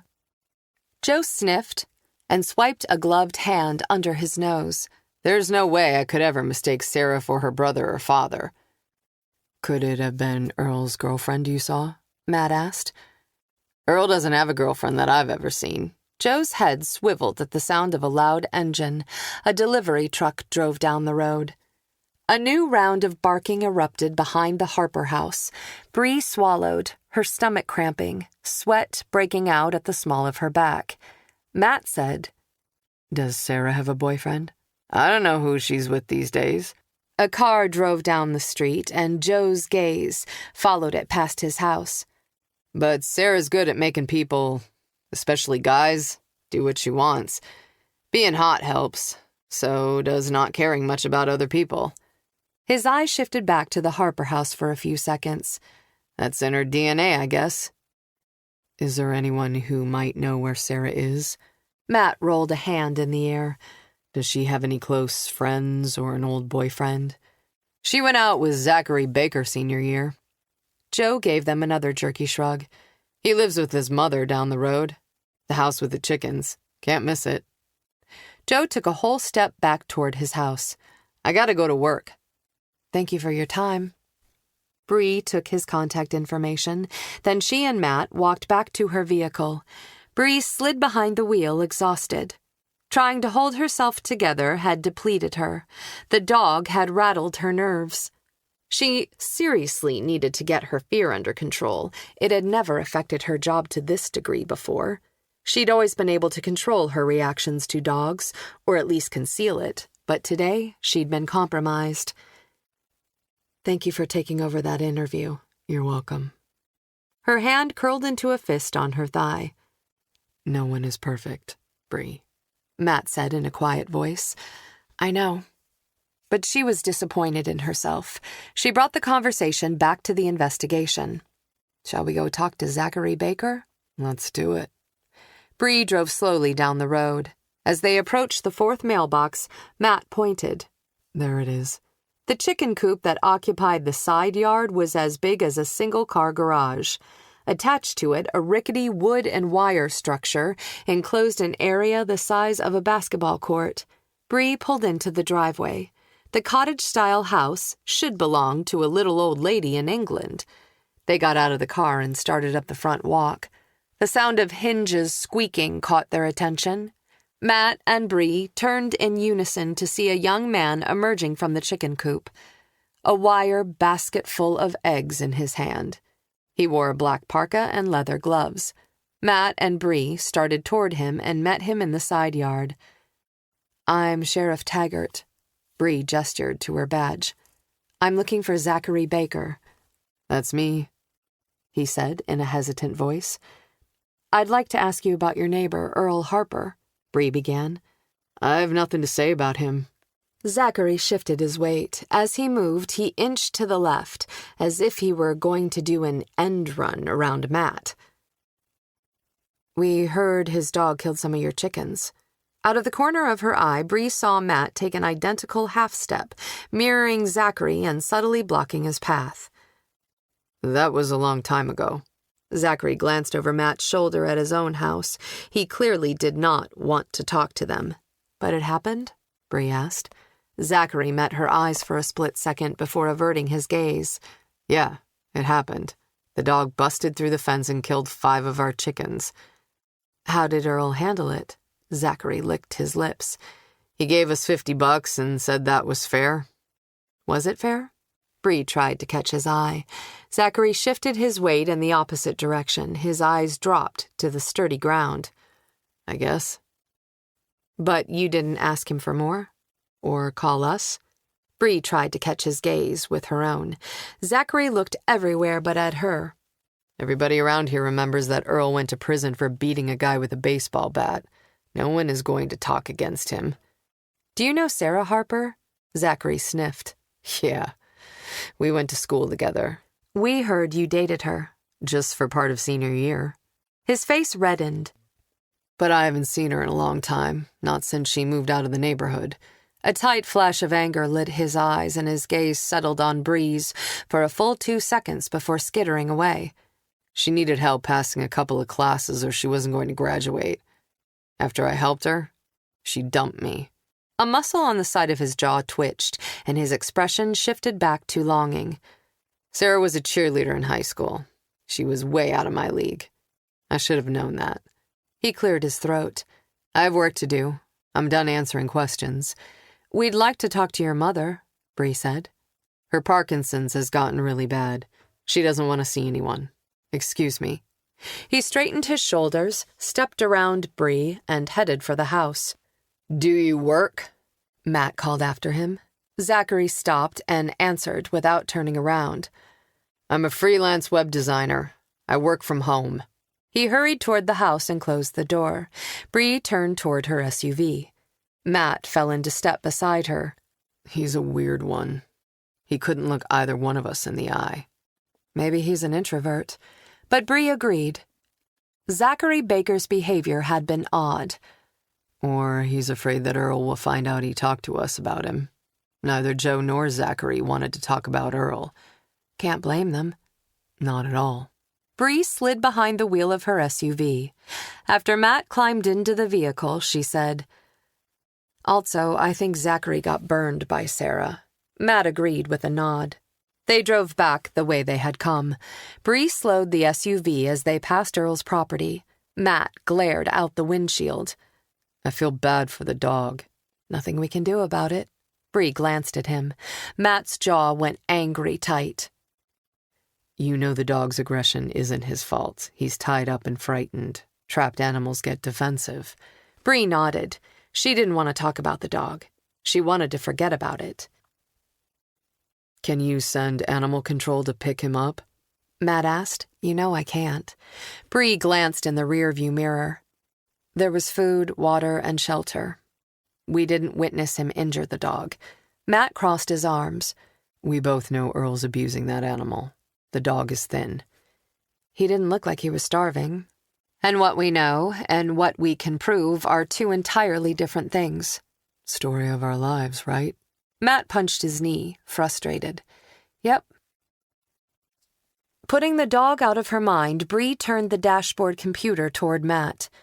See if either Joe or Zachary drives a Dodge Charger. Matt typed. Nope. Criminal records? Matt worked the computer. Nothing on Joe.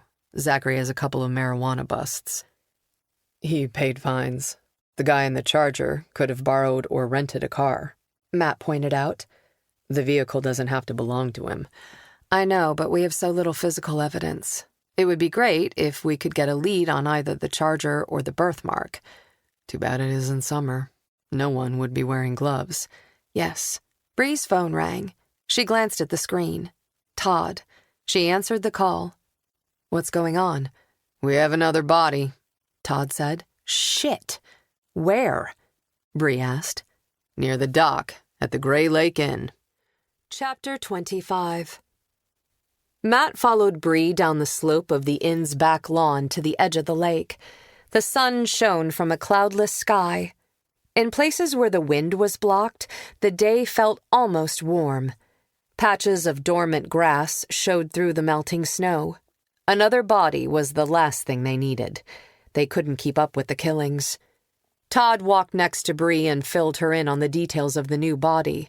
The forensics techs brought in lights and worked all night to process the evidence you found in the garage yesterday, Todd said. Deputy Oscar arrived this afternoon to relieve the deputy who had been in charge. Oscar spotted a couple of kids out on the lake watching. He went down there to run them off when he saw the body. They walked along the bank for about 100 feet until they reached a small culvert. Deputy Oscar stood on the bank. Freezing wind swept over the lake. Matt shoved his injured hand into his coat pocket. Gloves weren't enough on days like this. Oscar repeated his story. He hunched his shoulders against a sudden gust. It was right under my feet. I was standing on top of it. Matt didn't think the deputy's shivering had anything to do with the cold, but Bree took pity on him. Thank you, deputy. If you need to warm up, go sit in your car for a while. Oscar shook his head. I'll stay. They stared down at the ice where the ditch and drain pipe met the lake. Where is it? Bree asked, scanning the area. Todd pointed. They all looked down, and Matt saw the back of a head, just barely visible through the opaque ice. Has the ME been notified? Bree asked. Yes, ma'am, Todd said, and the dive team is on the way. Many of the Randolph County deputies served on special teams, including a dive team for underwater search and recovery. Oscar crossed his arms and tucked his hands under his arms, as if the thought of going into the frigid water made him colder. Matt scanned the lake, his gut twisted. Who was down there? Ice crunched under boots. They all turned. The medical examiner and her assistant approached, each carrying a kit. Dr. Jones stopped next to Bree and motioned to the assistant behind her. Let's get pictures. We'll map out which way the body is oriented to make sure we don't damage the remains while recovering them. The ME waited for her assistant to photograph the remains from various angles and distances. Then, Dr. Jones took a brush from her case and moved closer. She crouched and began brushing the ice. Removing the top layer of frost slightly improved the clarity. Here's the neck. The back extends this way, she gestured. I need to mark these locations. I have spray paint in my trunk. Todd turned and jogged back up the slope toward the inn. He returned a few minutes later with a can, which he handed to the ME. She outlined a rough oval in dotted lines on the frozen surface to mark the location of the body.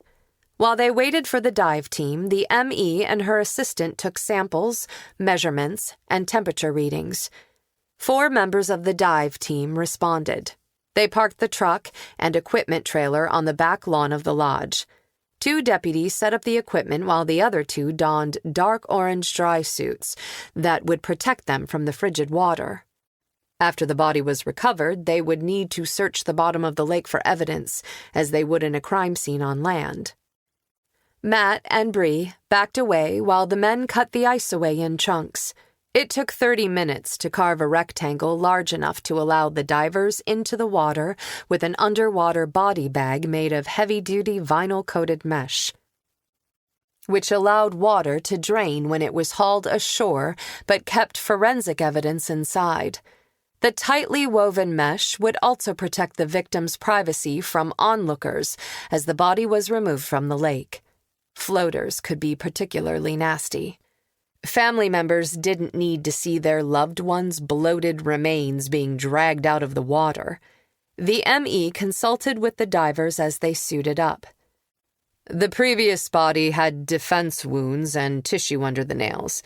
This is our first time working together, so I'm unsure of your procedures. I want to make sure any trace evidence that could be under the nails isn't dislodged during the removal. The paper bags the ME used on land would not work underwater. The divers frowned. The ME pulled Ziploc bags from her kit. These are women's nylon knee-high stockings. I rolled them so you can unroll them on the victim's hands and feet, like putting on a condom. The water drains, but the nylon should protect and preserve any evidence under the nails. That's a damn good idea. The diver took 2 bags and handed 2 to his partner. The ME stepped back, satisfied. The pair of divers donned tanks and helmets equipped with mini cameras. Matt stood a few feet from the team as they double-checked equipment that would monitor the men underwater.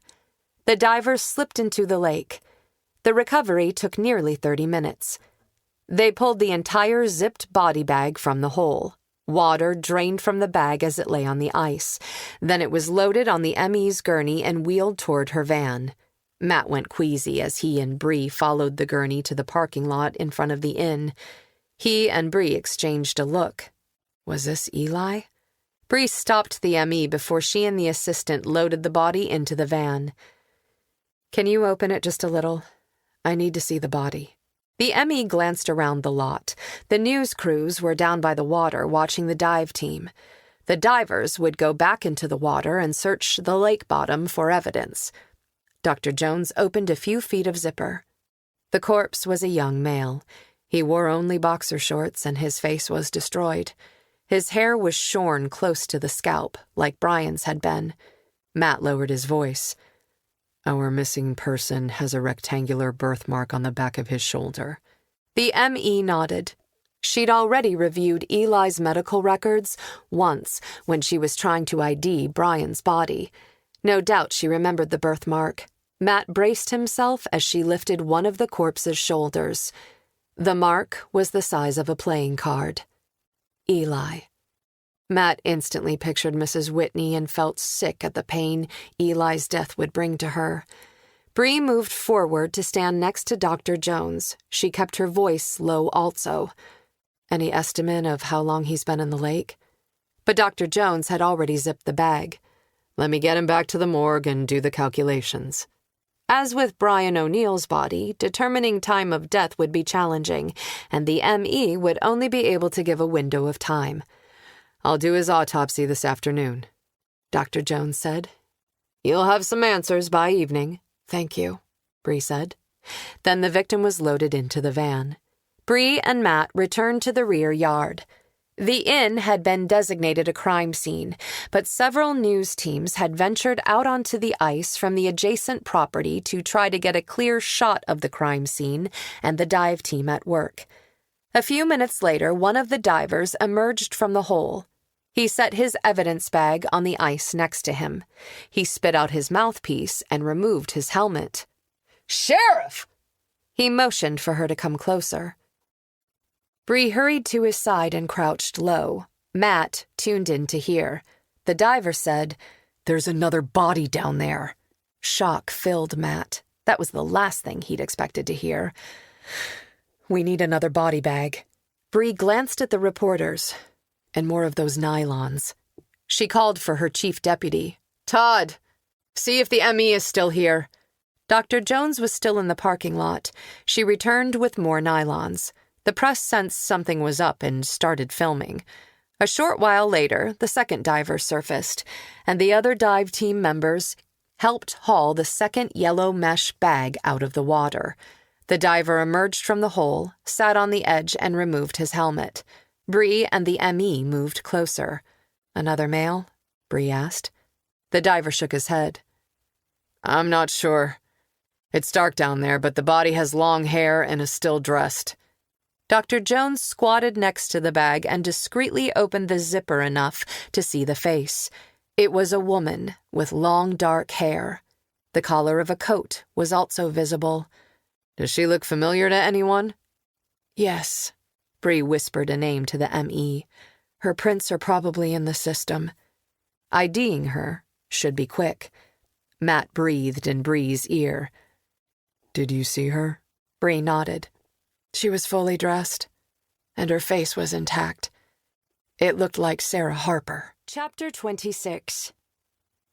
Killing was addictive, but he had to resist the temptation to rush.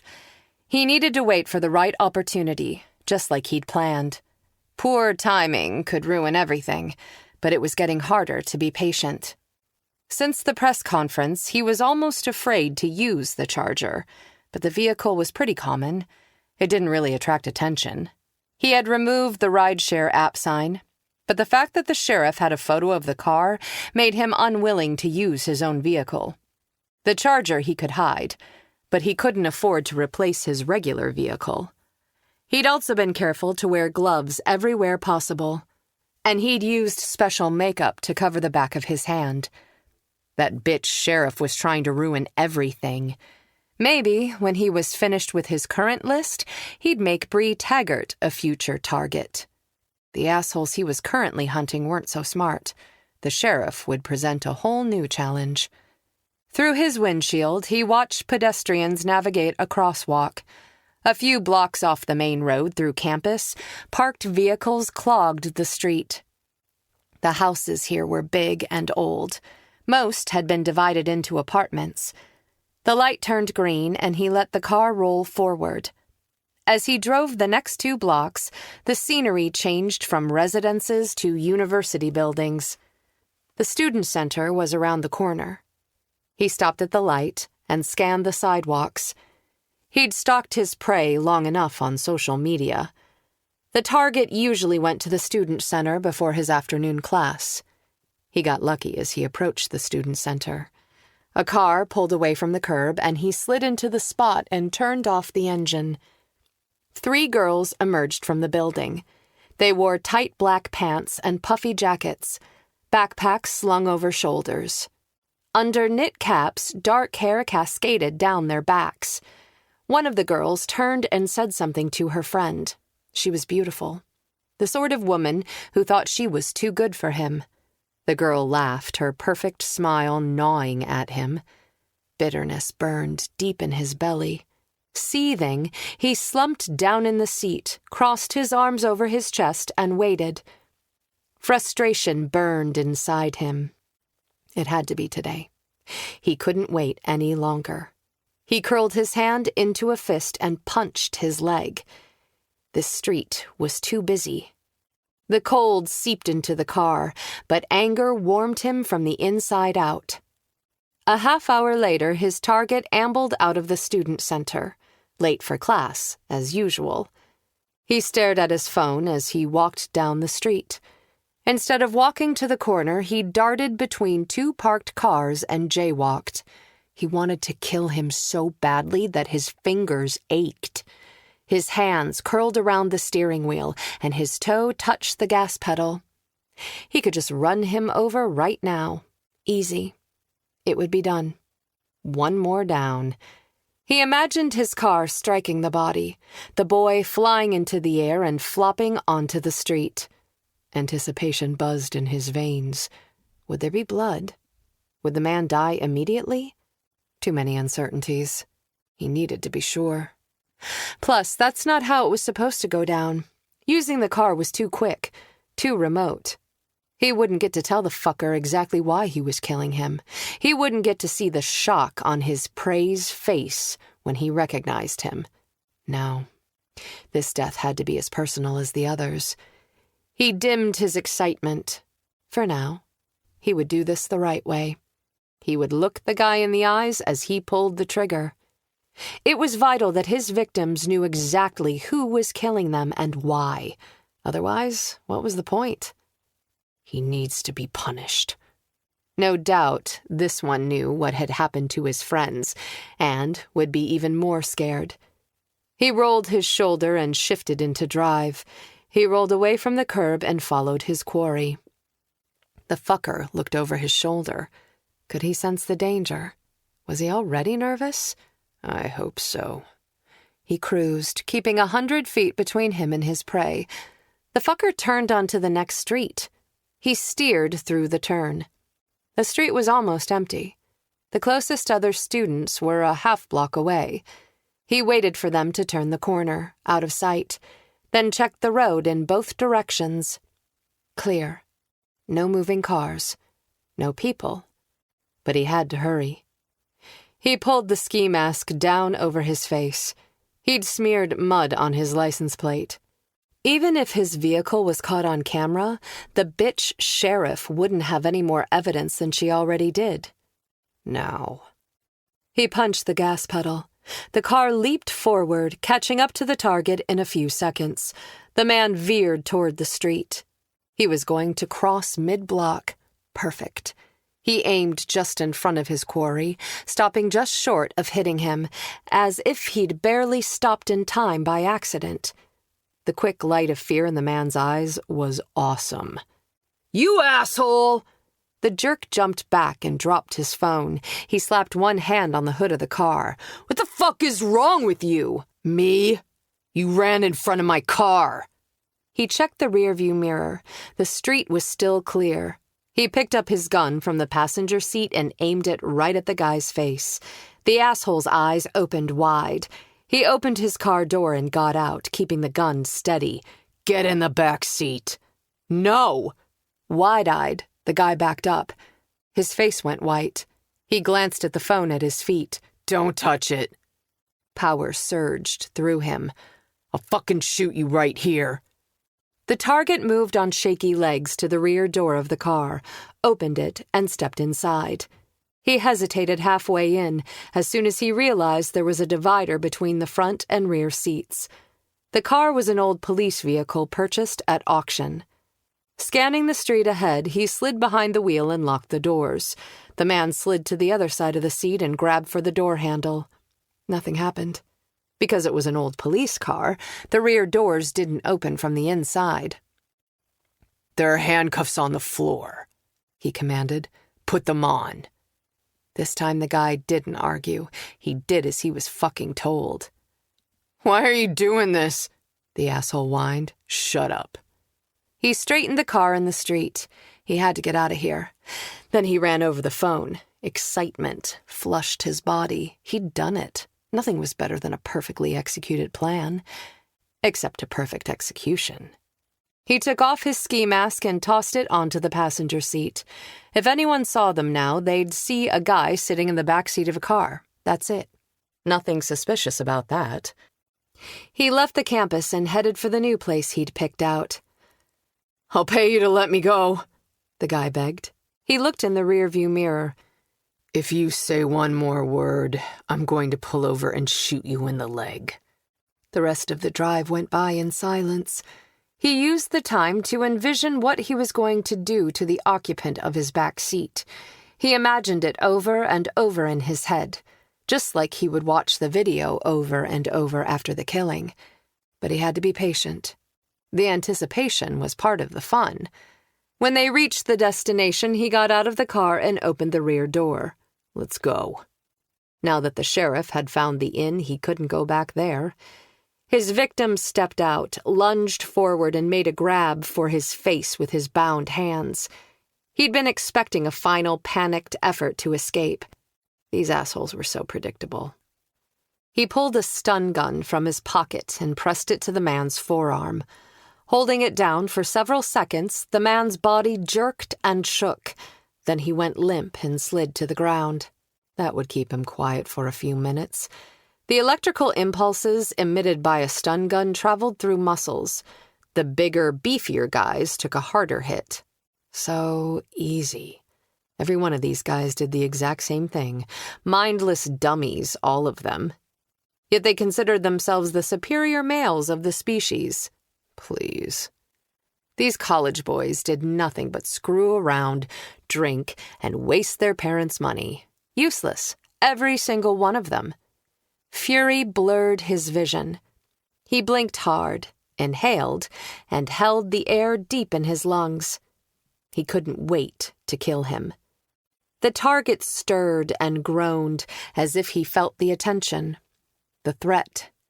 He gave the man another short zap for good measure, not enough to completely incapacitate him again.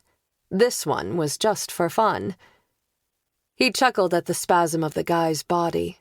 Dancing like a puppet, and he held the strings. He waited until the man came to, then he rolled him to his back and slapped his cheeks. His victim moaned, his eyes fluttered. "That's it. Wake up. This won't be any fun unless you see it coming. Get up!"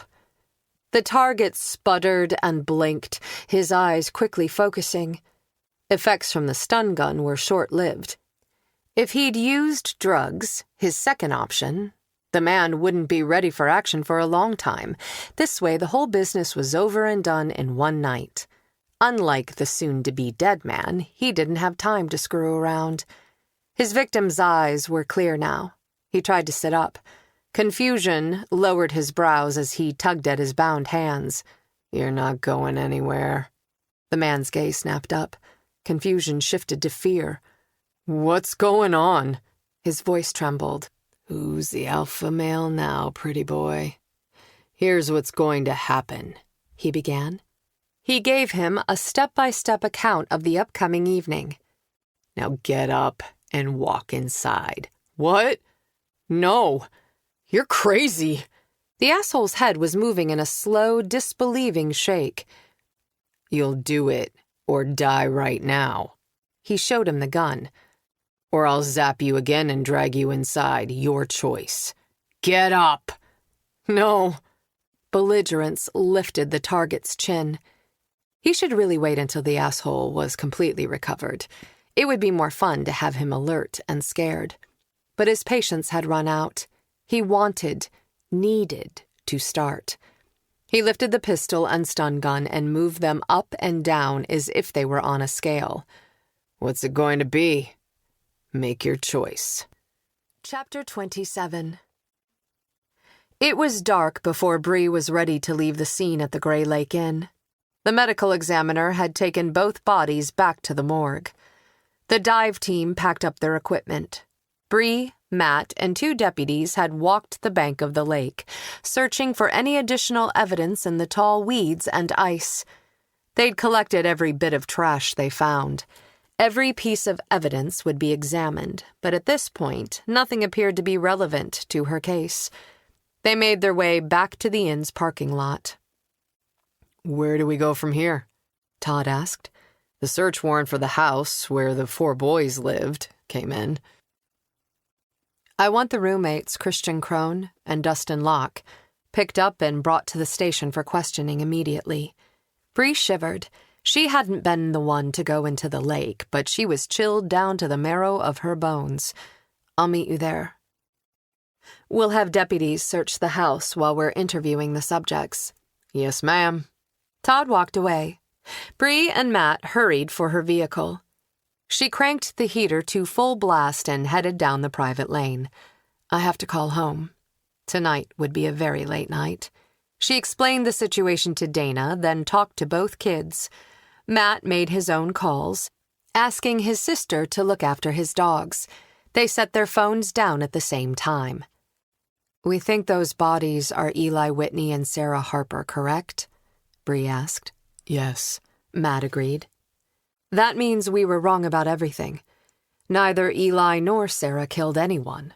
She reached into her console, looking for an ibuprofen for the headache behind her eyes, but she came up empty. "Our entire case has changed. We no longer have a single, very personal homicide. We have a triple murder with a killer on the loose.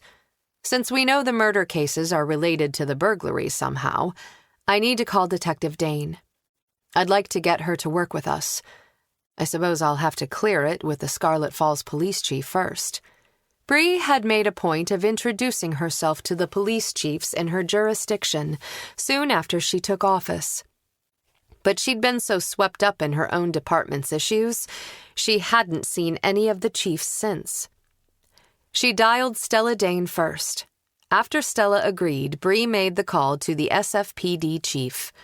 Before she could put down her phone, it buzzed. "That's Dr. Jones." "That's fast," Matt said. "She promised to do the autopsies tonight, but they can't be complete." Bree checked her watch. It was 6 o'clock.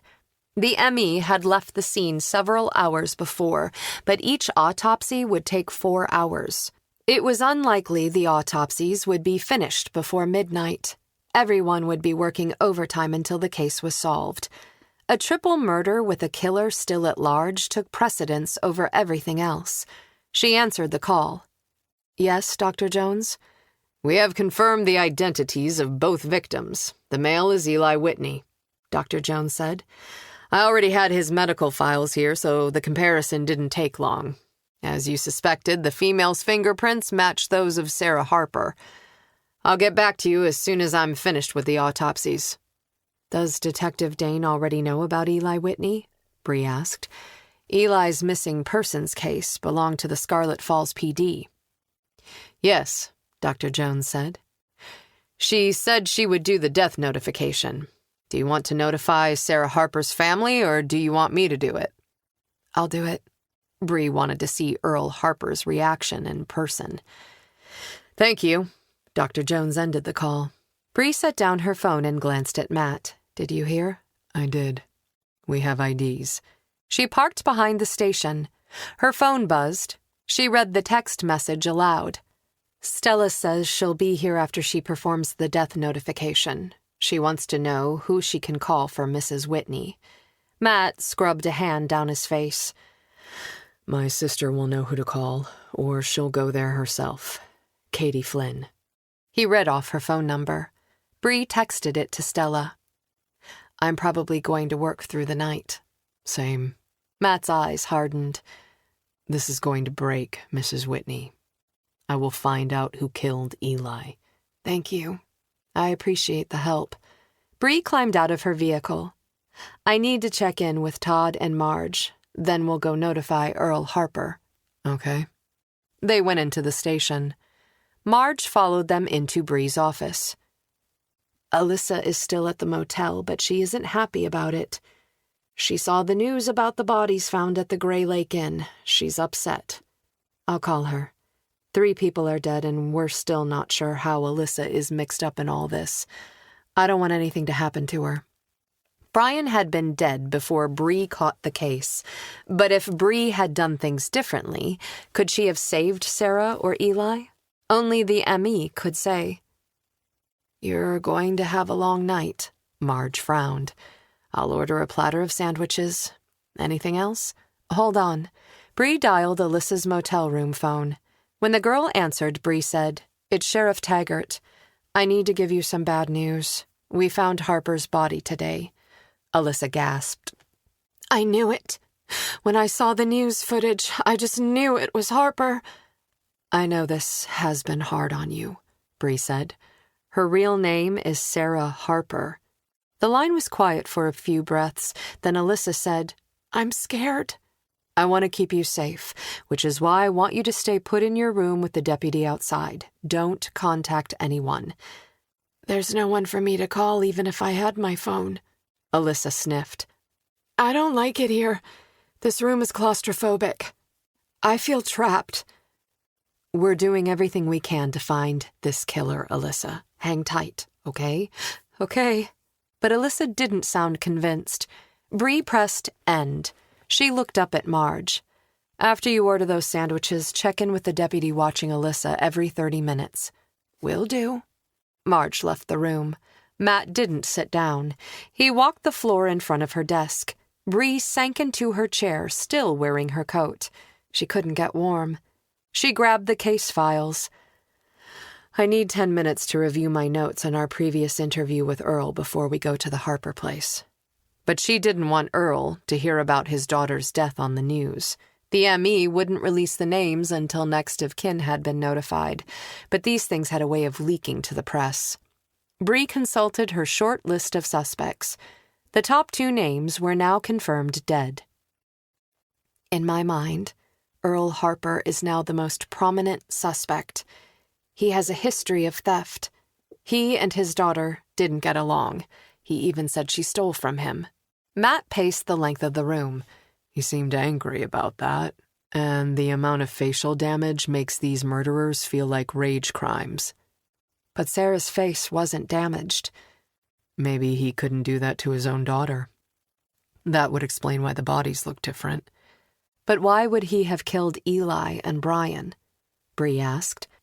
They were both involved with Sarah. Bree rubbed her eyes. He refused to take off his glove when I asked. So we don't know if he has a mark on his hand. Matt lifted a shoulder. He wouldn't cooperate in any way, but he's a jerk. Hard to say if he's hiding something or just being himself.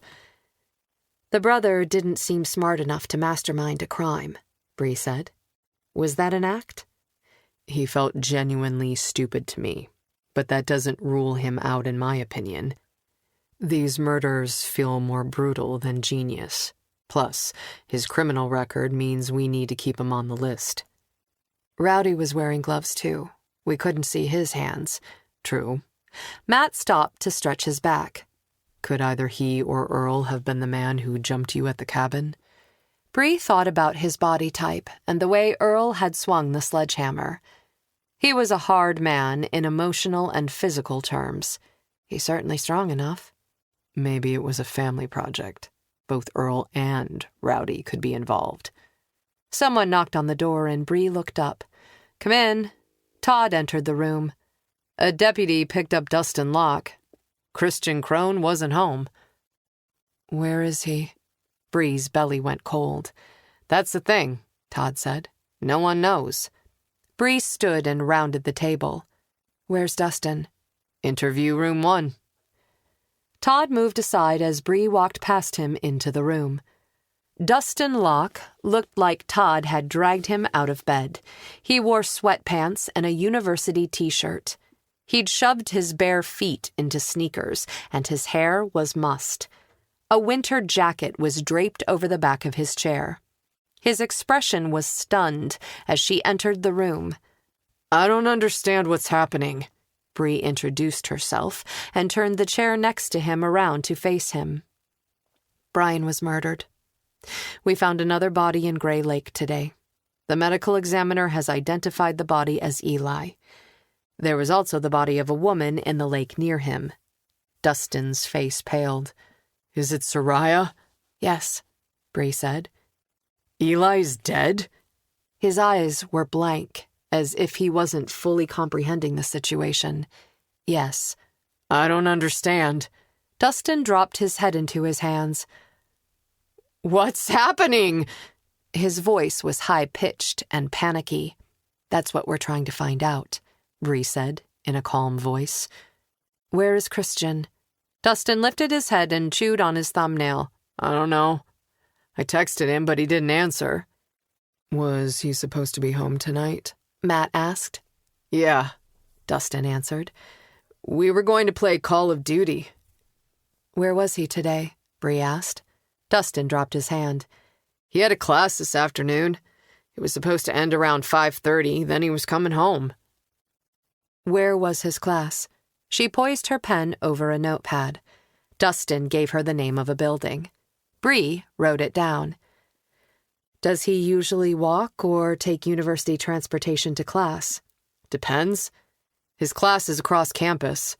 In the summer, he'll ride his bike, but with the snow, he usually walks or takes an Uber. Bree froze. An Uber? Yeah. Dustin nodded. Especially if it's cold. Bree turned to Todd. Put out a bolo and send a couple of deputies over to the university to look for Christian. Call his cellular provider. Tell them it's an emergency and we need to find his phone. In life-threatening situations, the search warrant requirement could be bypassed to access cellular location data. With a nod, Todd rose and left the room. Bree had a sick feeling deep in her belly. Dustin, is there anything you can tell us about where Christian could be? Friends, girlfriend, family he could have stopped to see? Dustin shook his head. Christian's family is in Florida, and he doesn't have a girlfriend right now. Of the four of us, he's the one who's usually at the house. Dustin swallowed. He should be home. Where were you all day? Bree asked. I had 2 classes, and I had lunch in the student center in between. Dustin wiped a hand across his face. I got home about a half hour before the deputy came to the house. Did you use your meal plan? Bree asked. Yes. Dustin looked around the room. He seemed lost. Bree had only graduated college 13 years before, but it felt like much longer. Had she ever been this young?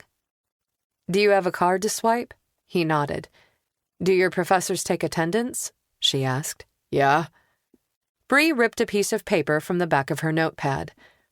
I want you to write down your movements for the whole day. Give us names, places, times, and the numbers of anyone you came into contact with. Also, give me a list of people Christian hangs out with, and their phone numbers if you have them. Any information you have about Christian's schedule would also be helpful. No detail is too small at this point. Am I in danger? Dustin shifted his seat on the chair. I believe so. Bree was honest. But you are safe here, and this is where I want you to stay for now. Is that all right? With a short exhale of relief, Dustin breathed. Thank you. Do you need anything? Are you hungry? No, ma'am. He picked up a pen and began writing. Bree and Matt got up and left the room, closing the door behind them. Todd met her in the hall. Bree jerked a thumb at the closed interview room door and explained Dustin's assignment.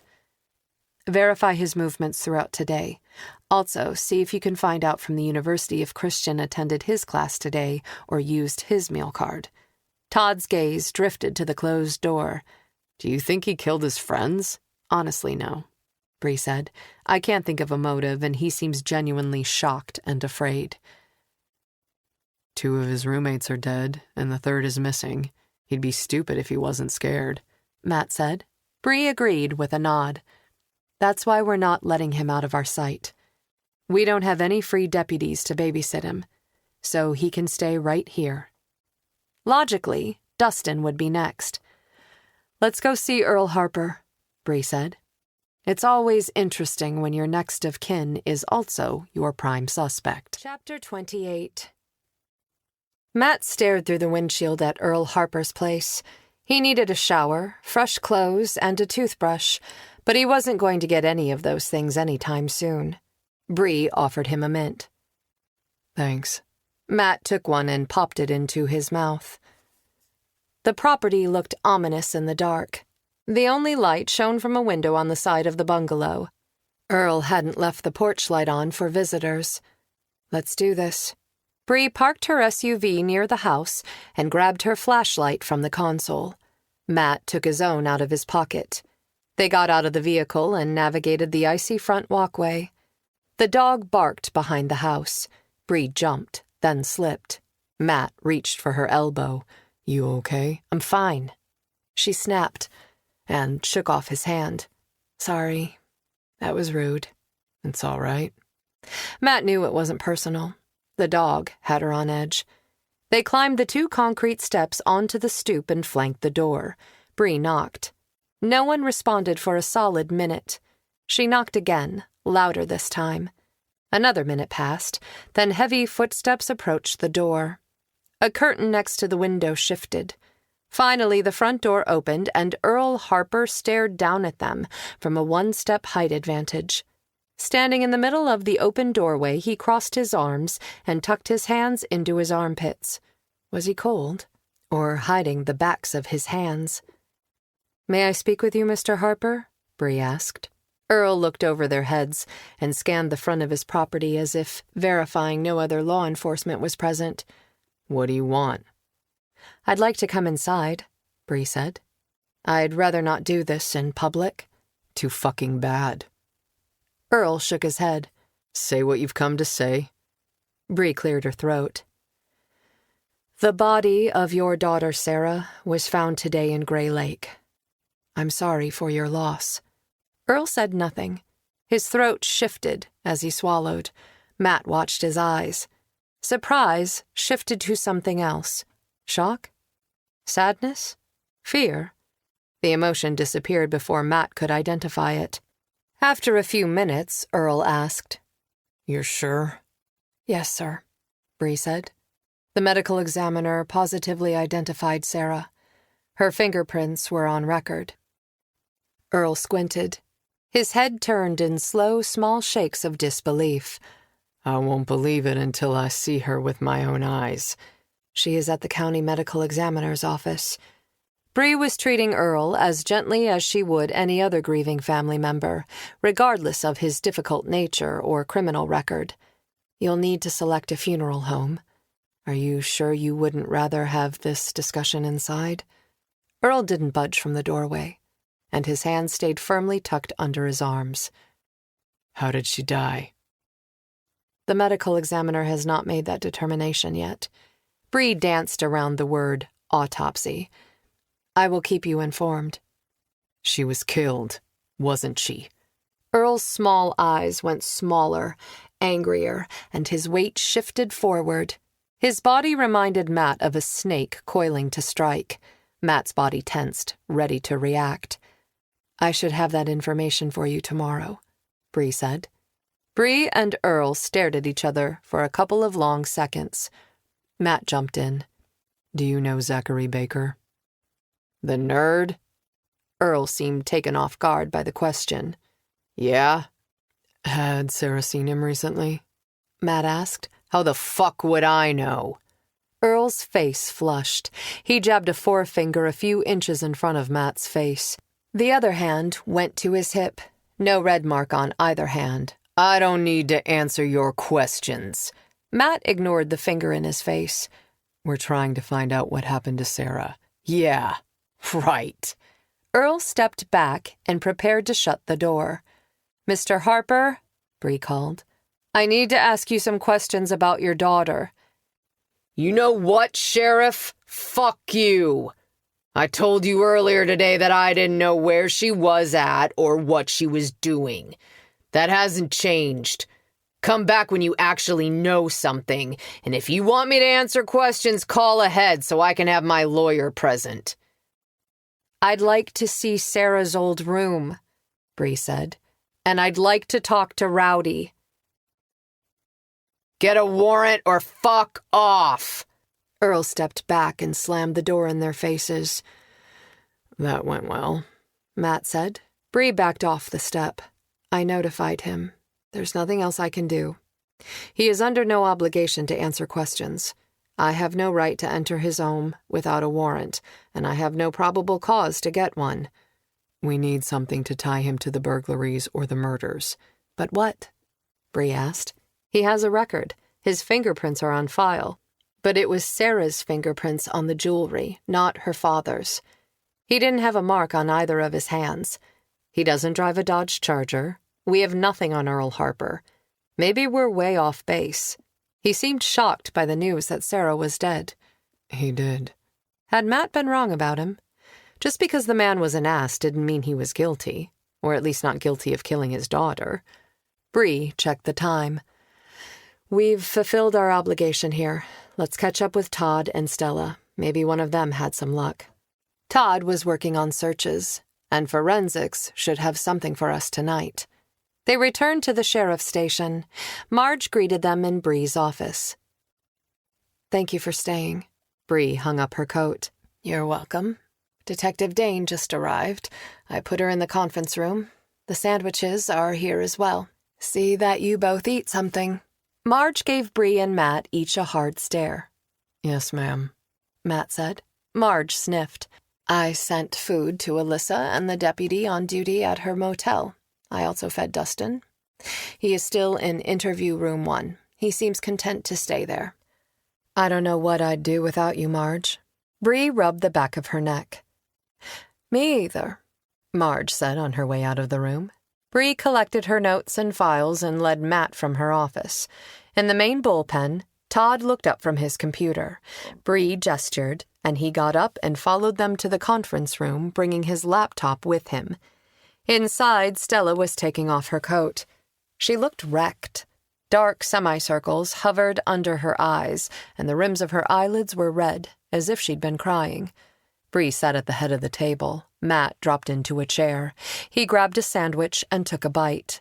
Todd set down his phone and leaned over the platter. What kind is that? I don't know. Matt looked down. He barely tasted the food.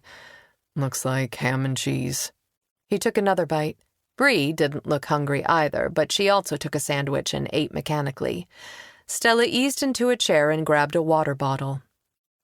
"Your sister was very helpful. Thank you for sending her." Katie is the best. Matt pushed the plate of sandwiches toward her. How was Mrs. Whitney? Without taking any food, Stella pushed the platter back to Matt. "Not good. Not good at all." Stella pressed the cold bottle to her forehead. "Your sister said she would make sure she wasn't alone." Not much else anyone can do. Matt didn't know how Mrs. Whitney would survive her grandson's death. "Except find the person responsible," Bree said. Yeah, let's do that. Todd flattened a palm on the table. Bree brought Stella up to speed. Earl Harper wasn't quite as reactive when we notified him of his daughter's death. I'm not sure how he took it. He's a cold one. Dustin Locke is in interview room 1. Christian Crone is missing. We're still waiting to hear from the ME. Stella, have you made any progress on the burglaries? Matt asked. Stella shook her head. No. I've had an officer working the contractor angle since we spoke last. I now have a list of contractors who worked in each of the burglarized homes 3 months before the burglary. I see 1 or 2 companies repeated, but none are listed more than twice. She closed her eyes for a few seconds. When she opened them, she looked angry. Please tell me you have suspects. Sarah Harper's father and brothers seemed like the most likely to. Neither one of them drives a Dodge Charger. Earl didn't have a mark on his hands, but Rowdy was wearing gloves. I could see Earl letting Rowdy do the dirty work, Matt said. Bree lifted a palm. Let's prepare a photo array for Alyssa. When we're finished here, I'll take it to her and see if she points out Earl or Rowdy. Todd ducked out of the room and assigned a deputy to pull mug shots of Earl, Rowdy, and a few other men who met the same basic physical description. He returned in a couple of minutes. Bree set her sandwich on a napkin. She'd barely eaten any of it. If Alyssa recognizes Earl or Rowdy, we'll get a search warrant for their property. Simply bringing them in for an interview will be pointless. Earl wouldn't even let us into the house to do the death notification. He won't say a word if we bring him here. Sounds like he has something to hide. Stella took a long drink of water. But who knows if it has anything to do with the case? Bree let off a sigh of frustration. We need to stop this killer, and we need physical evidence to do that. Todd returned. I have an email from forensics. Evidence logs from the crime scenes. Finally. Matt massaged his injured hand. Standing outside of Earl's house in the cold had set off an ache in the scar tissue. This killer is picking off people faster than forensics can process the evidence. Bree nodded. If we get another crime scene, we might have to call the state lab for help. Todd shook his head. The state lab is so backed up we won't get results for months. At least you can pressure the county lab. Other suspects? Stella asked. Phil Dunlop? Todd suggested. We have nothing on him except an ace bandage on his hand. Bree tapped her pen. We're all in agreement that Christian was most likely kidnapped. Everyone agreed with a chorus of yes. Todd's phone rang and he answered the call. He set down his phone in a few minutes. The deputies on campus verified Dustin's attendance at his classes today, and his meal plan card was swiped at the student center. Christian did not make it to his 4:30 class. Christian's meal card was used in the student center at 3 o'clock. So, he was likely taken between 3 and 4:30 this afternoon. Dustin was in his own class at that time. He's clear, Bree said. Yes, Todd continued. Deputies showed Christian's picture around campus. They walked the route between the cafeteria and his classroom. They are currently with campus security looking for surveillance video footage along the route Christian would have walked to get to class. Okay, tell them to keep trying. Bree pushed her hair off her face. Sarah had an ex-boyfriend, Zachary Baker. He lives near Earl and recently had words with him. Bree wrote down the name and address. He has 2 prior misdemeanors for pot possession. Other than that, he's clean. He drives a Toyota Camry. Have a deputy track him down and bring him in for questioning. Motive? Todd asked. Jealousy, Bree said. When we talked to him, it seemed he still had feelings for Sarah. But she wasn't interested in him. He was also angry at Earl. Maybe killing Sarah was his way of hurting him. Todd took the paper. We're running out of deputies. Call in more, Bree said. I'll approve the overtime and figure out how to pay for it later. If they saved Christian, Matt had no doubt the County Board of Supervisors would find additional money for the Sheriff's Department. If Christian died, Bree's decisions would be held against her. As a new sheriff, she had little established political goodwill to leverage. But she would never allow potential political ramifications to weigh on her decisions. Her refusal to play politics might come back to bite her in the ass. Marge walked into the room, a thick-bound book in her arms. Here's a Grays Hollow High School yearbook for 2016. Who wants it? Stella raised her hand. Pass it here. If Sarah was a cheerleader, she should be in a lot of photos. She set it down, then took a folder from her briefcase. Here's a list of utility and service contractors that worked in the houses that were burglarized. This list needs fresh eyes. I'll take it. Matt reached for the folder. Who wants to review the evidence logs from the crime scenes? Bree asked. I'll do it, Todd said. I'm also going to call the cell phone company about Sarah's phone records again. Where's that list of Dodge Chargers in the area? Bree asked. Got it. Todd passed a list to Bree. I filtered it by males age 18 to 40. There are still dozens of names on this list. Bree's open laptop dinged with an incoming email.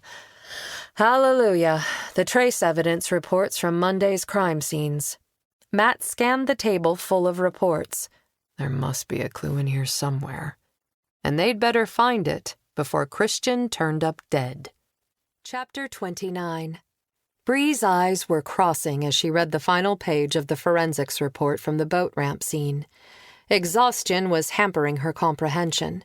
She blinked hard to clear her vision. The second paragraph on the page caught her attention. The techs found traces of spackling paste and PVC solvent cement in the suspect's boot prints. What does that mean? He's been to a construction site or a house reno. Stella pushed her chair back. I need coffee. Anyone else? Bree's sour stomach said no, but her brain overrode it with a hard yes. She raised a hand. Please. Stella walked out of the room. So maybe he works for a contractor? Matt asked. That's what I was thinking. Bree sorted through the piles of reports on the table for Stella's contractor lists from the burglarized residences. She skimmed the list with her fingertip and stopped on a company. This name sounds familiar. ABC Plumbing. They did work at 2 of the homes that were burglarized. Stella returned with 2 cups of coffee. She handed one to Bree. Bree accepted it and took a sip. Though the new evidence thread had already perked up her brain, she could feel the pieces of the investigation beginning to come together. Which houses? Stella leaned over the table and skimmed the list. Todd read the addresses. The first one is where the ruby and diamond bracelet was stolen, Stella said. ABC Plumbing? I've read that name before, too. Matt leaned back in his chair and scrubbed both hands down his face. He opened Bree's laptop and turned the screen to face him. ABC Plumbing is owned by Stanley Hoover, age 38. Stanley is a master plumber with 16 years of experience. I don't know that name. Bree glanced around the table. No one looked like the name rang any bells. Let me see the master list of Dodge Chargers in Randolph County. Matt passed her the list. Bree scanned for Stanley Hoover. Damn, he's not here. But wait, here's a Dodge Charger on the same street that Earl Harper lives on. She slid her finger across to the name. Guess who it's registered to? Who? Matt asked. Bree laid the paper on the table and tapped the name. Roger Marcus. That's the same last name as the neighbor we interviewed. Matt straightened. His name was Joe. Bree checked the address listed on Joe's driver's license. Same address, too. Todd typed on his computer. A Toyota Corolla is registered to Joe. But he said he inherited the house from his father, Bree said. The Charger could also have belonged to his father. Maybe he inherited the vehicle, too. Is it possible that Earl used Joe's Charger, with or without Joe's permission? Todd asked. Matt's gaze sharpened. They didn't seem that close, but who knows? All we have is Joe's statement. We didn't ask Earl about Joe. There was a van in Joe's driveway. Bree reached for her phone. I took pictures of the front of Earl Harper's place. She scrolled. Here. Bree transferred the images to her laptop. Matt tapped on the screen to zoom in on the van in the neighbor's driveway. ABC Plumbing. Bree pulled up Joe's driver's license info. This is him. She spun the laptop around so Stella and Todd could see the photo. How is he related to all this? He went to school with Sarah, Matt said. He's known her all his life. Stella grabbed for the yearbook. I saw him in here somewhere. Here. She tapped on a page. They all leaned across the table to see the yearbook picture. It was Sarah Harper, in her cheerleader skirt, pressing her face against Joe's and mugging for the camera. I marked all the photos in the yearbook that Sarah appears in. Stella had used sticky notes. She went from page to page. There is one picture of Sarah with her supposed boyfriend Zachary Baker in the whole yearbook, but Joe is in 3 with her. Matt tapped Joe's face. Maybe it wasn't Zachary who was a sucker for Sarah. Maybe it was Joe. What did he say? Bree closed her eyes and tried to recall their conversation. He said Sarah has a way of making a guy do what she wants. Maybe she talked Joe into doing something bad, Matt said. Did he kill her? Stella suggested. Sarah was hot. Joe is not. In high school, relationships between individuals from opposite sides of the attraction index don't happen very often. Bree drummed her fingers on the table. Joe seemed nervous when we talked to him. At the time, we attributed his nervousness to fear of a reprisal from Earl, but maybe we were wrong.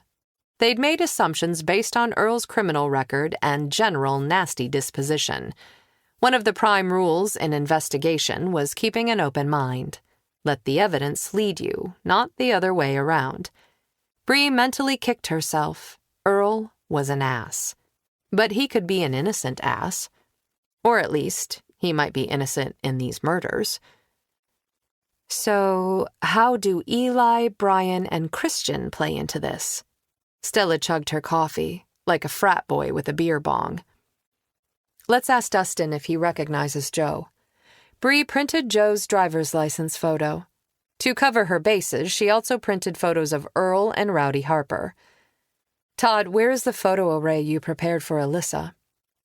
Todd pulled a handful of photos from a folder. Bree took them from the conference room and snatched her 3 pictures off the printer. The squad room was quiet at 10 o'clock. The graveyard shift was out on patrol.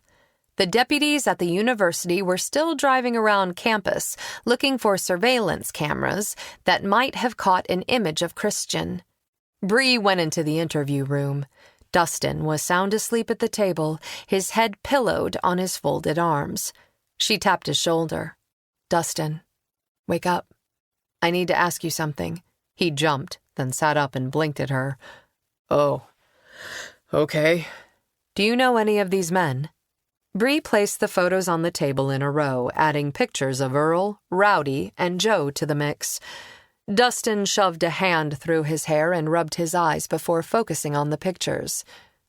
Yeah, I know this guy. He pointed to Joe Marcus's picture. He's the plumber who drained and disconnected our water heater when it leaked a while back. Our douchebag landlord never replaced it. Did anything happen the day he worked at the house? Bree asked. Dustin flushed and looked away. Bree nudged his arm. What happened? Dustin sighed. Eli was making fun of him. The guy was an idiot. He even burned his hand on the hot water heater element. His pants wouldn't stay up, his butt crack was hanging out. Dustin studied the table. The guy was a loser. Eli took his picture and posted it on Twitter. One side of Dustin's mouth twitched, as if he still thought it was funny. Eli has a series of pixie calls called the Phil McCracken Files, where he posted butt crack pics. Dustin sobered. Was he remembering his friend was dead? The red mark wasn't a tattoo or birthmark. It was a burn. Eli was the only one mocking him? Bree asked. Dustin's shoulder jerked. Then he shook his head. No, we were all giving him a hard time. So this man came to repair your water heater, and the 4 of you tormented him? Bree asked. Yeah, Dustin admitted. Regret seemed to subdue him. Have you found Christian? Did Joe kill Eli and Brian for revenge because they made fun of him? Not yet. You hang tight in here, okay? Bree closed the door and went back to the conference room. She repeated what Dustin told her. Let's get all the information we can on Joe Marcus. What do we have so far? Stella asked. Bree ticked the facts off on her fingers. 1, we know he was longtime friends with Sarah Harper. 2, he has access to a Dodge Charger, the same model vehicle used in Eli's abduction. 3, the plumbing contractor who employs him worked at 2 of the houses that were recently burglarized in Scarlet Falls. Bree sighed, frustrated. This is all circumstantial. If we want a search warrant for his house, we need something more direct to establish probable cause. We also need to verify that Joe actually worked at those houses that were burglarized, not just the company he works for, Stella pointed out.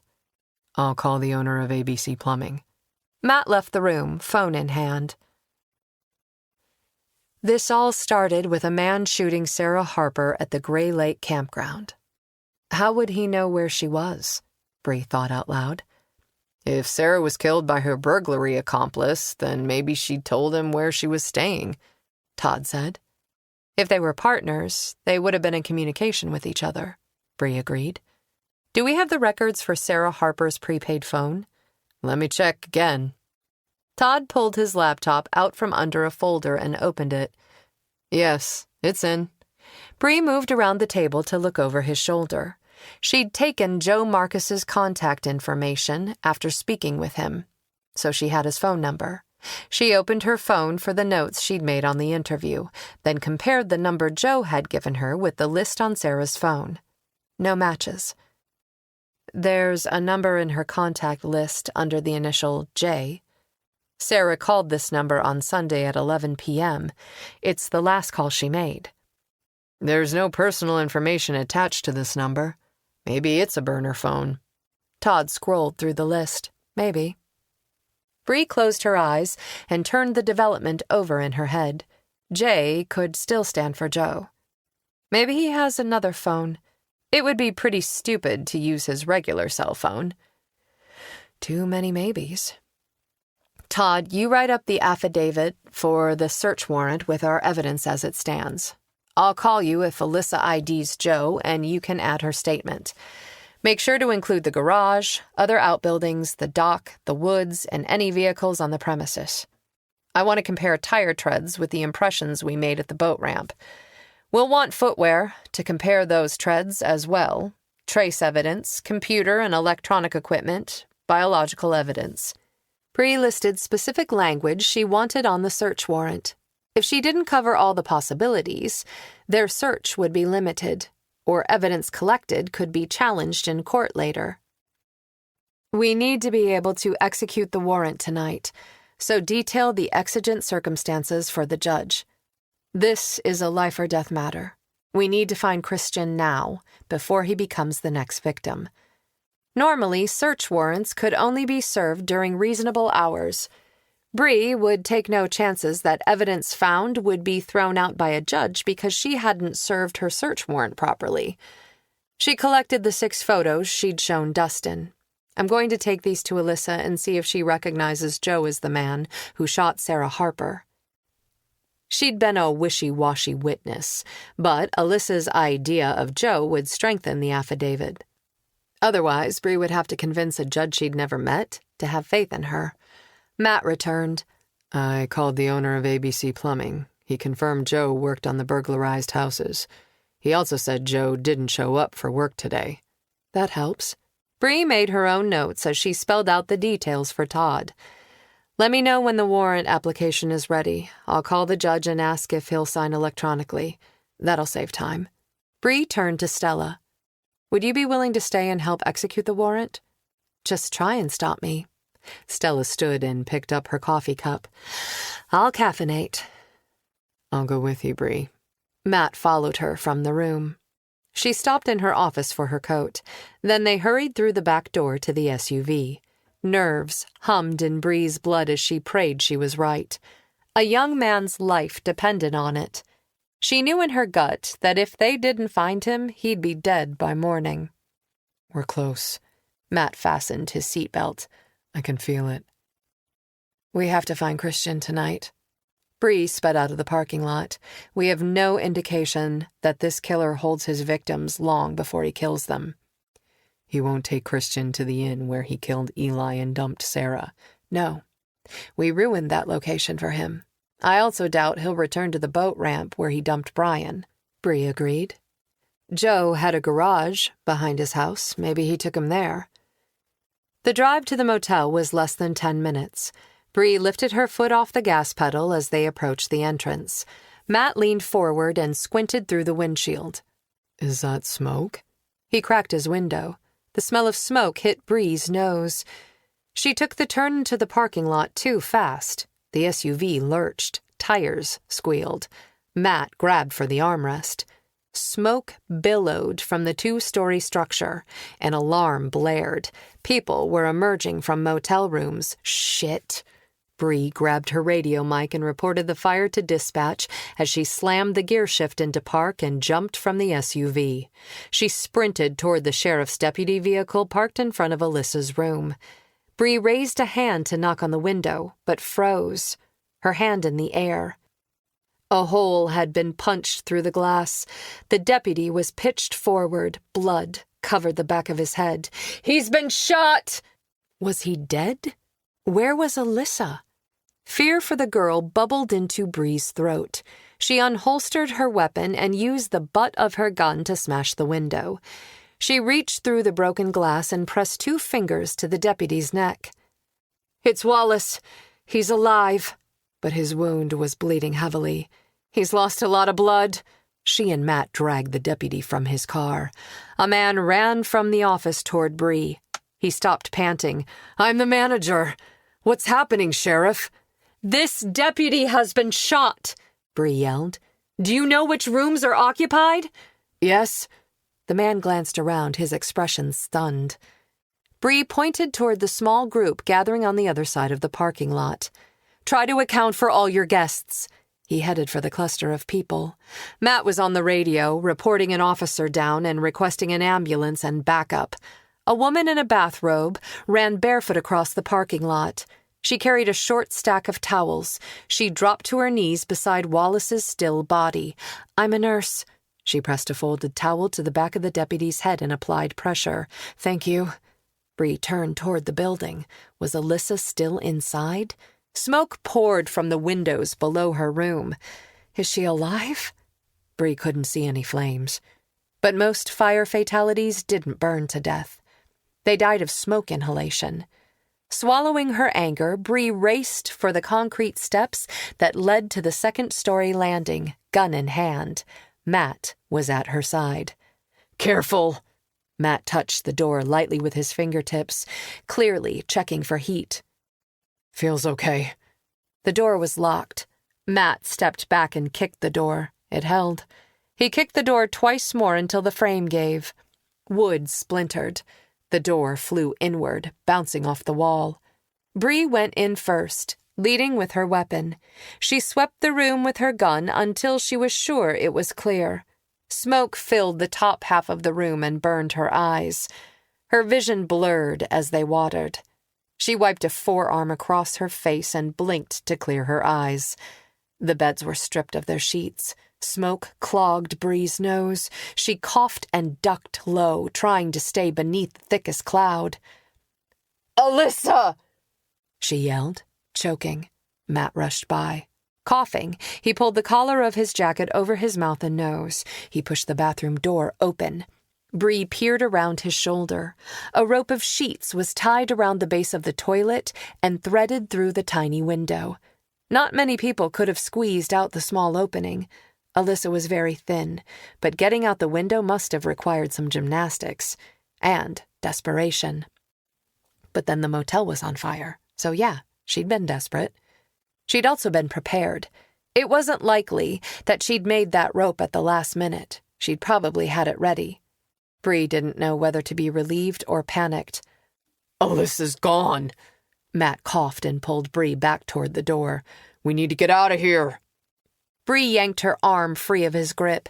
She stepped into the tub and looked out the window. The rope of sheets led almost to the ground below the window. How had she gotten out?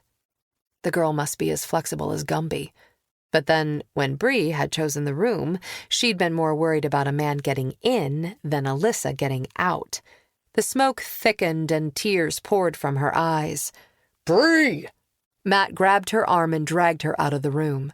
On the walkway, Bree ran down the cement steps and around the building. Most of the snow had melted in the sun earlier that day, leaving mud in low-lying areas. 50 feet of weedy ground separated the motel from the woods. Bree pulled her flashlight from her pocket and shone it on the ground. A set of footsteps in the mud led from Alyssa's landing point at the base of the wall into the trees. Bree took off running, but her smoke-filled lungs protested, and she had to stop when she reached the tree line. She leaned on her thighs and coughed, the taste of smoke thick in her mouth and throat. "Damn it!" Matt was right at her side, also coughing. "Just breathe for a minute. Then we'll chase her down." Bree straightened and wiped her mouth with her sleeve. Worry for Alyssa drove her forward. Bree stumbled along the trail. The cold night air soothed her lungs. In a few strides, she recovered her wind and broke into a slow jog. In 200 yards, the trail ended at a narrow, unlined paved road. Bree turned in a circle. "Where is she?" She couldn't have gotten far. Matt pointed his own flashlight on the ground and walked along the shoulder of the road. Bree took the other side, looking for a spot where Alyssa left the pavement. "What road is this?" Matt had his phone in his hand. Rural Route 31. It runs parallel to the interstate. There's not much on it but a couple of farms. It cuts through miles of nothing and intersects with several other country roads. "I can't track her on pavement." Bree stared down. I wish Brody wasn't hurt. "My department needs a canine." It does. Brody's injury had convinced her. She couldn't rely on a borrowed, retired dog, no matter how good he was. He was not a young animal. She had to put her own fears aside and figure out a way to acquire a dog. She called the state police and requested a canine unit, but she didn't have time to wait for it to arrive. Matt and Bree returned to the motel parking lot. 2 fire trucks were hosing down the motel. Guests clustered in small groups in the parking lot. Bree grabbed Matt's sleeve. "Would you take my SUV and drive a couple of miles down that road to see if you spot Alyssa?" Of course. Matt took the keys she offered. Bree watched him drive away in her vehicle. Then she turned toward the chaos. The motel fire alarm blared. A siren sounded the arrival of another fire truck. It seemed impossible that Alyssa had run away on foot that quickly. The fire had just started. Had she escaped? Or had Alyssa also been taken? If Joe had her, he would certainly kill her. Chapter 30. The electric trimmers buzzed in his hand, and the asshole squirmed. But he was securely zip-tied to the chair. He wasn't going anywhere. A drop of blood fell from his wrist to the concrete floor. The plastic was digging into his skin. Stop it. He grabbed a handful of blonde hair and ran the clippers along the scalp. You'll just make it hurt more. Handful by handful, the hair piled up on the tarp. The hair, he decided, was a big part of the image. Without it, the guy looked pathetic and weak. The clippers slipped a couple of times. The target flinched every time his scalp was nicked. What a pussy. The man moaned behind his gag. His blue and red striped rugby shirt and jeans that cost a week's pay were folded in the corner. He shivered. These assholes pretended to be so tough, but they were actually just facades of straight teeth, expensive clothes, and haircuts that cost as much as most people's rent. Underneath, they were nothing. Their whole world was superficial. What did they know about being a man? He was self-made. He didn't have parents to pave the way for him. Unlike this privileged jerk, who was handed his life and his looks. Didn't work mean anything anymore? Why did women fling themselves at rich douchebags when they could have real men? His victim shuddered hard. Goosebumps covered his skin. The garage was cold, but it wouldn't matter. Soon, he wouldn't care about the cold. When the head was completely shaved, he admired his work. Without the pretty hair and clothes, the guy was nothing special.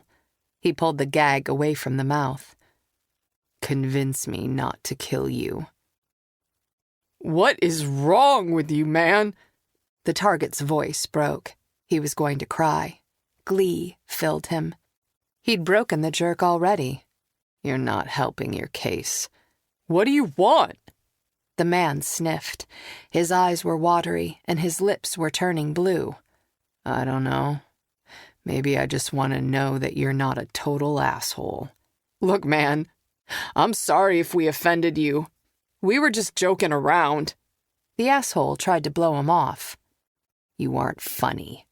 He walked in a circle around the chair. The target's neck swiveled, trying to keep him in sight. He stood directly behind him, just to freak him out. What are you doing?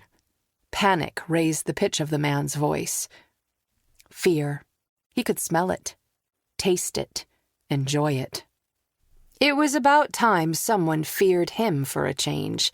He'd spent his whole life being second to these so-called alpha males. Well, that wasn't how it was going to be from now on. He was alpha tonight. He was calling all the shots. "I'll give you anything. Just let me go," the target begged. "Your friends begged too." He leaned close to his victim's ear. "Do you want to know what happened to them?" The target's breathing sped up until he was almost hyperventilating. Which was more fun, freaking them out or killing them? It was hard to decide. He remembered his second victim. Killing them. Definitely. The torture was like foreplay. "Let me tell you exactly how your friends died." He closed his eyes and pictured the second killing. The memory rolled in his mind, clear as a video. He leaned close to the man's ear and whispered. When he'd finished describing every detail, he opened his eyes. "That's exactly what I'm going to do to you." His victim was breathing hard, too, and his entire body shook with tremors. He inhaled the scent of terror. It made him hungry for more. He wanted this night to last forever. Chapter 31. Matt leaned on Bree's SUV. A few yards away, Bree was talking with the fire chief. She shook his hand, then turned and walked back toward Matt. The motel parking lot was a sea of first responders. An ambulance waited to take Deputy Wallace away. 2 EMTs wheeled his gurney toward the open rear doors. Bree stopped to check on him. Now conscious, Wallace reached toward her. Bree gave his hand a squeeze, then backed away from the gurney. The deputy was loaded into the vehicle. The nurse who had administered emergency first aid stood and brushed rock salt and dirty slush from her bathrobe. Blood stained the pale blue terry cloth. Bree stopped to shake her hand as well. Bree might complain about the politics her job required, but she was actually damned good at it. She was a natural leader. She appreciated people and let them know why. Her praise felt genuine, not like bullshit. "I drove 3 miles up the road." He handed Bree her keys. "No sign of Alyssa, but there are plenty of places she could have gone off the road without leaving tracks." "Thank you." Bree rubbed her forehead, leaving a smudge of soot. "She could have heard the gunshot and escaped before the fire was started." Possibilities spun in Matt's head. "Or he used the fire to flush her out. It's even possible she left earlier. You said she was pretty spooked when you talked to her." "This is true. Deputy Wallace was only watching the front of her room." Bree nodded. Todd called. One of the deputies at the university found a surveillance tape at a building near Christian's class. The tape shows Christian being forced into a Dodge Charger at gunpoint. The license plate is covered with mud, but Todd did confirm that Roger is the deceased father of Joe Marcus, and that Roger had a 9mm Glock registered in his name. The bullets used to kill Brian were 9mm. "How was the fire started?" Matt asked. Someone broke into the unit below Alyssa's, poured gasoline all over the beds, and set them on fire. Bree gritted her teeth. He did this after shooting Wallace. The motel security camera recorded the entire incident. The image is grainy, but the shooter/arsonist was driving a Dodge Charger. Again, we can't see the license plate, and his face is covered by a ski mask. "No one heard the shot?" Matt asked. Actually, several people did, but the motel's proximity to the highway made them think it was a vehicle backfire. "He's not being as careful or clever as he was with the first victims. This fire was bound to draw more attention than the other kidnappings. They were slick and quick. Is he losing control or getting overconfident?" "Either way, we better hurry. Cross your fingers I can convince the judge." Bree climbed into the driver's seat of her SUV and dialed her phone. Matt stood next to the open vehicle door. He was thankful for the digital age as he listened to her lay out her case with the judge. With nerves on edge, Matt's toe tapped on the asphalt. Bree didn't fidget. Her entire body was still as she focused. "Thank you, Your Honor." She lowered her phone and pressed end. He agreed. He'll sign the warrant electronically.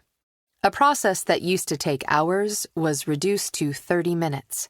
Progress. "Congratulations," he said. Bree exhaled. The relief in her voice made it sound as if she'd been holding her breath. "Though the judge did say I'd better be right." "You are," Matt said. "Let's hope so. If I'm wrong, Christian is the one who will pay." Exhaustion lines bracketed her mouth. Time to serve that warrant. Matt checked his watch. It was after midnight. "Let's roll." 45 minutes later, Matt secured the strap on a Kevlar vest with the word "Sheriff" printed on the front and back. His body hummed with nerves as he remembered being shot on a similar nighttime operation 3 years before. He swallowed the memory and focused on the present. Serving warrants was dangerous. He couldn't afford to be distracted. Bree, Stella, and Todd stood in the street in front of Joe Marcus's house. The driveway was empty. No plumber's van. No Corolla. Where is Joe? They were not sneaking up on him. At the Harper house next door, Earl's dog launched into another barking frenzy. Everyone within a square mile knew they were there. The dog barked again, and Bree startled. Beads of sweat dotted her forehead. She wiped her sleeve across her face. 2 patrol vehicles parked on the shoulder of the road. Deputies Rogers and Oscar joined the group in the street. Bree brought them up to speed with a few sentences. "Joe Marcus is armed and dangerous. He's already killed 3 people. This afternoon, he kidnapped a 4th victim at gunpoint." "Doesn't look like he's home," Matt said. "Get the battering ram."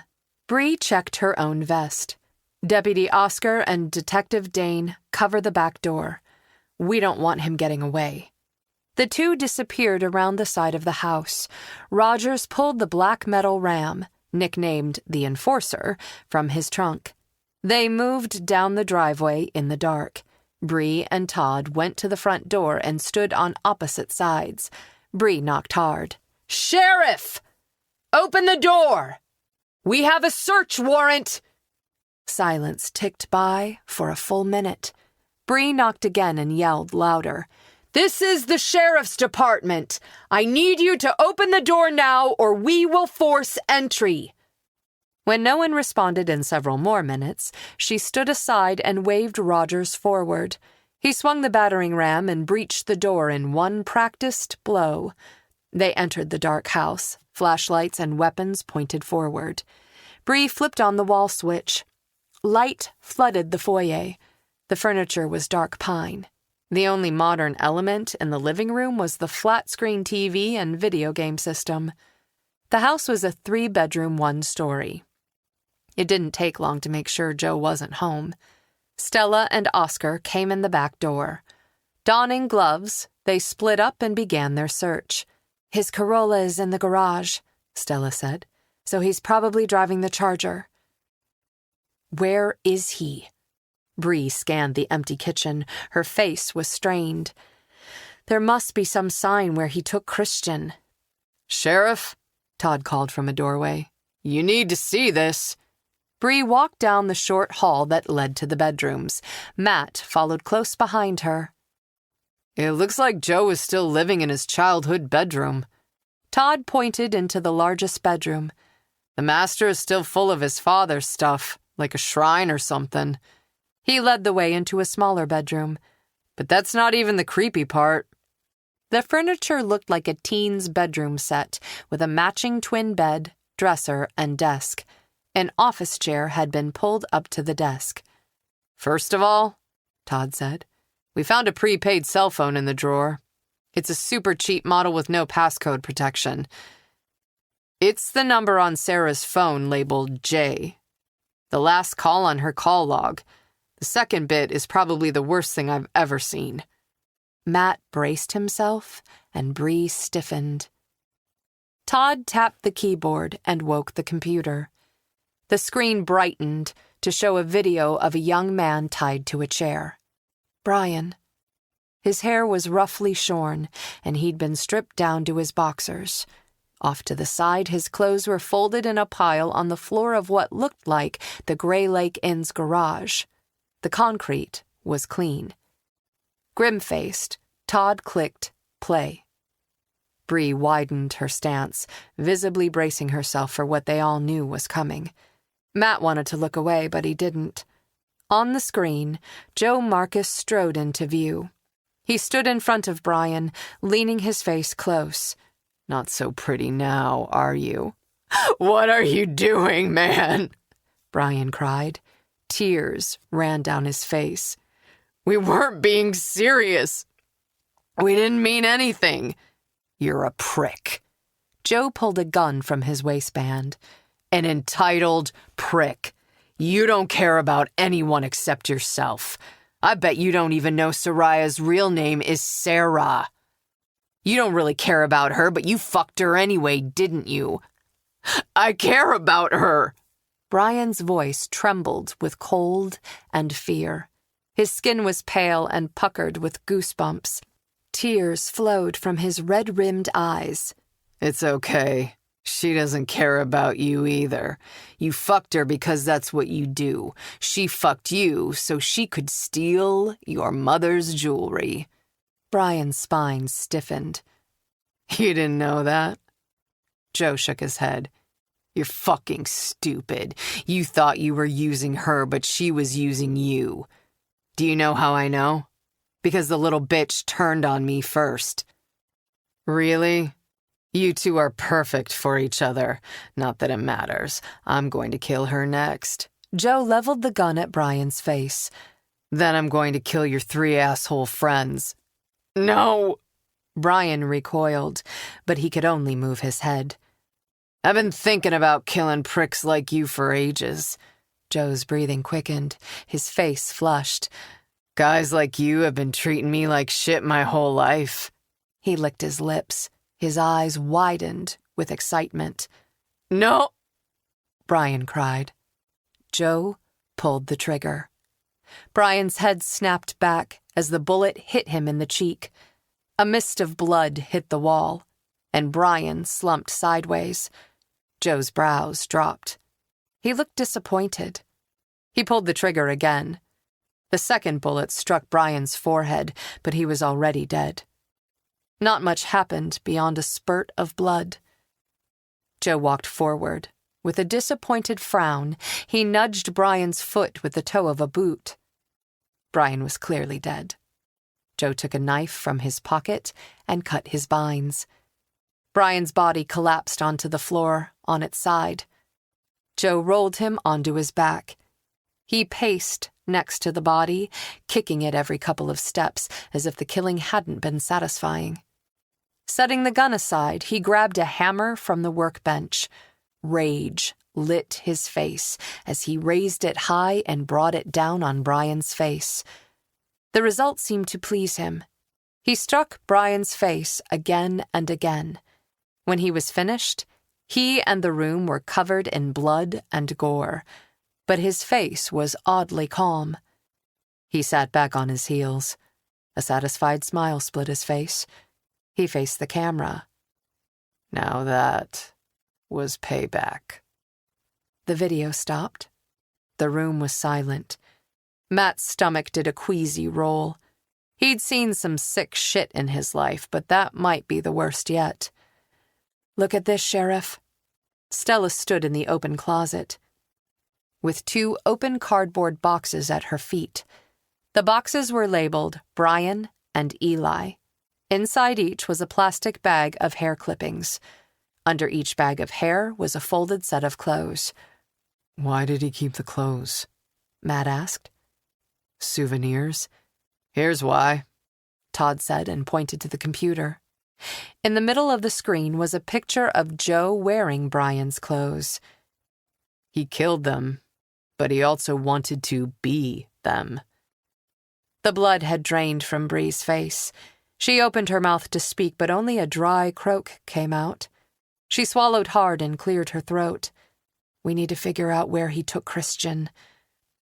Have a couple of deputies run by the Gray Lake Inn and check the garage, but I seriously doubt he'll go back there. The whole place is still covered in crime scene tape. Any ideas? Matt looked out the window. Behind the house, the ice on Gray Lake shimmered in the moonlight. Every place he's chosen so far has been on the lake. Let's go look at a map. Bree turned on her heel and left the room. Matt followed her outside. She strode down the driveway to her SUV and climbed behind the wheel.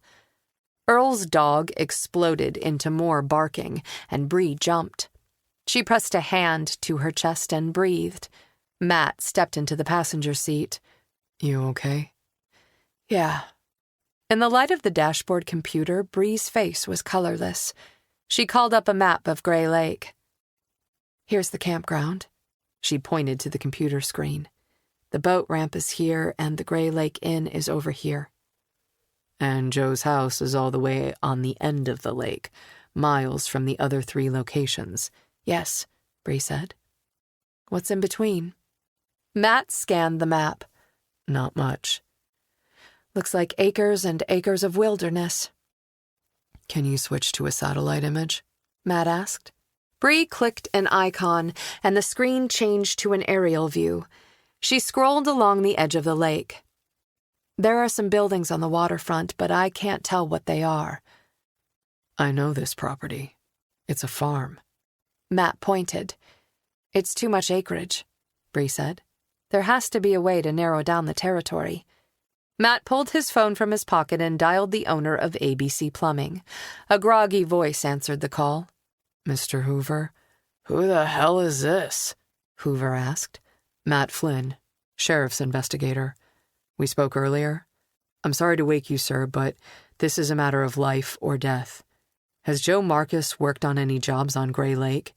A place that would be empty but provide privacy? Maybe some kind of vacant building? We've been working on the Gray Lake Estates project. Everyone in the company worked there at some point last month.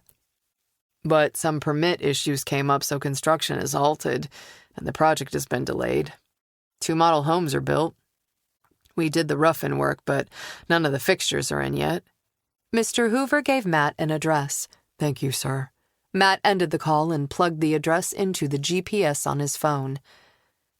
A few miles from here, there are 2 empty, unfinished model houses where Joe has worked recently. 2 more sheriff's cars arrived as Bree jumped out of her SUV.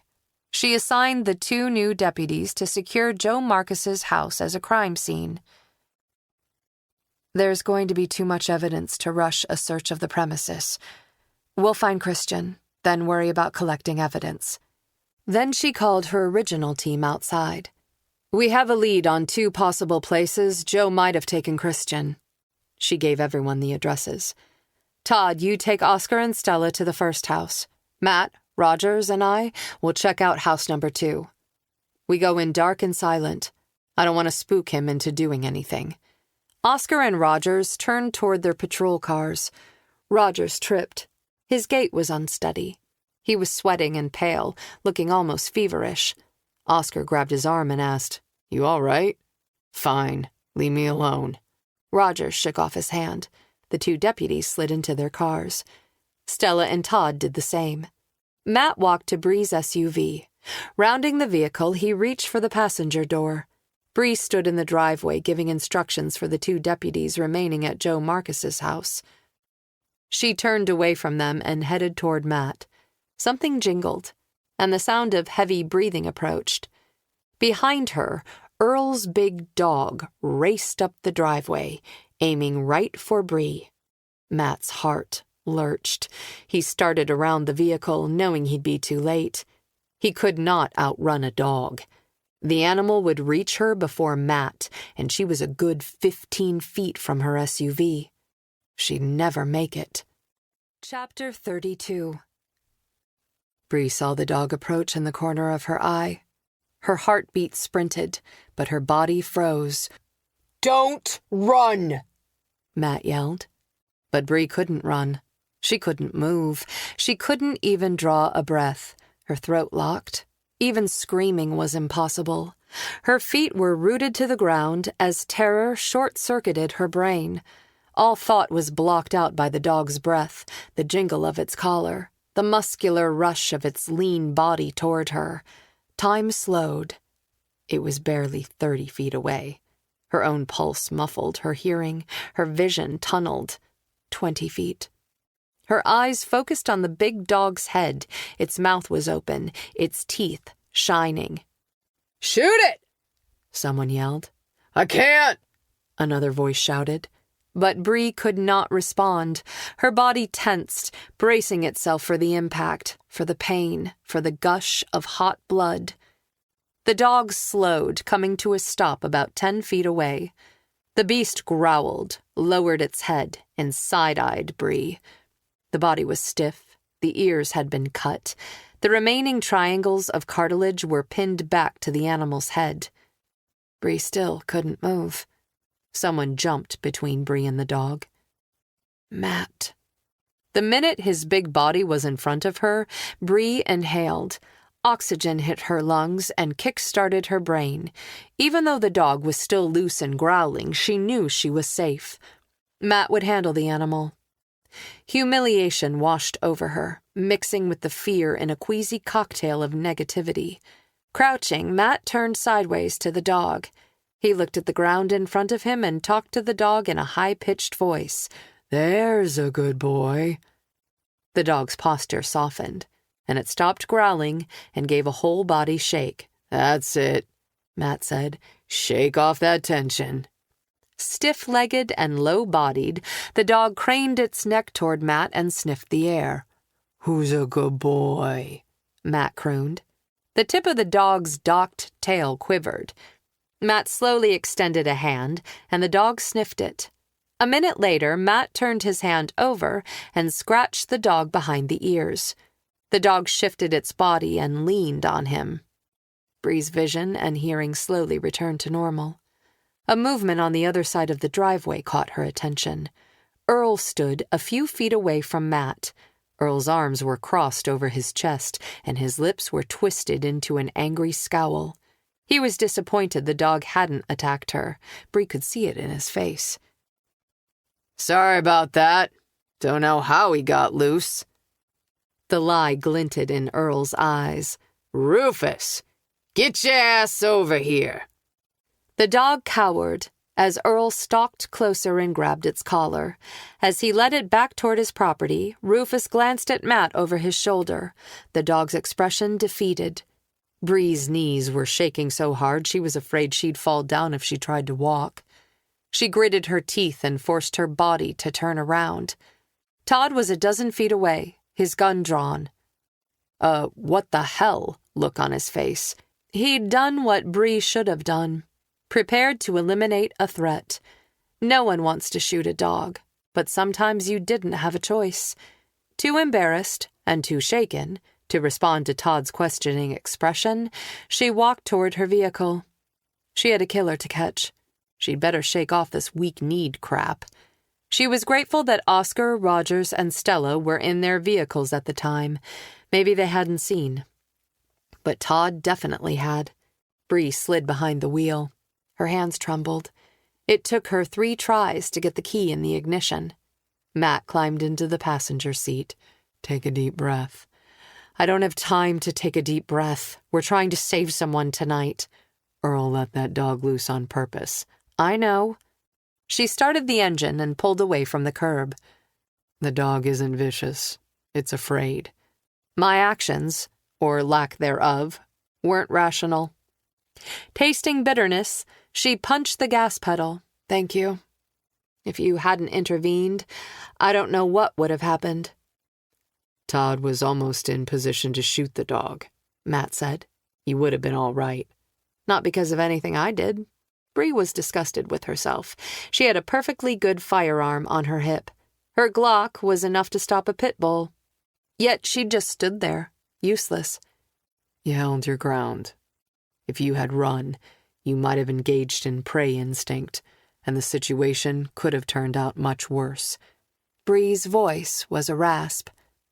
"I didn't hold my ground. I froze. I was not functional. Matt sighed. No one is perfect, Bree. Not even you. The dog had upended every nerve in Bree's body.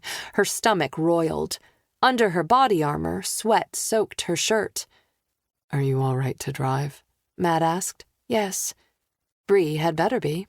She gathered her willpower and shoved the dog encounter to the back of her mind. She'd deal with it tomorrow. The 3-mile drive took 10 minutes. Bree stopped the vehicle on the side of the road. The rest of the team had already parked their cars on the shoulder of the road near the construction entrance of the development. 100 yards away, the shells of 2 large houses squatted on waterfront lots. Oscar, Rogers, Stella, and Todd stood in a circle next to Todd's cruiser. They're waiting for you. Get your act together. Bree got out of the car and approached the group. We'll walk from here. No flashlights unless absolutely necessary. I don't want to alert him to our presence. Yes, ma'am, Todd said. Bree grabbed a pair of binoculars and a small toolkit from her vehicle. Blocking every thought that didn't relate to the job at hand, Bree checked her armor and weapon. Rogers and Oscar pulled their AR-15s from their trunks. Stella drew her Glock from its holster. The team split up. Bree veered right, Matt and Rogers close behind her. Todd, Stella, and Oscar turned left and headed for the other house. Sunshine earlier in the day had melted the snow, leaving mud that was refreezing in the cold night air. A thin layer of ice crunched under their boots. They approached the house. White house wrap covered the exteriors, and the windows had been installed. Would that be enough to muffle the sounds of her team's approach? The house was huge, at least 6,000 square feet, with a 2-story open foyer and a 3-car attached garage. The windows were dark. Bree led the way. She stopped when the house was in sight and looked through her binoculars. I can't see inside. The windows are too high. Matt scanned the surroundings. There's no high ground.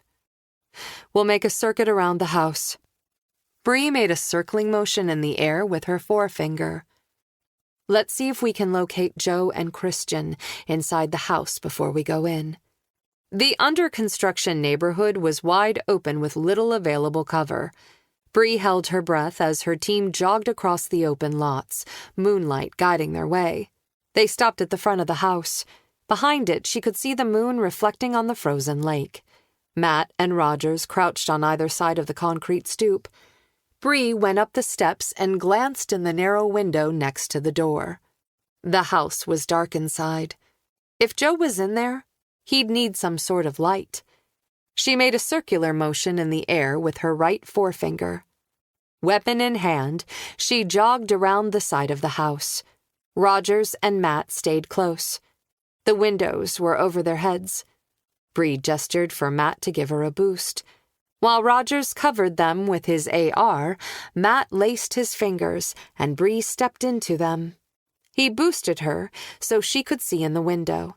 They repeated the process at each window. But Bree saw no one. At the last window, she grabbed the windowsill with both hands and peered over the top. Moonlight streamed in through a rear window. The room was empty. Was this not the right house? She glanced at the other house, but she couldn't see the rest of her team. Bree felt the first chills of panic as she jumped down and whispered, "There's no one there."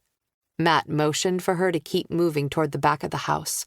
They passed a pile of construction materials, pallets of shingles, a roll of orange safety fencing, lumber, and bags of ready-to-mix concrete encased in clear plastic. They rounded the corner. A light at Bree's feet caught her attention. She motioned toward it with her weapon. Someone had nailed plywood over the narrow basement window, but light leaked around the edges of the wood. Bree crouched and listened. She heard the murmur of voices. Someone was down there. Chapter 33. Matt listened.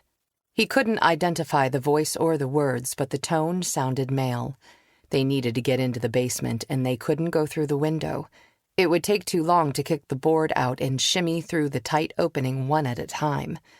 Joe was armed. He would shoot whoever went first. They'd be dead before their feet hit the floor. They needed to find a door. Matt motioned for them to continue around the back of the house. Matt spotted a set of French doors, but the threshold was 5 feet in the air, clearly designed to open onto a deck that hadn't been built yet. They stopped at the opposite corner, at a regular exterior door. Moonlight shone through the panes on the top half of the door. Matt shielded his eyes and peered through the glass. The shape of the room and placement of pipes in the wall suggested this would be a laundry room. Bree gestured for them to lean closer. She whispered, "We need to get inside and find the stairs. I'm going to pick the lock. Cover me." Rogers adjusted the grip on his rifle. Bree holstered her gun and reached into her pocket for her small toolkit. She pulled out 2 slim metal tools and inserted them into the lock. The mechanism clicked softly. Returning the toolkit to her pocket, she drew her weapon again and eased the door open. Bree slipped inside. Matt let Rogers, who was carrying the AR-15, go next. Unarmed, Matt felt less than useful. He pulled his knife out of his pocket and unfolded it. The knife didn't require as much finesse as pulling a trigger. The inside rooms were roughed out with drywall, but no doors had yet been hung. Particle board covered the floor. Matt walked near the edge of the wall to minimize the chance of the subfloor squeaking. They eased through the laundry room and emerged into a short hallway. His heart thudded, and under the body armor, sweat dripped down his back. They moved slowly, trying to be quiet. The hallway opened into a large room. Pipes protruding from the wall indicated this would be the kitchen. Construction materials littered the floor. Faint light shone through an open doorway. Bree went to the opening and cocked her head. Matt stepped over a spool of electrical wire, moved closer, and listened. Joe's voice floated up the stairs. "You're going to die," he sounded gleeful. Matt thought of the video of Joe killing Brian. Murdering 3 people had bolstered his confidence. "Why?" In contrast, Christian's words quaked with terror. If Joe had stayed true to his M.O., Christian was probably also freezing. There was no heat in this unfinished house. Bree eased down another step. "Because you're an entitled little prick," Joe said. "A rich, useless shithead who girls want to fuck just because he's privileged enough to be born rich and good-looking. You won a genetic lottery. Instead of using your advantage for real benefit, you chose to be a douchebag." "I don't understand," Christian cried. "What does that have to do with you? I'm sorry we treated you like shit. Sometimes we're assholes, but that's no reason to kill people." "Sure it is. Killing your friends made me feel a whole lot better about myself. I'm excited to kill you. I'm making the world a better place. If all of you privileged assholes are gone, women will have to consider guys like me, guys who work for a living and earn their own place in the world." Christian didn't respond. But then what could he say? Joe was a nutter, an armed and angry nutter. "Please, don't do this," a female voice cried. Alyssa? "I'll do whatever the fuck I want," Joe shouted. "You're hardly innocent, sweetheart." "No one was supposed to die," Alyssa yelled. "You killed Harper." "That's what happens when you blackmail someone." Joe's voice was condescending. "Why do you care anyway? Sarah played you. She dragged you into her stealing scheme, too. She was going to double-cross you just like she did me. She was running with all the stuff you helped her steal. Now the police have the jewelry and we're screwed. All that work for nothing." "I made some mistakes," Alyssa admitted, "but killing him won't get the jewelry back." "Killing him has nothing to do with the stuff we stole," Joe said. "Burglary was work. This is pure pleasure." "So I guess you're going to kill me too," Alyssa said, her voice shifting from fear to bitter resignation. "You didn't leave me a choice." "You called the sheriff!" Joe screamed. "Because you shot Harper!" Alyssa screamed back. Joe lowered his voice. "Shut up, or I'll shoot you right now. I should have killed you already. I shouldn't have brought you here, but I thought maybe I could talk you into being on my side." Joe's voice slid from angry to lonely to sullen. "But you're just like the rest of them. You don't understand me either." Bree eased down a step. Rogers didn't move, and Matt nearly ran into him. Sweat shone on the deputy's forehead, and his face looked pasty in the moonlight coming through the bare windows. His fingers opened and closed on the rifle in his hands. His eyes were open wide enough to show the whites. Matt felt the nerves swirling in his gut, but Rogers looked more than nervous. He looked terrified, but there was no time to reassure him or take stock of his condition. Bree crouched low and craned her neck as if she was trying to see more of the basement. Rogers should have gone next, but he seemed to be frozen in place. His eyes had gone wide with fear, like Bree's earlier, when the dog had rushed her. Matt jostled him with an elbow, but the deputy didn't react. Bree looked back. Her face was alarmed as she scanned Rogers. She jerked her chin toward the rifle and then inclined her head at Matt. Rogers plastered his back to the wall and trembled. Matt's pulse hammered as he pulled the AR-15 out of Rogers's hands. He was grateful that it was a long gun. Someone had to cover Bree, and he could shoot a rifle much better than a handgun with his left hand. Bree eased down another step. Matt passed Rogers and started down the steps, moving swiftly to catch up with Bree. She shouldn't have to face Joe alone. The next step squeaked under Bree's boot. A shot rang out, and wood splintered near her foot. Chapter 34. A chunk of wood struck Bree's cheek, but the pain of the sting faded almost instantly as adrenaline roared through her bloodstream. She jumped off the steps, ducking for cover behind the wooden staircase. Glancing up, she saw Matt rushing down the steps. Across the basement, Christian was seated, his wrists bound together behind the back of the chair. His ankles were tied to the chair legs. His hair had been shorn so closely that the shears had left bloody tracks on his scalp. Dressed only in boxer shorts, he shivered so hard Bree could see the movement from more than 20 feet away. Alyssa was bound to a support beam on the other side of the room. Her face was streaked with soot and tears. She cringed behind the metal pole, and she looked unsteady. Joe stood behind Christian, aiming a handgun at Matt, but Matt was at least 20 feet away and moving fast. Joe's second shot also missed. Joe crouched, peering over Christian's shoulder and using him as a shield. He was dressed in a thick gray sweatshirt and jeans. A coat was tossed on the concrete nearby. Bree had no clear shot at Joe. Matt jumped off the steps, landing next to Bree in a crouch. Dropping to one knee, he rested the rifle across the third step and took aim, his left index finger on the trigger. "This is the sheriff, Joe," Bree called. "Put down the gun. You don't have to die here tonight." Joe pressed the gun to Christian's head. "I'm not the one who's going to die tonight. If you don't let me go, I'm going to kill him." "He's the only thing keeping you alive," Bree called. "No shit." Joe shifted his gun to his left hand. He pulled a knife from his pocket and cut the binds around Christian's ankles. Pocketing his knife, he yanked Christian to his feet. He kicked the chair to its side, clearing Christian's arms, which were still bound behind his back. "Move back, Sheriff, or I'm going to kill him."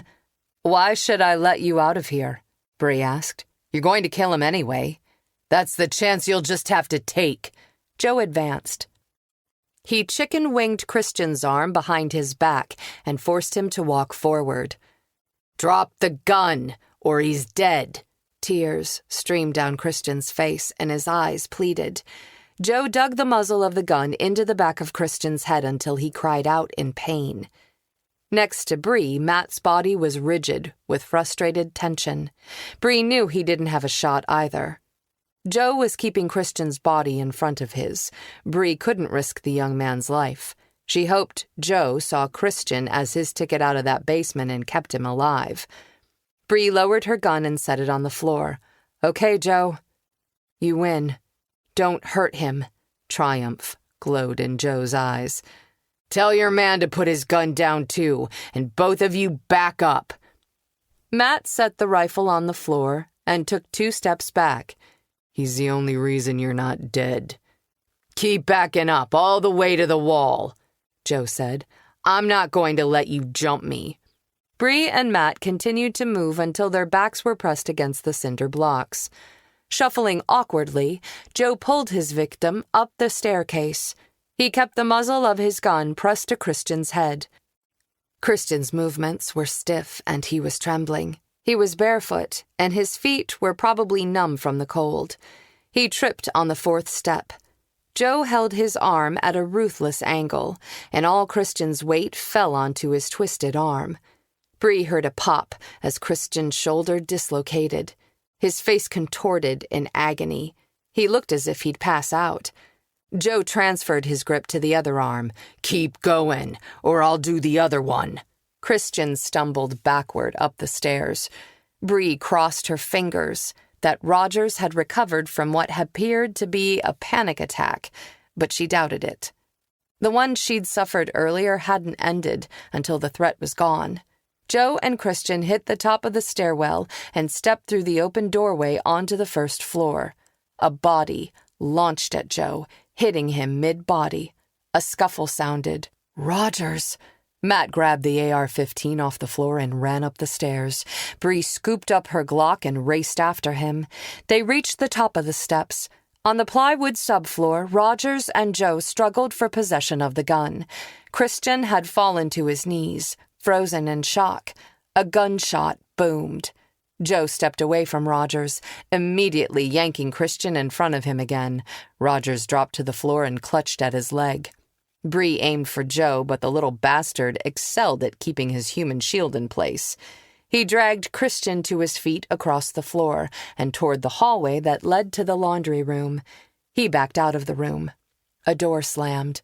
Blood had already pooled on the floor under Rogers. Bree pulled the combat tourniquet off her belt and tossed it at Matt. Stop the bleeding and call an ambulance. Without waiting for him to agree, she raced after the killer and his victim.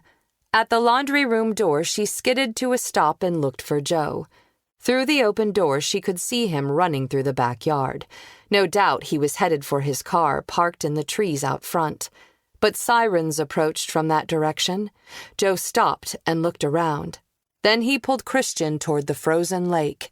Bree went through the door and sprinted after them. Her thighs burned as she dug her feet into the ground and reached for more speed. On the ice, Joe and Christian slid the first few steps, then adjusted to the slippery footing. But their progress was slow. Christian was barefoot and injured. No matter how hard he tried to keep up, he couldn't. 30 feet from the edge of the lake, he stumbled. Joe was half dragging him now. Bree leaped from the bank. Her boots hit the ice with a cracking sound. Sliding, she kept her balance and forward momentum as she sorted out her stride on the frozen lake. She was gaining on them. She prayed that Joe would realize he had to let go of Christian or she would overtake him. Then she would run his ass down. Ahead, Christian stumbled again and fell to his knees. The ice cracked. The sound traveling across the lake and echoing. No! Bree's lungs locked up as the ice opened up beneath them and both men fell through into the freezing water. Bree slid to a stop, her feet and arms spread for balance, holding her breath as she waited. Would the ice underneath her break? Nothing happened. She breathed, then took 3 steps forward toward the men in the water. A loud crack stopped her cold. She lowered her body to her belly, lying face down and sprawling to distribute her weight across as much of the ice's surface as possible. The ice held, and she began belly crawling to the edge of the hole in the ice. Neither man was visible. They'd both gone under. Chapter 35. Cursing, Matt applied the tourniquet to Rogers's leg. The bullet must have hit something vital. Rogers was bleeding like a slaughtered deer. He groaned as Matt tightened the strap of the tourniquet. Then he pulled out his phone. Sirens sounded in the distance as he requested an ambulance. Then he called Todd. Todd responded in a breathless voice. "We heard the shots. We're on our way." "Rogers is in the back of the house," Matt said. "He's bleeding badly. I'm going after Bree." Rogers's eyes rolled into the back of his head. Matt pulled the tourniquet tighter. He couldn't leave Rogers alone. "Help!" Alyssa shouted from the basement. "Help me!"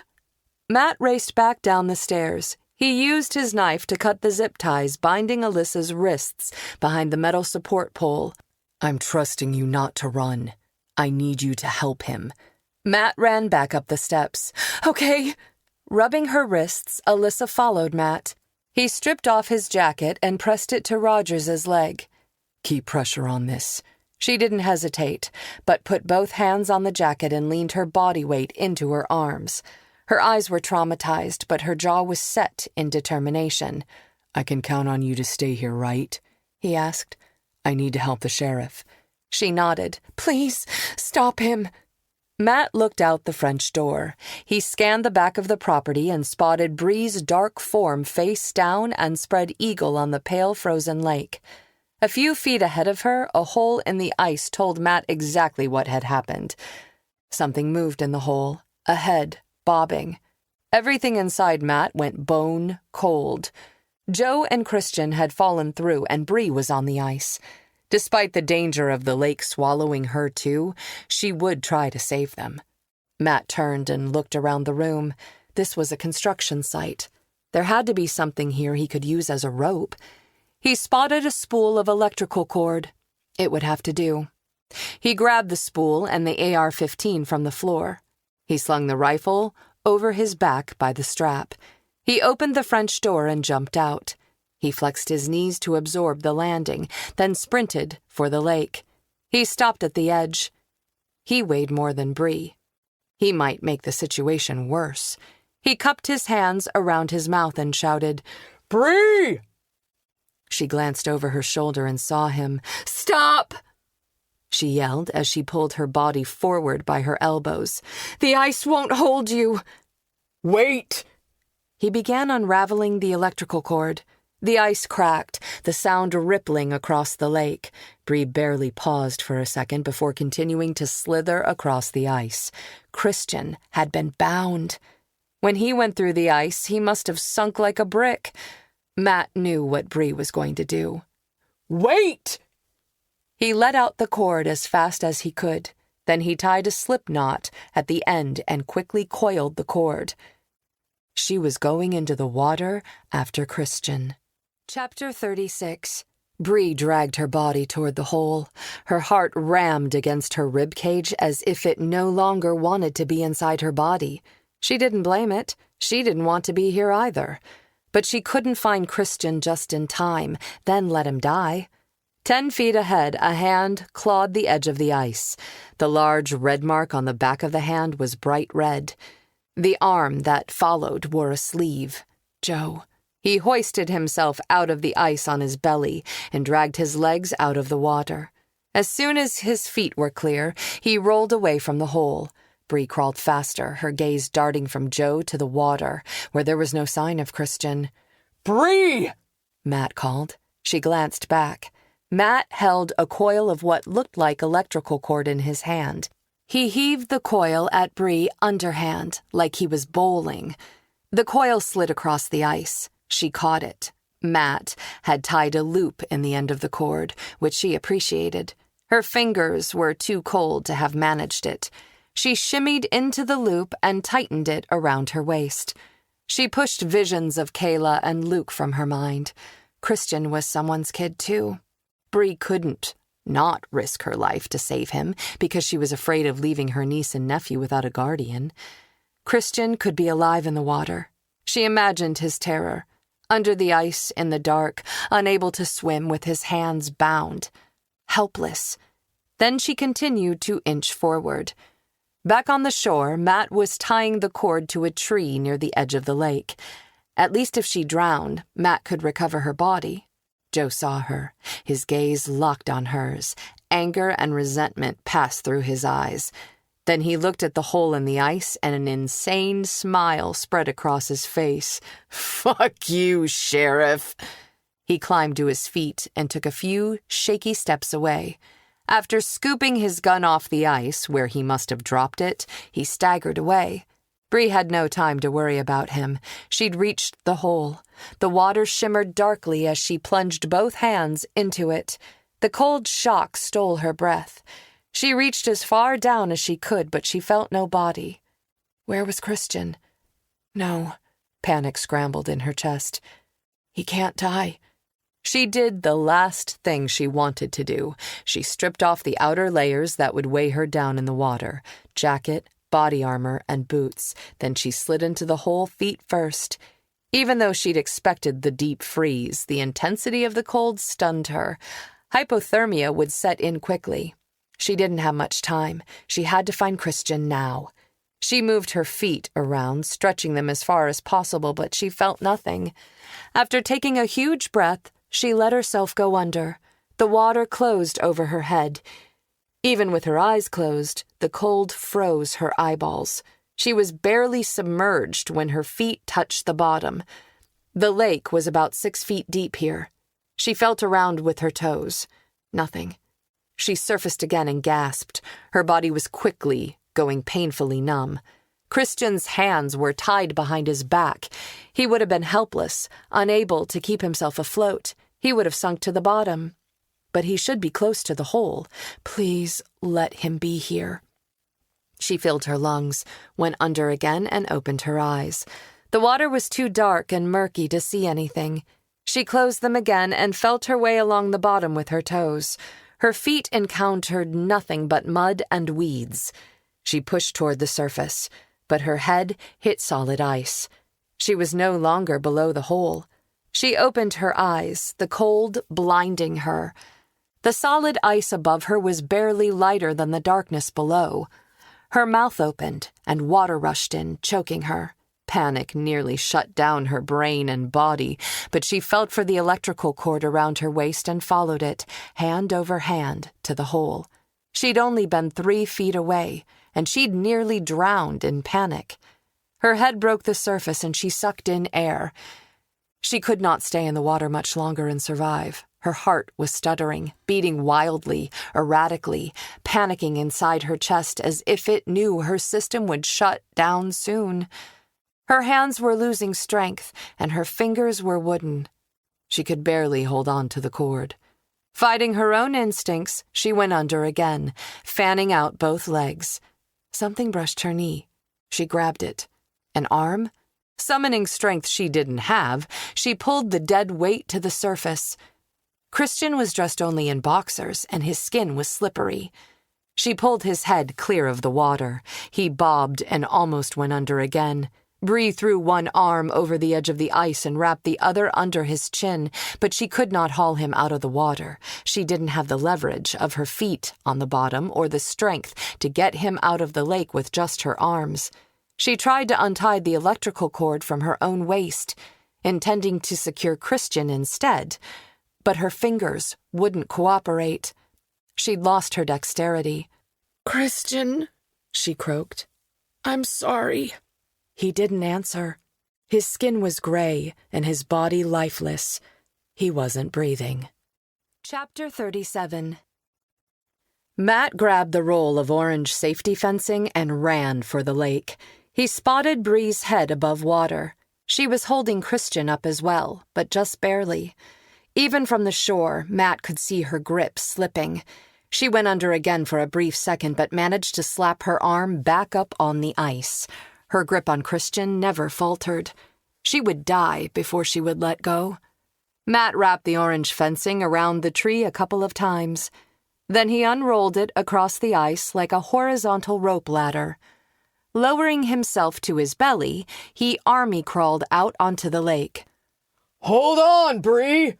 he shouted. "I'm coming!" She didn't answer. He moved as fast as possible. The ice groaned under his body, but it held as long as he kept his weight spread out. He reached the hole just as Bree's arm slipped off the ice. She and Christian went under. Matt plunged his arms into the water. The cold hit his injured hand like a knife. He grabbed Bree and pulled her up. Her eyes were closed. Her grip on Christian loosened. Matt reached for the young man and managed to get a hold of his arm. Bree opened her eyes. Get him out first. She was tied to the tree, but if Christian went under, Matt might not find him again. As much as he didn't want to let go of her, he needed to release her to pull Christian out of the water. Matt pushed the orange mesh into the water. Bree shoved her hands through the holes and locked her arms in at the elbows. Matt used both hands to haul Christian out onto the ice. He was cold and unmoving. His skin was as pale as the ice he lay upon. Matt turned to Bree. She was trying to climb the mesh, but her movements were clumsy with cold. Matt grabbed her by the belt and pulled her onto the ice. Teeth chattering, she rolled away from the hole. Take him. Matt slid Christian along, using the safety fence as leverage.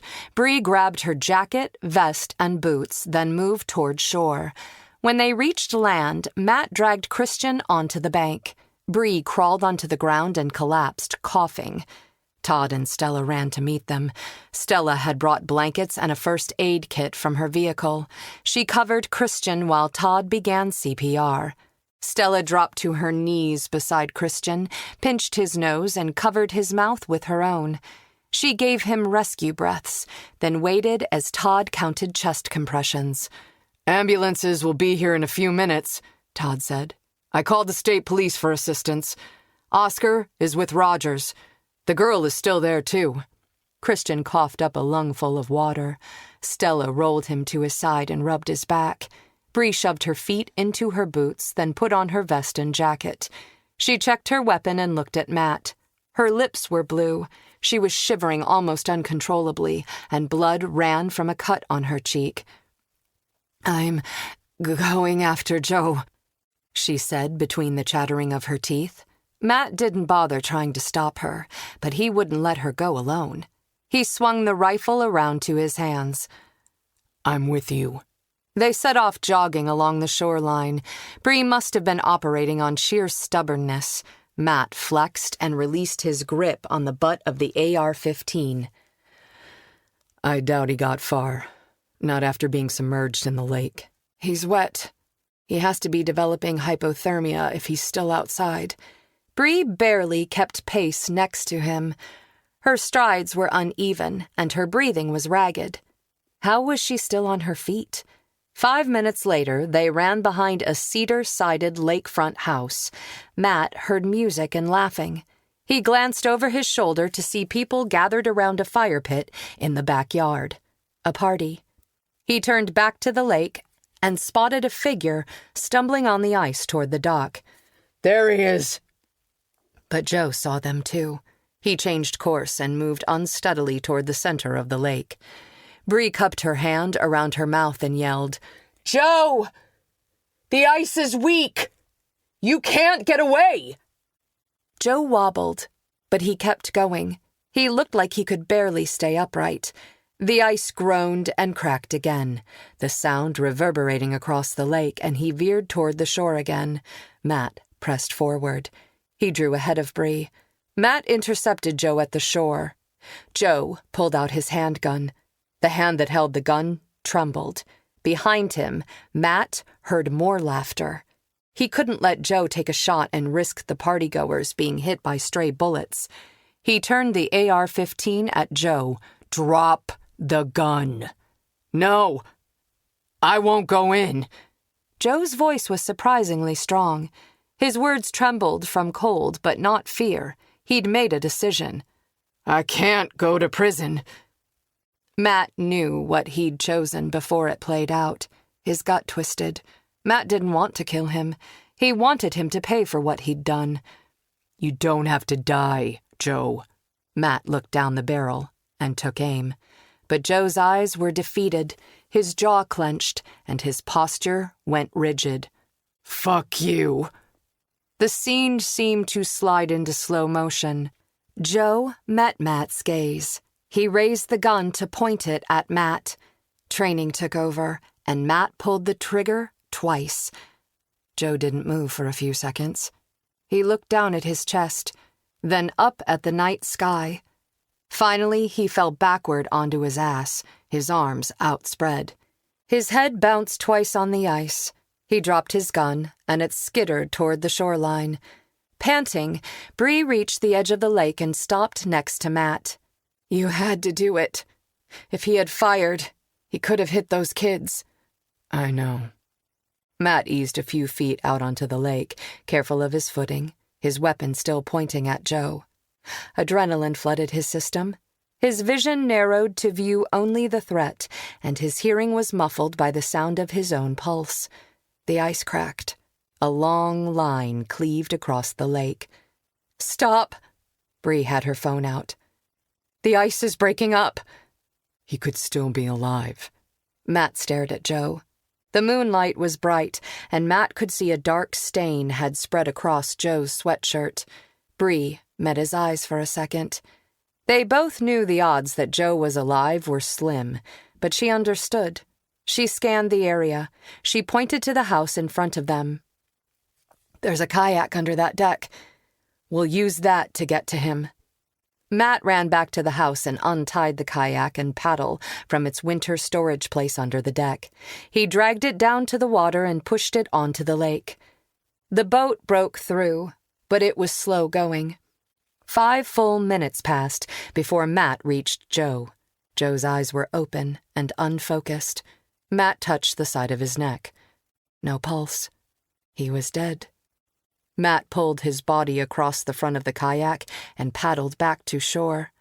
The return trip was easier with the ice already broken. Bree helped him drag the boat ashore. They both stared at the body for a few seconds. "You couldn't have saved him," Bree said, apparently reading his mind. "You hit him dead center in the chest with 2 shots. Her voice was grim but matter-of-fact. "We both know the damage an AR-15 does." Normal bullet wounds caused lacerations. Even a handgun shot to the heart could be survivable with prompt medical treatment. But an AR-15 fires a bullet at high speed. The velocity causes a huge swath of damage. It explodes bone and shatters organs. The bullets had likely shredded Joe's heart. Matt swallowed a wave of nausea. "Joe aimed his gun at you knowing exactly what would happen," Bree said, her voice low. "He made you shoot. It was suicide by cop. Or almost cop." "I know." Matt had fired at center body mass, exactly the way he'd been trained. He wished he hadn't been forced to pull the trigger. He couldn't regret stopping Joe before he killed another person, but Matt would have one more traumatic memory to live with for the rest of his life. "He was a murderer. I don't know why I care." "The fact that you didn't want him to die has nothing to do with who he was and everything to do with who you are," Bree said. "You're a good man, Matt Flynn." Chapter 38. After a state trooper arrived and took control of Joe's body, Bree made her way back to the construction site on rubbery legs. She was frozen, inside and out. Matt walked at her side. "Hard to believe it's over." Under her jacket, her clothes were wet. Every minute or so, she was gripped in a bout of insane shivering. Her teeth rattled in her head. Her emotions were as numb as her body. Too much had happened that night to process. 2 ambulances were parked in front of the house where Joe had kept Christian and Alyssa hostage. Christian was already loaded into the back of the first ambulance. The EMT at his side was grim-faced.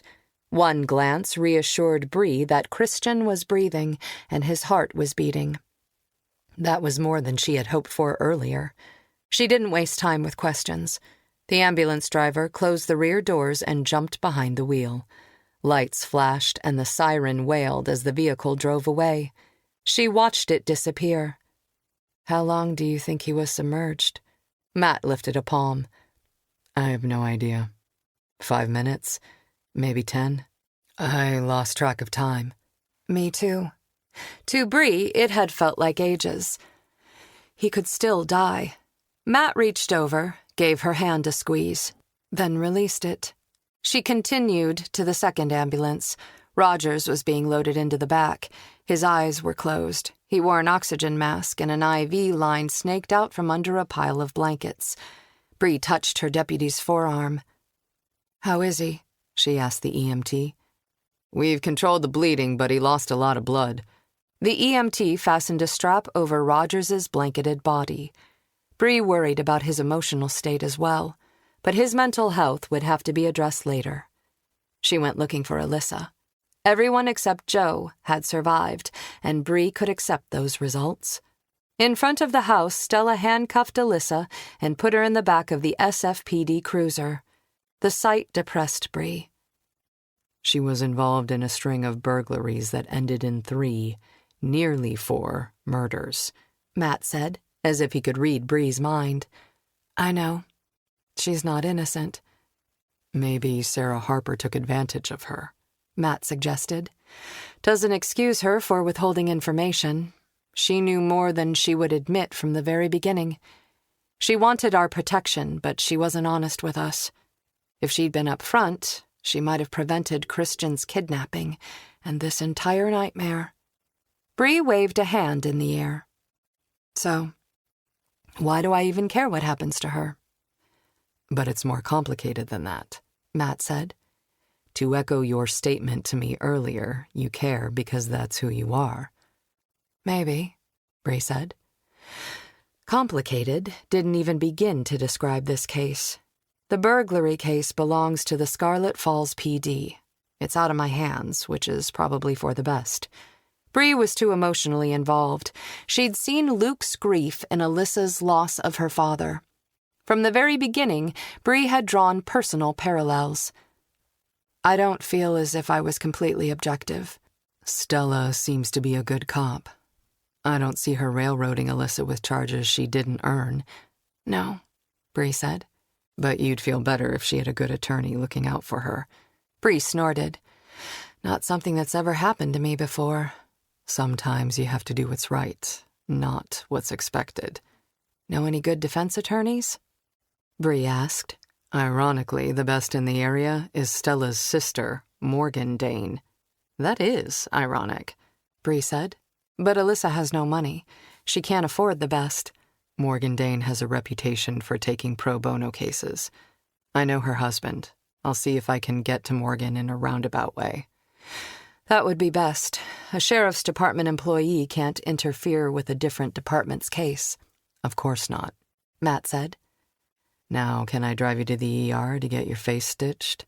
Bree touched her cheek. Her fingers came away red. Blood was dripping down her face. "I guess. I'd like to keep tabs on Christian and Rogers anyway. Todd can handle things here." But she spent a half hour issuing instructions before she climbed into the passenger seat of her SUV. Normally, she liked to drive. Yes, she had control issues.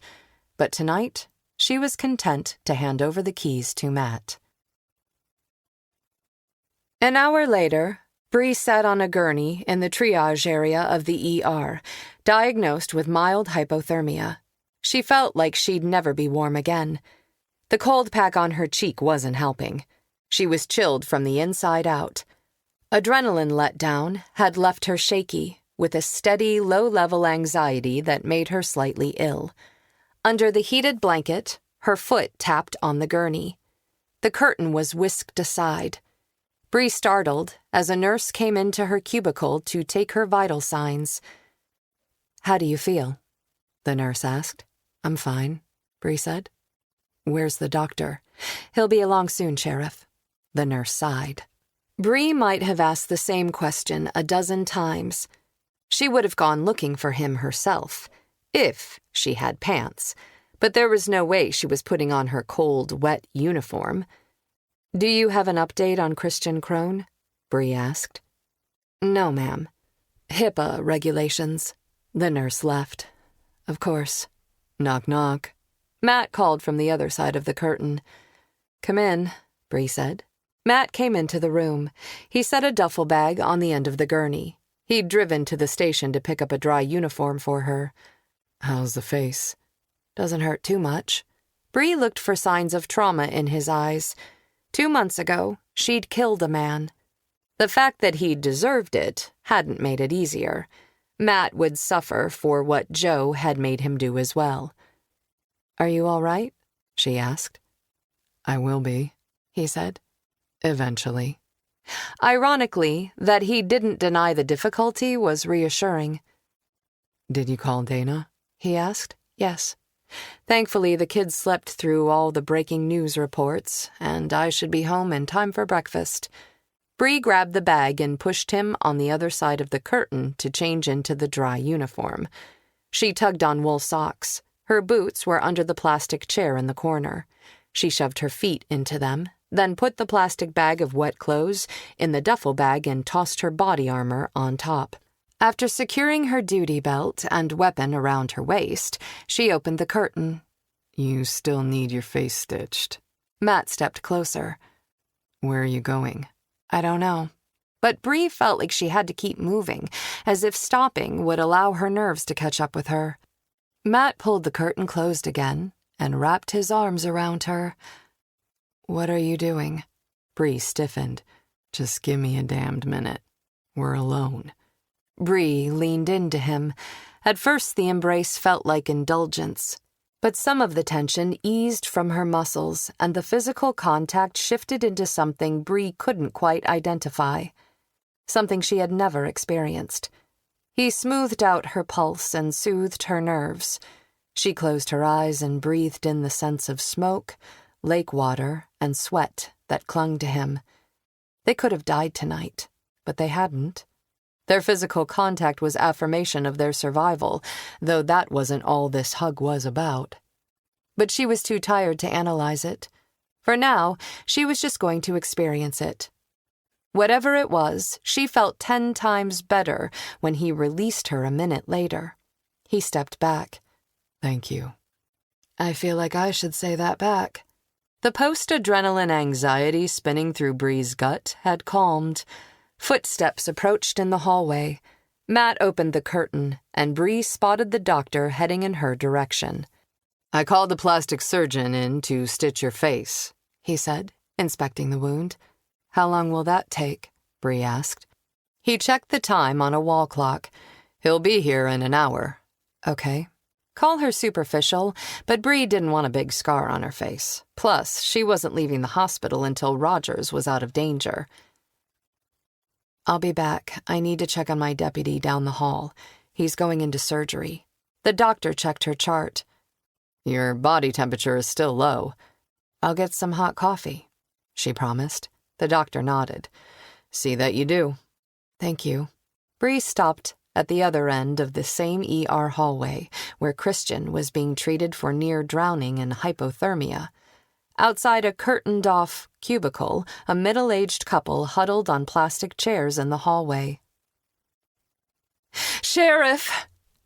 The woman reached for Bree with both hands, enfolding her into an embrace. "I'm Christian's mother." Bree missed her first name. Christian's father was next with a bear hug. "We don't know how to thank you." Bree returned his fierce hug, then held him at arm's length. "You're welcome.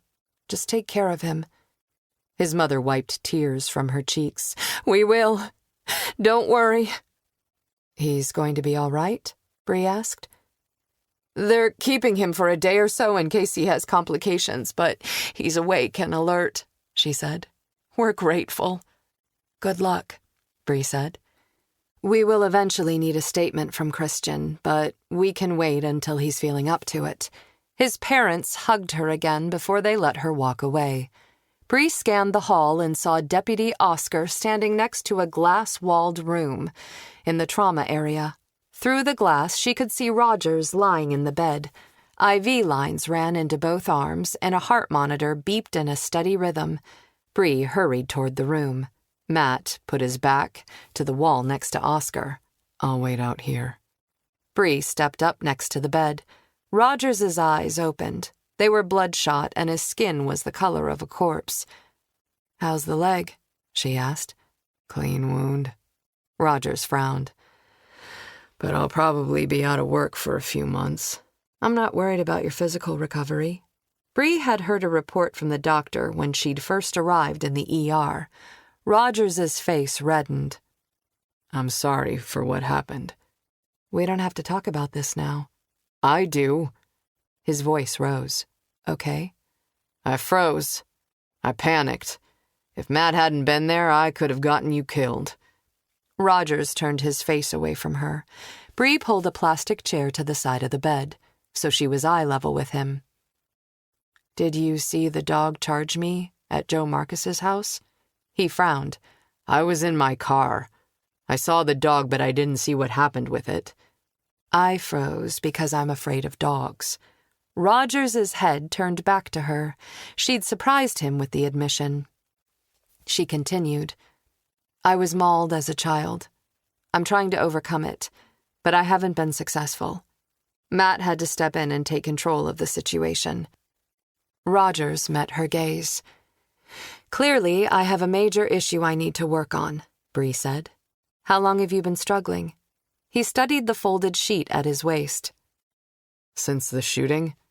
Which shooting? She asked. He hadn't been part of the active shooter Bree and Matt had handled back in January. When I shot Matt Flynn and Brody. Rogers raised a hand and covered his eyes. That was over 3 years ago. Rogers lowered his hand and closed his eyes for a few seconds. When he opened them, his expression looked bleak. I was able to mostly suppress it until January, when I saw Matt again. And it's been building since then? Bree had seen his stress level rising just over the 3 weeks she'd been appointed. Yeah. He swallowed. I know. I let it go. I thought. He breathed. I thought I should just get over it, that admitting I couldn't handle it was weak. It sounds stupid now. Not at all. I let my trauma fester for 30 years, so I understand. Do you want help? Bree didn't assume, nor did she tell him he wouldn't go back on duty until he'd been cleared by a psychiatrist. His voice dropped to a raspy whisper. Yeah. I don't know if I'll ever get past it. You'll get help, and we'll see how it goes. She pointed to his leg, encased in bandages under the sheet. You're going to have some time. I guess I will. He sighed, the sound long and full of pain. I need to talk to Matt. You'll be out of surgery in a couple of hours, Bree said. No. Rogers grabbed her arm.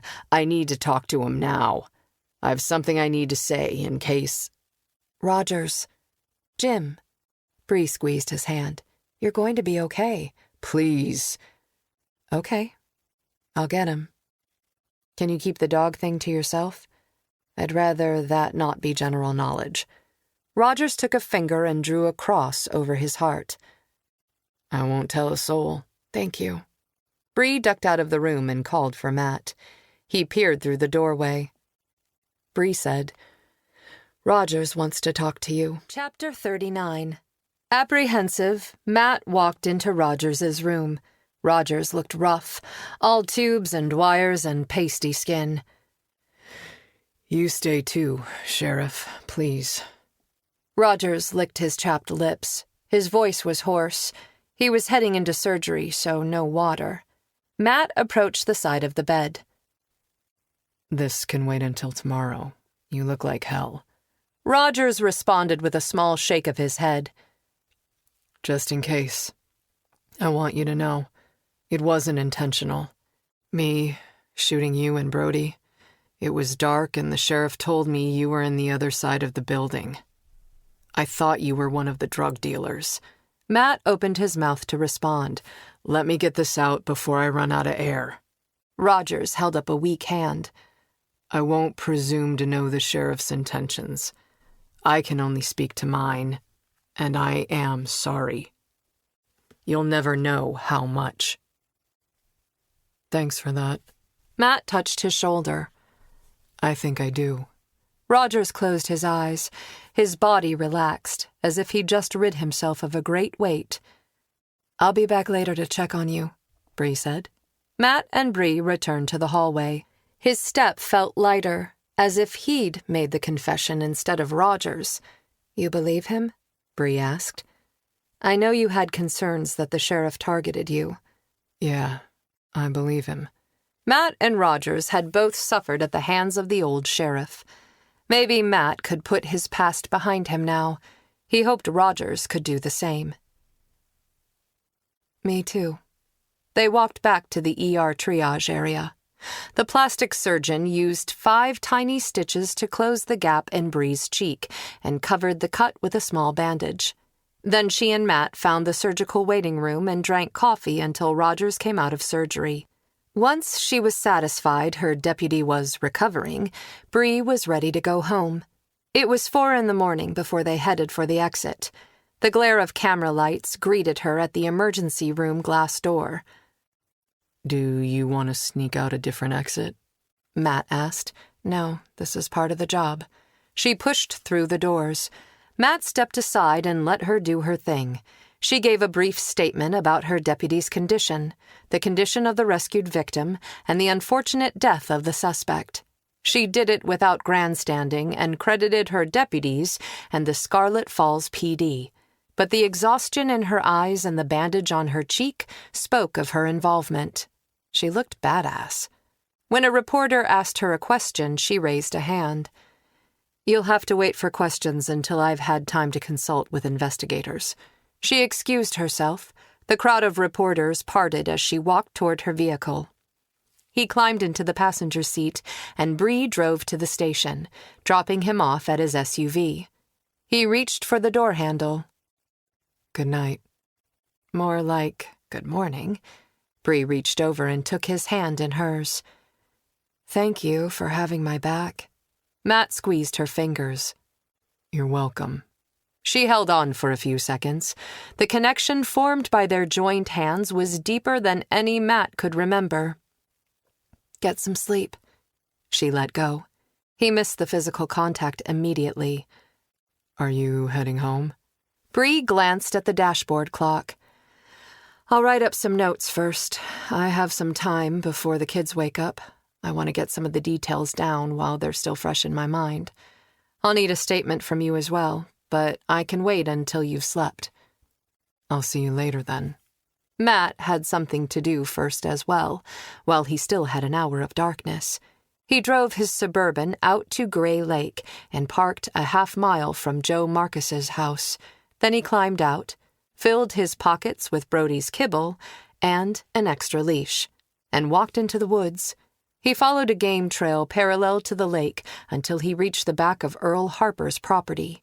Several law enforcement vehicles and a forensic unit were parked at Joe Marcus's house next door.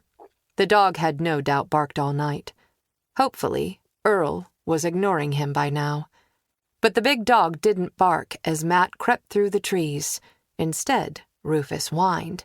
Shh. Matt tossed a handful of kibble toward him. Rufus paced the length of his chain a few times. Then he lowered his head and approached the kibble. Hungry, he inhaled it. Matt tossed him another handful and moved a few steps closer. Remember me, buddy? I'm not going to hurt you.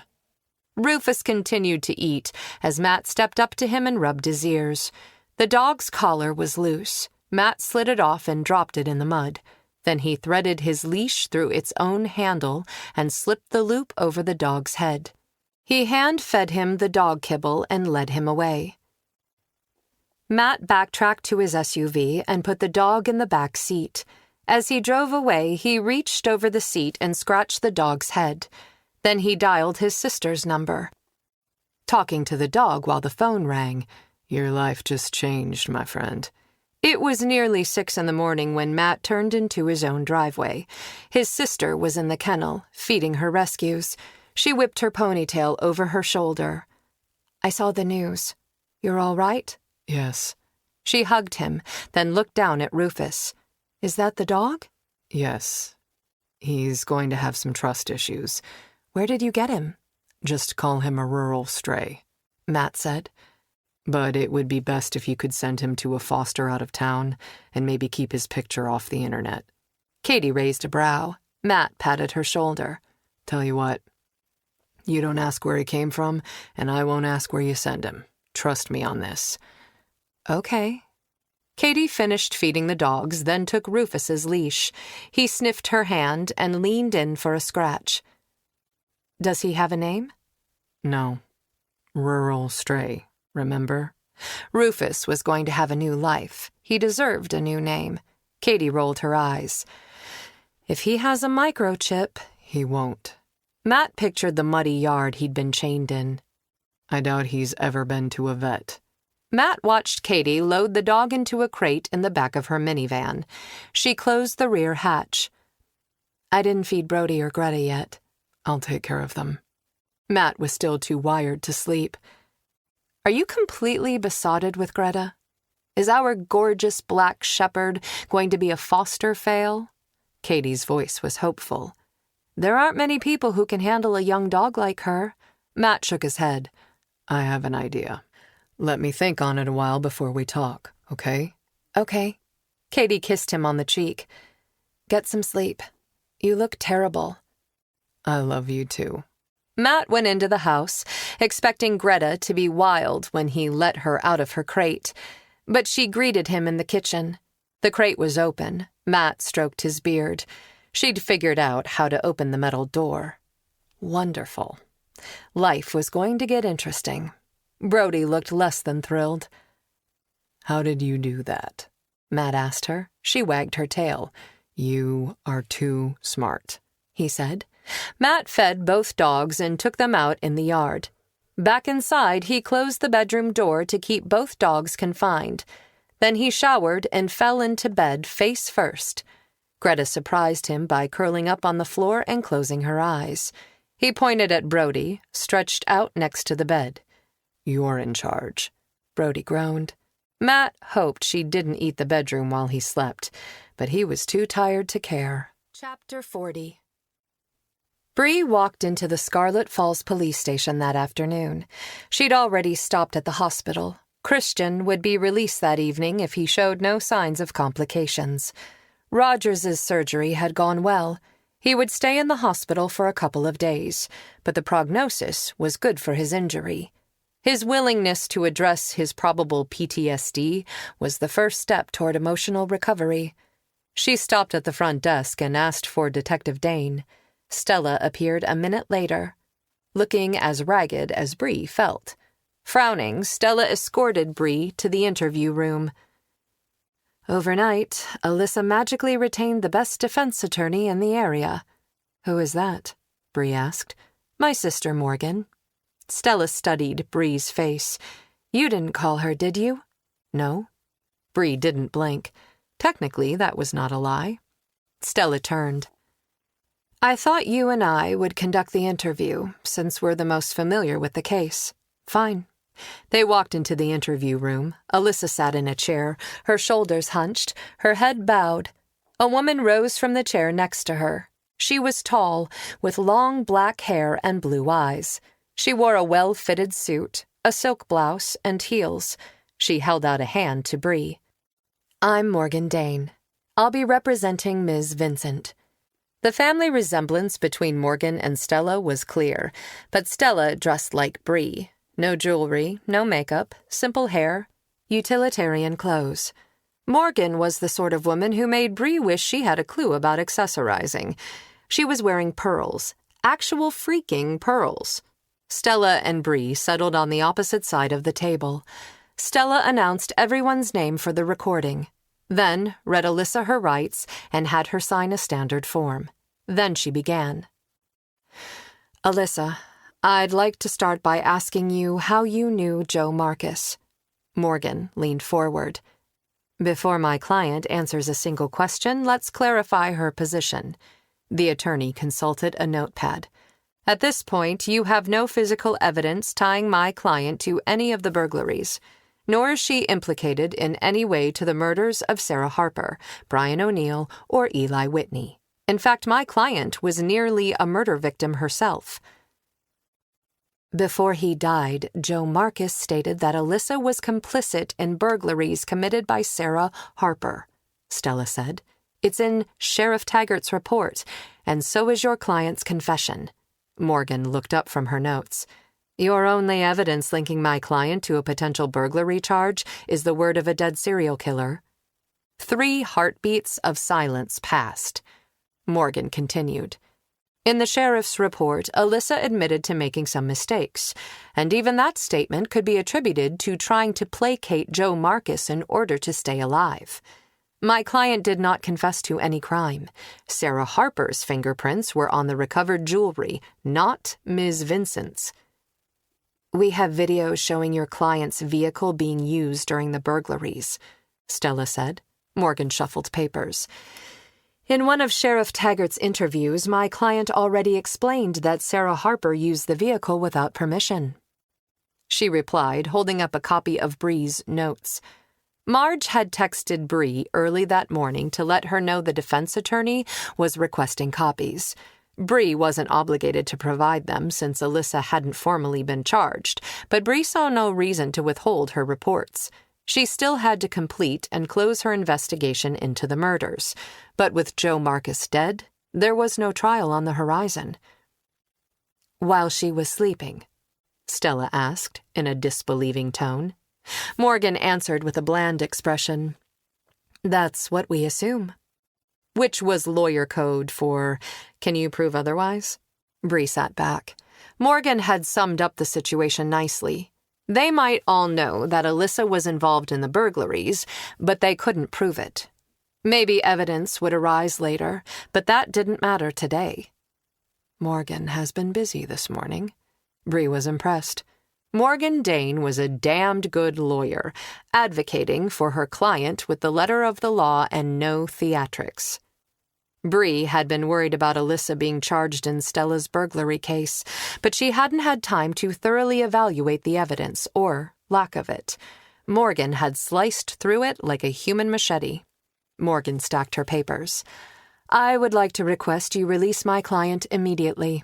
We would also request her vehicle and personal possessions be returned to her. When do you think that might happen, Sheriff? That's up to Detective Dane, Bree said.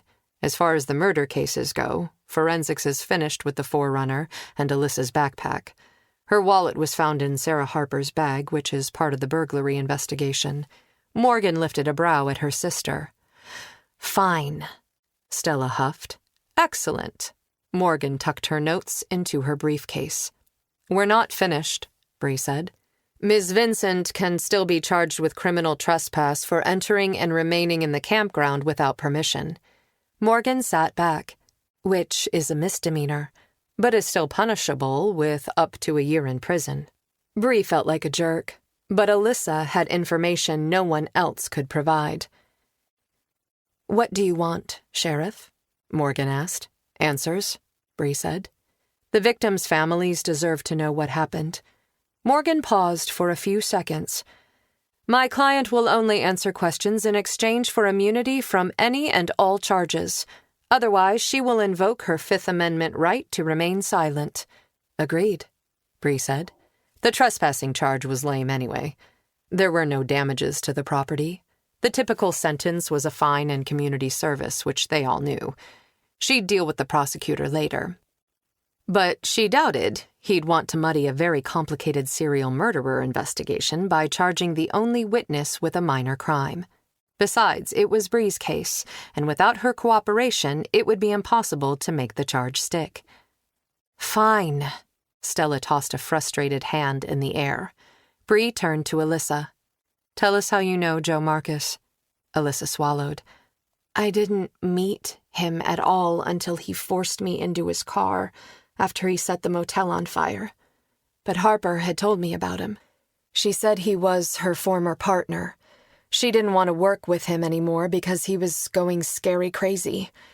She said he wanted to kill some guys because they'd made fun of him. Did she say how he became her partner? Bree asked. Alyssa nodded. They already knew each other. He was a plumber.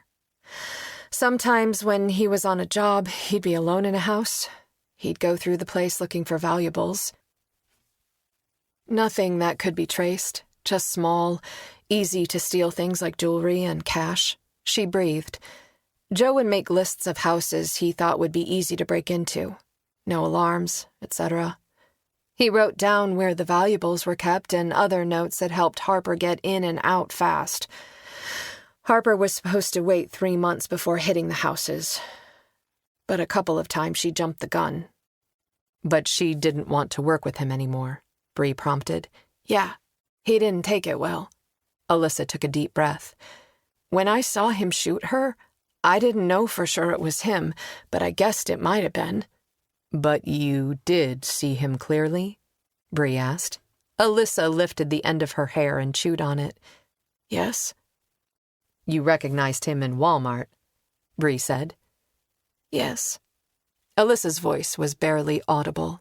Bree had been right about the incident. She had no doubt it had been a test by Joe to see if Alyssa could identify him. She'd failed, and he'd decided she needed to die.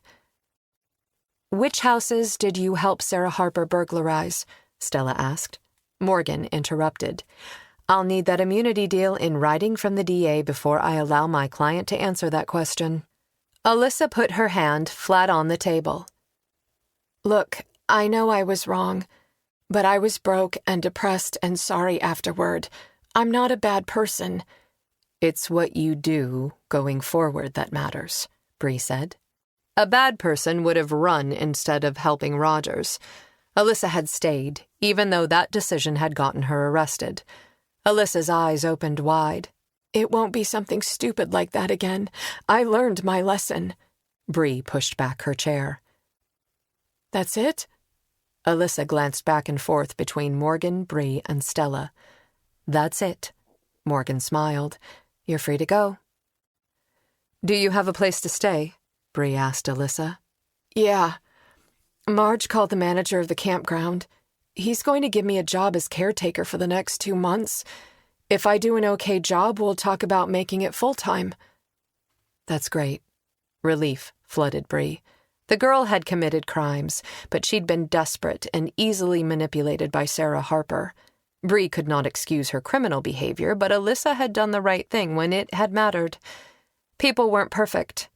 Going to prison wouldn't improve her chances of becoming a functioning member of society, but a little help might. Bree drove back to the sheriff's station. Her butt had barely hit her office chair when Todd knocked on her doorframe. "Come in," she said. "Did you get any sleep?" He stretched his neck. I went home for a couple of hours. Good. Bree had eaten breakfast with the kids and napped for 3 hours before returning to work. Where do we stand on wrapping up our investigation? Todd sighed. Ballistics matched Joe Marcus's gun with the bullets used to kill Brian O'Neill. Good, Bree said. The ME hasn't completed the autopsies on Sarah Harper or Eli Whitney yet, but I spoke to Dr. Jones briefly about the lack of blood on the ice behind the cabins. She won't commit, of course, but she speculates from an external exam that the bullets that killed Sarah struck her in the liver. Most of the bleeding would have been internal. That makes sense, Todd said. Forensics is still processing Joe's house, but his computer was a jackpot. He kept an online journal, starting back in high school, where he was bullied. He was pretty much a social outcast since graduating. His posts escalated from loneliness and isolation to anger over the next couple of years. Everyone at the plumbing company thought he was weird. He had no friends there. He mentioned Sarah in a number of posts, and he became resentful that she wasn't interested in him. After the 4 roommates picked on him, he wrote about his rage, with lots of details on how he wanted to kill them. Also, he had a whole computer folder full of pictures of Sarah Harper, going all the way back to high school. He was clearly obsessed with her, but she had no interest in him. The only reason he helped her with her burglary scheme was because he wanted to please her. And she used him. Seems like it, Todd agreed. He was convinced Sarah had slept with both Eli Whitney and Brian O'Neill. Maybe she did. There were pictures of her with both Eli and Brian, Bree said. Joe's company regularly serviced the house Eli, Brian, Christian, and Dustin lived in. Joe had already worked on Brian's mother's house. So he was probably the one who put Brian in Sarah's sights. Sarah targeted both Eli and Brian, but likely dropped Eli when she figured out his family didn't have any money. Yes, Todd agreed. According to his journal, Joe was already jealous when he went to work on their water heater. Eli and his roommates picked on Joe, and that sent him over the edge. At least there's no doubt that we got the right man. No doubt at all, Todd said, and left the office. Marge popped her head in. There's an Earl Harper in the lobby to see you. He insists on speaking only with you. Bree sighed. She couldn't refuse. His daughter had been killed. He was an ass, but he was also a victim. Okay. Bring him in. A minute later, Marge ushered Earl in. Have a seat. Bree gestured toward the chairs that faced her desk. I don't want to sit. Earl planted his fists on the desk and loomed, his anger palpable in the small room. How can I help you? You killed Joe Marcus? Earl asked. He was shot by the sheriff's department, Bree said. She hadn't given out Matt's name. Earl straightened and crossed his arms. Someone stole my dog. The abrupt change in topic confused Bree. What? My dog. Someone stole it. A vein throbbed on Earl's temple. The memory of the dog charging her raised goosebumps on her arms, and a slight wave of nausea passed over her. She swallowed it. Earl Harper was the last person she wanted to see her weakness. Do you want to fill out a report? Maybe. His eyes narrowed. He'd seen her reaction. Damn. Bree didn't like him knowing about her fear. Is the dog microchipped? No. His jaw sawed. Did you steal it? Why would I do that? He didn't answer, but then what could he say? Because I let it loose to bite you? I haven't been anywhere near your dog, Bree said. Do you have vet records? Ownership papers? Photos? No. Earl got up. I knew you wouldn't help. Mr. Harper, you are welcome to fill out a report, and one of my deputies will investigate, but it would be helpful to have ownership records and pictures of the dog. Bree stood. I'm truly sorry for the loss of your daughter. Earl's face reddened.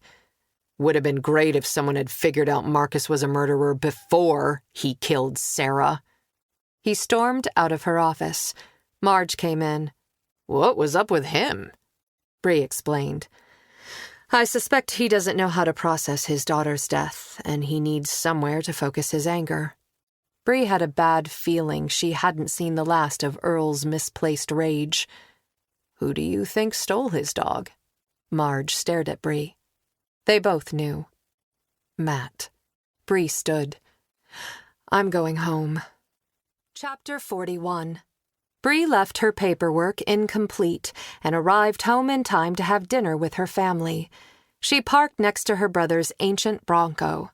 Wanting fresh clothes before she saw the family, she went in the little used front door. Bree headed for the bedroom and changed into jeans and a sweater. She didn't want to be the sheriff tonight. She just wanted to be with her family. Bree joined Dana in the kitchen, which smelled of garlic and lemon. Vader perched on the counter, watching Dana cook. Out the back window, Bree spotted Kayla grooming her pony, Pumpkin, in the fading sunlight. Adam perched on the top of the fence, a sketch pad on his lap. Ladybug napped in the grass at Adam's feet. The barn door stood open. The day had warmed above freezing, and the waning sun shone on the grass. Where's Luke? Bree wandered to the fridge. In the barn. Dana stood at the stove, stirring something in a saucepan.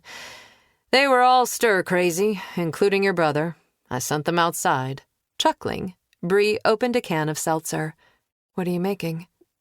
Chicken piccata with a side of penne. There's tiramisu for dessert. Homemade? Bree checked the fridge. She hadn't eaten a real meal in days. Of course it's homemade. My Italian grandmother would rise from her grave and swat me with a wooden spoon if I served store-bought. Dana shook her head. Matt called and invited himself to dinner. Matt called you? Bree was suspicious. Dana lifted a shoulder. Bree checked her phone. Matt hadn't called her. The last time he'd gone directly to Dana, Bree had ended up with a rescue dog she hadn't wanted. What is he up to? He didn't say. Dana paused to catch Bree's gaze. I thought maybe he just wanted to see you. Warmth flushed Bree's face. Dana shook her head. I was going to invite him anyway. That is one fine man. I know. Dana glanced up, her face surprised. So why are you not pursuing that fine man? Because I'm an idiot? Bree sipped some seltzer. I was all bogged down with making time for a relationship. But that's ridiculous. Matt fits right in with the family. The kids like him. I like him. She thought about the moment they'd shared in the hospital and knew the potential existed for more than liking him. Dana tapped her spoon on the edge of the pan. I'm glad you finally got some sense. But I just hired Matt as an investigator. Bree frowned. I'm not sure if that complicates things. Dana waved off her concern. He's a civilian contractor. Money flows from the sheriff's office to Matt. It doesn't look good if I have a romantic relationship with him. What will people think? Fuck 'em, Dana said. Bree choked on her seltzer. What? Since when do you care what people think? Dana pointed at Bree with her wooden spoon. Since I became an elected official who wasn't even really elected. Bree coughed and wiped seltzer off her chin. That doesn't mean you don't get to have a life. Whether or not you are dating one of your criminal investigators won't be the reason people don't support you. Besides, you have like 3 years until your current term is over. I wouldn't worry about an election just yet. Your predecessor was crooked as shit, and he was hugely popular. People will see what they want to see. So far, you're looking like a damned good sheriff. Don't worry about anything else. Just do the job to the best of your ability. Be fair. Be honest. In short, be you. I need the job. You need a job. Dana set down her spoon, then moved to the cutting board and began slicing bread. If you don't get reelected in 3 years, you'll find another one. Or Adam will write you a giant check. Hell, I have my pension. You and the kids will never starve. I like to be independent. You like to control everything. Dana paused to make eye contact. But it isn't possible, and you'll make yourself crazy trying. Dana was probably right. Outside, a vehicle door slammed. Dana glanced out the window and grinned. Speak of the handsome devil. Oh, he shaved. I don't know how I like him best. Bree couldn't decide either. Dana whistled. He's fine any which way. Bree agreed. Matt lifted Brody out of the vehicle and set him gently on the ground. The big dog moved toward the house. His gait was stiff, but he seemed better. Ladybug rose and greeted Brody with a wag of her tail stump and a feminine arch of her neck. Flirt. Bree knew how the dog felt. I think your dog is sweet on Brody. Dana laughed. Matt went into the barn while Brody and Ladybug sniffed each other. Bree relaxed and set the table. When dinner was ready, she called everyone in. Dinner with her family, and Matt, was just the tonic Bree needed. Adam showed her the sketch he'd done of Kayla. Luke and Matt talked about the latest video game. Kayla chattered nonstop. It was loud and chaotic and perfect. After dinner, Adam went home. The kids settled in with homework, and Dana cleaned up the kitchen. I'll do the barn check. Bree put on her coat and boots. I'll help. Matt followed her outside. They walked in silence to the barn. The night was cold and clear, the black sky dotted with stars. The barn smelled like warm animals and fresh straw. Bree checked water buckets and tossed hay. Inside Pumpkin's stall, she looked over the pony's rump at Matt. You wouldn't know where Earl Harper's dog is, would you? I have no idea where Earl Harper's dog is, Matt answered. His deadpan expression reminded Bree of the way she'd answered Stella's question about calling Morgan Dane. He wasn't lying, but Bree could sense he knew something. Matt had stood between her and Earl's dog. He'd risked taking a bite so she wouldn't, probably because he also hadn't wanted Todd to shoot the dog. Earl had risked getting his dog shot. He didn't deserve to own an animal. She let it go. Never mind. I don't want to know. Matt leaned on the half door. I talked to Luke tonight before dinner. Thank you. What do you think? He's having a hard time, but he doesn't want you to worry. He sees himself as the man of the house. He wants to help you carry the burden, not add to it. He's just a boy. But that's just it. He's not. Matt moved backward so Bree could exit the pony's stall. You're right. Bree had been seeing him all wrong. Luke was on the brink of manhood. What do you think I should do? He wants to feel useful right now. Let him do the heavy work on the farm. Ask him for his help. Contributing to the family makes him feel part of it. He needs to be needed, if that makes sense. It does. Bree ducked into Cowboy's stall to adjust the paint gelding's blanket. I'll just have to be patient. Try not to worry. I'll keep checking in with him. Thank you. He needed a man to talk to. I can't be that for him. Bree patted the horse and left the stall. Adam is trying really hard, but he can't read people. Anytime. Matt closed the door for her. I have a proposal for you. Bree turned. You want a canine? For the department, yes. I'm working with a young German shepherd. She needs another 4 months or so to mature before she can start training. But I think she would be an excellent police canine. She has the drive, the confidence, and the intelligence. I have no money in my budget for a canine. I'm going to have to raise the funds. It'll take me a few months. This dog is a rescue. She'd be free. You'd only need to raise money for training and equipment, and I'm sure Katie would help with that. She's great with fundraisers. People like dogs. They'll give. And you think this dog will work? Because I'd rather invest in the right dog than cut corners. Bree saw no point in saving a few bucks only to have a subpar canine. I do. She's the whole package, very much like Brody when I first started working with him. Bree stopped. I trust your judgment on all things canine. You trust me? He grinned and walked her backward until she was pressed against the wall. I do. His face sobered. The last time I tried to kiss you, you shut me down. Did I? She rested her palms on his chest. You did. He pressed his big body against hers. It was a huge blow to my fragile male ego.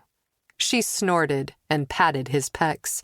There is nothing fragile about you or your ego. Why do I have the urge to flex? She laughed. I'm sorry I shut you down. She was. Very. At this moment, she couldn't think of anything she'd like more than to kiss him. He leaned close. His breath was warm on her cheek. So you're saying if I try to kiss you now, you'll let me? She tilted her head back and looked up at him. His blue eyes had gone dark. His intense focus felt like a touch. Her toes curled. If she was going to give up some of the tight control she held on her life, she may as well enjoy the ride. I'd say it's a sure thing. He lowered his head a few inches, then paused. But you also have to promise me we're going to spend time together when we're not standing over a dead body. Deal. We hope you have enjoyed our presentation of See Her Die by Melinda Lee, performed by Christina Traister. Performance copyright 2020 by Brilliance Publishing, Inc. All rights reserved. For further information concerning this program or other Brilliance audio titles, please visit our website at www.brilliancepublishing.com. No part of this recording may be played for an audience or reproduced in any form. It may not be streamed, downloaded, broadcast, or copied without written permission. Address all inquiries to Brilliance Audio, P.O. Box 887, Grand Haven, Michigan, 49417. Audible hopes you have enjoyed this program.